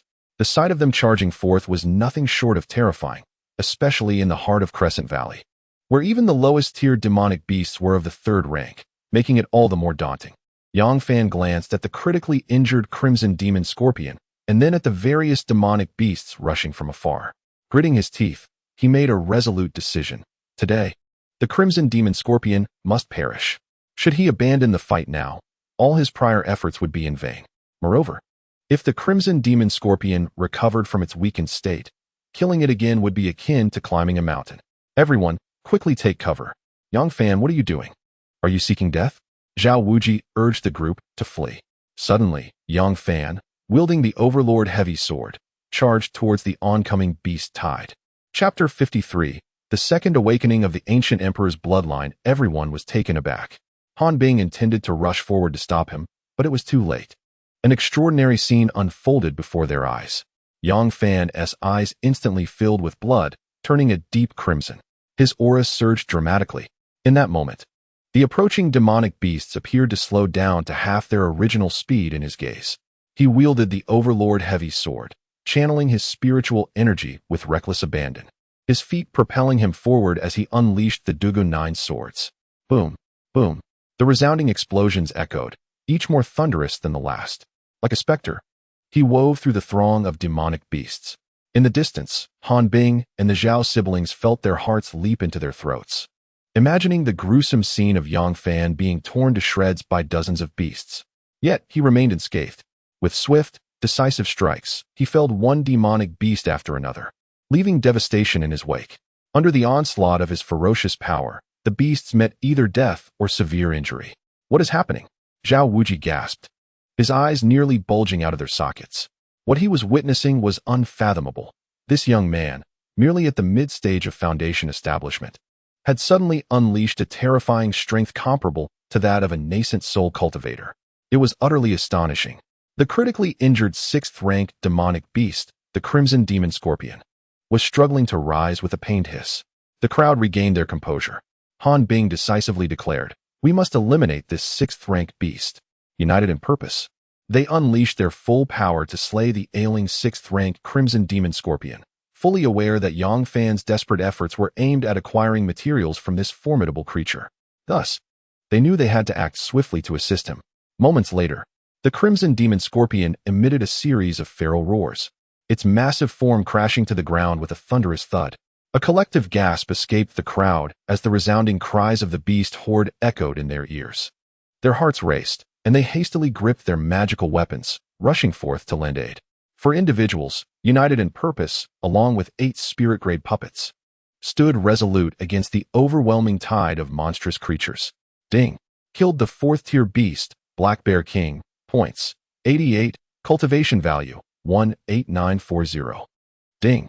Killed the 3rd-tier beast, Ironbone Bear. Points, 51, cultivation value, 16100. Ding. Killed the 3rd-tier beast, Bloodthirsty Wolf. Points, 50, cultivation value, 11600. Unlike the others, Yang Fan not only vanquished these beasts, but also amassed substantial cultivation points. At that moment, he was as fierce as a deity of slaughter. Wherever he passed, no beast could withstand his 3 strikes. Clang! Zhao Wuji swung his enormous ringback blade, delivering a powerful blow to a beast before him, his arm vibrating with the impact. Earlier, he had observed from a distance, marveling at Yang Fan's divine prowess in dispatching those beasts with ease. It seemed almost attainable for him as well. Yet, when he truly engaged, he was astounded by the sheer ferocity of the beast horde's assault, nearly being sent flying. In contrast, Yang Fan, this bizarre prodigy, not only weathered the initial wave of the beast onslaught with his formidable agility and strength, but also navigated through the throng of creatures like a fish in water, leaving a trail of their anguished cries in his wake. How terrifying! How monstrous! After an indeterminate time, this horde of nearly 70 to 80 beasts was utterly annihilated by the 4 and their 8 puppets. The battlefield lay in disarray, the once mighty trees shattered and strewn about. Yang Fan stood amidst the chaos, drenched in blood, his grip on the Dominator's heavy sword tight, the veins in his hand bulging with exertion. Crimson droplets trickled from the blade, pooling on the ground. Clang! Zhao Wujia, witnessing this spectacle, lost his grip on his weapon, which clattered to the earth. He was genuinely astonished and filled with admiration. Throughout the vast annals of Chinese history, there have been countless prodigies. But he had never encountered one as disturbingly extraordinary as Yang Fan. Brother Yang, in my life, I have never bowed to anyone. But you are, Zhao Wujia panted as he approached, his face a mask of respect. Bang! Before he could finish his sentence, Yang Fan sent him flying with a single strike of his sword. In the next moment, Yang Fan, wielding his sword with both hands, his gaze blood-red, swung fiercely at him. Zhao Wujia's expression turned to one of horror. What a terrifying gaze. It was as if he were staring into the abyss. Attempting to evade, he found himself ensnared by Yang Fan's overwhelming aura, unable to escape. He could only watch in dread as the bloody Dominator's heavy sword drew nearer. Brother! No!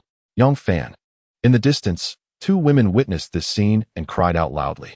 The imposing heavy sword came to an abrupt halt merely an inch away from Zhao Wujia's head. It can be said that had there been a mere 0.1 seconds delay, Zhao Wujia's fate would have been sealed. Apologies. I momentarily lost control and mistook you for a monstrous beast. Yang Fan's blood-red eyes gradually regained their clarity. He raised his hand and firmly struck his own head. Retracting the heavy sword, Han Bing hurried over, her expression filled with concern and worry. Yang Fan, are you all right? I'm fine, just a bit fatigued, Yang Fan replied, shaking his head. Suddenly, his body swayed unsteadily, and he fell toward Han Bing. Instinctively, she raised her hand to catch him. Yet, due to Yang Fan's considerable weight and the suddenness of the incident, she was unable to stabilize him. Thud! Yang Fan's head collided solidly against her bosom. A sensation akin to soft cotton candy, coupled with remarkable elasticity.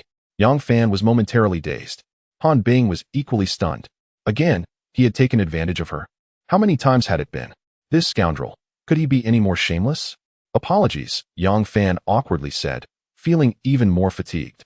Before he could struggle to rise, he slumped into Han Bing's bewildered embrace, drifting into a deep slumber. In this sleep, he lost track of time. Ultimately, when he awoke, he discovered that the sky had darkened. Lying there, he gradually regained his senses while examining his attribute panel. Name, Yang Fan. Realm, Mid-Foundation Establishment, 3806. Spirit Root, Ethereal Root, Devoured Once. Bloodline, Ancient Emperor Bloodline, Purity 5. Physique, Chaotic Dao Body, Martial Skills, Duga 9 Swords, Earth Rank Beginner. Extraordinary, Explosive Step, Earth Rank Beginner, Perfected. Puppet Control Technique, Special Skill, Proficiency Level 4, 196-602-0000. Treasure, Overlord Sword. Points, 51,280. Alas, the purity of his bloodline had reached 5. Although this level of purity granted him enhancements in various attributes, once he invoked the power of the bloodline, he would enter a state of madness, becoming increasingly difficult to control. During the day, he had nearly slain Zhao Wujia. What would happen next? Would he awaken in time? It seemed that possessing a powerful bloodline was not necessarily a boon without the corresponding strength to wield it.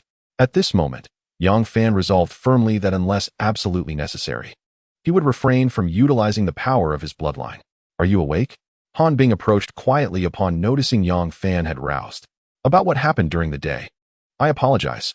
It's not the first time, Han Bing replied casually, but as soon as the words left her mouth, she regretted them. What did that imply? Had she grown accustomed to this scoundrel taking advantage of her, perhaps even addicted to it? Han Bing. Oh Han Bing, what is wrong with you? Chapter 54. The practitioners of Sakura Country compete for the monstrous beasts. The atmosphere was thick with awkwardness and gloom. Yang Fan appeared flustered and uncertain, at a loss for words. Have you awakened your bloodline? Han Bing hastily shifted the conversation. Yang Fan nodded, responding, yes, as the concentration of my bloodline increases. I find it increasingly challenging to control during each use. After exchanging a few more words, Han Bing handed him the materials collected from slaying the Crimson Demon Scorpion earlier that day. Yang Fan's spirits lifted as he quickly rose to his feet. He then retrieved materials from his storage ring to craft a puppet.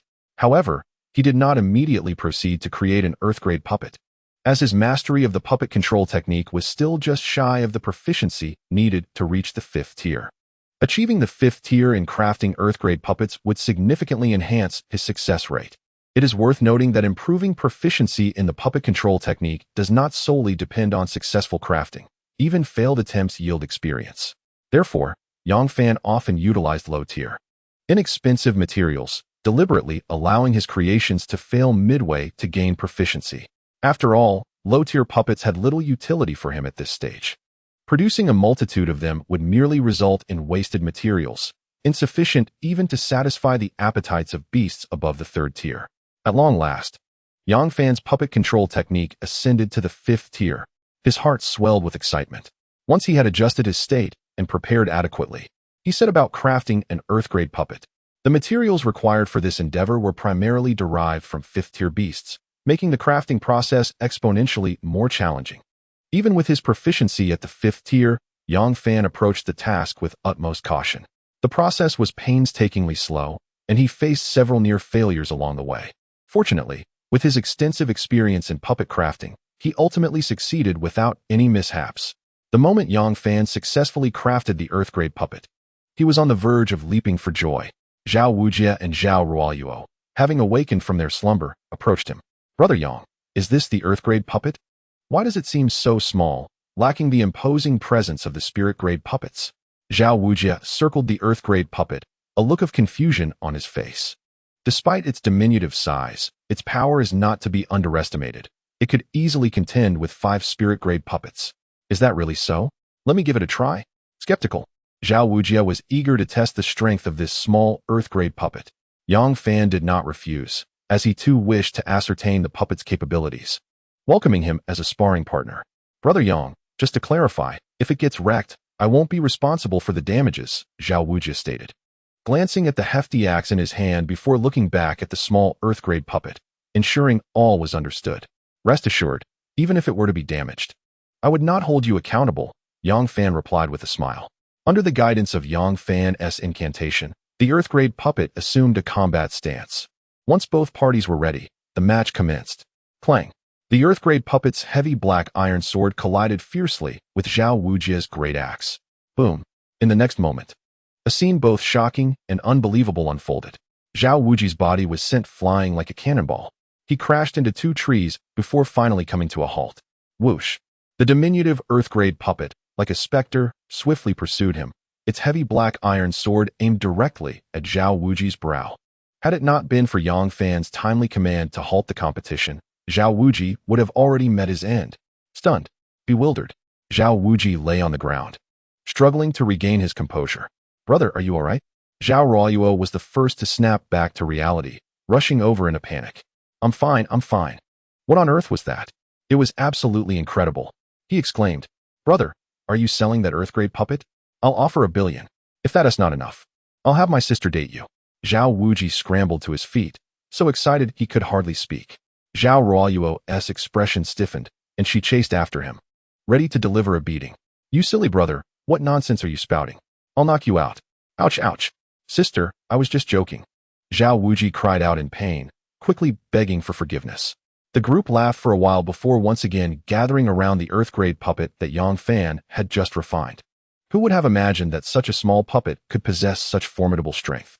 Judging by its recent display, it was likely that the puppet's power was nearly on par with that of a nascent soul stage cultivator.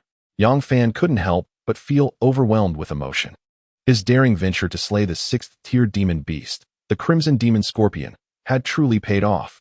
He was uncertain of what lay ahead in the upcoming trials. But with his current strength, sweeping through this trial in the land of cherry blossoms would pose no challenge.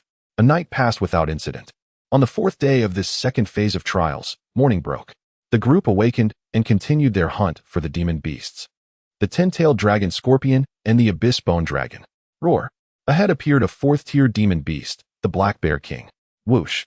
The Earth-grade puppet wielding the heavy black iron sword lunged forward in an instant.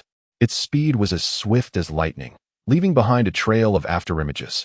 In the next moment, the Earth-grade puppet and the 4th-tier Black Bear King brushed past each other. Boom! The massive form of the Black Bear King collapsed to the ground. Instant kill. This scene nearly caused Zhao Wujie and the others in the distance to drop their jaws in disbelief. "No way, no way, no way," they exclaimed in astonishment. "Incredible. A freak. A monster. After a moment of stunned silence, they collectively berated Yang Fan, calling him a true anomaly.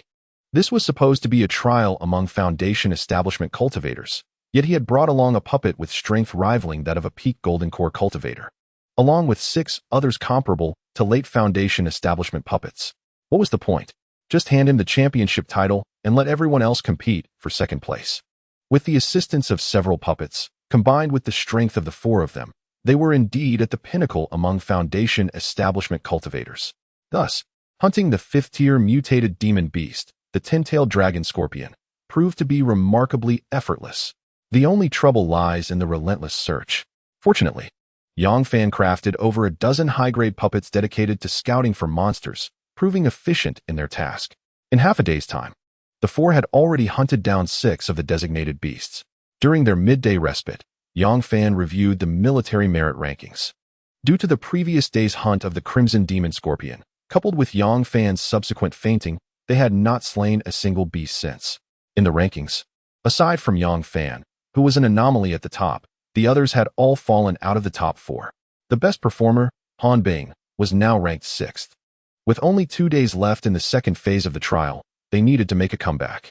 In the afternoon, while the high-grade puppets scouted for monsters, they inadvertently discovered a cave. The vicinity was teeming with 10-tailed dragon scorpions and abyssal bone dragons, clearly more abundant than in other areas. The 4 rejoiced, ready to lie in wait and slay. Each of their military merits surged dramatically. It was exhilarating.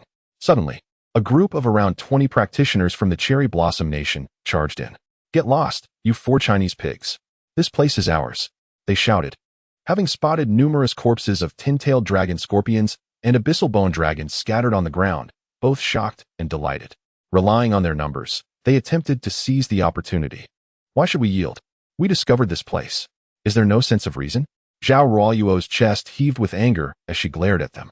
The Cherry Blossom practitioners wore mocking grins. "Ha! Why should we? Because our fists are strong. Because we outnumber you." Not convinced. Chapter 55.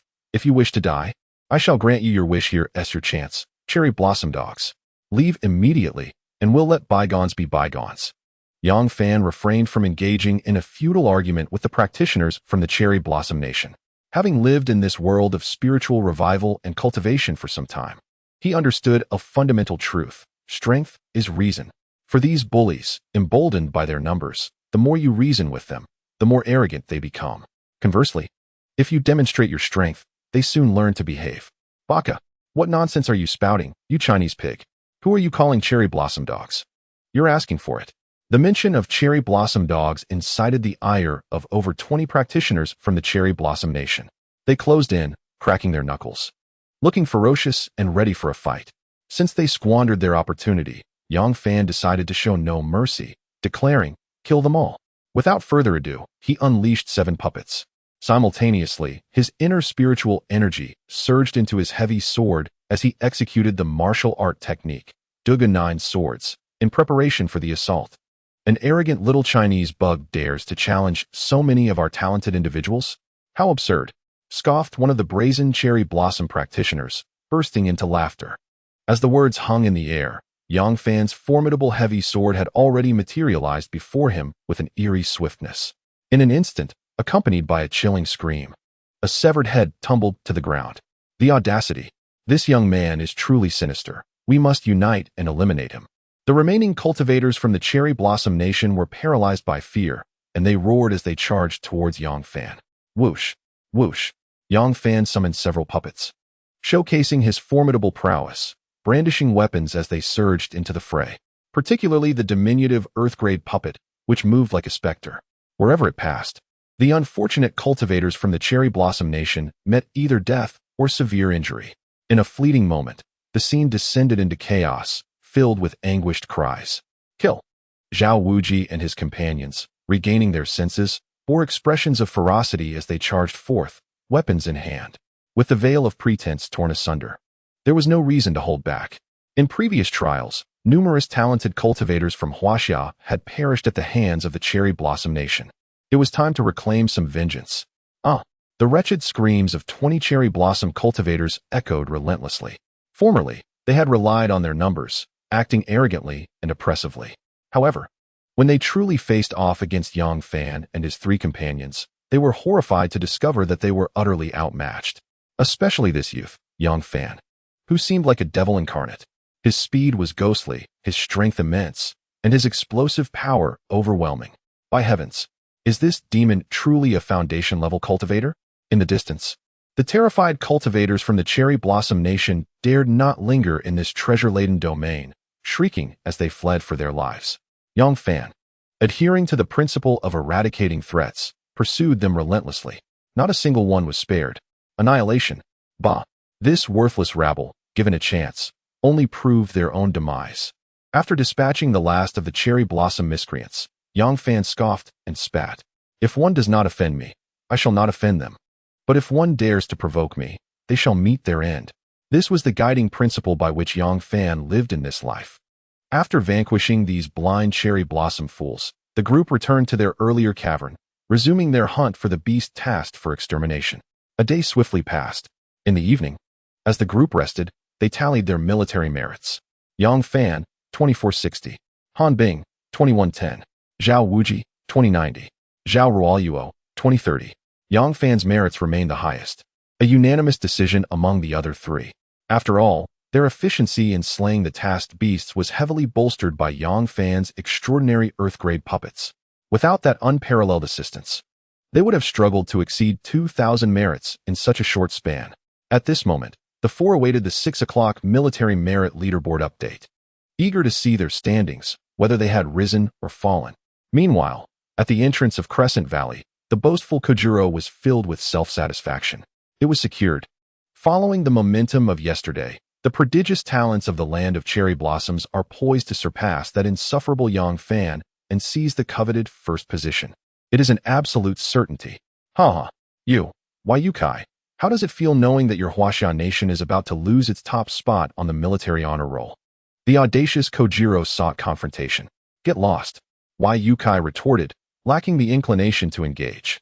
At that moment, her heart was heavy with concern. Yesterday's military rankings revealed that, aside from Yang Fan, all other contenders had fallen from the top four, a development Why Yukai had not anticipated. Although Yang Fan retained his position at the pinnacle, his military achievements were nearly on par with Han Bing. Each demon beast slain in the second phase of the trials awarded over 100 points. A mere difference of 100 or 200 points could be overcome with the elimination of just 2 demon beasts. Alas, this year's trials have shown that the overall strength of the foundational cultivators from Huaxia is still inferior to that of the Cherry Blossom Nation. The military honor list has been updated. Just as Why Yukai sighed in trepidation, a voice called out, snapping her back to reality. In a state of shock, she exclaimed, First place, Yang Fan, Huaxia. Second place, Han Bing, Huaxia. Third place, Zhao Wuji, Huaxia. Fourth place, Zhao Ruoyuo, Huaxia. Fifth place, Yamano Shursan, Cherry Blossom Nation, Baka Yuru. No, this is impossible. Absolutely impossible. Kojiro erupted in a fit of rage. Regaining her composure, Why Yukai laughed mockingly. Kojiro, it seems the cultivators from your Cherry Blossom Nation are faltering this year. What had she just said? That the foundational cultivators of Huaxia were inferior to those of the Cherry Blossom Nation? She wished to retract those words. Kojiro's face turned a shade of deep crimson, akin to that of a pig's liver, as he feigned ignorance. At that moment, a hurried cultivator from the Cherry Blossom Nation rushed out from Crescent Valley, calling out urgently, Lord Kojiro, trouble, trouble. The Huaxia pigs have slaughtered many of our cultivators. What? The Huaxia pigs slaughtered our cultivators? Kojiro, already simmering with frustration, felt his anger ignite upon hearing this. Indeed, it was that insufferable Yang Fan leading the charge, accompanied by Han Bing, Zhao Wuji, and Zhao Ruoyuo. This cherry blossom cultivator had been part of the group that Yang Fan had decimated. He had been afflicted with a stomach ache and had stepped away for a moment. Upon returning, he discovered his companions had vanished. This horrifying scene had frightened him to the core, prompting his frantic escape to report the incident. Baka, that despicable, shameless, cunning Yang Fan, I will see him dead. Kojiro roared in fury. He had long harbored a deep-seated hatred for Yang Fan, who had snatched away their nation's top position. Now he finally understood how Huaxia managed to dominate the top 4 rankings. It was all the work of that loathsome Yang Fan. Bakayuru, this wretched creature must perish. Otherwise, it will undoubtedly become a significant potential threat to their Cherry Blossom Nation. A murderous intent stirred within Kojuro's heart. Chapter 56. Drawing the Supreme Eye Technique. Devouring Eye Technique. Nonsense. Yang Fan and his companions number only 4. How could they possibly eliminate a 20-man team from your Cherry Blossom Nation? Did you not repeatedly proclaim that the cultivators from the Cherry Blossom Nation are all prodigies? How is it that they suddenly appear as feeble as common fowl? Lady Yuji was taken aback, her voice laced with fury and skepticism. Although she remained oblivious to the precise circumstances, the sight of a Cherry Blossom Nation cultivator hastily emerging from Crescent Valley to report the situation left her uneasy. This matter, she feared, was indeed inexorably linked to that scoundrel Yang Fan. A renewed sense of concern welled up within her.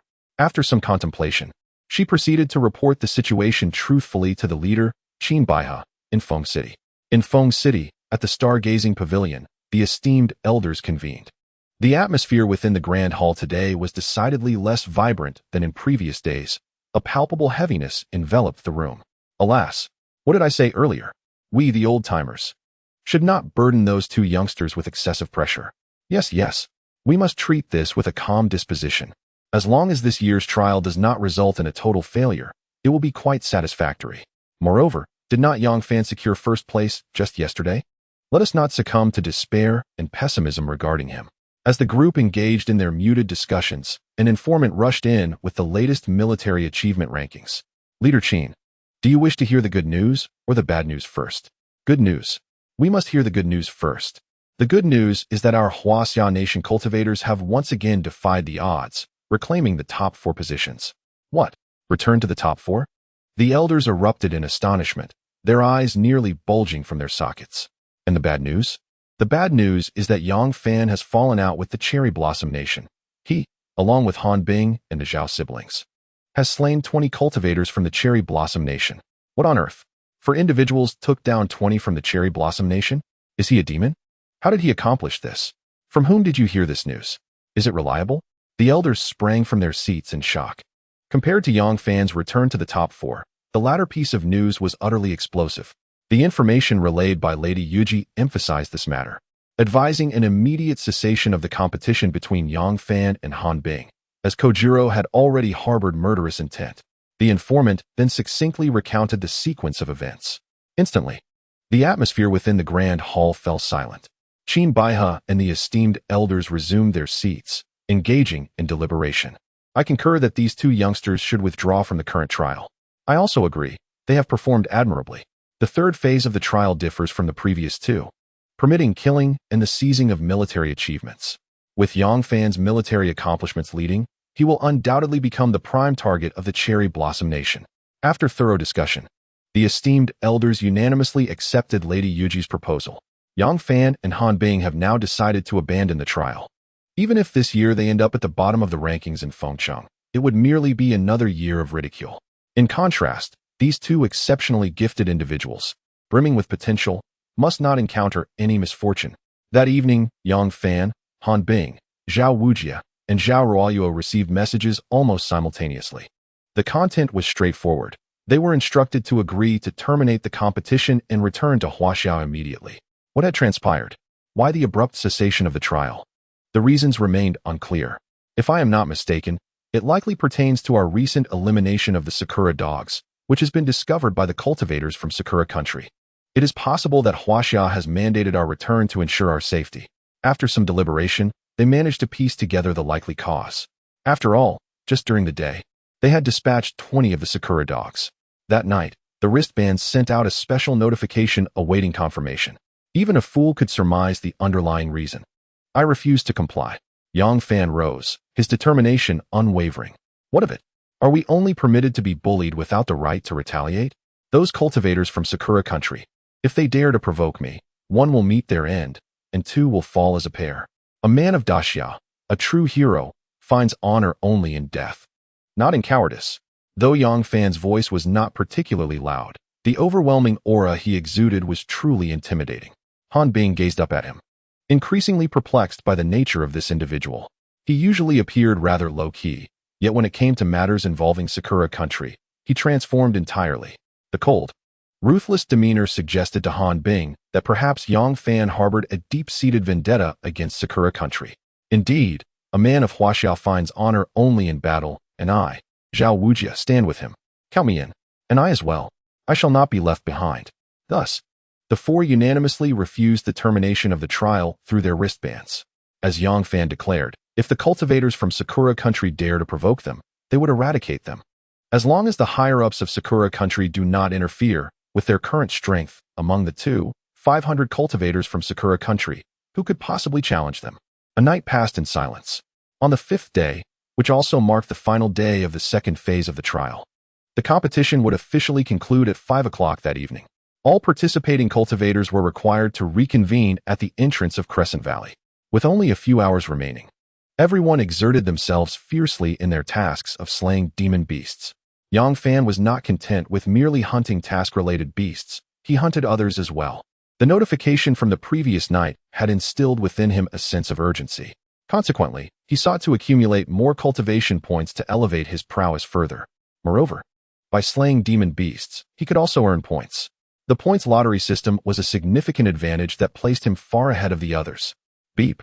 Upon vanquishing the third-tier beast, the Iron-Boned Bear, Yang Fan accrued 51 points and 100 cultivation value.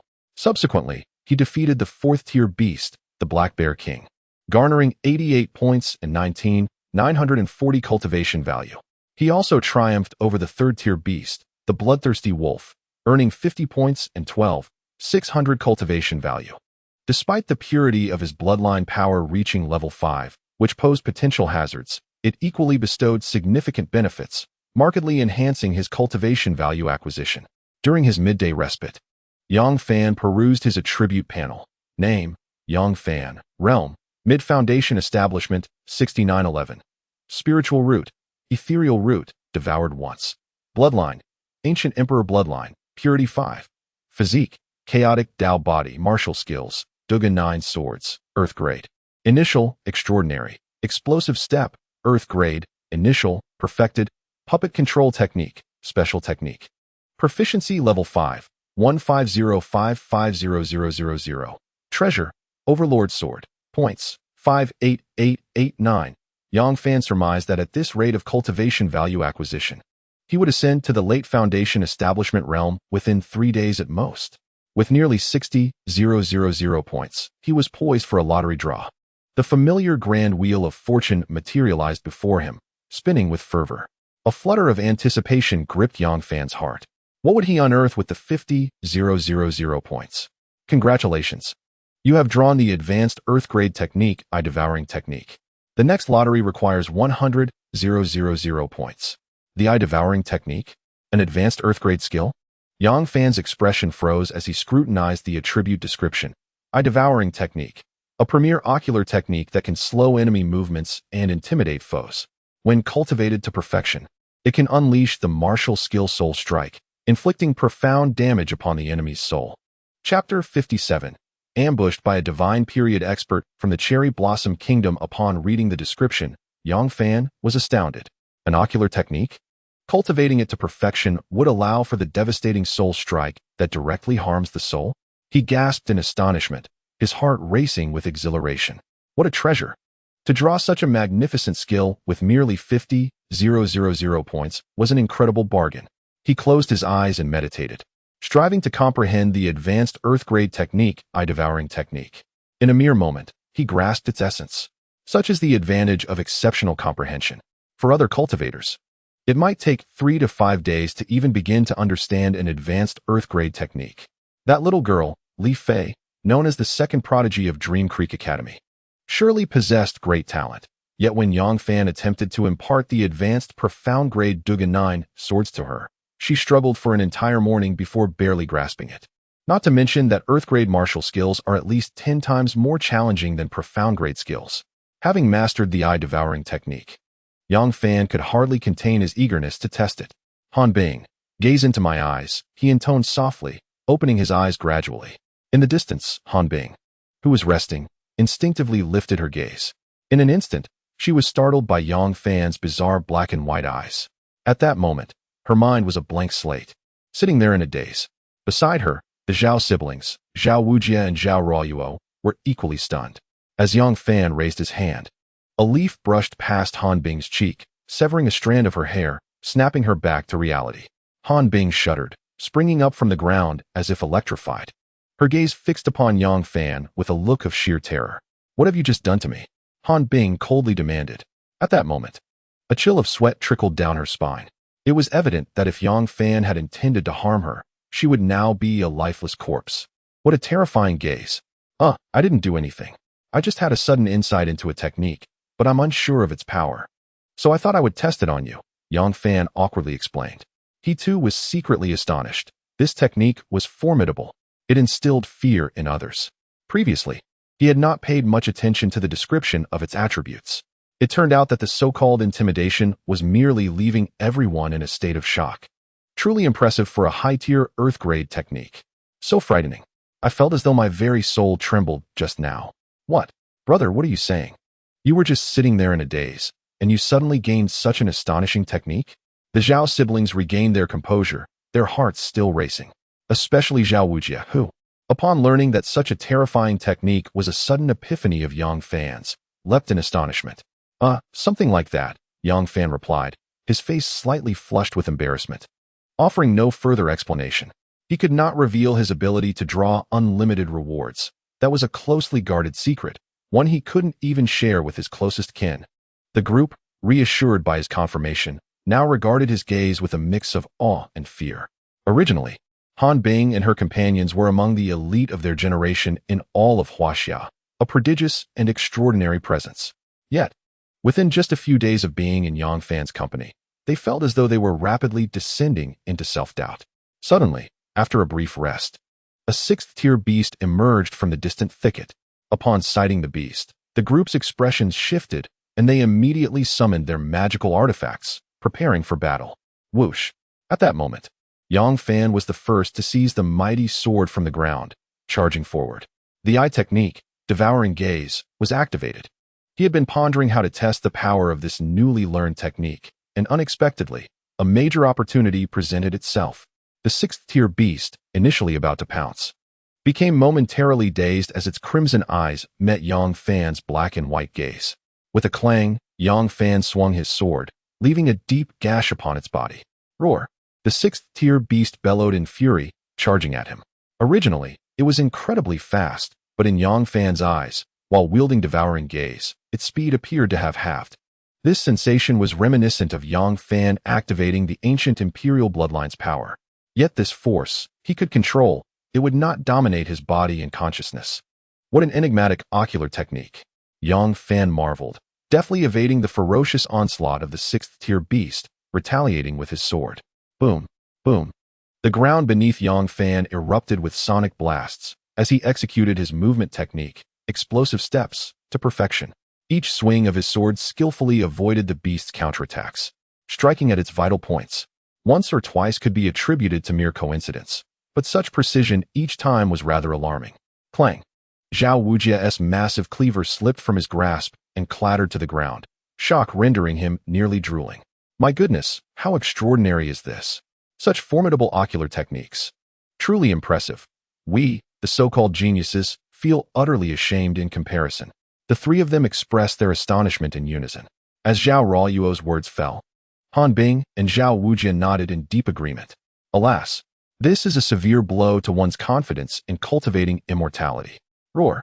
After approximately 10 minutes, this sixth-tier beast, with strength comparable to a late-stage Golden Core cultivator, was slain single-handedly by Yang Fan, a mid-stage Foundation Establishment cultivator, challenging a late-stage Golden Core expert.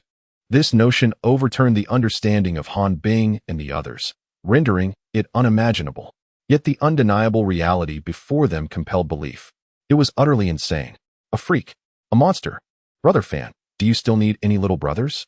I can serve tea and water. They all chimed in unison. The two women had lapsed into speechlessness. Zhao Wujie gazed at Yang Fan with sparkling eyes, calling him Big Brother. After a brief commotion, they resumed their task of hunting beasts. They busied themselves until dusk. Upon returning to the entrance of Crescent Valley, a dark figure suddenly sprang from the crowd, voice chillingly ominous. You vile insect, you dare to kill my Sakura country cultivator? I will see you dead. The sudden threat sent shivers down Yang Fan's spine. He abruptly looked up and activated his ocular technique, devouring eye technique. In an instant, the shadow lunging toward him slowed by half. Yet, it was still alarmingly swift. Clang! Yang Fan summoned his mighty heavy sword to defend, sparks flying. A torrential force surged from his arm throughout his body. Bang! Yang Fan was sent hurtling backward like a cannonball, crashing into a large tree before finally halting. "You Sakura Mutt, how dare you ambush me?" Yang Fan rose from the ground, his face pale and contorted, eyes glinting like a venomous snake. "Kazuki Ikaru, what are you doing?" Yuki arrived in a flash, her face ashen with fury. In the distance, Kazuki Ikaru stood astonished, disbelief written all over his face. He was a formidable transformation stage expert, executing a surprise attack. That recent strike, though only employing a fraction of his strength, should have sufficed to eliminate Yang Fan. This foundation establishment trash, 10 times over. How could it merely send him flying, injuring him? Other cultivators and experts were likewise shocked and horrified, their hearts in turmoil. This young man's ability to maintain his position at the top of the military honor roll is undoubtedly not a matter of mere fortune. He possesses genuine skill. Humph. What should I do? This vile insect has slain my compatriots from Sakura Nation. I demand his life. Upon witnessing the failure of his ambush, Kojiro Kitsuya resorted to slander. "How dare you, you shameless old wretch? Are you implying that only your Sakura dogs are permitted to slay us, while I am to remain defenseless? Moreover, it was your nation's 20 cultivators who, relying on their numbers, first besieged our fort. As a cultivator at the transformation stage from Sakura Nation, how can you utter such disgraceful words? What has become of your dignity? Have you no pride left?" Yang Fan's gaze resembled that of a ferocious wolf, showing no leniency, bold enough to scold even a transformation stage powerhouse. Chapter 58. Whoever dares to harm my Yang Fan shall meet their demise. You wretched insect, seeking death. Kitsuya's expression turned icy as he launched another attack. He clawed with his fingers, darting towards Yang Fan's head with lightning speed. This time, he showed no mercy, confident that a single strike would crush Yang Fan's skull. Humph! A cold snort echoed. Yuki swiftly intervened, blocking Kitsuya's attack and forcing him back several steps. "You dare to strike me, Yuki?" Kitsuya's visage contorted with rage as he bellowed. A commotion erupted from the crowd, astonished by Yuki's formidable strength. Even among transformation stage cultivators, Kitsuya was a distinguished figure, yet he was repelled by this woman, revealing just how extraordinary her power was. "Kitsuya, do you think I, from Huaxiao Fengcheng, am unworthy of your attention?" Yuki's beautiful face bore a fierce expression as she continued. "Very well, let me witness the strength of you, Kitsuya. Who dares to kill in my presence?" Whoosh! Yuki's figure vanished like a specter. From a distance, Kitsuya's expression changed drastically as he retreated in a frenzy. Suddenly, Yuki appeared before him without a sound, slowly raising her hand. Bang! In the next moment, Kitsuya's body flew backward like a cannonball. "You filthy wretch! I shall slay you." Kitsuya howled in agony, launching a fierce counterattack. Yang Fan stood by, utterly astonished. Is this the nature of battles among transformation stage cultivators?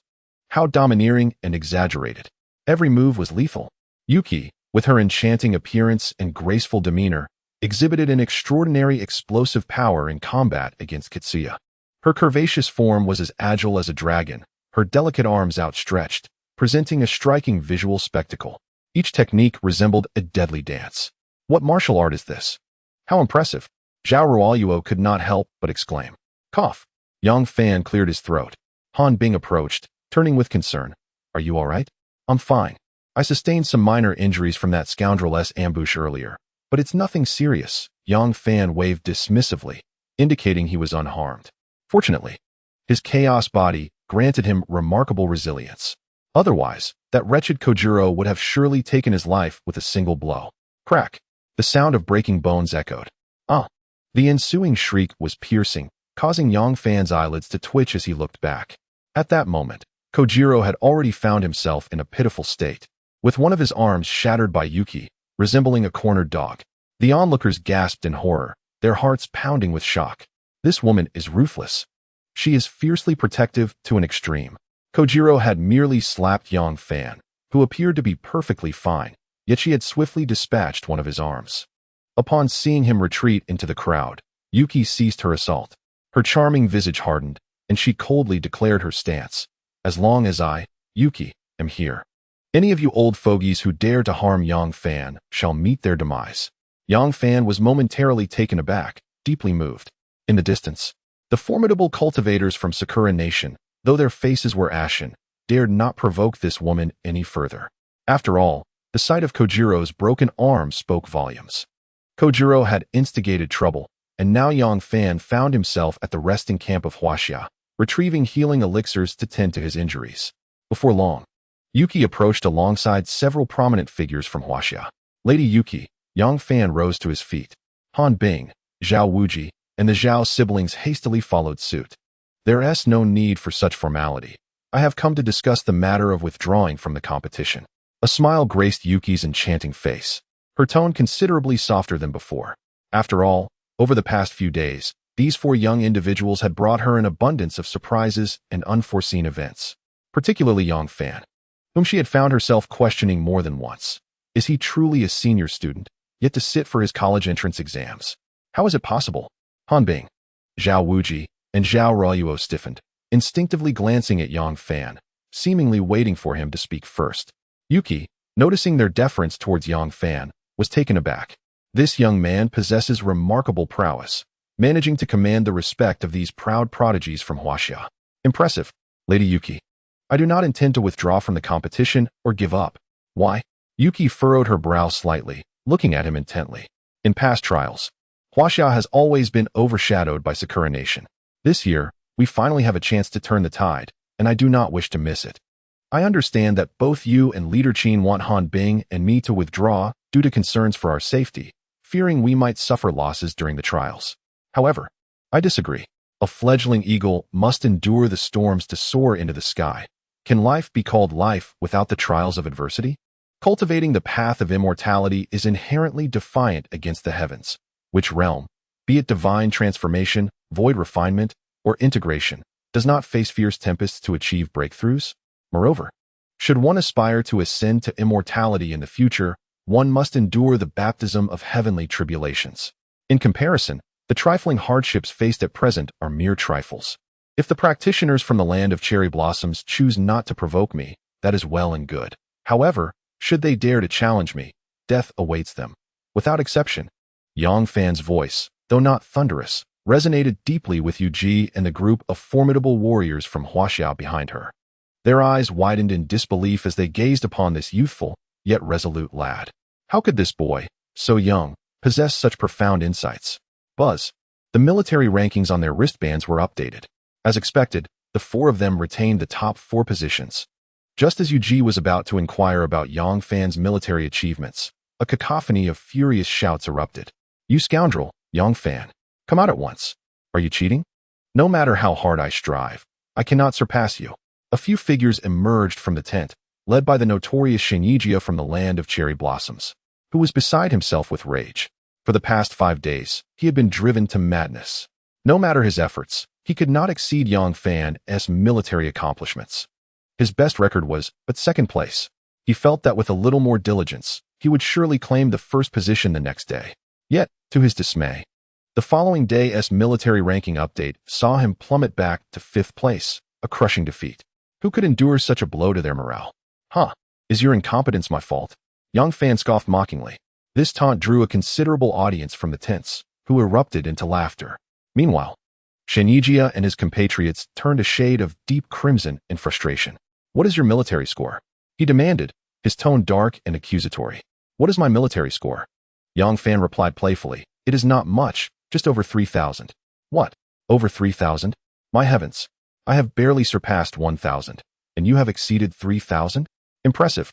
No wonder the practitioners from the land of cherry blossoms are utterly exhausted in their pursuit. This remarkable revelation left everyone in astonishment. Even Yuji wore a face of shock and disbelief. The 2nd phase of the trial concluded with military scores exceeding 3,000. Such a feat had never been recorded in the annals of previous trials. Truly, he was an anomaly among anomalies. In the distance, Shinjia exhibited an unusual calm, devoid of his previous fury, instead wearing a sinister smile. Chapter 59. To kill me for military achievements? How oblivious. Yang Fan raised an eyebrow in mild surprise, pondering whether Shinjia had been so thoroughly defeated that he had retreated into silence.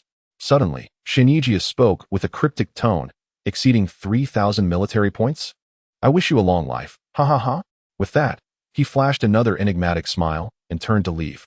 Heh, scoundrel, good luck to you. Behind him trailed the practitioners from the land of cherry blossoms, each wearing a covetous and cunning grin. Yang Fan slightly furrowed his brow, piecing together an unsettling conjecture. Soon after, a smile graced his lips. In this day and age, why do some individuals choose to court disaster instead of embracing the sanctity of life? Upon returning to the encampment, Yuji wore a worried expression and said, Yang Fan, I cannot condone your decision to continue with the trials. My dear Yuji, I must respectfully disagree, he retorted. Yuji's face stiffened, her shoulders trembling with indignation. This impudent youth, emboldened by his status as the top military achiever, dared to defy her. Young man, do not be reckless. Lady Yuji acts in your best interest. Indeed, the third stage of the trials diverged significantly from the previous ones. This stage permitted the slaying of adversary practitioners to seize their military merits. With over 3,000 military achievements, he would undoubtedly become the prime target for the practitioners of the land of cherry blossoms. A group of formidable warriors from Huaxia, standing behind Yuji, urged him to reconsider. Although Yang Fan did not belong to their city, as fellow citizens of Huaxia, they were concerned for his safety. Rest assured, my esteemed seniors, I would not persist in the third stage if I lacked confidence, Yang Fan declared with unwavering assurance. As I mentioned earlier, if the practitioners from the land of cherry blossoms refrain from provoking me, all will be well, but should they dare to challenge me, one shall perish for each that approaches. Yuji and the other esteemed figures felt that Yang Fan was perhaps boasting or overly self-assured. However, Han Bing, Zhao Wujing, and Zhao Ruoyuo did not share this skepticism. In the days they had spent together, Yang Fan had exhibited formidable prowess, undeniably the strongest below the Golden Core stage. It was no exaggeration to declare him the preeminent fighter beneath that realm. Those practitioners from the land of cherry blossoms, blinded by greed, would face dire consequences should they covet his military merits. Ultimately, Yang Fan succeeded in persuading Yuji, though she was reluctant. She found herself powerless against Yang Fan's obstinate nature. That evening, Yuji elaborated on the rules for the third stage of the trials. This final phase would span 10 days, during which the electronic wristbands would update with 7 tasks of increasing difficulty. The military merits gained would also escalate accordingly. Notably, slaying practitioners from opposing factions would yield corresponding military merits, the quantity of which would depend on the number of adversaries defeated. In essence, the more individuals one eliminated, the greater the rewards obtained. As for the rewards from the second stage, Yang Fan received a wisdom pill and a dagger-like magical artifact. He opted for the dagger due to its suitability for the high explosive capabilities of his slender puppet. At dawn, the wristband tasks were updated. The third stage, the final trial, had arrived as scheduled. Yang Fan raised his arm to inspect the tasks on his wristband. Task 1. Proceed to the Blackwater Marsh to eliminate the third-tier mutated beast, the Mandala Serpent. Time, 10 days. Total participants, 46, 565, 000. Military merits, 3, 0, 51. Ranking, first place. Among the two nations, 5, 000 cultivators have succumbed over the past week, with nearly 400 lives lost. Only 4, 656 foundational cultivators remain. At the conclusion of the third phase task, how many will survive? Yang Fan, where is your task? Han Bing inquired, turning his head. My task is in the Blackwater Marsh. Ah, your task is in the Blackwater Marsh. Mine is in Crescent Valley. Mine is also in Crescent Valley.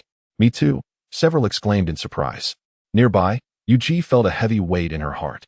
The Blackwater Marsh had, in previous years, seen more cultivators from the Sakura Nation than from Huaxia. The few who managed to complete all 7 tasks and emerge alive from Huaxia were exceedingly rare. She truly did not expect Yang Fan to have such poor fortune. The task refresh point is in the Blackwater Marsh. This is troublesome. Yang Fan noticed that all 3 of his companions were in Crescent Valley, while he alone was headed to the Blackwater Marsh, and he couldn't help but let out a bitter laugh. Such misfortune. However, he remained calm. After all, a skilled artist is bold. After bidding farewell to his companions, exchanging words of encouragement, he turned and set off towards the Blackwater Marsh. The task duration is 10 days. After 10 days, regardless of whether he completed the 7 specific tasks, it would conclude. At that time, rewards would be distributed based on military merit rankings. On his journey, Yang Fan observed that cultivators heading to the Blackwater Marsh were predominantly from the Sakura Nation. A sea of dark figures stretched before him. Many Sakura cultivators, noticing Yang Fan alone, cast him predatory glances. After all, he was currently ranked first on the military merit leaderboard, boasting over 3,000 military merits. If they were to eliminate him, the cultivator who dispatched Yang Fan would undoubtedly ascend to the top. Who wouldn't he covet the allure of being first on the military merit list? Yang Fan glanced back at the covetous Sakura cultivators, a wicked smile playing on his lips. He then quickened his pace towards the Blackwater Marsh. To these Sakura cultivators, Yang Fan was but a moving repository of military merits. Conversely, he regarded them in the same light. It was rumored that slaying many would yield additional military merit bonuses. He would have to test this. Half an hour later, guided by the coordinates on his wristband, Yang Fan traversed a dense thicket and arrived at the task location, the Blackwater Marsh. Behind him, a team of roughly a dozen Sakura cultivators pursued him relentlessly. Where is he? Damn it! He runs faster than a rabbit. Everyone, search carefully. He must be nearby. A furious outcry erupted from the group of Sakura cultivators as they realized they had lost sight of their quarry. As a result, amidst their curses, a monk's head rolled to the ground. Baka, this foul insect is behind us, launching a sneak attack. The monks from the land of cherry blossoms were taken aback to witness one of their companions suddenly decapitated. It was then that they noticed Yang Fan, standing on their path, unbeknownst to them. Their faces twisted in rage as they shouted angrily. A sneak attack? No, no, no, you little devils, you are surrounded. Yang Fan scoffed disdainfully. Uffed, surrounded? By you alone? Ha ha, you've got to be kidding me. This foul insect must have lost his mind. Indeed, the cultivators from the land of China are nothing but a bunch of foolish swine. Yang Fan's words elicited laughter from the group of cherry blossom monks. They revealed their grotesque visages, their eyes reflecting the gaze of one who looks upon a fool. Hee hee, whether I am foolish or not, you will soon find out. Yang Fan's face radiated a brilliant smile. In the next moment, he waved his hand, summoning all the puppets from his storage ring. Whoosh!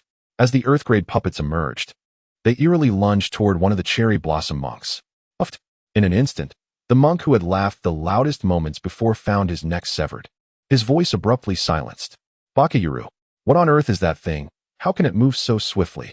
Fear not, everyone, let us attack together. He cannot possibly contend with so many of us. Yes, together, let us kill him and seize the military merit. The cherry blossom monks were terrified. They then roared as they summoned their magical artifacts, charging toward Yang Fan in unison. Heh! Unaware of their impending doom, Yang Fan coldly smirked, unleashing his full might. Chapter 60. The Supernatural Prodigy of the Cherry Blossom Nation, Qiangu of the Shallow River Boom. Boom.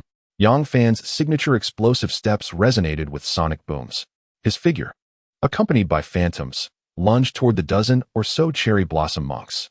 Wherever he passed, those monks were struck by his heavy sword, either dead or severely injured. Several spirit-grade puppets coordinated with the earth-grade puppets, displaying impressive prowess. Ah! A chorus of anguished screams filled the air. At that moment, the dozen or so foundational monks from the Cherry Blossom Nation were horrified to realize just how terrifyingly powerful Yang Fan truly was. A dozen? Perhaps even 20 more would not suffice as his opponents. They were terrified. They wanted to flee. Yet, their speed was akin to that of a turtle crawling before the ghostly earth-grade puppets. Yang Fan activated his eye technique, the devouring eye art. To him, the movements of these cherry blossom monks appeared in slow motion. Killing them was no different from slaying a few dogs. This seemingly lopsided battle concluded in a mere 10 minutes. The outcome was that Yang Fan had slaughtered them all. Ha! A bunch of trash.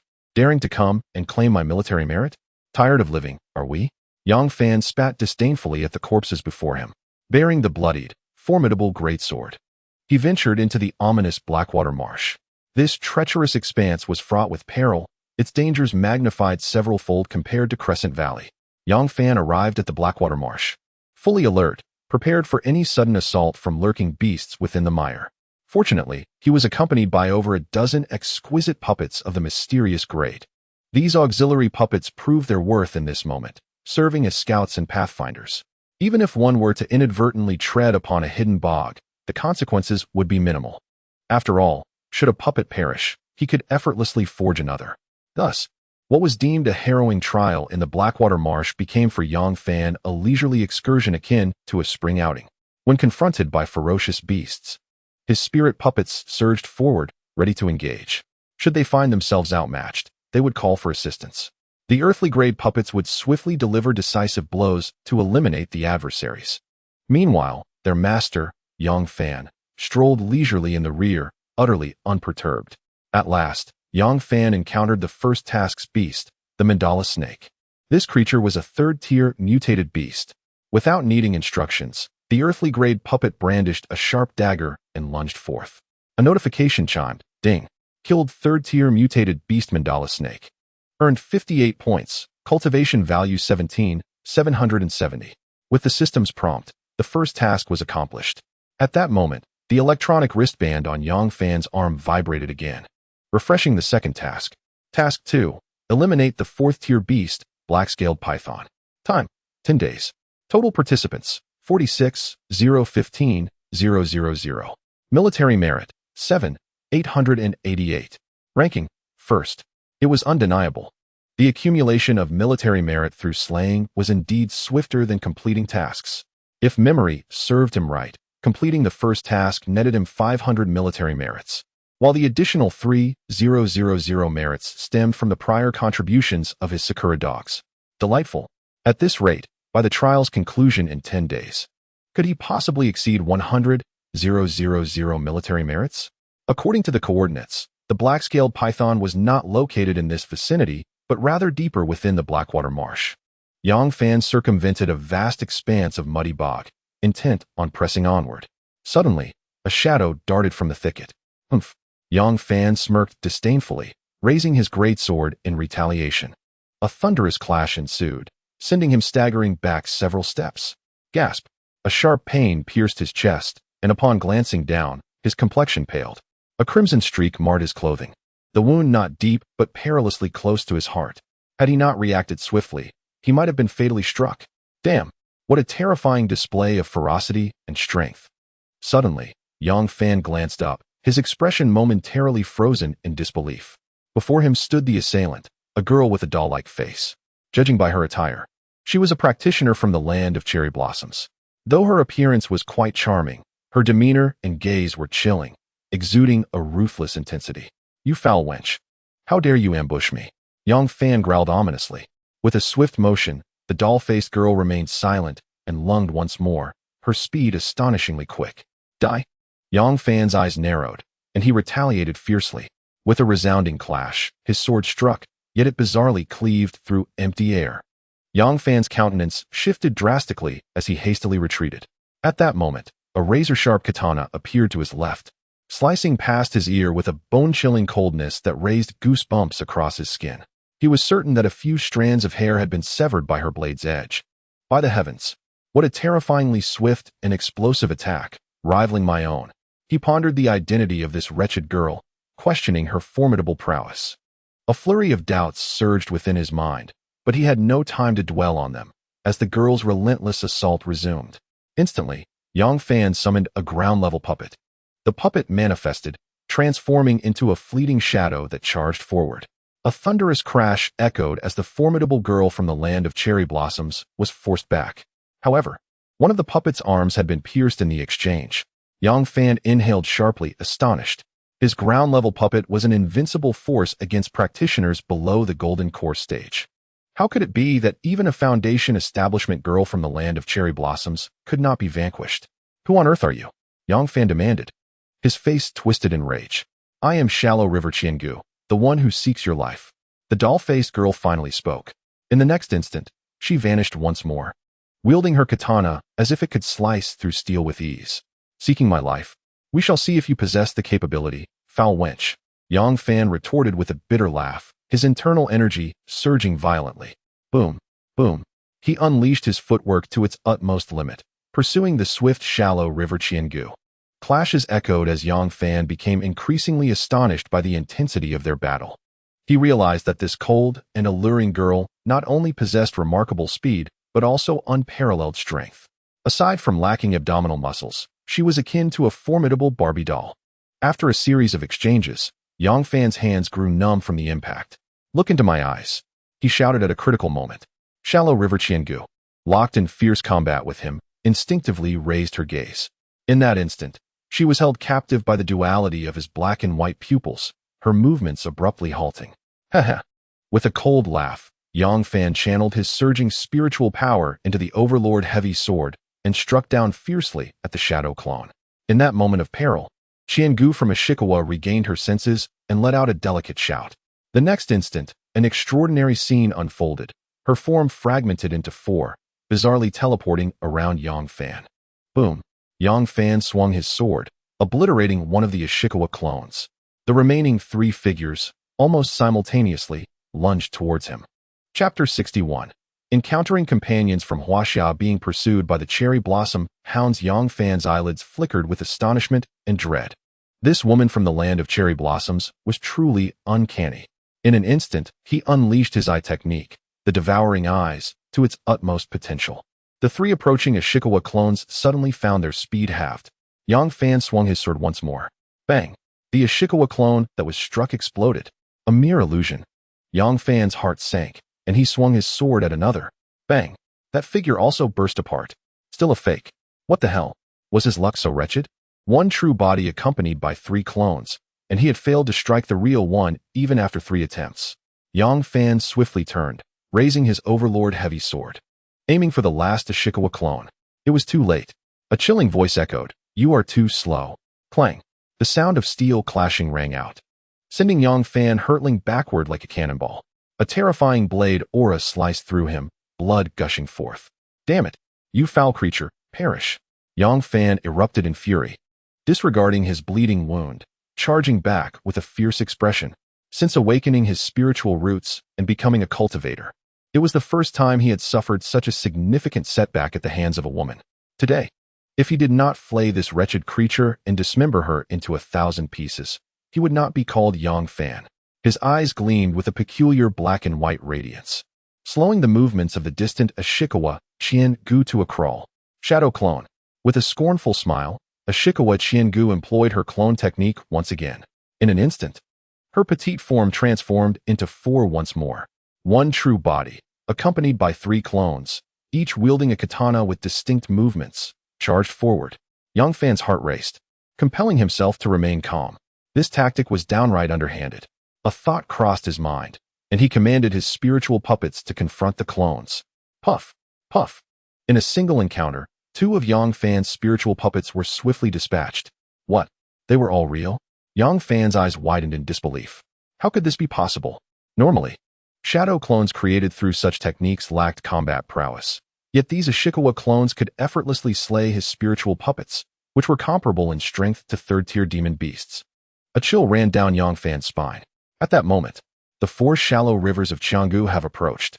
Yang Fan exerted all his strength, unleashing an explosive combination of power and speed.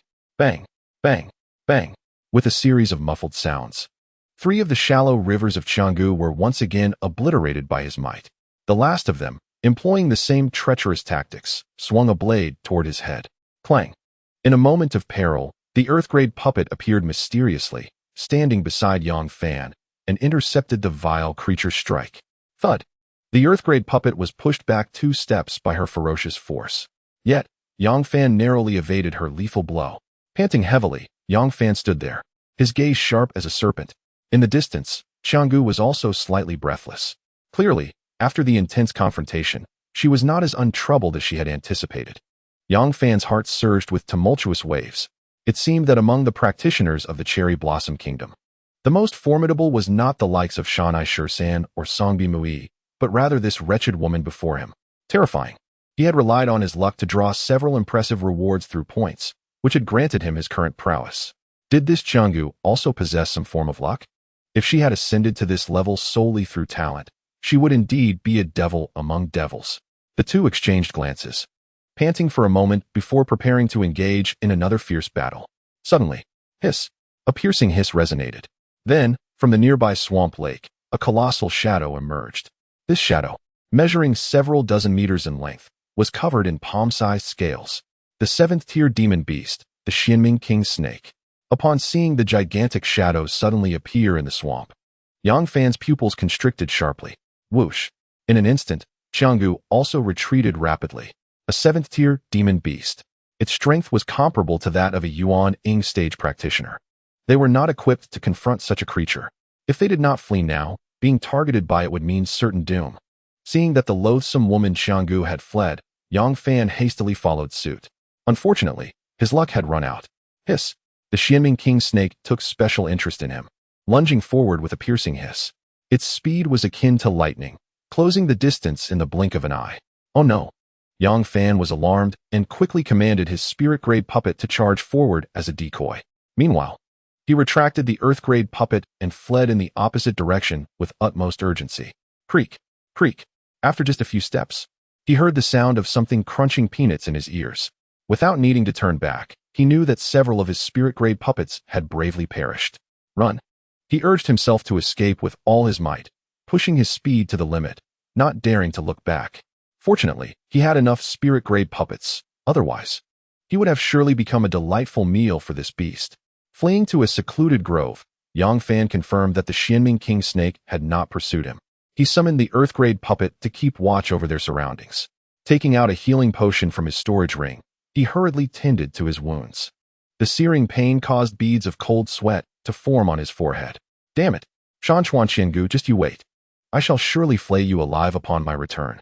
As he bandaged his injuries, Yang Fan raged aloud. His inflated confidence, which had swelled after the confrontation with Shanchuan Qiangu, was abruptly doused like a bucket of cold water, restoring a semblance of calm. Even with his advantages, he was not invincible among practitioners of the same realm. In a minuscule land like Sakura Nation, a rival of comparable strength had emerged. What of other nations?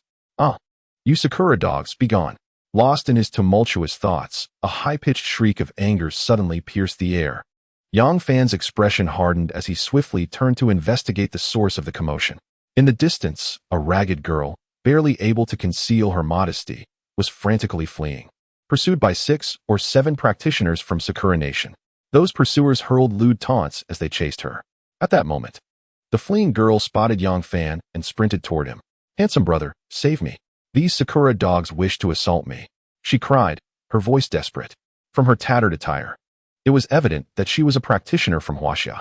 In the blink of an eye, she reached Yang Fan and took refuge behind him, her chest heaving and her face pale with fright. Yang Fan glanced back at her, his heart skipping a beat, breath momentarily faltering. The girl, with her strikingly generous figure clad in ragged clothing, was nearly overwhelming for a man of his propriety. Rustling sounds approached. The group of Sakura pursuers was drawing near. Isn't that Yang Fan from Huaxia? One of them exclaimed. What? The one who stole our first-place ranking? How fortunate. I hear his military achievements have surpassed 3,000. If we kill him, our own military ranks will surely soar. Recognizing Yang Fan, the practitioners from Sakura Nation displayed unabashed greed in their eyes.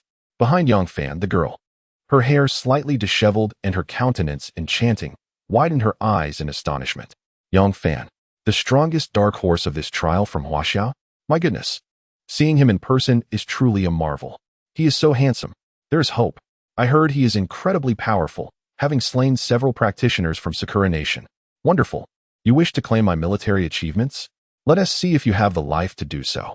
Yang Fan's figure vanished like a specter, charging toward the oblivious practitioners of Sakura Nation, his heart ablaze with fury from the earlier ambush by Shanchuan Qiangu. At this moment, several oblivious adversaries approached, seemingly seeking their demise. Begone. Chapter 62, Military Achievements Exceeding 10,000, the Giants Rise in Unison. Of course, we are alive. The arrogant practitioner from the land of cherry blossoms was about to flaunt his bravado when, in an instant, one of his arms was severed. A piercing shriek echoed throughout the forest. Bastard! How dare you harm our comrade? You seek death. Nearby, other practitioners from the land of cherry blossoms were taken aback. Witnessing Yang Fan's formidable prowess, they dared not underestimate him any longer, roaring as they charged to attack. In the rear, Jiang Xiaoru's expression shifted dramatically, and she immediately rushed forward to assist. Boom, boom. Yang Fan's explosive steps reverberated continuously. Wherever he passed, those once arrogant adversaries were either dead or severely injured. The air was filled with their anguished cries. "Ah, my dear mother." Jiang Xiaoru abruptly halted her advance, gasping in shock. Her beauty was alluring yet captivating. At that moment, she seriously doubted whether rushing to assist would merely complicate things for Yang Fan. "Remarkable. Handsome brother, go for it." Jiang Xiaoru snapped back to reality, her excited face flushed, her enchanting figure trembling with exhilaration. Her enthusiasm seemed to surpass even that of Yang Fan, the central figure. "Bastard! Little wretch, perish!" One of the adversaries, witnessing Yang Fan's ferocity akin to a divine slayer, realized he was no match. In an instant, he lunged forward, intending to ambush Jiang Xiaoru. Thud! Before he could take 2 steps, his head rolled to the ground. The immense inertia carried it to Jiang Xiaoru's feet, startling her into a shiver. Minutes later, all the oblivious adversaries lay vanquished. The world fell silent. Yang Fan approached with concern, asking, "Are you all right, beautiful?" "Wow, handsome brother, you are truly amazing." Jiang Xiaoru gazed at Yang Fan with infatuation. In the next moment, she regained her composure and excitedly lunged towards him. "Beautiful lady, please don't." A wave of intense suffocation washed over him, nearly choking him to death. What on earth? Where did this girl come from? How could she be so wild and uninhibited? Startling. After a moment, Yang Fan finally extricated himself from the embrace of this bold and untamed girl. Phew. Yang Fan took a deep breath, narrowly escaping suffocation. His gaze inadvertently drifting to her impressive curves, causing his eyelids to twitch. What on earth is she eating to attain such a figure? Not only he, but even those women with voluptuous figures would feel a sense of shame in her presence. Subsequently, Yang Fan quickly cast aside his wandering thoughts and inquired about the earlier events. It turned out that Jiang Xiaoru hailed from the demon capital. Unfortunately, her luck during this trial was rather poor. Her electronic bracelet had assigned her tasks in the Blackwater Marsh. Upon arriving, she hadn't even encountered the first task monster. Encountered by a group of scheming practitioners from the land of cherry blossoms, she found herself outnumbered and outmatched. Ultimately, after a fierce battle, she was forced to flee, unable to contend with her adversaries. "Brother, you have saved your sister, and you are quite handsome. I intend to repay your kindness with my devotion," declared Jiang Xiaoru, whose personality was exuberantly wild and carefree. As she spoke, her demeanor shifted to one of bashful eagerness, salivating as she gazed at Yang Fan. Startled, Yang Fan thought, "Is this gratitude or something more demanding?" No. I, Yang Fan, am a man of integrity, not one to be so easily swayed. Fair maiden, please conduct yourself with decorum." He retreated repeatedly, unwilling to acquiesce. Indeed, the ancients were not mistaken. A hero saving a damsel often leads to such declarations of devotion.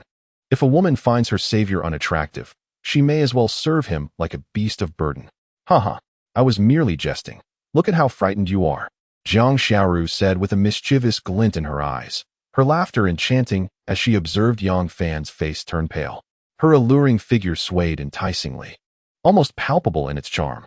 Yang Fan quickly diverted his gaze, cursing under his breath as he suspected this cheeky girl was deliberately trying to entice him. Soon, under Jiang Xiaoru's persistent company, the two found themselves paired together on a mission to hunt demonic beasts. Yang Fan felt overwhelmed. He could not fathom why. In such a vast metropolis as the Magic City, someone with such a wildly uninhibited personality would choose to participate in the trials. Was there truly no one else? Suddenly, a black swamp demon beast appeared before them.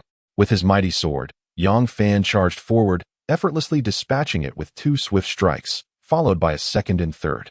Jiang Xiaoru watched with stars in her eyes, exclaiming, "Wow, handsome brother, why not come back to the Magic City with me? I want to have children with you." After spending some time together, Yang Fan concluded that Jiang Xiaoru was utterly infatuated with the idea of romance. He wore a bemused expression, pretending not to hear her. As they continued their journey, stopping intermittently to search for the designated demonic beasts marked on their task bracelet, Yang Fan skillfully dealt with any other beasts they encountered, rapidly increasing his power. Throughout, Jiang Xiaoru remained in a state of infatuation, either gasping in awe or teasingly coaxing Yang Fan to the Magic City. He began to question whether her mind was sound. By 6 in the evening, Yang Fan's military merit ranking refreshed on his bracelet. Military merit, 12, 268. Ranking, first, after a day of slaying no fewer than 30 adversaries from Cherry Blossom, His military merit surged beyond 12,000, securing his position at the top without question. Meanwhile, at the entrance of Crescent Valley, the strong from both nations were in a frenzy as the military merit leaderboard updated. Unlike the first and second phases of the trials, the third phase allowed them to see each individual's military merit value. First place, Yang Fan, 12. 268 military achievements, Huaxia Nation. Second place, Shan Yishir San, 4. 561 military achievements, Sakura Nation. Third place, Han Bing. Yang Fan continues to reign supreme, much to no one's surprise. However, what is the meaning of 12, 268 military achievements?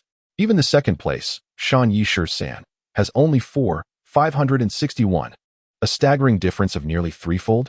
How could this insufferable Yang Fan amass over 10,000 in a single day? He must have slaughtered our valiant warriors from Sakura Nation, rendering them mere prey. I vow to dismember him, to shatter him into 1,000 pieces.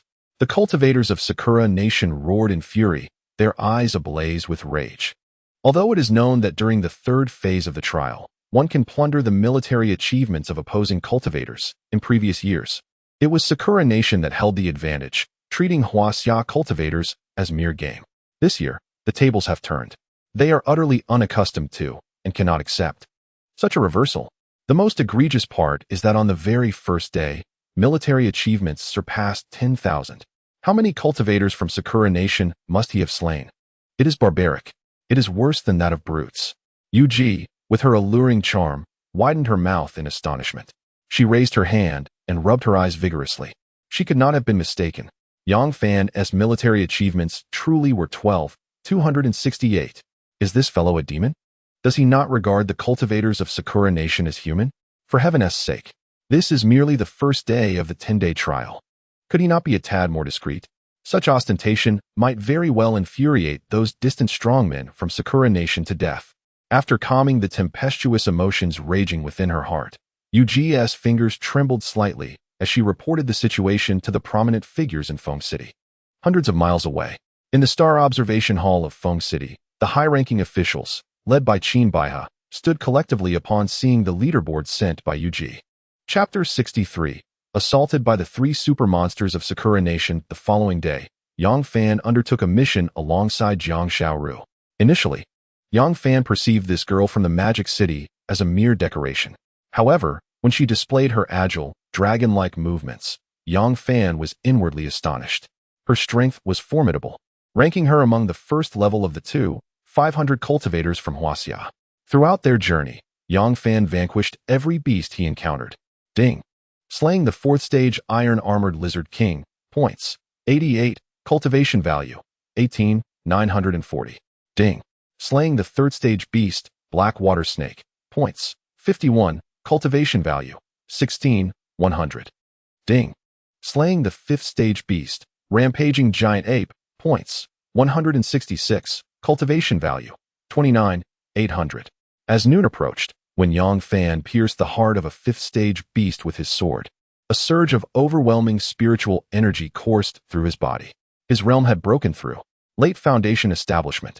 With the breakthrough from mid-Foundation Establishment to late Foundation Establishment, Yang Fan's power experienced a significant enhancement. He came to a halt, examining the attributes bar. Name, Yang Fan. Realm, Late Foundation Establishment, 003. Spiritual Root, Ethereal Root, Devoured Once. Bloodline, Ancient Emperor Bloodline, Purity 5. Physique, Chaotic Tao Body, Martial Skills, Duga 9 Swords, Earth Grade. Beginner, Extraordinary. Explosive Step, Earth Grade, Beginner, Perfection. Puppet Mastery, Special Technique, Proficiency Level 5, 650550000. Devouring Eye Technique, Earth Grade, Advanced. Proficiency Level 1, 6681000. Magic Treasure, Overlord Sword. Points. 11,620. At this moment, Yang Fan was utterly confident in confronting an ordinary 6th-tier monster single-handedly. How infuriating. If he were to encounter Qiangu from Sakura Nation again, he would undoubtedly crush her to dust. Yang Fan remained haunted by the ambush he suffered at her hands yesterday, nearly leading to his downfall. TSK. How leisurely. Even when his life was at stake, he still had the audacity to chase after women. Truly impressive. A wave of sarcastic remarks interrupted his thoughts. Yang Fan raised his head, his expression darkening. In the distance, three figures approached. Shania Shursan, Songbei Mu-yi, and Qiangu, the three prodigies from Sakura Nation. Yang Fan's gaze fell upon them, betraying his intense, murderous intent. You Sakura dogs, how shameless to bully the few with the many. Yang Fan squinted, a cold smirk gracing his lips. To deal with you, one of me suffices. Qiangu spoke coldly, instantly closing the distance. Her petite figure moved with remarkable speed. Yesterday, when Yang Fan had clashed with her, he found her appearance charming. Yet her strength was surprisingly formidable. He dared not underestimate her, seizing the Overlord heavy sword to engage. Clang! A resounding impact echoed as Yang Fan sent Qiangu staggering backward with a single strike. A flicker of astonishment flashed in Qiangu's icy eyes.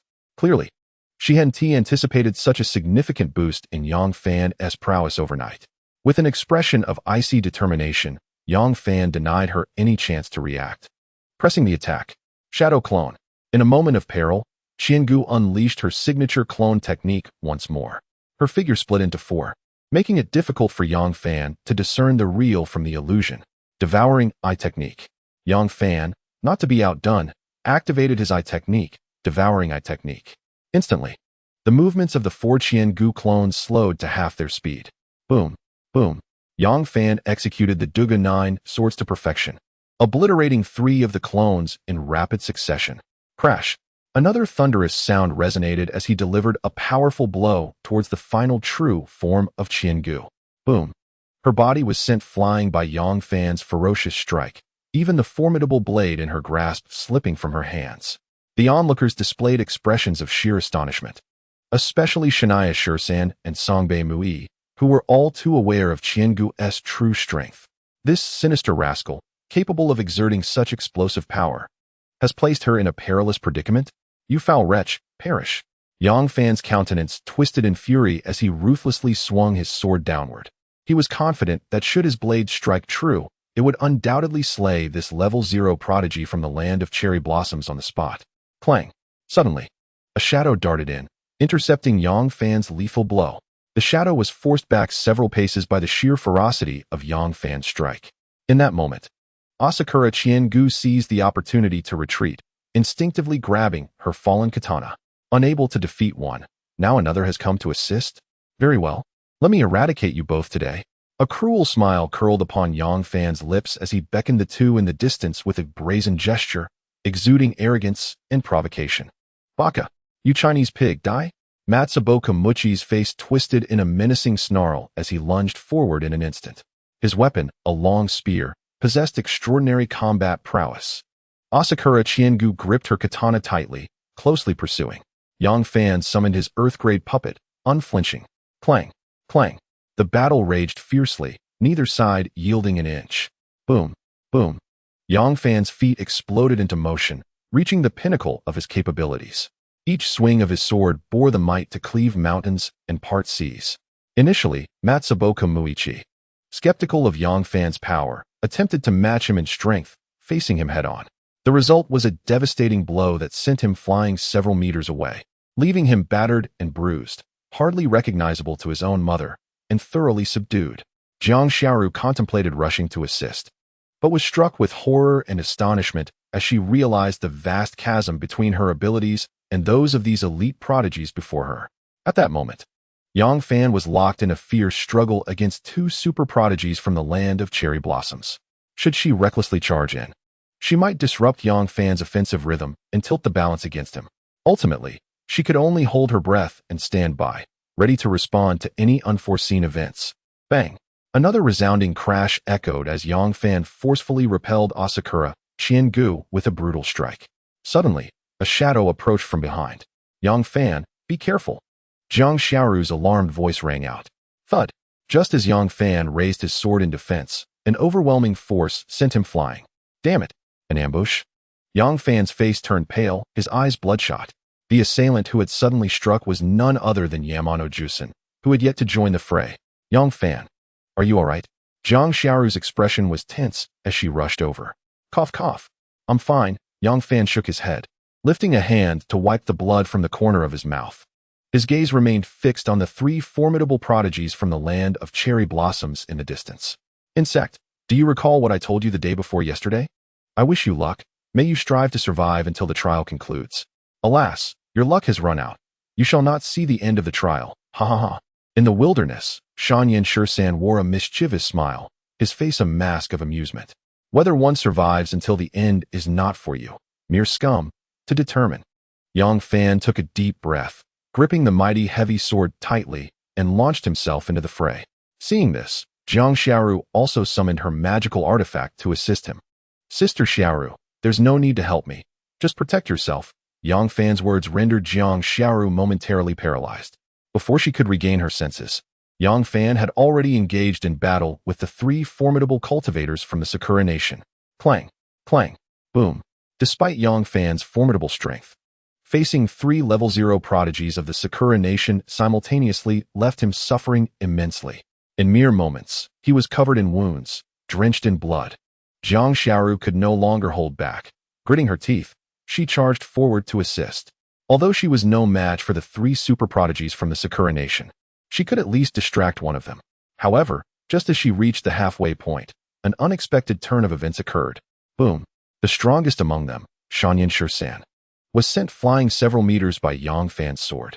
At that moment, Yang Fan's eyes glowed a blood red, his hair standing on end as if stirred by an unseen wind. His aura surged violently, and the sound of cracking bones echoed ominously. It was truly terrifying. Chapter 64, Slaying the Super Prodigy, Song Baimu. What on earth is happening? Jiang Xiaoru halted in her tracks, stunned by fear. Not only was she shocked, but the distant Shanyan Shursan and his companions were equally taken aback. How dare you sneak attack me? I shall make you pay dearly. A cruel smile crept across Yang Fan's face as he licked his cracked lips. In the next moment, he stepped forward, closing the distance to Shanyan Shursan in an instant. How could your strength surge so dramatically? Shanyan Shursan roared in terror and fury. Boom. Yang Fan struck again with his sword. Crack. The weapon in Shanyan Shursan's hand shattered instantly, and he was once more sent flying like a cannonball, spewing a mouthful of blood mid-flight. Clearly, Yang Fan's two relentless assaults had severely injured him.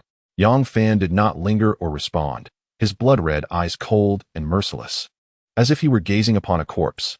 In the next moment, he aimed to deliver the final blow to this Sakura dog. Shadow Clone, a delicate voice called out, and Shallow River, Qiangu transformed into four figures once more. Boom, boom, boom. Three successive dull thuds resounded as Yang Fan obliterated Shallow River Qiangu's three clones. Humph. The real Shallow River Qiangu let out a pained gasp. Boom. Her body was sent flying like a bullet, her complexion turning as pale as paper, blood trickling from the corners of her mouth. However, despite being gravely wounded by Yang Fan's sword, she had managed to save her companion, Shanyan Shursan, just in time. Shanyan Shursan, shaken to his core, looked at Yang Fan with eyes filled with terror, as if staring at a demon from hell. Truly frightened. Whoosh. At this moment, the distant figure of Song Baimu sensed the impending danger and was ready to flee. Flee.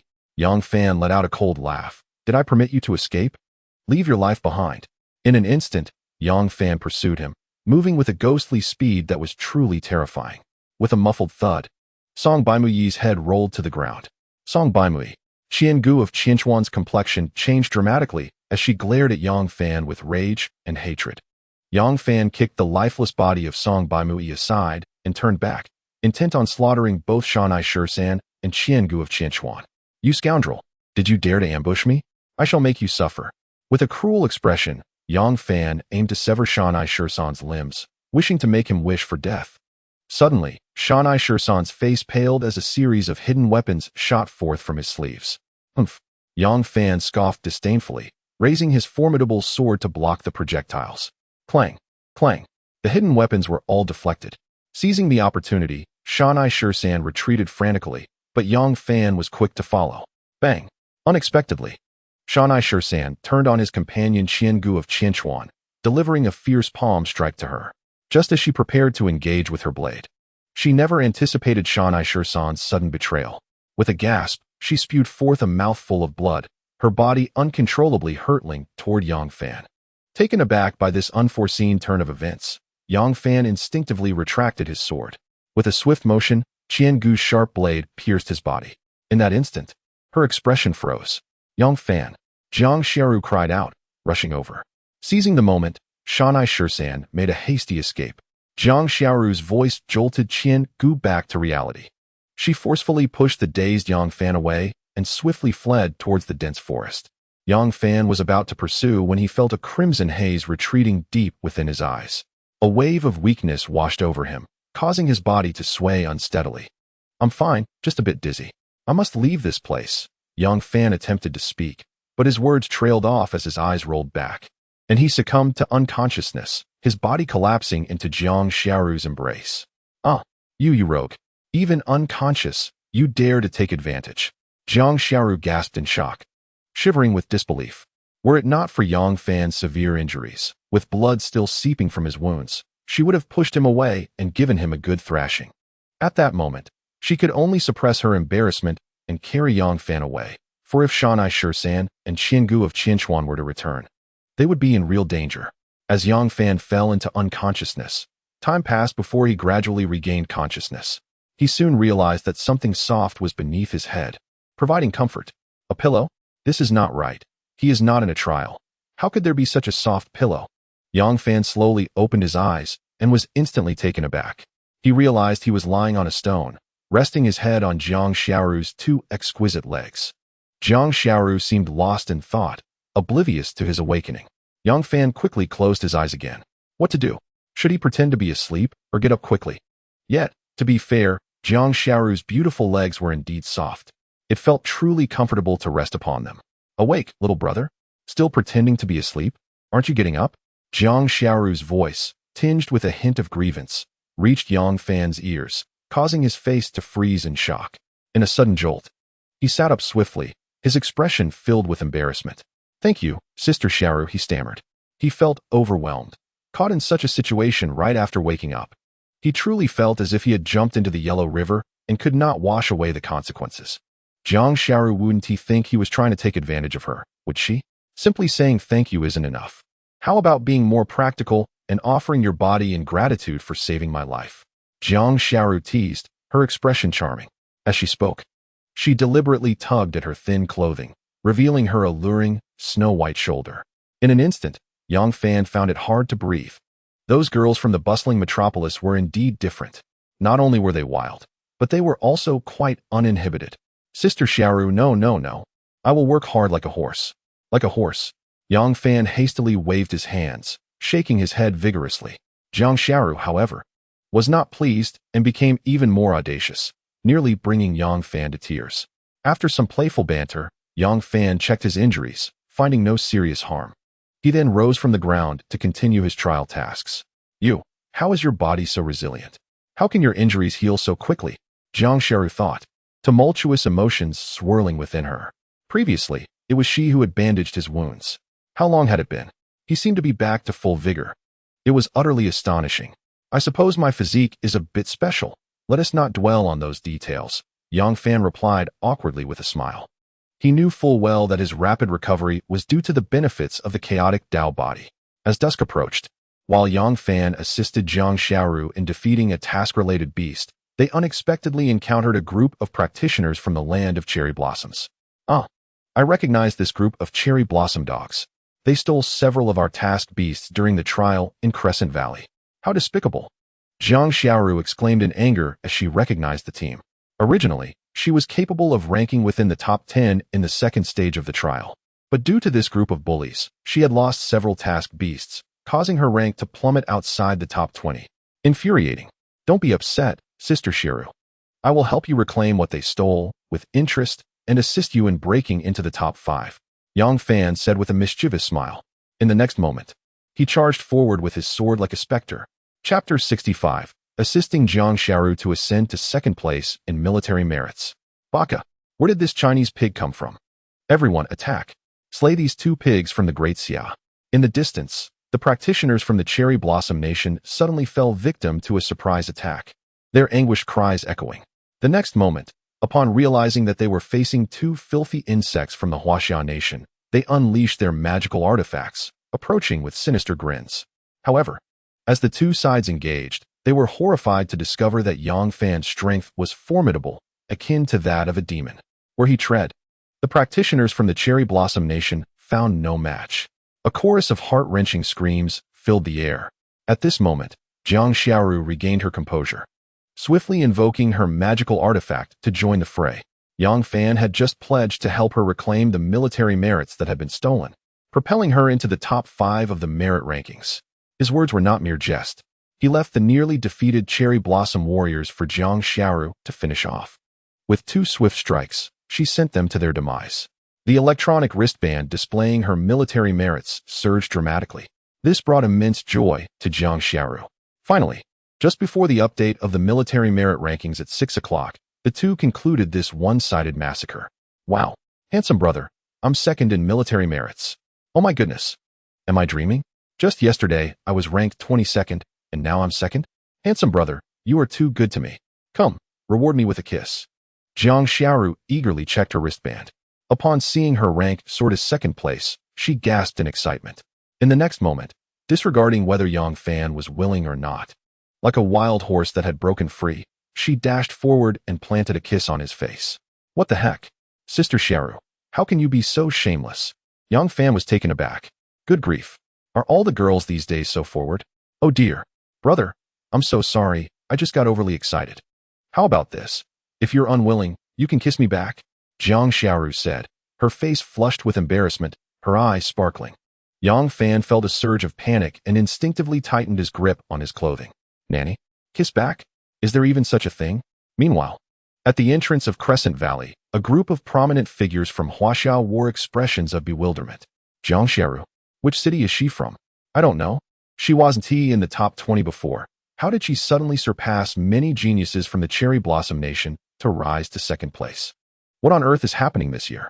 Are prodigies sprouting like wildflowers in Huaxia? A group of powerful cultivators from Huaxia exchanged glances, their hearts filled with shock, excitement, and joy. Jiang Xiaoru, Yu Ji wore a look of suspicion. She then sought out Zhao Feilong from the crowd. Zhao Feilong, the head of the Magic City, was a close friend of hers. Old Zhao, could it be that Jiang Xiaoru is the granddaughter of your esteemed leader Jiang Tianhe from the Magic City? Ahem. Do not regard me with such incredulity. I am equally bewildered by the situation. Previously, this young girl, despite her considerable talent, had only managed to secure the 18th position. Who could have anticipated the turn of events? Without warning, she soared from beyond the 20th place to claim the second spot. Zhao Feilong was utterly perplexed, his mind still reeling. He had raised his hand more than once to rub his eyes in disbelief. Surely, he was not mistaken. Jiang Xiaoru was indeed in second place. Goodness gracious! Was this a remarkable display of prowess? No, he had to promptly report this matter to Leader Jiang.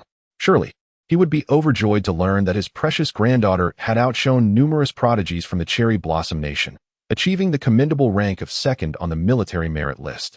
The formidable figures from the Cherry Blossom Nation wore grim expressions. Damn it! This year's trial had rendered them more miserable than a foul meal. What had transpired? Where was Song Bei, one of the 3 super prodigies from the Cherry Blossom Nation? He had vanished, a steadfast presence within the top 10. Upon checking the top 100 list, his name was indeed absent. Baka, you bunch of Huaxia pigs, we demand an explanation at once. It must be that Jiang Xiaoru from Huaxia has eliminated our prodigy, Song Bei Mui. The powerful figures from the Cherry Blossom Nation roared as they approached, their tone aggressive. If an ordinary cultivator had perished, it would be of little consequence. But Song Bei Mui was different.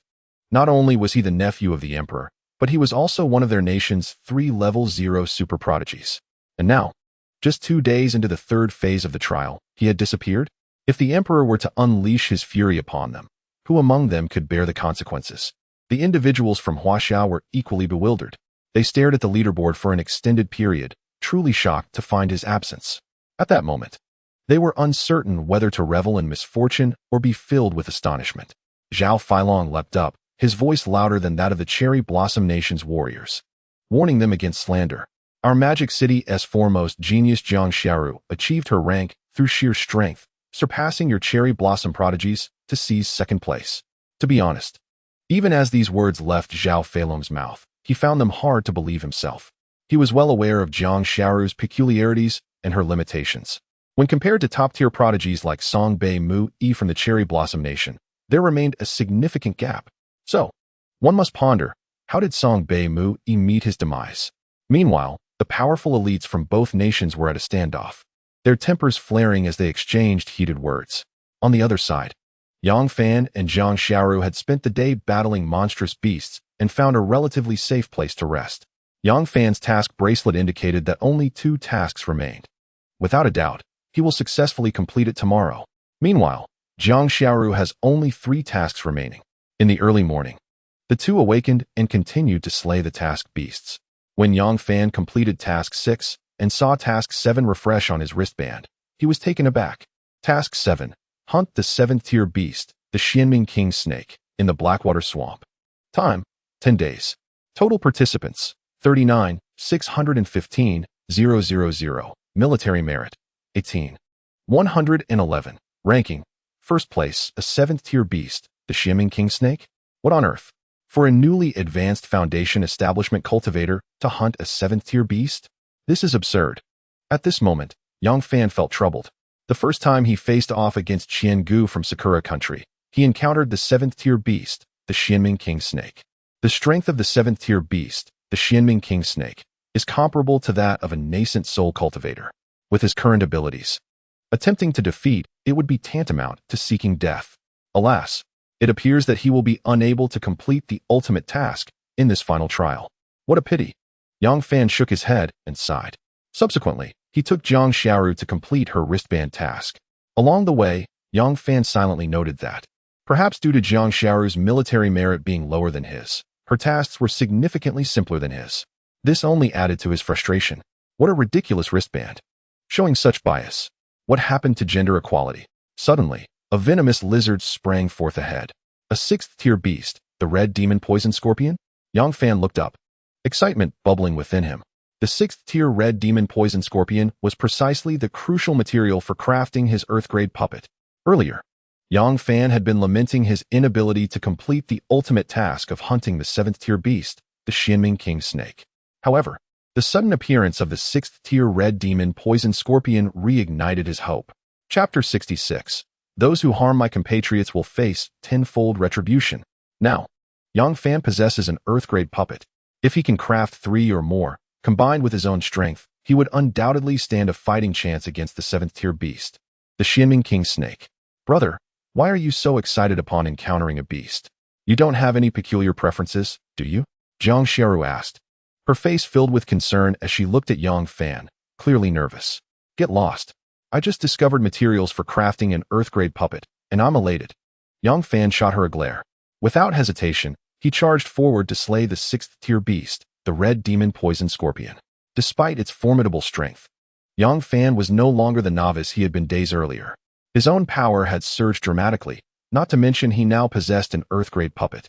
In less than 10 minutes, the suddenly appearing 6th-tier beast, the red demon poison scorpion, met its demise. Ding!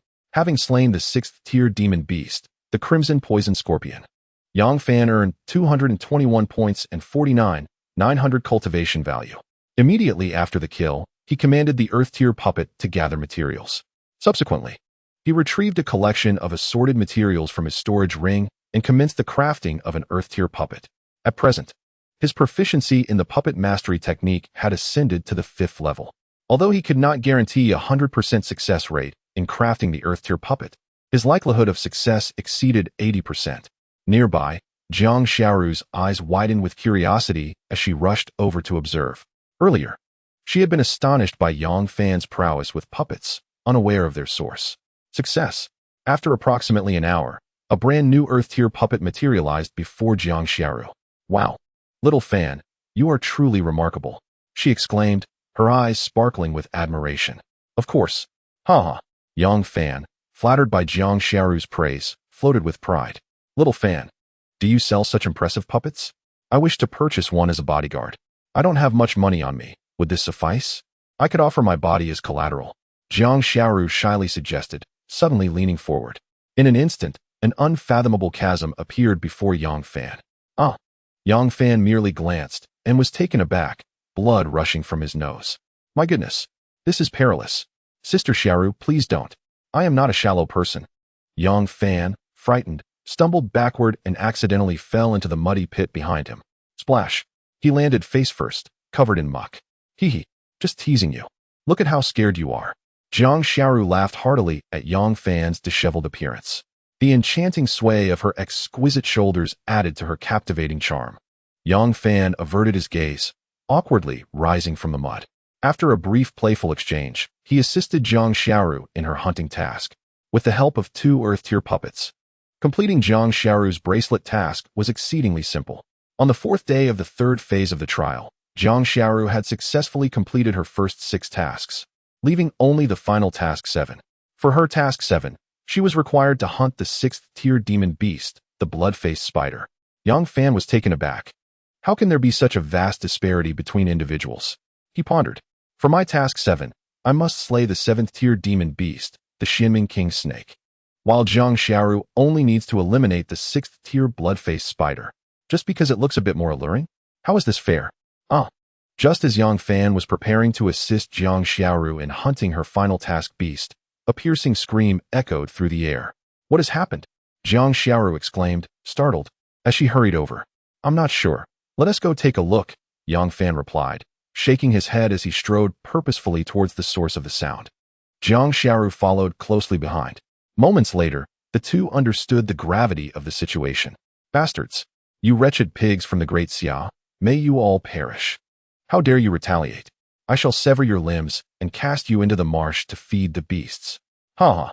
Ahead, a group of Sakura dogs was tormenting several cultivators from Huaxia. The ground was strewn with corpses. Among the remaining Huaxia cultivators, one was drenched in blood, clinging to the last vestiges of life. In an instant, Yang Fan felt a surge of blood rush to his head, his eyes turning crimson. Damn it! Stop right there! Yang Fan roared as he charged forward. Oh, 2 more to send to their demise? TSK, TSK, TSK. This flower girl is quite the beauty. She shall be mine. It has been half a month since I last tasted a woman's charms. I shall take my turn soon. The Sakura cultivator turned, his eyes gleaming as he brazenly leered at the curvaceous Jiang Xiaoru. With a face as cold as 1,000-year-old ice, Yang Fan drew his sword, and in an instant, the vulgar Sakura cultivator's arm fell to the ground. A piercing scream echoed throughout the woods. You shall all perish, Yang Fan declared ominously, launching himself towards the Sakura cultivators with a flurry of shadows. Jiang Xiaoru, witnessing the lifeless bodies of her Huaxia companions, lost her usual playful demeanor and joined the fray. Bastards! You filthy pigs of Huaxia!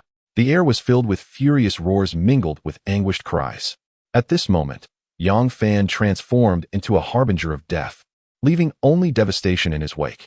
Jiang Xiaoru followed closely behind, delivering swift strikes.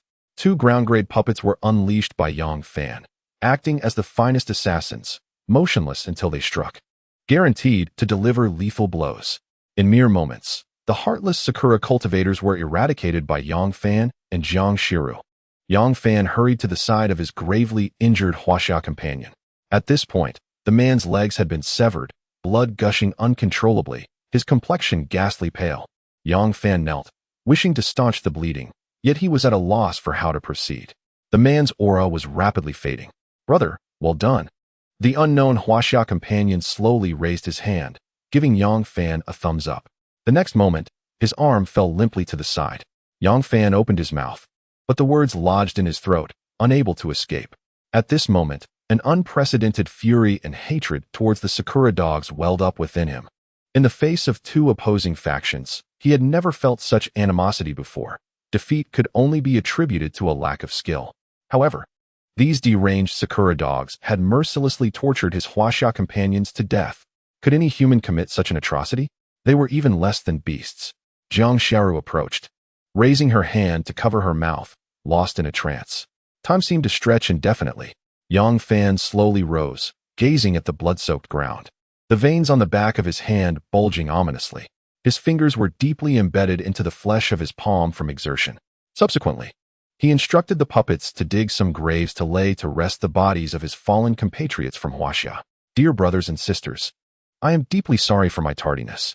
You are all heroes of Huaxia, and I shall ensure that your sacrifices are not in vain. I, Yang Fan, vow to return within 5 days with 100 heads of the Sakura dogs to honor your souls. Chapter 67. slaying the sixth-order beast, blood-faced spider. For the first time, Yang Fan truly grasped the ruthless trials that exist between nations. Reflecting on the myriad events that transpired over the past half-month, he realized that had it not been for his formidable strength, he would have perished 10 times over. In this world, the law of the jungle prevails. The weak are trampled by the strong, and survival is reserved for the fittest. It appears that in every realm, this remains a constant truth. The powerful stand atop the world while the weak suffer under their heel. Yang Fan bowed deeply, then turned to leave. Jiang Xiaoru, still in a daze, bit her lip with determination. Moments later, she too bowed to honor the fallen comrades and hastened to catch up with Yang Fan. Little Fan, are you all right? She inquired. Concern etched across her face as she turned to the expressionless Yang Fan. I'm fine. Let's go. I'll help you slay the blood-faced spider. Yang Fan replied, managing a strained smile. Jiang Xiaoru opened her mouth, eager to speak, but hesitated, uncertain of how to begin. Following the coordinates indicated on her wristband, she set out to locate the sixth-order beast, the blood-faced spider. Suddenly, a haunting sound echoed through the dimly lit forest, a bizarre, eerie cry of a baby. The Blackwater Marsh, already ominous, felt even more chilling with this unexpected intrusion. Instinctively, Jiang Xiaoru moved closer to Yang Fan. Yang Fan, however, remained calm, his eyes scanning the surroundings like lightning. In an instant, a red shadow leapt from the murky waters, lunging towards Jiang Xiaoru. Humph! Yang Fan scoffed coldly, wielding his mighty sword. He struck with ferocity. The sound of metal clashing resonated as the red figure was forcefully repelled. The unsettling cries of the baby once again emanated from the creature before them, the sixth-order beast. The blood-faced spider.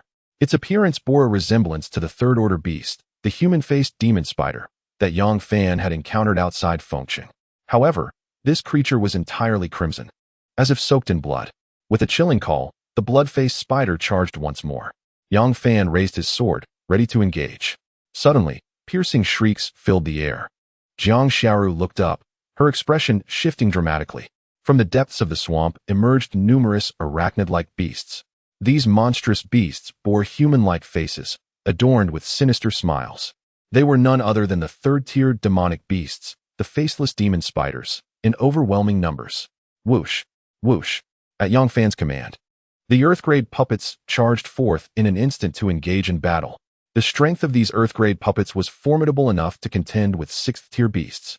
Dealing with these third-tier faceless demon spiders was akin to a mere slaughter. Observing this, Jiang Xiaoru also rushed forward to lend her assistance. The entire marshland around the lake descended into chaos. Boom, boom. Yang Fan unleashed his eye technique, the devouring eye technique, and employed the footwork martial skill, the explosive step, to maximize his power. Although the sixth-tier blood-faced spider possessed immense strength, it could do little but defend against Yang Fan's tempestuous onslaught, crying out in agony. At that moment, Yang Fan felt a shiver of trepidation. The sixth-tier blood-faced spider wielded such terrifying power. And what of the seventh-tier, Xianming King Serpent? It seemed that before he turned to confront the seventh-tier beast, he must prepare thoroughly. This battle raged on for a full half-hour. Wow! Accompanied by a wailing cry reminiscent of a distressed infant, the massive form of the sixth-tier blood-faced spider collapsed to the ground with a thunderous crash. At this juncture, Jiang Xiaoru hurried over to deliver the finishing blow. A minute later, the convulsing blood-faced spider lay motionless on the ground. It was accomplished.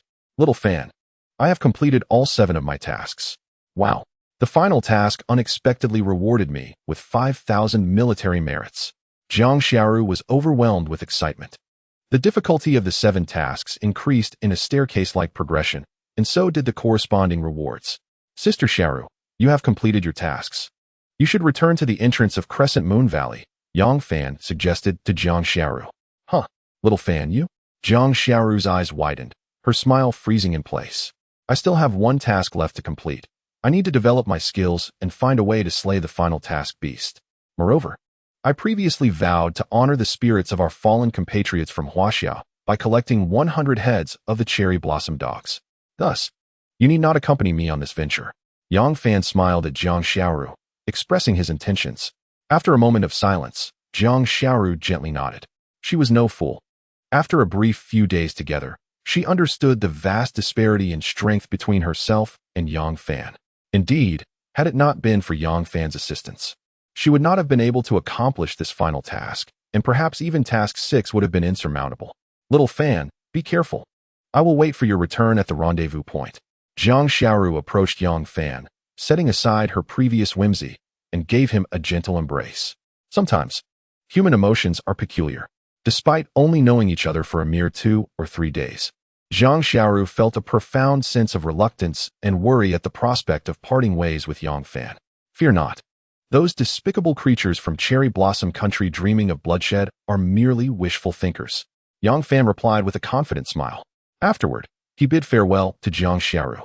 It was not until she vanished from his sight that he averted his gaze. Subsequently, Yang Fan retrieved a long-neglected mask from his storage ring and adorned his face with it. The ensuing 5 or 6 days would herald a veritable feast of slaughter. He intended to instill terror in the hearts of the practitioners from the Sakura Nation, ensuring that his name alone would evoke fear. At 6 in the evening, the military merit leaderboard was updated once more. First place, Yang Fan, 27, 668 merits, Huaxia Nation. Second place, Jiang Xiaoru, 24, 446 merits, Huaxia Nation. Third place, Shanai Shirsan, 15, 560 merits, Sakura Nation. Fourth place, Qianchuan Qiangu, 13, 661 merits, Sakura Nation. What in the world? That little girl Jiang Xiaoru was rapidly closing in on Yang Fan's astonishing tally? Am I growing old, my eyes deceiving me? Wasn't her merit merely 14,000 just yesterday? Goodness, this is extraordinary. At this rate of merit accumulation, she might very well surpass Yang Fan by tomorrow. The individuals from Huaxia were in an uproar. They rubbed their eyes vigorously, ensuring they had not misread the numbers. At this moment, they harbored serious doubts, pondering whether Jiang Xiaoru had employed someone to play on her behalf. Otherwise, how could she, who had performed so ordinarily during the first and second stages of the trial, suddenly experience a meteoric rise in the third stage, as if under the influence of some potent elixir? Zhao Feilong's heart raced, completely baffled by this turn of events. He hastily retrieved a bottle from his storage ring, last night's purchase of a miraculous heart-saving pill, and popped 2 into his mouth. Suddenly, a graceful figure emerged from the direction of the Blackwater Marsh. A gathering of esteemed individuals turned their heads in unison. Xiaoru, it's only the 4th day of the trial. Why are you out so early? Zhao Feilong recognized the person and quickly approached her with inquiries. Uncle Long, I have completed my tasks. What? You finished all your tasks? Zhao Feilong exclaimed in shock, his disbelief palpable. The divine practitioners from Huaxia congregated around Jiang Xiaoru, their gazes fixed upon her with astonishment. In just 4 short days, she had completed all 7 progressively challenging tasks of the final trial? How could they possibly believe such a feat? Chapter 68, 45,000 merits, astonishing everyone. Well, if you don't believe me, take a look, Jiang Xiaoru replied, raising her wrist to showcase her electronic bracelet. Gasp. Zhao Feilong inhaled sharply after examining it, his heart tumultuous and unable to find calm. Little girl, how did you accomplish your tasks so swiftly? The curious Yuji inquired. In the 3rd stage of the trial, the beasts for task 7 should be at least of the 6th rank, right? Normally, it's exceedingly rare for practitioners to complete them, let alone in just 4 days. Such efficiency had never been witnessed in the history of foundational trials between the 2 nations. Others also turned their attention towards Jiang Xiaoru with keen interest. Jiang Xiaoru stated, "It was Yang Fan's younger brother who assisted me." What? Yang Fan helped you? How is that possible? The crowd gasped in disbelief, their already tumultuous emotions now amplified with shock. A multitude of gazes turned towards her, incredulous. Yuji's mouth slightly agape in astonishment. Where is Yang Fan? If he aided you in completing the trial tasks, why has he not returned? After a prolonged silence, Yuji finally inquired. In her view, since Yang Fan assisted Jiang Xiaoru in accomplishing 7 tasks, he must have fulfilled his own as well. Yet, his own task of 7 remains unfinished. And Jiang Xiaoru paused at this point. And what else? Furthermore, he intends to behead 100 practitioners from the Cherry Blossom Nation to avenge our fallen compatriots from Huaxia. The entire venue erupted once more in astonishment. Everyone's eyes nearly bulged from their sockets. If Jiang Xiaoru's appearance had stirred their hearts profoundly, her subsequent revelation left them utterly speechless. Beheading 100 practitioners from the Cherry Blossom Nation? What transpired? Zhao Feilong gasped for breath, struggling to articulate his words. The situation unfolded as such. Jiang Xiaoru's eyes glistened with unshed tears. She then spoke in a voice that was slightly hoarse, recounting the events that had transpired. When the crowd learned that Yang Fan had dug graves for the fallen Huaxiao practitioners and made a vow at their tombs, they were genuinely taken aback. Yu Ji's heart also roiled with tumult, unable to find tranquility. She hastily stepped aside to report the occurrences of the trial to Fengqian. In Fengqian, at the Star Observation Pavilion, the leader Qin Baihe was exhilarated to see Yang Fan maintain his position at the top, his hands trembling uncontrollably around his teacup. Leader Qin, please refrain from drinking tea just yet. There is another matter, the intelligence officer interjected. What else could there be? Yang Fan intends to behead 100 practitioners from the Cherry Blossom Nation as a tribute to the souls of the deceased Huaxiao practitioners. What? Clang. Qin Baihe's teacup slipped from his grasp, shattering on the floor. He paid no heed to it, his eyes wide with shock as he stared at the intelligence officer. Surely, this must be a jest. The intelligence officer took a deep breath, organizing his thoughts before relaying the earlier message from Yu Ji to the assembled dignitaries. Instantly, the entire hall of the Star Observation Pavilion was enveloped in profound astonishment. Each elder's eyes reddened, rendered speechless. A night passed swiftly. On the 5th day of the 3rd stage of the trial, Yang Fan awakened and resumed his hunt for demonic beasts to earn points. Naturally, while hunting, he also sought to confront those practitioners from the Cherry Blossom Nation. The previous day, he had vowed before the graves of his brutally treated Huaxia comrades that he would offer 100 cherry blossom heads as a tribute to their spirits. Half a day had elapsed. Yang Fan dispatched dozens of practitioners from the Sakura Nation, resembling a deity of death traversing the murky depths of a swamp. At noon, as he intended to rest, he encountered a group of practitioners from Huaxia who were embroiled in a conflict with the Sakura dogs and were under siege. Due to their inferior numbers, they found themselves at a disadvantage. Without uttering a word, Yang Fan charged forward, brandishing his formidable heavy sword. A piercing scream echoed through the forest, startling both parties engaged in combat. Who was that masked figure? It was unclear, but his swordsmanship was terrifying, and his speed uncanny. It appeared he was slaughtering those Sakura dogs. What was happening? You beast! Who are you? A distant group exclaimed in shock. The practitioners from the Sakura Nation roared in fury, their eyes ablaze with rage. Yang Fan remained silent, wielding his heavy sword like a death warrant from the underworld. Wherever he passed, the talented cultivators of the Sakura Nation's foundation establishment stage could not withstand even 3 strikes. 1 strike would either kill or maim. 2 strikes were essentially fatal. 3 strikes resulted in severed heads rolling on the ground. The few foundation establishment practitioners from Huaxia stood petrified, their faces ashen, huddled together in terror. Although Yang Fan did not harm a hair on their heads, the cold ruthlessness he exhibited was indeed chilling. After eliminating the group of Sakura dogs, he did not linger but turned to leave. A group of utterly bewildered Huaxia practitioners stood there, their hearts racing. Was he just leaving? Who was he? Why did he help us? It was uncertain. He must be one of our Huaxia practitioners, right? Is there such a terrifying super genius among us in this trial? They whispered among themselves, their minds tumultuous. They gazed at the corpses of the Sakura practitioners strewn across the ground, their heads buzzing. Just moments ago, these Sakura practitioners had been insidiously ambushing and hunting them, and now, in the blink of an eye, they lay lifeless? How unreal was that? In the afternoon, Yang Fan encountered a 6th-tier demon beast, the Crimson Demon Scorpion, which elated him greatly. At present, he possessed 2 Earth-grade puppets. Should he refine 1 or 2 more? Taking on a 7th-tier demon beast, the Xianming King Snake, would pose no challenge. Kill. Yang Fan summoned his 2 Earth-grade puppets with a sweeping gesture. Swiftly, the puppets lunged forward like lightning.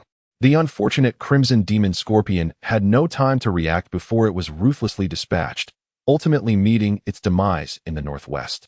Yang Fan instructed his puppets to gather materials from its carcass. Finding a secure location, he began to refine his 3rd Earth-grade puppet. With the experience gained from previous refinements, Yang Fan effortlessly crafted the 3rd puppet. Observing the trio of Earth-grade puppets standing before him, he was filled with a profound sense of accomplishment. With his current strength, supplemented by 3 Earth-grade puppets, he could essentially seek out the 7th-tier demonic beast, the Xianming King Snake, and engage in a fierce battle. However, to ensure his safety, Yang Fan decided to continue exploring. If fortune smiled upon him, and he could forge another Earth-grade puppet, then slaying the Xianming King Snake would be a near certainty. After all, he had time. There was no need to rush. At 6 o'clock in the evening, the military merit rankings were updated. First place, Yang Fan, 45. 668 military merits, Huaxia. Second place, Jiang Xiaoru, 24, 446 military merits, Huaxia. Third place, Shanai Shisan, 23, 640 military merits, Sakura Nation. Fourth place, Qianchuan Qinggu, 20. 600 military merits, Sakura Nation. Is it really 445,000? Wasn't it said that they were stuck on the final task? My goodness. How many Sakura Nation cultivators must he have slain in a single day? Does he treat the prodigies of Sakura Nation like mere livestock? Yu Kai, Zhao Feilong, and the others were utterly stunned upon seeing Yang Fan's military merits. Chapter 69, single-handedly confronting the 7th-tier demonic beast, the Xianming King Snake. Bakayuru, you Huaxia's Yang Fan. You're doomed. In just one day, dozens of our prodigies from Sakura Nation have perished, and it must be the doing of your Yang Fan. Indeed, his military merits are several times that of others. It is impossible to achieve such a high score merely through tasks. Kozu Aikir, leading a group of powerful cultivators from Sakura Nation, stormed over in a fit of rage. Their eyes ablaze with fury, they roared, wishing to tear Yang Fan into 1,000 pieces. Such a great humiliation. This year's Foundation establishment trial, with 500 top prodigies from Sakura Nation, has fallen to the hands of an inconspicuous insect from who knows which backwater. How could they not be enraged? You little rascals, stop spreading rumors. Our Yang Fan is of pure character. Indeed, we Huaxia are a nation of propriety. Yu Kai and Zhao Feilong chimed in unison. From a distance, Kozu Aikir was so furious he nearly ground his teeth to dust. Other cultivators from Sakura Nation wore expressions as if they had swallowed something foul. Bakayuru, you Huaxia pigs, just wait. Kozu Aikir threatened darkly before turning to leave. Zhao Feilong dismissed him, immediately mocking and ridiculing him as he fell from grace. Yu Kai felt a pang of anxiety. She had dealt with Kozu Aikir for many years and knew his character well. This fellow is treacherous and vengeful. With Yang Fan having killed so many cultivators from Sakura Nation and consistently holding the top rank, he would likely not let this matter rest. Yu Kai pondered for a moment and promptly reported her concerns to Fengchen. Preparations must be made for Yang Fan's safe return to Huaxia. The military merit leaderboard had been updated. Yang Fan refrained from observation, carrying with him the head of the cherry blossom hound he had slain that day, returning to the hallowed ground where his fellow compatriots were laid to rest. Subsequently, he offered the heads of the cherry blossom hounds he had vanquished as a tribute to those heroes who had fought valiantly for the glory of their homeland and perished in battle.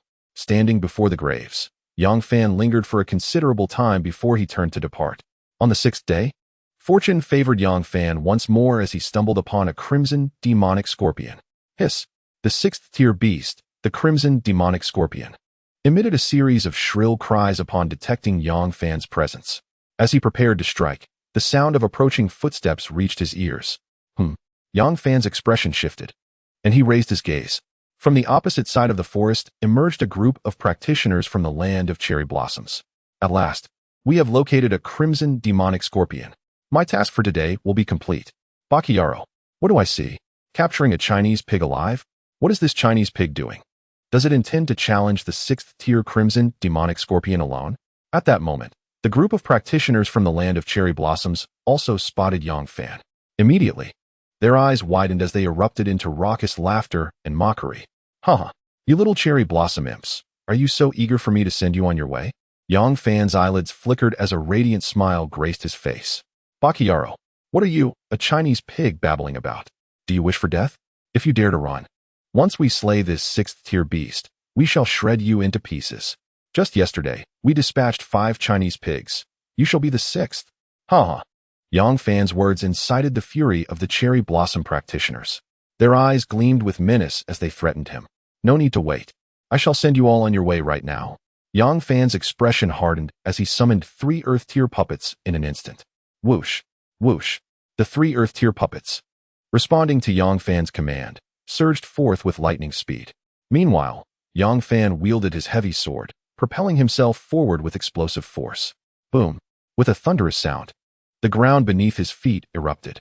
The cherry blossom practitioners, taken aback by Yang Fan's formidable approach, were momentarily stunned. Bakayaro, everyone together. The practitioner who had boasted about slaying 5 Chinese cultivators met his demise as Yang Fan cleaved half of his skull with a single strike. Yang Fan moved with the grace of a phantom, weaving through the ranks of the cherry blossom practitioners. The air was filled with their anguished cries. Hiss! The 6th-tier Crimson Demonic Scorpion also howled in distress under the onslaught of Yang Fan's Earth-tier puppets.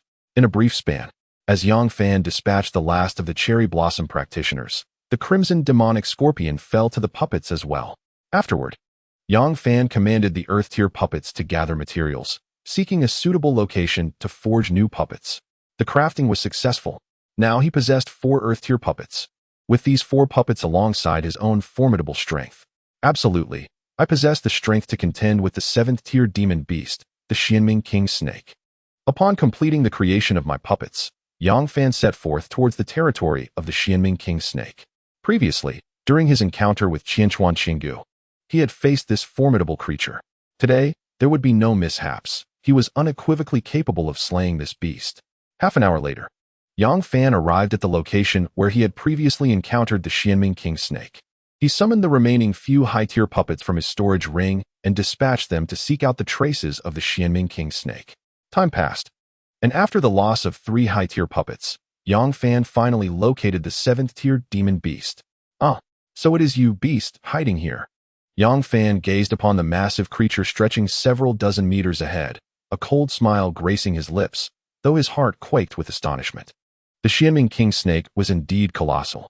Should it strike him with its tail, it would likely shatter several bones, and he might very well perish on the spot.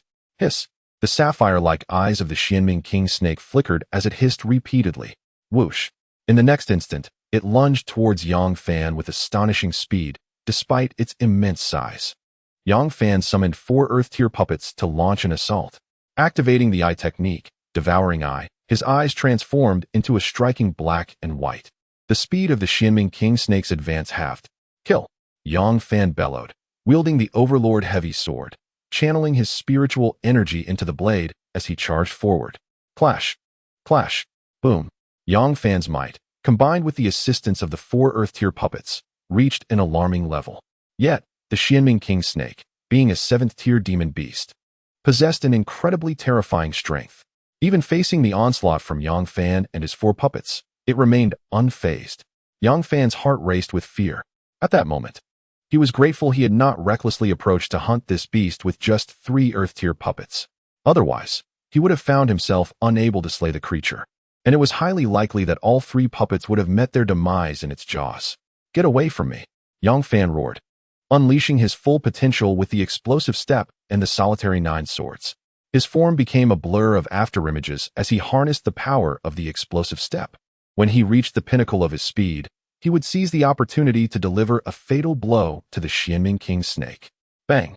A dull thud echoed as Yang Fan's strike cleaved through the palm-sized scales of the Xianming King Snake, causing blood to gush from the wound.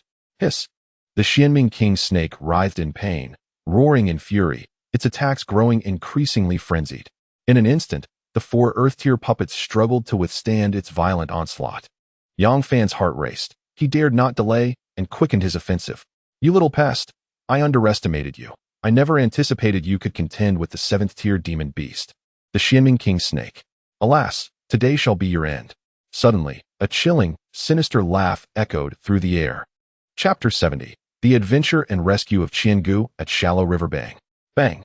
2 muffled sounds echoed as 2 Earth-grade puppets fell victim to a sudden ambush. Damn it! Is that you? Yang Fan exclaimed, his expression darkened to an extreme. In the distance, the sinisterly charming Shan Yishirsan from Sakura Country wore a malevolent smile. Originally, Yang Fan's Earth-grade puppets should not have been so fragile. However, after engaging in a fierce battle with the Xianming King Snake and being assaulted by this despicable scoundrel, they were annihilated. Finally, I have awaited this day for so long.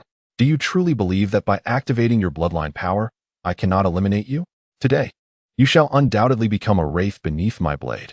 Shan Yishirsan's smile grew ever more sinister. Rest assured, after your demise, I shall ensure that several prodigies from Huaxiao accompany you in the afterlife. Furious, Yang Fan felt his heart seethe with anger. After all the effort he had put into crafting 4 Earth-grade puppets, to have 2 of them destroyed in the blink of an eye was infuriating.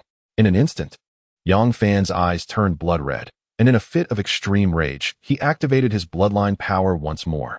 His aura surged, as he resolved to slay the scoundrel Shan Yishur-san at any cost. With the loss of 2 puppets to restrain it, the Xianming King Snake lunged fiercely at Yang Fan, its tail striking out viciously. Yang Fan raised his sword to block. Bang! A terrifying force struck him, propelling him backward like a cannonball. Such strength. Even with the activation of his ancient Emperor bloodline power, Yang Fan, being merely at the foundation-building stage, could not unleash even a fraction of its might. The 7th-tier demon beast, Xianming King Snake, delivered a devastating blow.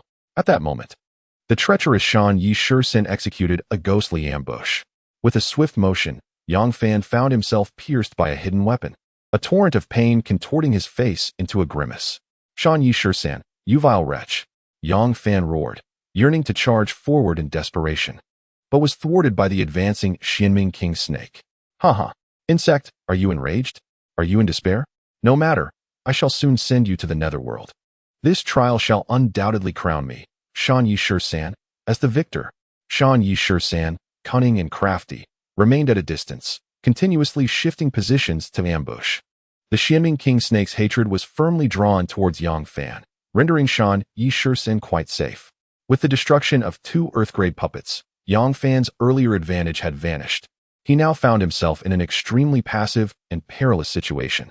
Minutes later, Yang Fan's attire had been completely soaked in blood. Under the relentless assault of the enraged Xianming King Snake and the shameless attacks from Shan Yishur-san, he was covered in wounds. Faced with the renewed assault of the Xianming King Snake, Yang Fan struggled to lift the formidable heavy sword in his grasp. A dull thud resounded as his body was propelled backward like a cannonball, crashing into several trees in succession. He fought desperately to rise, but the severity of his injuries rendered him unable to stand. At that moment, the most profound despair gripped Yang Fan's heart as the power of his bloodline ebbed away like a receding tide. Waves of weakness washed over him, clouding his consciousness. It was over. Today he truly faced death here. How delightful it is, watching oneself inch toward demise while utterly powerless. A sinister chuckle echoed from the treacherous mountains, igniting a furious blaze within Yang Fan's heart. Yet, at this juncture, he lacked even the strength to curse. Hiss! In the distance, the 7th-tier demon beast, the Xianming King Snake, opened its gaping maw, hissing as it lunged forward. Even from afar, Yang Fan could scent the pungent stench of blood. Sighing bitterly, he slowly closed his eyes, quietly awaiting the arrival of death. Suddenly, a deep, raspy voice broke through the silence. In the blink of an eye, a shadow appeared beside him.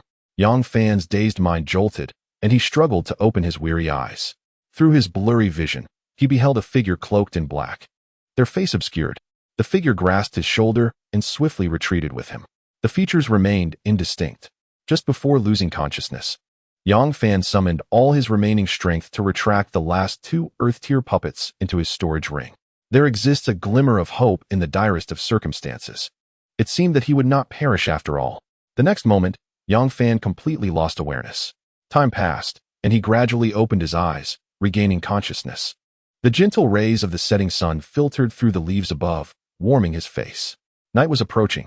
It appeared he was still alive. But the pressing question lingered. Who had rescued him?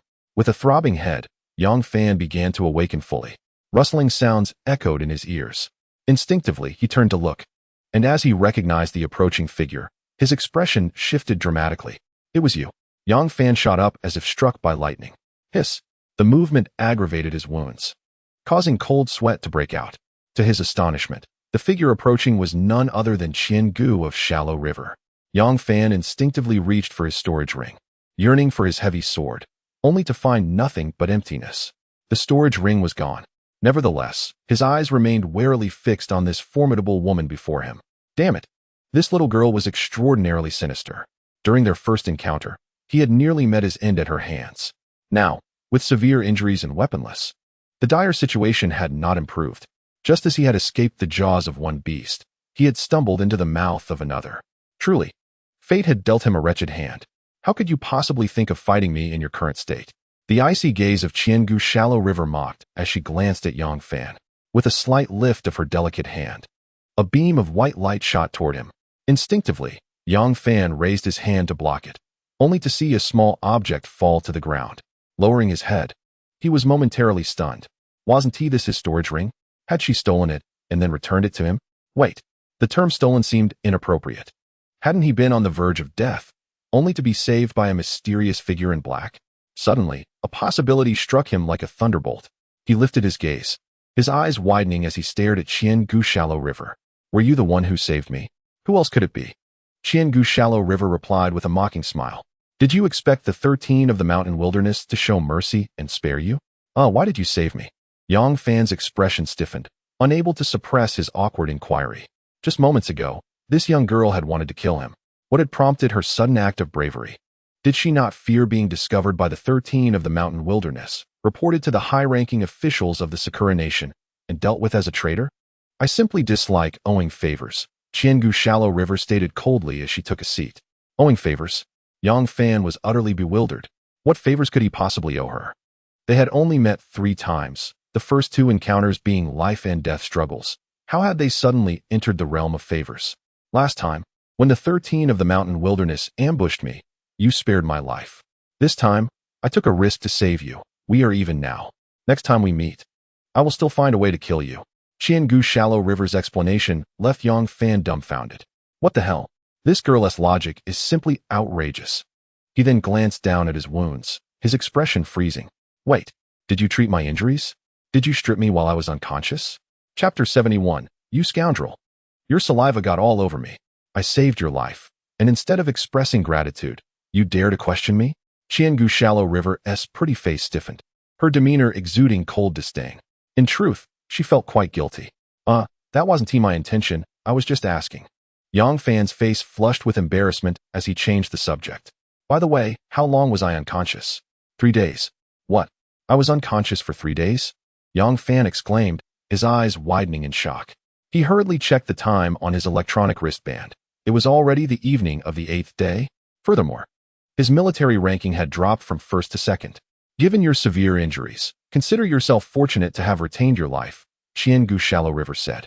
Casting a glance before dismissing him, Yang Fan felt a wave of embarrassment wash over him. Regardless, he felt a sense of gratitude toward Qiangu Shallow River.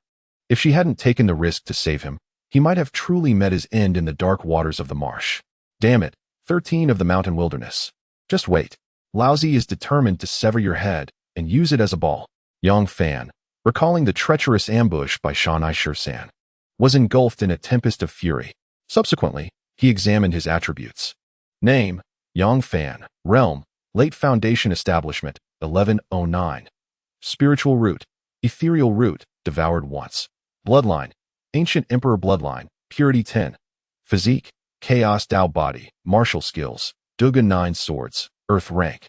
Initial level, Extraordinary. Explosive step, Earth rank. Initial level, Perfection. Puppet control technique, Special skill, Proficiency level 5, 125, 255, 0000. Devouring Eye technique, Earth rank, Advanced level. Proficiency level 2, 1221500. Magic treasure, Overlord sword. Points, 19,810. Alas. As expected, the purity of the ancient emperor bloodline has indeed risen to 10. At this rate, it seems that before he can elevate his realm, his consciousness will be dominated by the ancient emperor bloodline within, transforming him into a mere killing machine. An intangible sense of crisis weighed heavily upon him. This cannot continue. He must devise a strategy to suppress the increasing purity of this bloodline. Meanwhile, at the entrance of Crescent Valley, the head of Fengcheng, Yuji, was nearly beside herself with anxiety. 3 days. That rascal Yang Fan had been missing for 3 days. His military merit had remained unchanged since its last update 3 days ago. His ranking, once first, had now been surpassed by Shanai Shursan, relegating him to 2nd place. Were it not for his presence on the military merit leaderboard, Yuji would truly suspect that he had met with misfortune. Zhang Xiaoru, the first to complete the 7 trial tasks, was also deeply concerned. Though their time together had been brief, she genuinely wished for his safety. Throughout these 3 days, she had prayed daily for Yang Fan's safe return. In Fengcheng, at the Star Observation Pavilion, The prominent figures led by Qin Baihe wore expressions of worry. At that moment, an intelligence officer hurriedly rushed in to report. Any news on that lad Yang Fan? According to head Qin, there is still none. As the officer's words fell, a shroud of gloom descended upon the grand hall, casting an oppressive atmosphere that was almost suffocating. Previously, everyone had harbored great expectations for Yang Fan. However, since 3 days prior, when his military merit had stagnated, it was as if he had vanished from the mortal realm. This bizarre situation left everyone on edge, their hearts lodged in their throats. With only 2 days remaining until the conclusion of the trials with the Sakura Kingdom, where could this young man possibly be?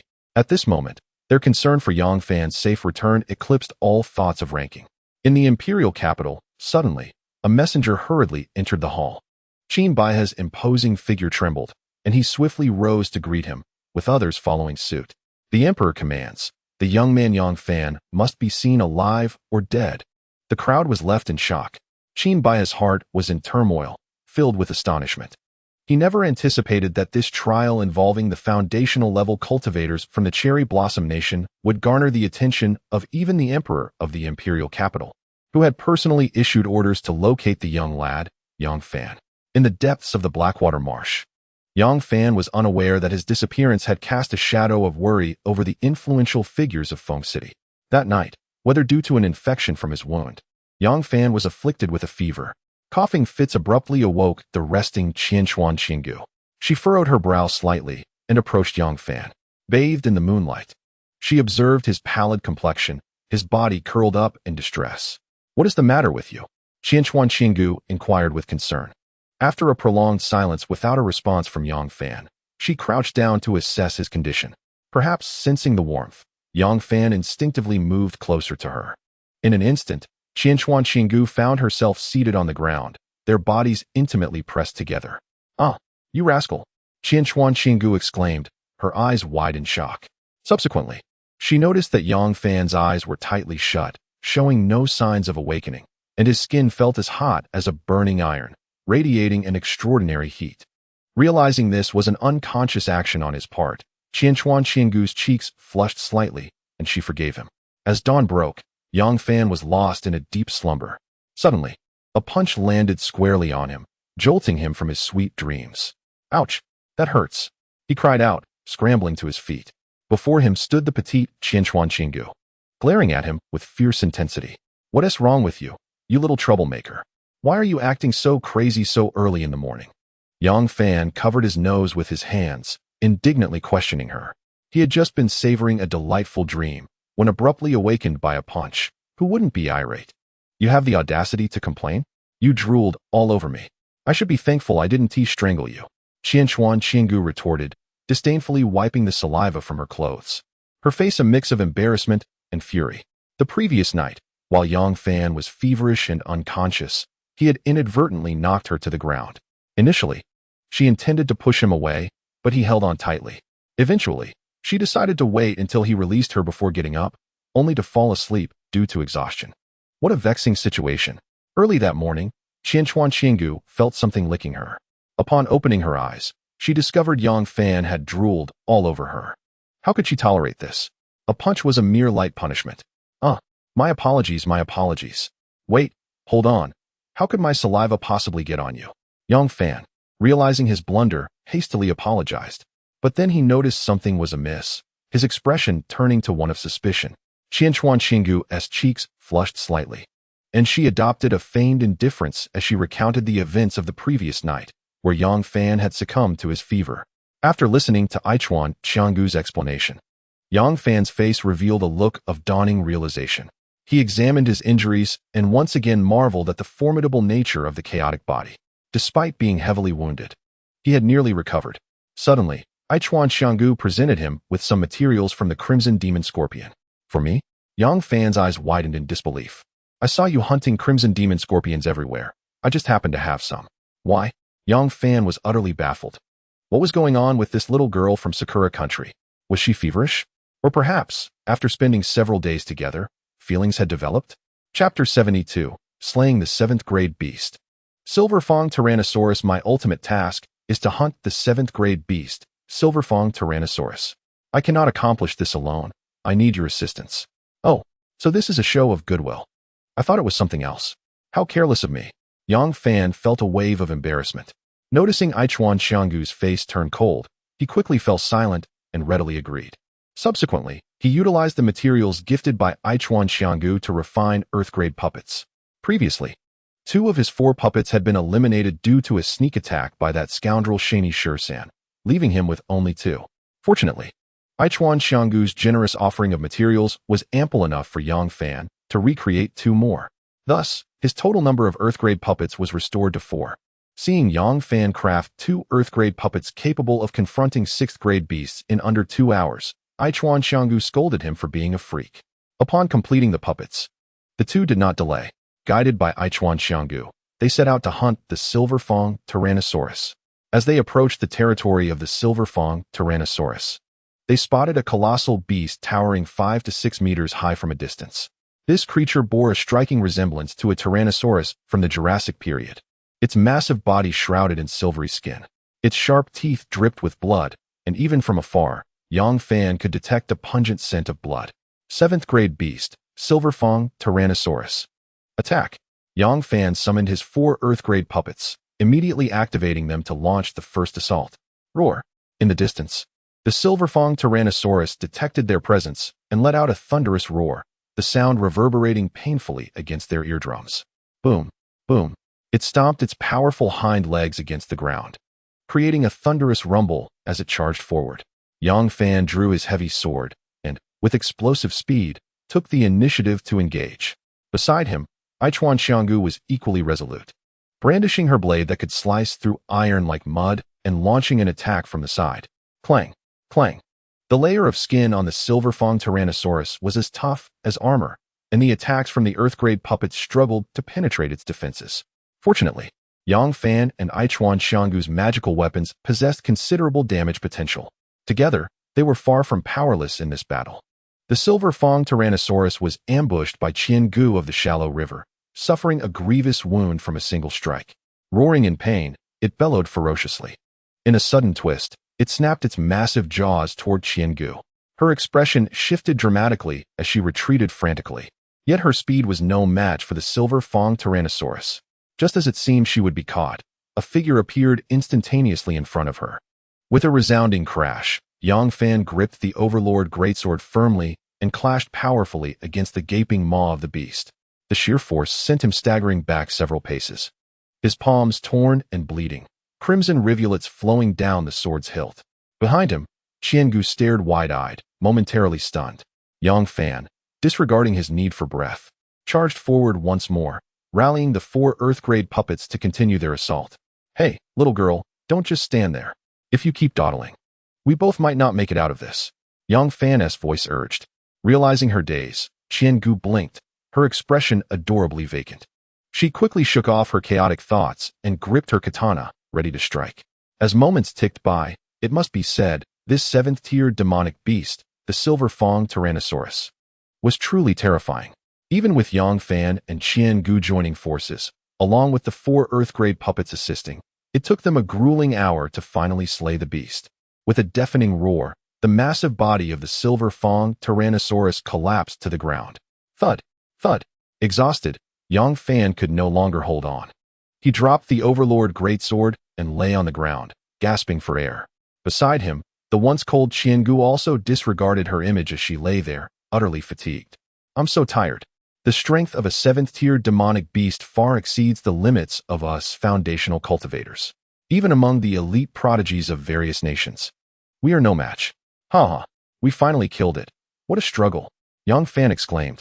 Indeed, Qian Gu replied, joining in the laughter, both feeling a profound sense of accomplishment. Hey, even you, the aloof little girl, can smile? Yang Fan teased, turning to her. Qian Gu's smile faltered, her demeanor cooling once more. You better get lost. Ha! I was just joking, no need to take it so seriously. Yang Fan laughed heartily. He then closed his eyes, lying down to rest. After a considerable time, his weary body gradually regained some strength.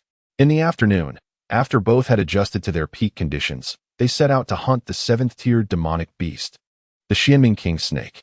Compared to the struggle against the Silverfang Tyrannosaurus, their teamwork was notably more harmonious this time.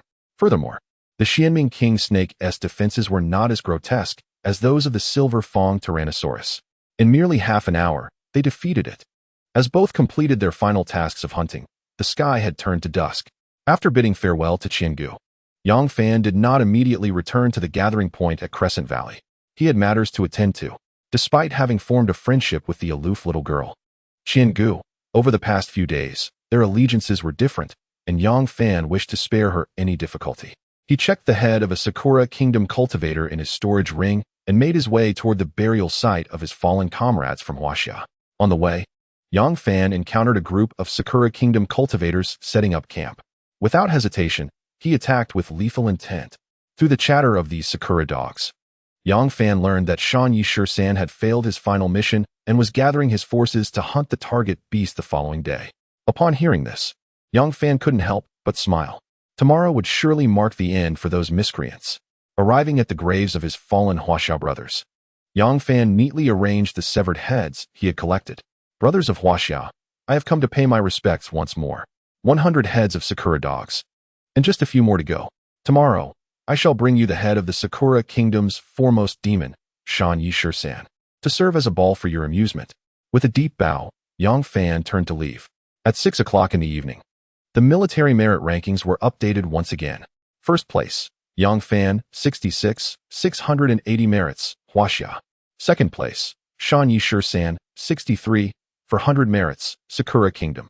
Third place, Qiangu, 33,000 merits, Sakura Kingdom. Fourth place, wait. Yang Fan has reclaimed the top spot. Where has this fellow been for the past 3 days? Fantastic. I knew this kid had a life force tougher than a mantis. The prominent figures of Huaxia, upon witnessing the military merit rankings, were exhilarated to the point of speechlessness. Yu Ji, the head of Feng City, raised her hand to cover her mouth, utterly overwhelmed with excitement. In Feng City, at the Stargazing Pavilion, the influential figures awaited the intelligence report from Yu Ji. Meanwhile, new news arrived from the imperial capital. The Divine Xia Stupa was mobilized, ensuring that Yang Fan would safely return to Huaxia. Everyone was astonished. My heavens, the emperor is deploying Huaxia's strongest ace, the Divine Xia Stupa, to guarantee the safe return of this young man to Huaxia. Chapter 73, Slaying the Super Demon Shan Yishisan. On the final morning of the trial, Yang Fan had long since arrived at the territory of the venomous Spider Emperor, lying in wait. He was anticipating the arrival of that scoundrel Shan Yishisan to slay the 7th-tier beast, the venomous Spider Emperor. Yesterday, from the mouths of the slain Sakura dogs, Yang Fan had gleaned that Shan Yishisan's final mission beast was indeed this venomous Spider Emperor. Perfectly. The venomous Spider Emperor was also one of the materials needed for crafting a heavenly-grade puppet. It was truly a case of killing 2 birds with 1 stone. Rustle, rustle. After an unknown duration, footsteps echoed nearby. Shan Yishisan, accompanied by nearly 20 cultivators from the Sakura Kingdom, approached. The strength of a 7th-tier beast was indeed formidable. Even with Yang Fan and Qiangu of Ashikawa, accompanied by 4 Earth-grade puppets, they struggled immensely to vanquish their foe. It is needless to say, the ordinary foundation-building cultivators would fare even worse. Thus, even if Shan Yishisan brought along 20 cultivators from the land of cherry blossoms, their endeavor to slay this 7th-tier demon beast, the venomous Spider Emperor, would undoubtedly result in grievous casualties. Hiss! The venomous Spider Emperor detected the presence of Shan Yishisan and his band of cherry blossom dogs, unleashing a fierce assault. Forward! Shan Yishisan's expression darkened as he charged ahead. Behind him, the cultivators from the land of cherry blossoms brandished their weapons, launching their attack against the venomous Spider Emperor. In mere moments, anguished screams echoed in Yang Fan's ears.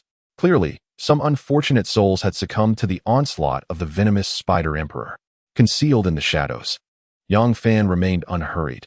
He was waiting for Shan Yishisan and the venomous Spider Emperor to inflict mutual destruction, so he could reap the benefits. Damn it! Just days prior, that wretched scoundrel had ambushed him during his confrontation with the 7th-tier demon beast, the Xianming King Snake. Fortune turns, and now it was Yang Fan's turn to retaliate. Time. Each passing second.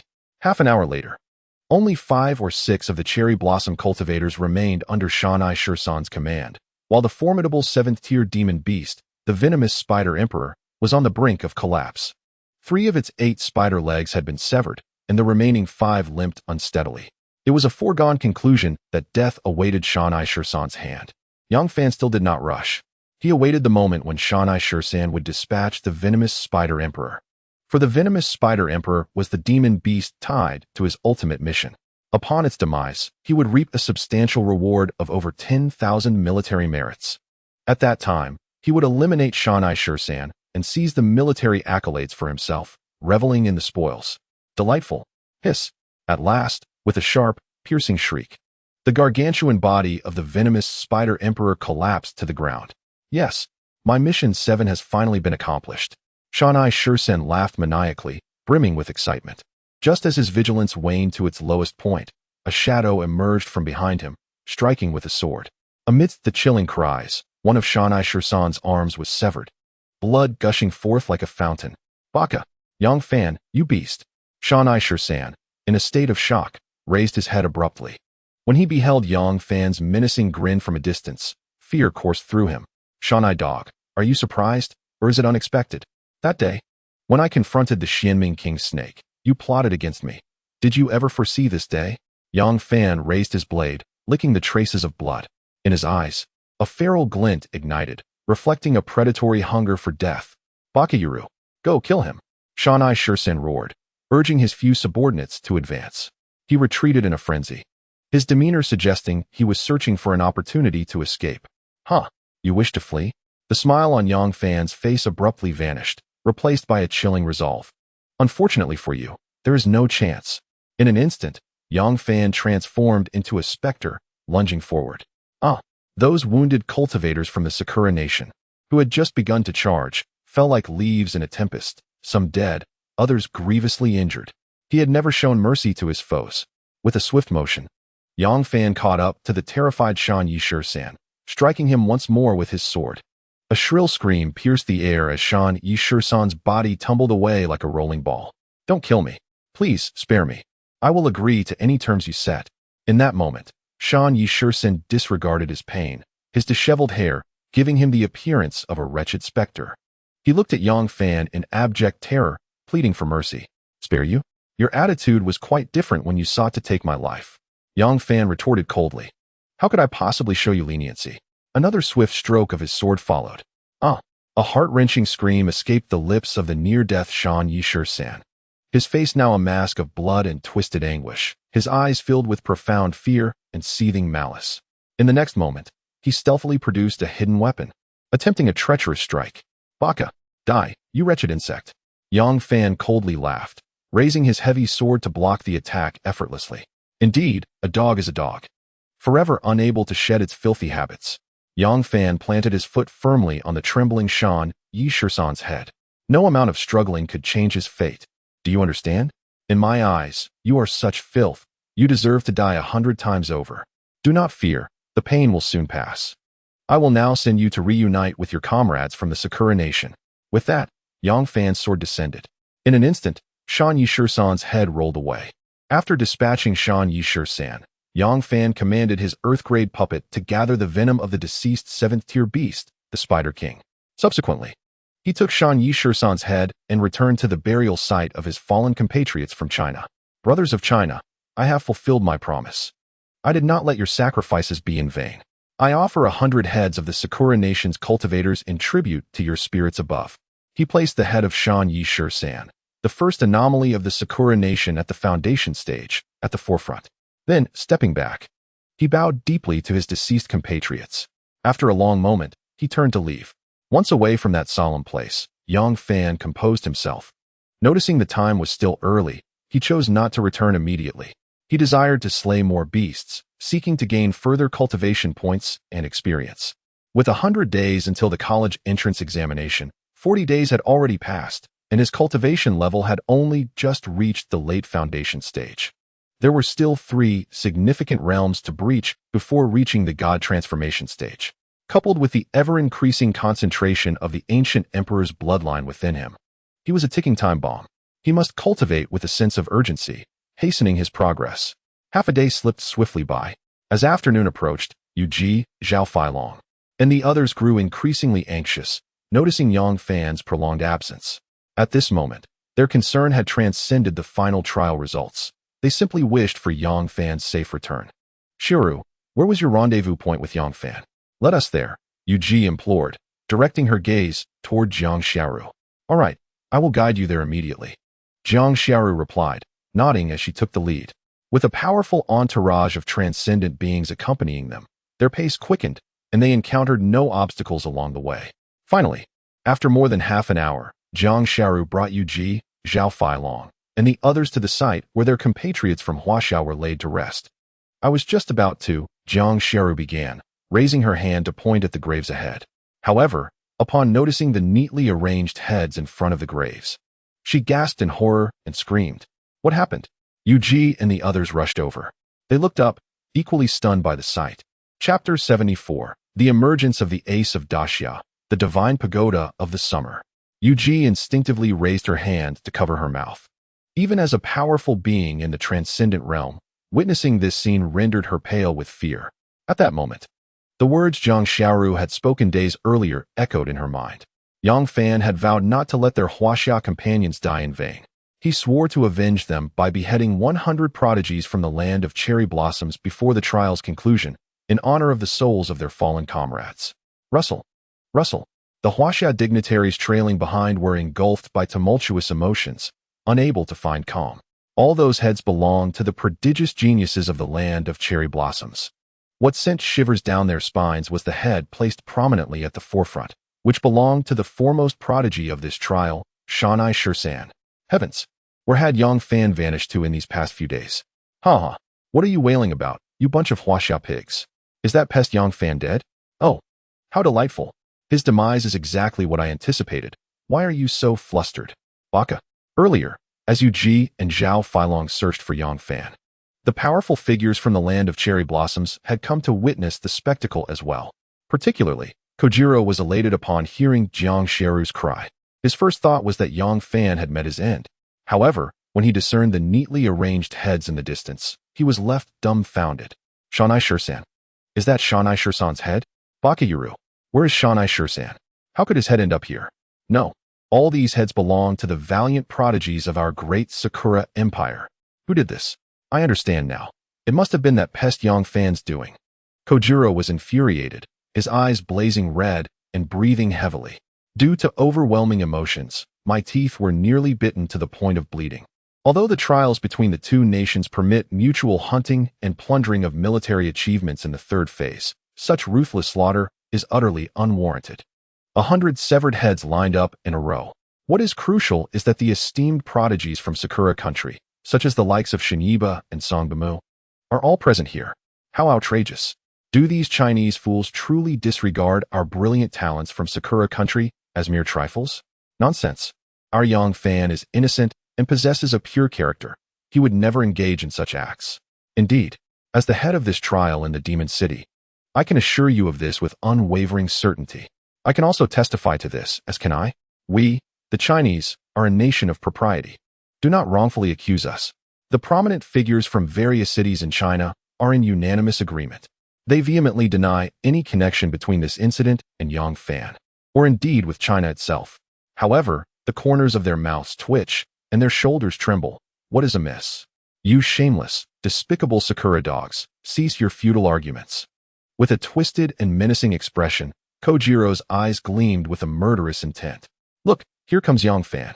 Suddenly, the sharp-eyed Jiang Xiaoru spotted a figure approaching from afar. Everyone turned to see. Indeed, it was Yang Fan. You wretched little brat, dare to slay 100 of our Sakura nation's prodigious talents? Prepare to pay with your life. Kojiro's eyes blazed crimson as he roared and lunged forward, intent on slaying Yang Fan on the spot. Kojiro, our prodigy from China, is not one to be trifled with. Yuki's delicate face turned cold. Last time, Kojiro ambushed Yang Fan, and she was unable to intervene. Such a blunder cannot be allowed to happen a second time. In an instant, she surged forward, striking back the frenzied Kojiro and positioning herself protectively in front of Yang Fan. How absurd. You Sakura dog. What have I done to you? Yang Fan was taken aback, his expression contorted in anger. Previously, he had yet to settle accounts with that Sakura scoundrel for the ambush. Now they dare to come again. Do they think Yang Fan is a soft target, easily bullied? You impertinent Chinese swine, stop pretending. Are those over 100 prodigious heads from Sakura country not your doing? Kojiro's gaze was menacing as he pointed at the row of severed heads and questioned loudly. Heads? What heads, you fool? Why are there so many heads here? It's terrifying. Yang Fan, maintaining a faade, feigned ignorance and turned his head, pretending to be startled. Yuki, observing from the side, couldn't help but twitch at the corner of her eye. This lad is truly a master of theatrics. Earlier, Jiang Xiaoru had informed her of the situation. When they parted ways, Yang Fan had indeed left behind some heads from Sakura's prodigies, albeit not in such exaggerated numbers. At this moment, his expression of feigned surprise could genuinely deceive an unsuspecting onlooker. It was too convincing. You cunning little bug, stop lying. Xiao Ci Long trembled with rage, unable to believe Yang Fan's fabrications. As tensions escalated and arguments became irreconcilable, the military merit leaderboard was updated. First place, Yang Fan. 120, 100 military merits, Huaxia. Second place, Qiangu, 33, 000 military merits, Sakura Nation. Third place, various prominent figures from Huaxia, upon witnessing the leaderboard, nearly bit their tongues in disbelief. 120, 000. My heavens. The second place, Qiangu, with merely 33, 000 military merits, and he has 120, 000. If previously they could shield him, now the truth could no longer be concealed. Just yesterday, this lad had 66, 680 military merits, and today it skyrocketed to 120, 100. The final task of the third phase trial, even if slaying a 7th-tier demon beast, would not yield more than 20, 000 military merits. The extra 40 to 50,000 merits could only lead to one conclusion. It was undoubtedly the work of the first prodigy of Sakura Nation, Shanai Shirsan, Bakairu. With the leaderboard updated and this fellow boasting an astonishing 120, 000 military merits, did these Huaxia swine still dare to argue? Today, this vile insect must perish. Should you Huaxia pigs dare to intervene, our Sakura Nation strong will fight to the bitter end. Xiao Ci Long roared and lunged at Yang Fan. Rustle, rustle. Other formidable warriors from Sakura Nation swiftly joined him. If the warriors from Huaxia dared to obstruct them, it would undoubtedly lead to a bloodbath. Setting aside the matter of Yang Fan having slain Shanai Shirsan, one must acknowledge the sheer horror of his innate talent and potential. Except for those few days of absence, he had consistently dominated the military merit leaderboard. During all other times, he remained far ahead. Who could withstand such a feat? What truly ignited the murderous intent of the Sakura Nation's warriors was the sight of the 100 prodigious talents from Sakura Nation before them. This vile insect, merely at the foundation stage, was already so terrifying. Moreover, he was ruthless and deeply resentful of evil. If allowed to grow unchecked, he would undoubtedly become the most formidable threat to their Sakura Nation in the future. Thus, he must die today. I wonder who dares to touch him. Just as the divine transformation experts from both nations stood on the brink of bloodshed, a cold voice rang out. Subsequently, 3 figures clad in crimson armor appeared in the distant sky.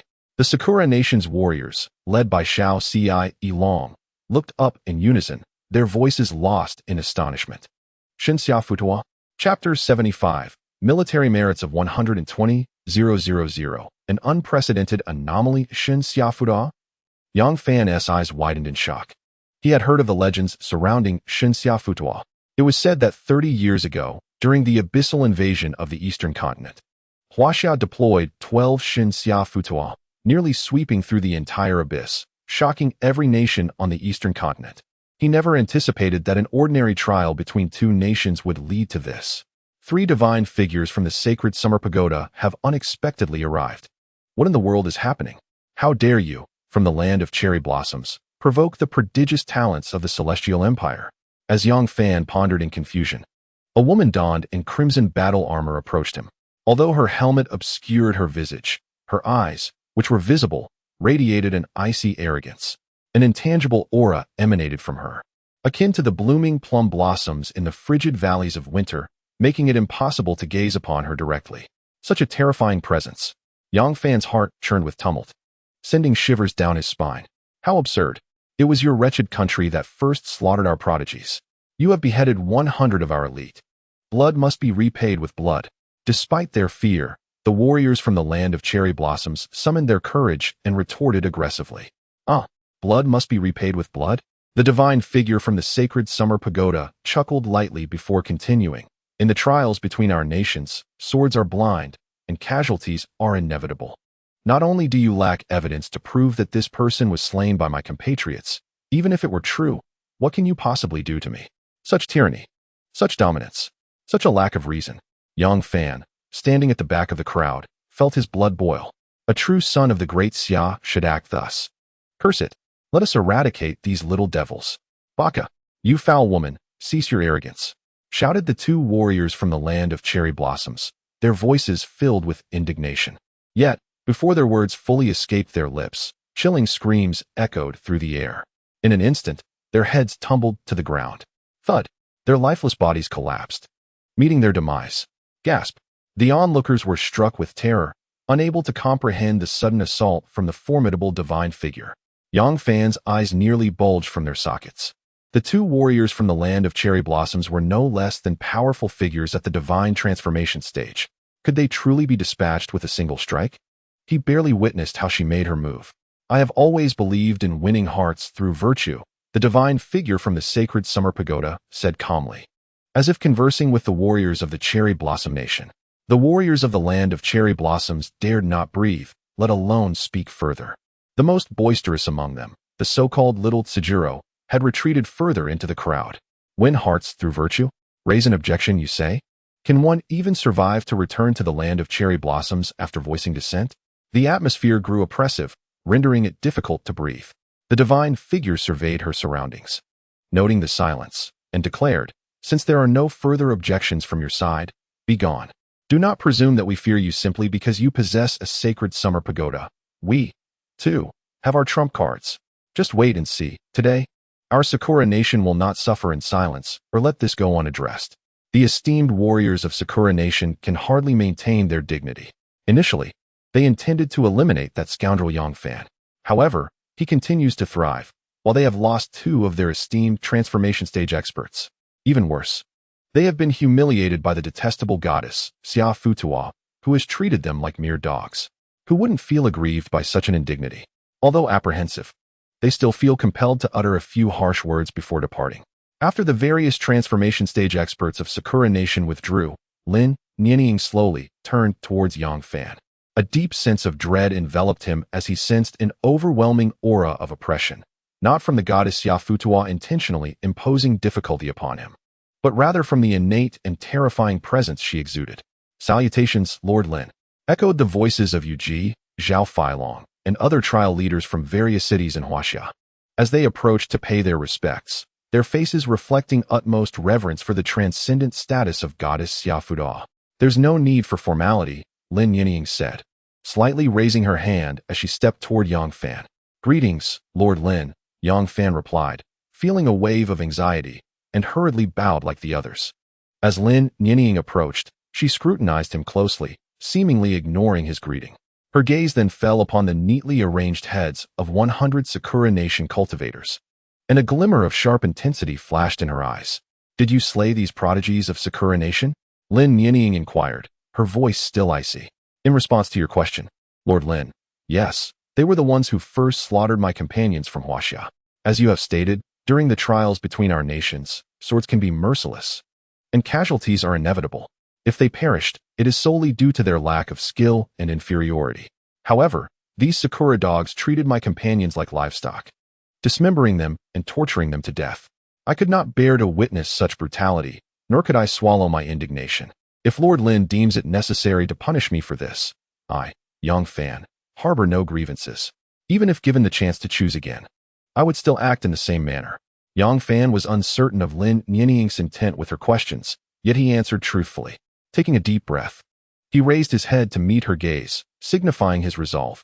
The atmosphere grew heavy and oppressive. Yu Ji, Zhao Feilong, Jiang Xiaoru, and the others felt a palpable tension. But in this setting, they were not even in a position to speak. Lin Nianying's expression was one of enigmatic amusement.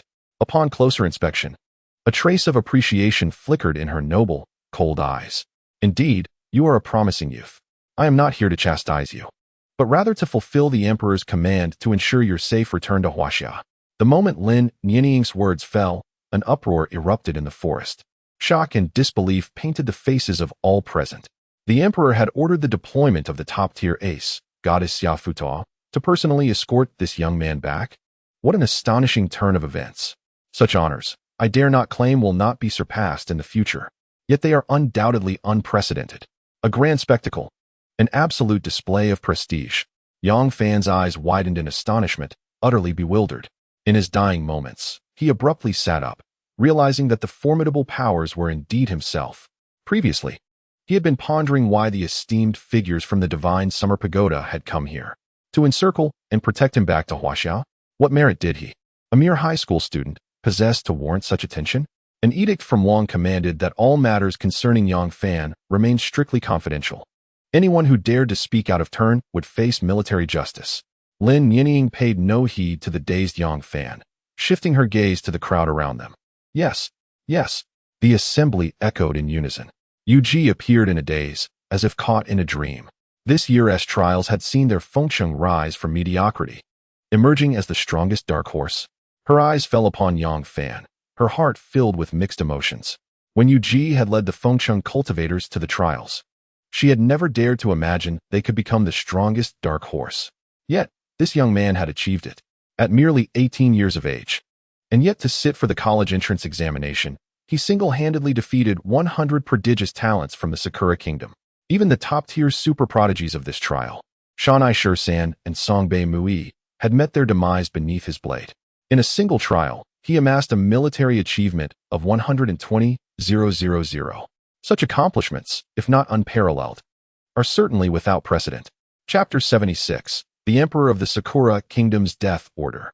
In the royal palace of the Sakura Kingdom, Baka, a bunch of useless fools, a mere insect from Huaxia, has slain 100 of our valiant warriors. Moreover, this insect has severed the heads of our brave warriors to pay tribute to the fallen cultivators of Huaxia. What a disgrace. This is the greatest humiliation our Sakura Empire has faced in 1,000 years. I want this Huaxiao insect dead. Immediately relay my orders. Spare no effort to eliminate him. The Emperor of Sakura Kingdom, upon reading the final battle report from his subordinates, erupted in fury. Initially, before the commencement of this year's trials, the Emperor had been filled with confidence, believing that the foundational talents of the Sakura Kingdom would easily overpower the mere mortals of Huaxia.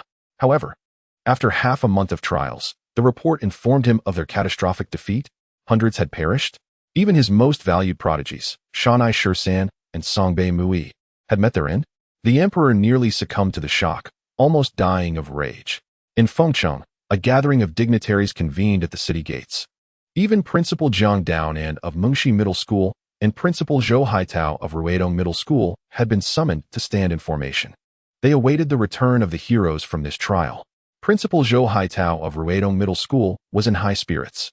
Previously, he had received intel that their school's top prodigy, Han Bing, had performed exceptionally well in this year's trials, ranking among the best, a senior high school student.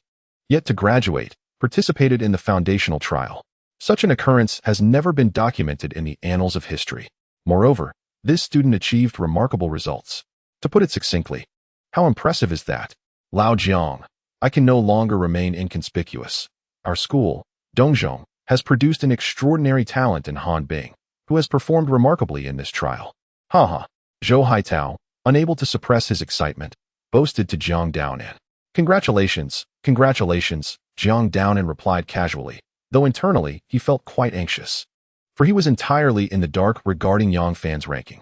Previously, he had sought information from Old Tang, but that old rascal refused to divulge anything. He had foolishly traded 2 bottles of Matai for naught. At that moment, Old Tang arrived, hands clasped behind his back, striding in a crab-like manner. Judging by his demeanor, he appeared exceptionally pleased. Xiao Zhou, your school has produced a remarkable young lady, Old Tang exclaimed, giving Zhou Haitao a thumbs up, his face filled with admiration. Haha, not bad, not bad. Zhou Haitao could hardly contain his joy and continued, Old Tang, could you divulge a hint about Han Bing's ranking? While I cannot disclose specific rankings due to confidentiality, I can reveal that she is among the top 10. What? The top 10? Zhou Haitao's eyes nearly bulged out in disbelief. Incredible. Previously, he had only heard whispers of Han Bing's commendable ranking. But he never imagined she could break into the top 10. This was astounding. He could boast about this for a decade. It was decided. He would have a statue of Han Bing erected at the school, inspiring all students to emulate her. Then came the news that the head of the Qin clan had arrived. What? The head of the Qin clan has come in person? Why is this year's trial so grand? He has never attended in person before. Of course, this year, our Fengsheng has the strongest dark horse. Ranked first in the nation. How could we not make a grand entrance? The arrival of Qin Baihe to welcome the returning trial practitioners caused quite a stir. Old Tang's words shocked Jiang Daonan and Zhou Haitao, nearly causing their jaws to drop. Old Tang, did you just say that our Fengsheng is ranked first in the nation this year? Is that true? I find it hard to believe. Even if Han Bing is in the top 10, that merely qualifies as a dark horse. How could we be first in the nation? Subsequently, the two pulled Old Tang aside, whispering eagerly for more information. Their instincts hinted that the situation was more complex than it seemed. Since you both inquired, I shall share a little. However, you must keep this confidential. Any indiscretion could lead to severe consequences, Old Tang said, casting a glance at Jiang Daonan, his excitement barely contained. Both were taken aback. Is it truly that serious? What could be so critical that revealing it could warrant such drastic repercussions? Our Fengsheng has triumphed over all other cities and two nations, securing the first place. Han Bing, this young lady, exhibits exceptional performance, but the primary reason lies in the fact that our Fengsheng has birthed an extraordinary prodigy. Tang lowered his voice, fearful of being overheard. In truth, his clandestine revelation to these two was fueled by an exhilarating surge of emotion that he could no longer contain. After all, it was he who recommended that lad, Yang Fan. Moreover, he is a senior at Dream Creek High School, so discreetly informing that old rascal Jiang Daonan is of no consequence. An extraordinary prodigy? Just how extraordinary? First place? Not merely an ordinary first place. Since the beginning of the trials, he has consecutively held the top position for over a dozen days. Good heavens, dominating the leaderboard for over 10 days? But that is not the most outrageous part. Can you guess what is? What? Tang, stop keeping us in suspense and spill it. I'm dying of curiosity. That lad, during this trial, has vanquished 100 of Sakura Nation's talented prodigies, including the formidable Shani Bai and Song Baimu. How many? He has slain 110 prodigies from Sakura Nation? Indeed, with military merits amounting to 120,000. The sovereign personally issued orders to dispatch the Divine Summer Pulley to escort him back to China. Gasp! Jiang Daonan and Zhou Haitao, upon hearing this, were utterly flabbergasted. 120,000 military merits? Slaying 100 prodigies from Sakura Nation? Personally escorted back by the Divine Summer Pulley? My dear heavens! In comparison, they instantly felt that the esteemed Qin Baihe's personal welcome for this unparalleled prodigy was hardly noteworthy. Tang, who is this extraordinary prodigy? Jiang Daonan swallowed hard and inquired softly. I cannot divulge that. All results from this year's trials are strictly confidential. However, who he is, you shall see when he returns, Tang said with a mysterious smile directed at Jiang Daonan. Meanwhile, Lin Yining escorted Yang Fan into the territory of China before leading the two Divine Summer Pulley members away. Accompanying their departure were the friends Yang Fan had made during the half-month trial, Zhao Wujia, Zhao Ruoyuo, and Zhang Xiaoru from Magic City. They exchanged heartfelt farewells. Subsequently, Yang Fan returned to Fengsheng with Yuji, Han Bing, and the others. Glancing back, a myriad of emotions surged within Yang Fan, tinged with melancholy. Initially, they had 50 foundational cultivators, yet fewer than 20 returned. Each person bore their injuries. As they re-entered Fengsheng, from afar, the leader Qin Baihe personally came to greet them. Among the crowd, Jiang Daonan looked up, struck as if by lightning, when he recognized that the youth who had slain 100 cultivators from Sakura Nation, with military merits of 120,000, who had garnered the utmost attention from the emperor of the capital and had been personally ordered to be escorted home by the Divine Summer Pulley, was none other than the masked Yang Fan. He was rendered speechless, overwhelmed with emotion, and tears welled in his eyes. Goodbye, young man. Draw your bow taut, unafraid of the passage of time and the wind. Chapter 77. None of us deserve to be called heroes. Heroes emerge from youth. Indeed, heroes do emerge from youth. Ha ha ha. Qin Baihe approached and patted Yang Fan on the shoulder. Due to the imperial capital's orders, which mandated strict confidentiality regarding Yang Fan's identity, He did not introduce Yang Fan to the senior officials of Fengcheng who came to greet them. Behind them, those companions who returned with Yang Fan wore expressions of envy and admiration. The brutality and carnage of this trial were well known to them as participants. This masked youth from the imperial capital, capable of leading the charge and slaying hundreds of prodigies from the Cherry Blossom Kingdom, exemplified his extraordinary talent and defiance against fate. Yang Fan shook his head, refusing to take credit. The experiences of the past fortnight had matured him significantly. Chief Qin, we who have returned alive are not worthy of being called heroes. Oh, why do you say that? Qin Baihe's expression froze in surprise and confusion. The others around turned their gazes toward him as well. When we set out, Fengcheng had a total of 50 companions in the foundation establishment stage, all of whom were the CR de la CR of our city. They are the pillars of our future in China. Upon our return, I counted, and only 17 remain. In this trial, Fengcheng lost 33 lives, 2/3 of our number. We must not forget their sacrifice, nor allow it to be forgotten.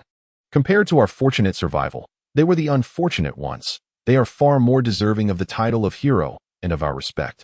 Yang Fan's voice was calm, laced with an indescribable sense of poignant tragedy. The crowd was stunned into silence by his words. Qin Baihe's smile faded, and silence enveloped the scene. Even these seasoned veterans, who had witnessed countless events, found their eyes misting with tears. Indeed, in their excitement and joy, they had forgotten the young lives lost in the trial. Their remains would forever lie buried in Crescent Valley and the Blackwater Marsh, and no one would remember their names. In comparison, those who offered their lives for the nation should surely command greater respect. The once lively atmosphere dimmed with the weight of Yang Fan's words. The previously exuberant dignitaries lowered their heads in shame. Zhou Haitao's eyes widened in disbelief. This young man, so young yet possessing such a broad heart and mature spirit, would surely soar like a dragon through the skies. Hey, Lao Jiang, what is the matter with you? This boy isn't even your student. Why are you trembling all over? Zhou Haitao casually turned his head and noticed Jiang Daonan's eyes were red with emotion, shaking uncontrollably, unable to suppress his curiosity. None of your business. Jiang Daonan steadied himself and retorted, They are not students from their school, are they? Apologies, but Yang Fan is indeed the unparalleled prodigy of Mengshi Middle School. Were it not for the strict orders from the capital prohibiting any indiscreet remarks, lest one face dire consequences, I would certainly seek out that old fellow Zhou Haitao for an earnest conversation. Oh, old Jiang, well done. I grant you a modicum of respect. Yet you dare to engage with me like this. Suddenly, he noticed Jiang's eyes were red, as if he were on the verge of tears, trembling with excitement. Do you know this young man? Quickly, old Jiang, enlighten me about our Fengcheng's foremost prodigy. I promise I won't tell anyone. Zhou Haitao, the old fox, reacted swiftly, lowering his voice to press Jiang Daonan, who was displaying unusual emotions. How would I know? I'm not clear at all, Jiang Daonan replied, internally reveling in the situation. However, his expression betrayed a fade of ignorance. Zhou Haitao, suspicious, had known Jiang Daonan for many years and understood his character quite well. He found it hard to believe that Jiang truly knew nothing. Suddenly, out of the corner of his eye, Zhou spotted Han Bing from their school, whispering intimately with the masked prodigy. Their camaraderie seemed quite close. Zhou Haitao's heart raced, his eyes gleaming with excitement. Old Jiang, look. Our Han Bing is acquainted with that prodigy. The way they are whispering suggests a deep connection. Truly, a match made in heaven. Ha ha ha. Zhou, brimming with pride, trembled with exhilaration. Jiang Daonan shot him a glance and retorted coldly, Old Zhou, do not flatter yourself. Your girl from the academy is hardly worthy of that prodigy. Oh, you old curmudgeon, are you sour grapes because you cannot reach the fruit? What business is it of yours? Why should it not concern me? Pray tell, what is your stake in this matter? Enough, both of you. Tang Lao interjected, witnessing the two men at the back, their faces flushed and voices raised. Stop your bickering at once. Qin Baihe had already arranged a welcoming banquet and invited the returning celestial prodigies to the stargazing pavilion. Yang Fan politely declined, wishing instead to return home and see his parents after being away for over half a month. Qin Baihe did not press further, presenting him with a token of martial arts, allowing him to visit the third floor of the stargazing pavilion to select techniques at his leisure, a reward for his recent trials. After expressing his gratitude, Yang Fan turned to depart. At that moment, Zhou Haitao hurried over, eagerly questioning Han Bing. Ice Ice. What is your relationship with our Fengqing's foremost prodigy? I noticed you two seemed quite close earlier. What is his status? Have you seen his true visage? Zhou's barrage of inquiries left Han Bing blushing with embarrassment. On her strikingly beautiful face, a faint blush danced. Director, my relationship with him is merely that of ordinary friends. Please do not speak out of turn, Han Bing hastily explained. As they made their way back, Yu Ji sternly instructed them to maintain secrecy regarding the recent trial. The consequences for disobedience were exceedingly severe, particularly concerning Yang Fan's identity, which was a matter personally decreed by the emperor from the capital. She dared not divulge anything to Principal Zhou Haitao. Meanwhile, upon returning home, Yang Fan found the house empty, as his parents had not yet returned. The solitude enveloped him. Yet the familiar sight of the table and chairs, along with the scent of the air, stirred a comforting warmth within his heart. While awaiting his parents, he decided to take a shower. Upon checking his phone, he found 99 messages. Most were from the young girl, Li Fei. Brother Xiao Fan, why have you ignored me for so many days? I heard from my aunt that you participated in a trial in Sakura country. You naughty boy. You left without telling me. Brother Xiao Fan, you must do your best. I have broken through my realm. When will you return? I miss you. One message after another tugged at his heartstrings, and he couldn't help but feel a sense of affection. Ah, this little girl is quite clingy, he mused, responding to her to inform her of his return. After sending the message, Yang Fan did not wait for Li Fei's reply before the class group chat erupted with excitement. Zhao Lei, incredible news. Our prodigies from Fengqing have returned. Guess what place our school's super prodigy secured? What place? Could it be that our super prodigy is among the top 10? Impossible. This is a competition among the nation's top talents. Indeed, I find it hard to believe. He hasn't even taken the college entrance exam. How could he surpass those who have graduated? A chorus of disbelief filled the chat, followed by a request for images. Look, Qin Shou personally welcomed him. Wow, is that really our school's super prodigy? Is he truly that impressive? Could he be within the top 5? Zhao Lei, having procured a photo from somewhere, shared an image of Qin Baihe leading the prominent figures of Fengqing to personally welcome Yang Fan. Instantly, the group chat exploded with excitement. Zhang Ting, hurry and tell me what place my dream man secured. I'm dying of curiosity. Yes. Since you have the photo, you must know the place. Heh, of course. Our school's super prodigy is in first place, by a vast margin, leaving the second place far behind. What? First place? No way. Is that truly the case? This cannot be false. I assure you, the first place is his lowest score, with a military achievement of 120,000. Having slain 100 cherry blossom instructors. Zhang Dongliang, the homeroom teacher, interjects, Zhao Lei, silence yourself. If you dare to speak recklessly in this group again, your entire family shall face dire consequences. Goodness. Teacher, I was wrong. I won't dare again. The others listened with rapt attention as the homeroom teacher urgently reprimanded Zhao Lei, preventing him from continuing his reckless chatter. It's too late. I have taken screenshots of your messages and forwarded them to your father. Join the group chat by scanning the QR code of teacher Zhang Dongliang. Unfilial son, you have 5 minutes to return immediately.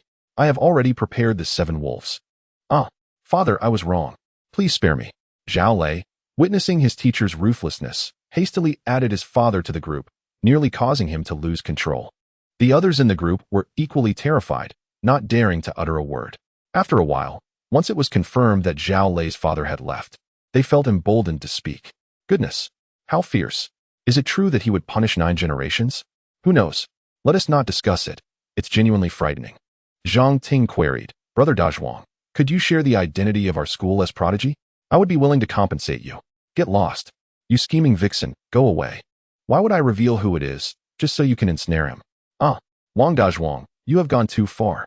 Teacher, Wang Dazhuang, is insulting me. Zhang Ting, putting aside the fact that Dazhuang insulted you, do you bear no fault at all? Meanwhile, Yang Fan had yet to finish reading the messages when Li Fei replied. Brother Fan, are you back? I was just in the shower. Do you want to see a picture of me, fresh from the bath? Hee. It was evident that Li Fei was overjoyed and excited to see Yang Fan return safely. The legs can be seen, huh? Yang Fan attempted a joke, but his voice message failed to send. To his surprise, Li Fei truly sent a picture, resulting in an immediate nosebleed for Yang Fan. Goodness gracious. This girl is far too bold and audacious. Is she attempting to lead one astray? Truly outrageous. At that moment, Yang Fan's parents returned home from work. Yang Fan hurriedly set down his phone and stood to engage in casual conversation with them. Brother Fan, is it beautiful? Li Fei sent another message. Yang Dajuan and Duan Cuehua instinctively lowered their heads to glance at the phone screen. Upon seeing the picture, they were instantly stunned. Mom and Dad, please let me explain, no? Wait, hear me out. Yang Fan's face turned pale, his heart filled with despair. This is it. There's no way to clear my name now. Don't explain. We understand.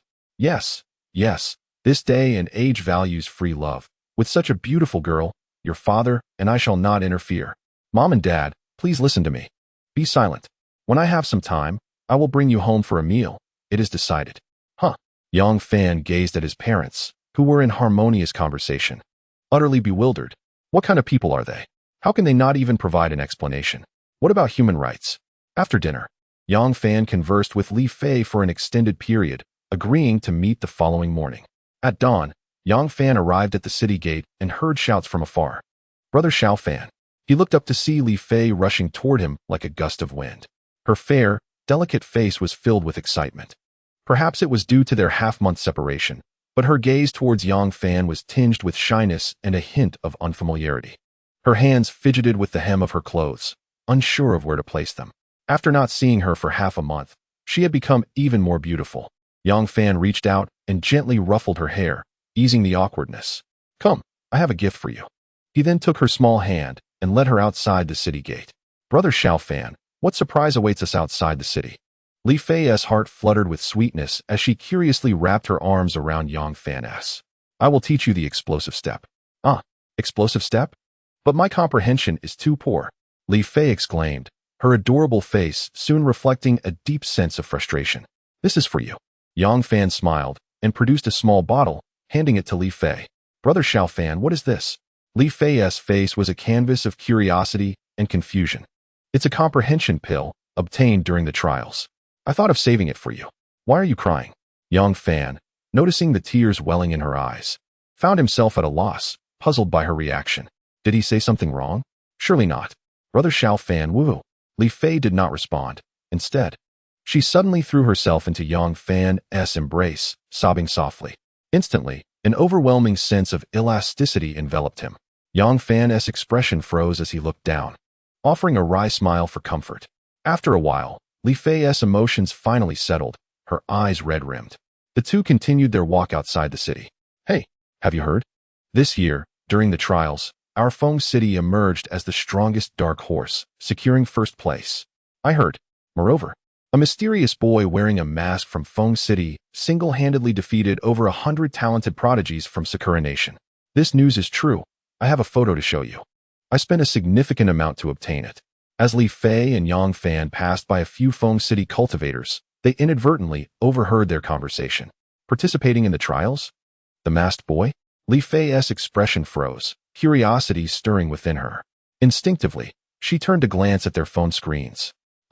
Although the face was not clearly visible due to the mask, Li Fei recognized the person in the photo at once. It was Yang Fan. Her eyes widened in shock. My heavens, what did they just say? Slaughtering 100 prodigious talents from the Cherry Blossom Kingdom? Brother Xiao Fan, could it possibly be? Just as Li Fei was about to voice her inquiry, Yang Fan hastily covered her mouth, pulling her away as they sprinted into the distance. The group of discussing cultivators wore expressions of confusion, utterly perplexed by the situation of the two. Chapter 79, The Seventh Stage Demon Beast. The white-armored earth dragon. Upon reaching a secluded area outside the city, Li Fei widened her round eyes, gazing at Yang Fan in bewilderment. Yang Fan, feeling awkward, remarked, Feier, please refrain from looking at me with such eyes. My pride is delicate. Brother Xiao Fan, could it be that person truly is you?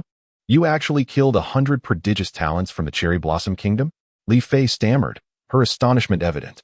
After all, the recent conversation among the cultivators from Feng City had left her utterly astounded. Enough pretense, it is indeed me. Shu, keep your voice down. We must maintain confidentiality. Yang Fan quickly covered Li Fei's soft mouth again, urging her not to shout. Subsequently, he discreetly recounted the events of the trial to her. Wow, Brother Xiao Fan, you are truly magnificent. I knew you were the best. Li Fei exclaimed joyfully, her eyes sparkling with admiration as she looked at Yang Fan. Look at your exuberance. You consumed the enlightenment pill, and I shall impart to you the Earth-level beginner technique. First step. Yang Fan chuckled, playfully flicking Li Fei's forehead while encouraging her to swiftly take the Enlightenment Pill. The Enlightenment Pill was exceedingly precious, and a cultivator was permitted to consume only one in their lifetime. Taking more would not only yield no effect, but could also result in severe side effects. Humph, you shouldn't treat me like a child. Li Fei pouted, wiping her nose in discontent after Yang Fan playfully flicked her forehead. She then retrieved the Enlightenment Pill and carefully ingested it. Half an hour later, Yang Fan began to teach first step. Li Fei stood by, her eyes wide open as she endeavored to comprehend the technique.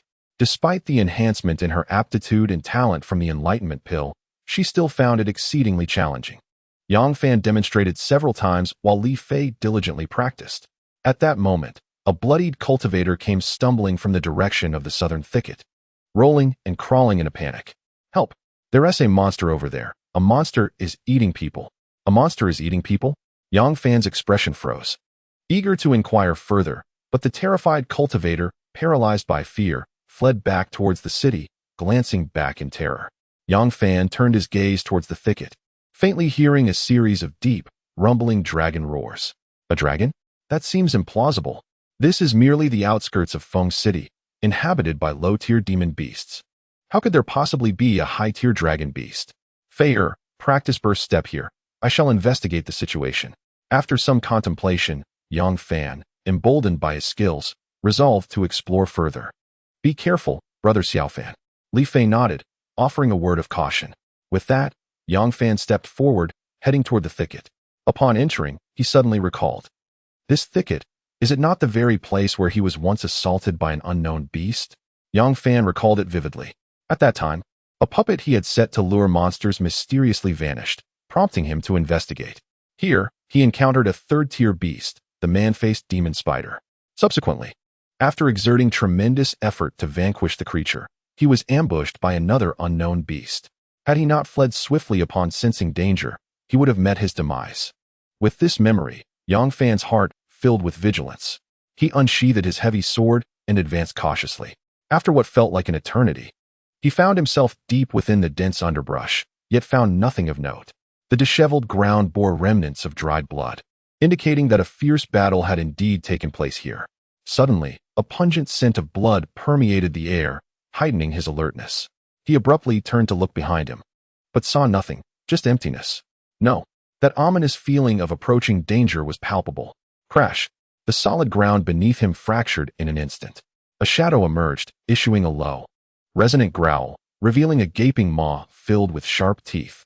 Yang Fan, wielding his heavy sword, wore a grim expression as he struck fiercely. Boom!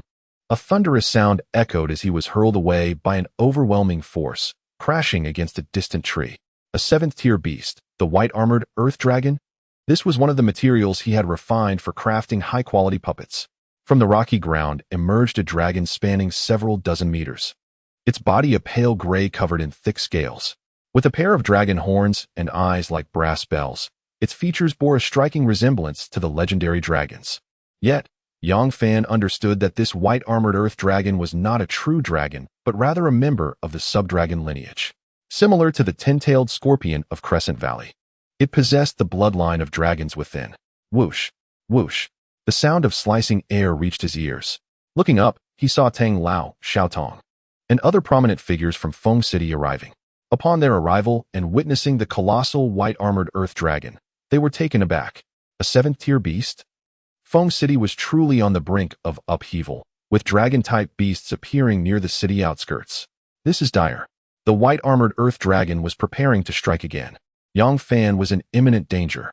Xiaotong exclaimed in alarm, instantly rushing to assist.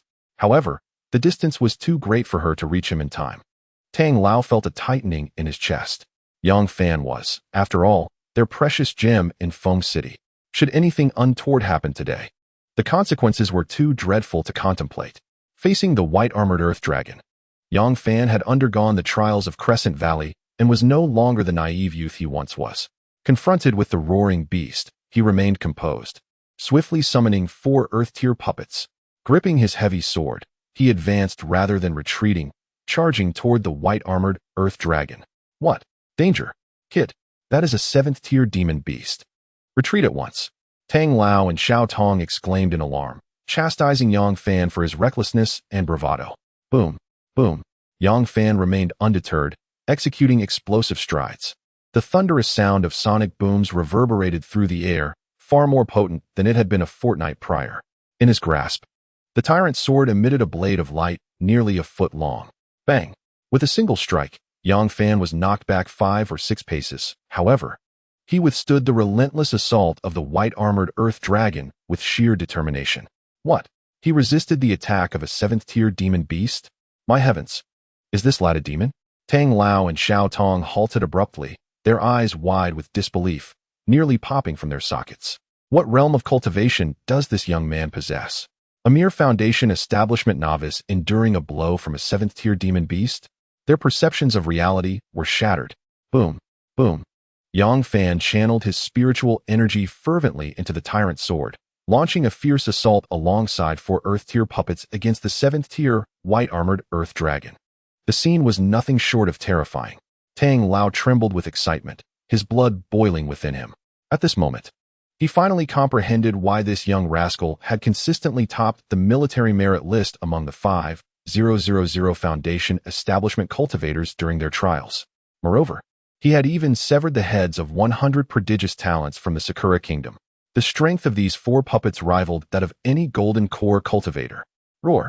The white-armored Earth Dragon, frustrated by its inability to prevail, erupted in fury, its power surging dramatically. In the distance, Tang Lao and Xiao Tong exchanged glances, sensing that Yang Fan had reached his limits and hastening to assist in the kill. Yet, to their astonishment, a jaw-dropping spectacle unfolded once more. Yang Fan's eyes glowed with an eerie light, black and white dual pupils. Like a demon from the depths of hell, he was both awe-inspiring and terrifying. Chapter 80. Selection of Martial Arts at the 3rd level of the Art Palace. Advanced Earth Tier I Technique. Devouring I Technique. Activated. The speed of the charging white-armored Earth Dragon diminished to half within Yang Fan's field of vision. Wielding the tyrant's sword once more, he charged forward. From a distance, it appeared perilous, yet he always managed to deftly avert crisis at the most critical moments. Hiss! In the distance, Tang Lao and the others gasped in astonishment. I Technique.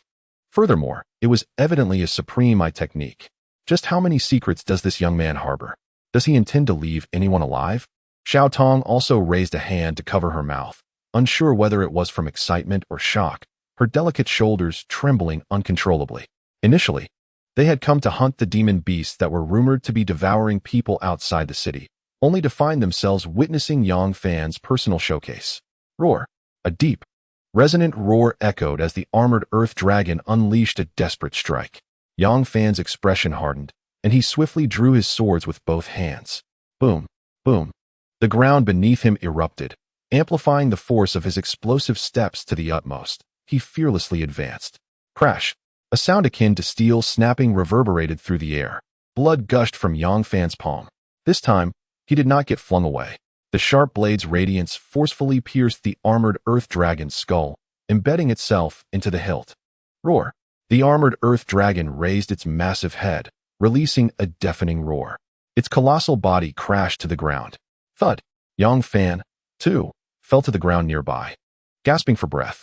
Ding! Killed the 7th-tier monster, armored Earth Dragon. Points, 556, cultivation value, 99660. What a generous reward. Yang Fan scrambled to his feet, eagerly rushing to collect materials from the armored Earth Dragon.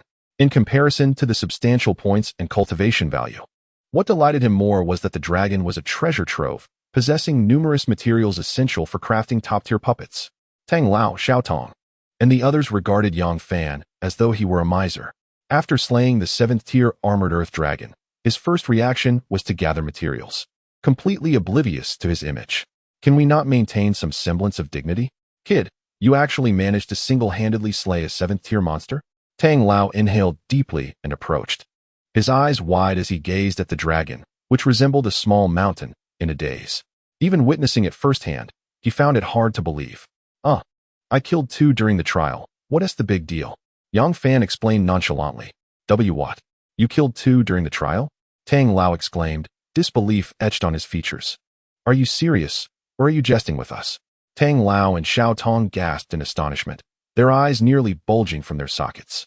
Brother Fan, are you all right? How did you get so hurt? Just as Yang Fan was about to respond, a voice of concern rang out. Li Fei, the young girl, rushed over from a distance, her face filled with worry. Earlier, she had been practicing her explosive steps, but upon noticing Yang Fan's prolonged absence and hearing the occasional dragon roars, her concern compelled her to disregard his warnings and come to check on him. It's just a minor injury, nothing to worry about. A minor injury? You've lost so much blood, Li Fei exclaimed, quickly retrieving supplies from her storage ring to help him stop the bleeding and bandage his wounds.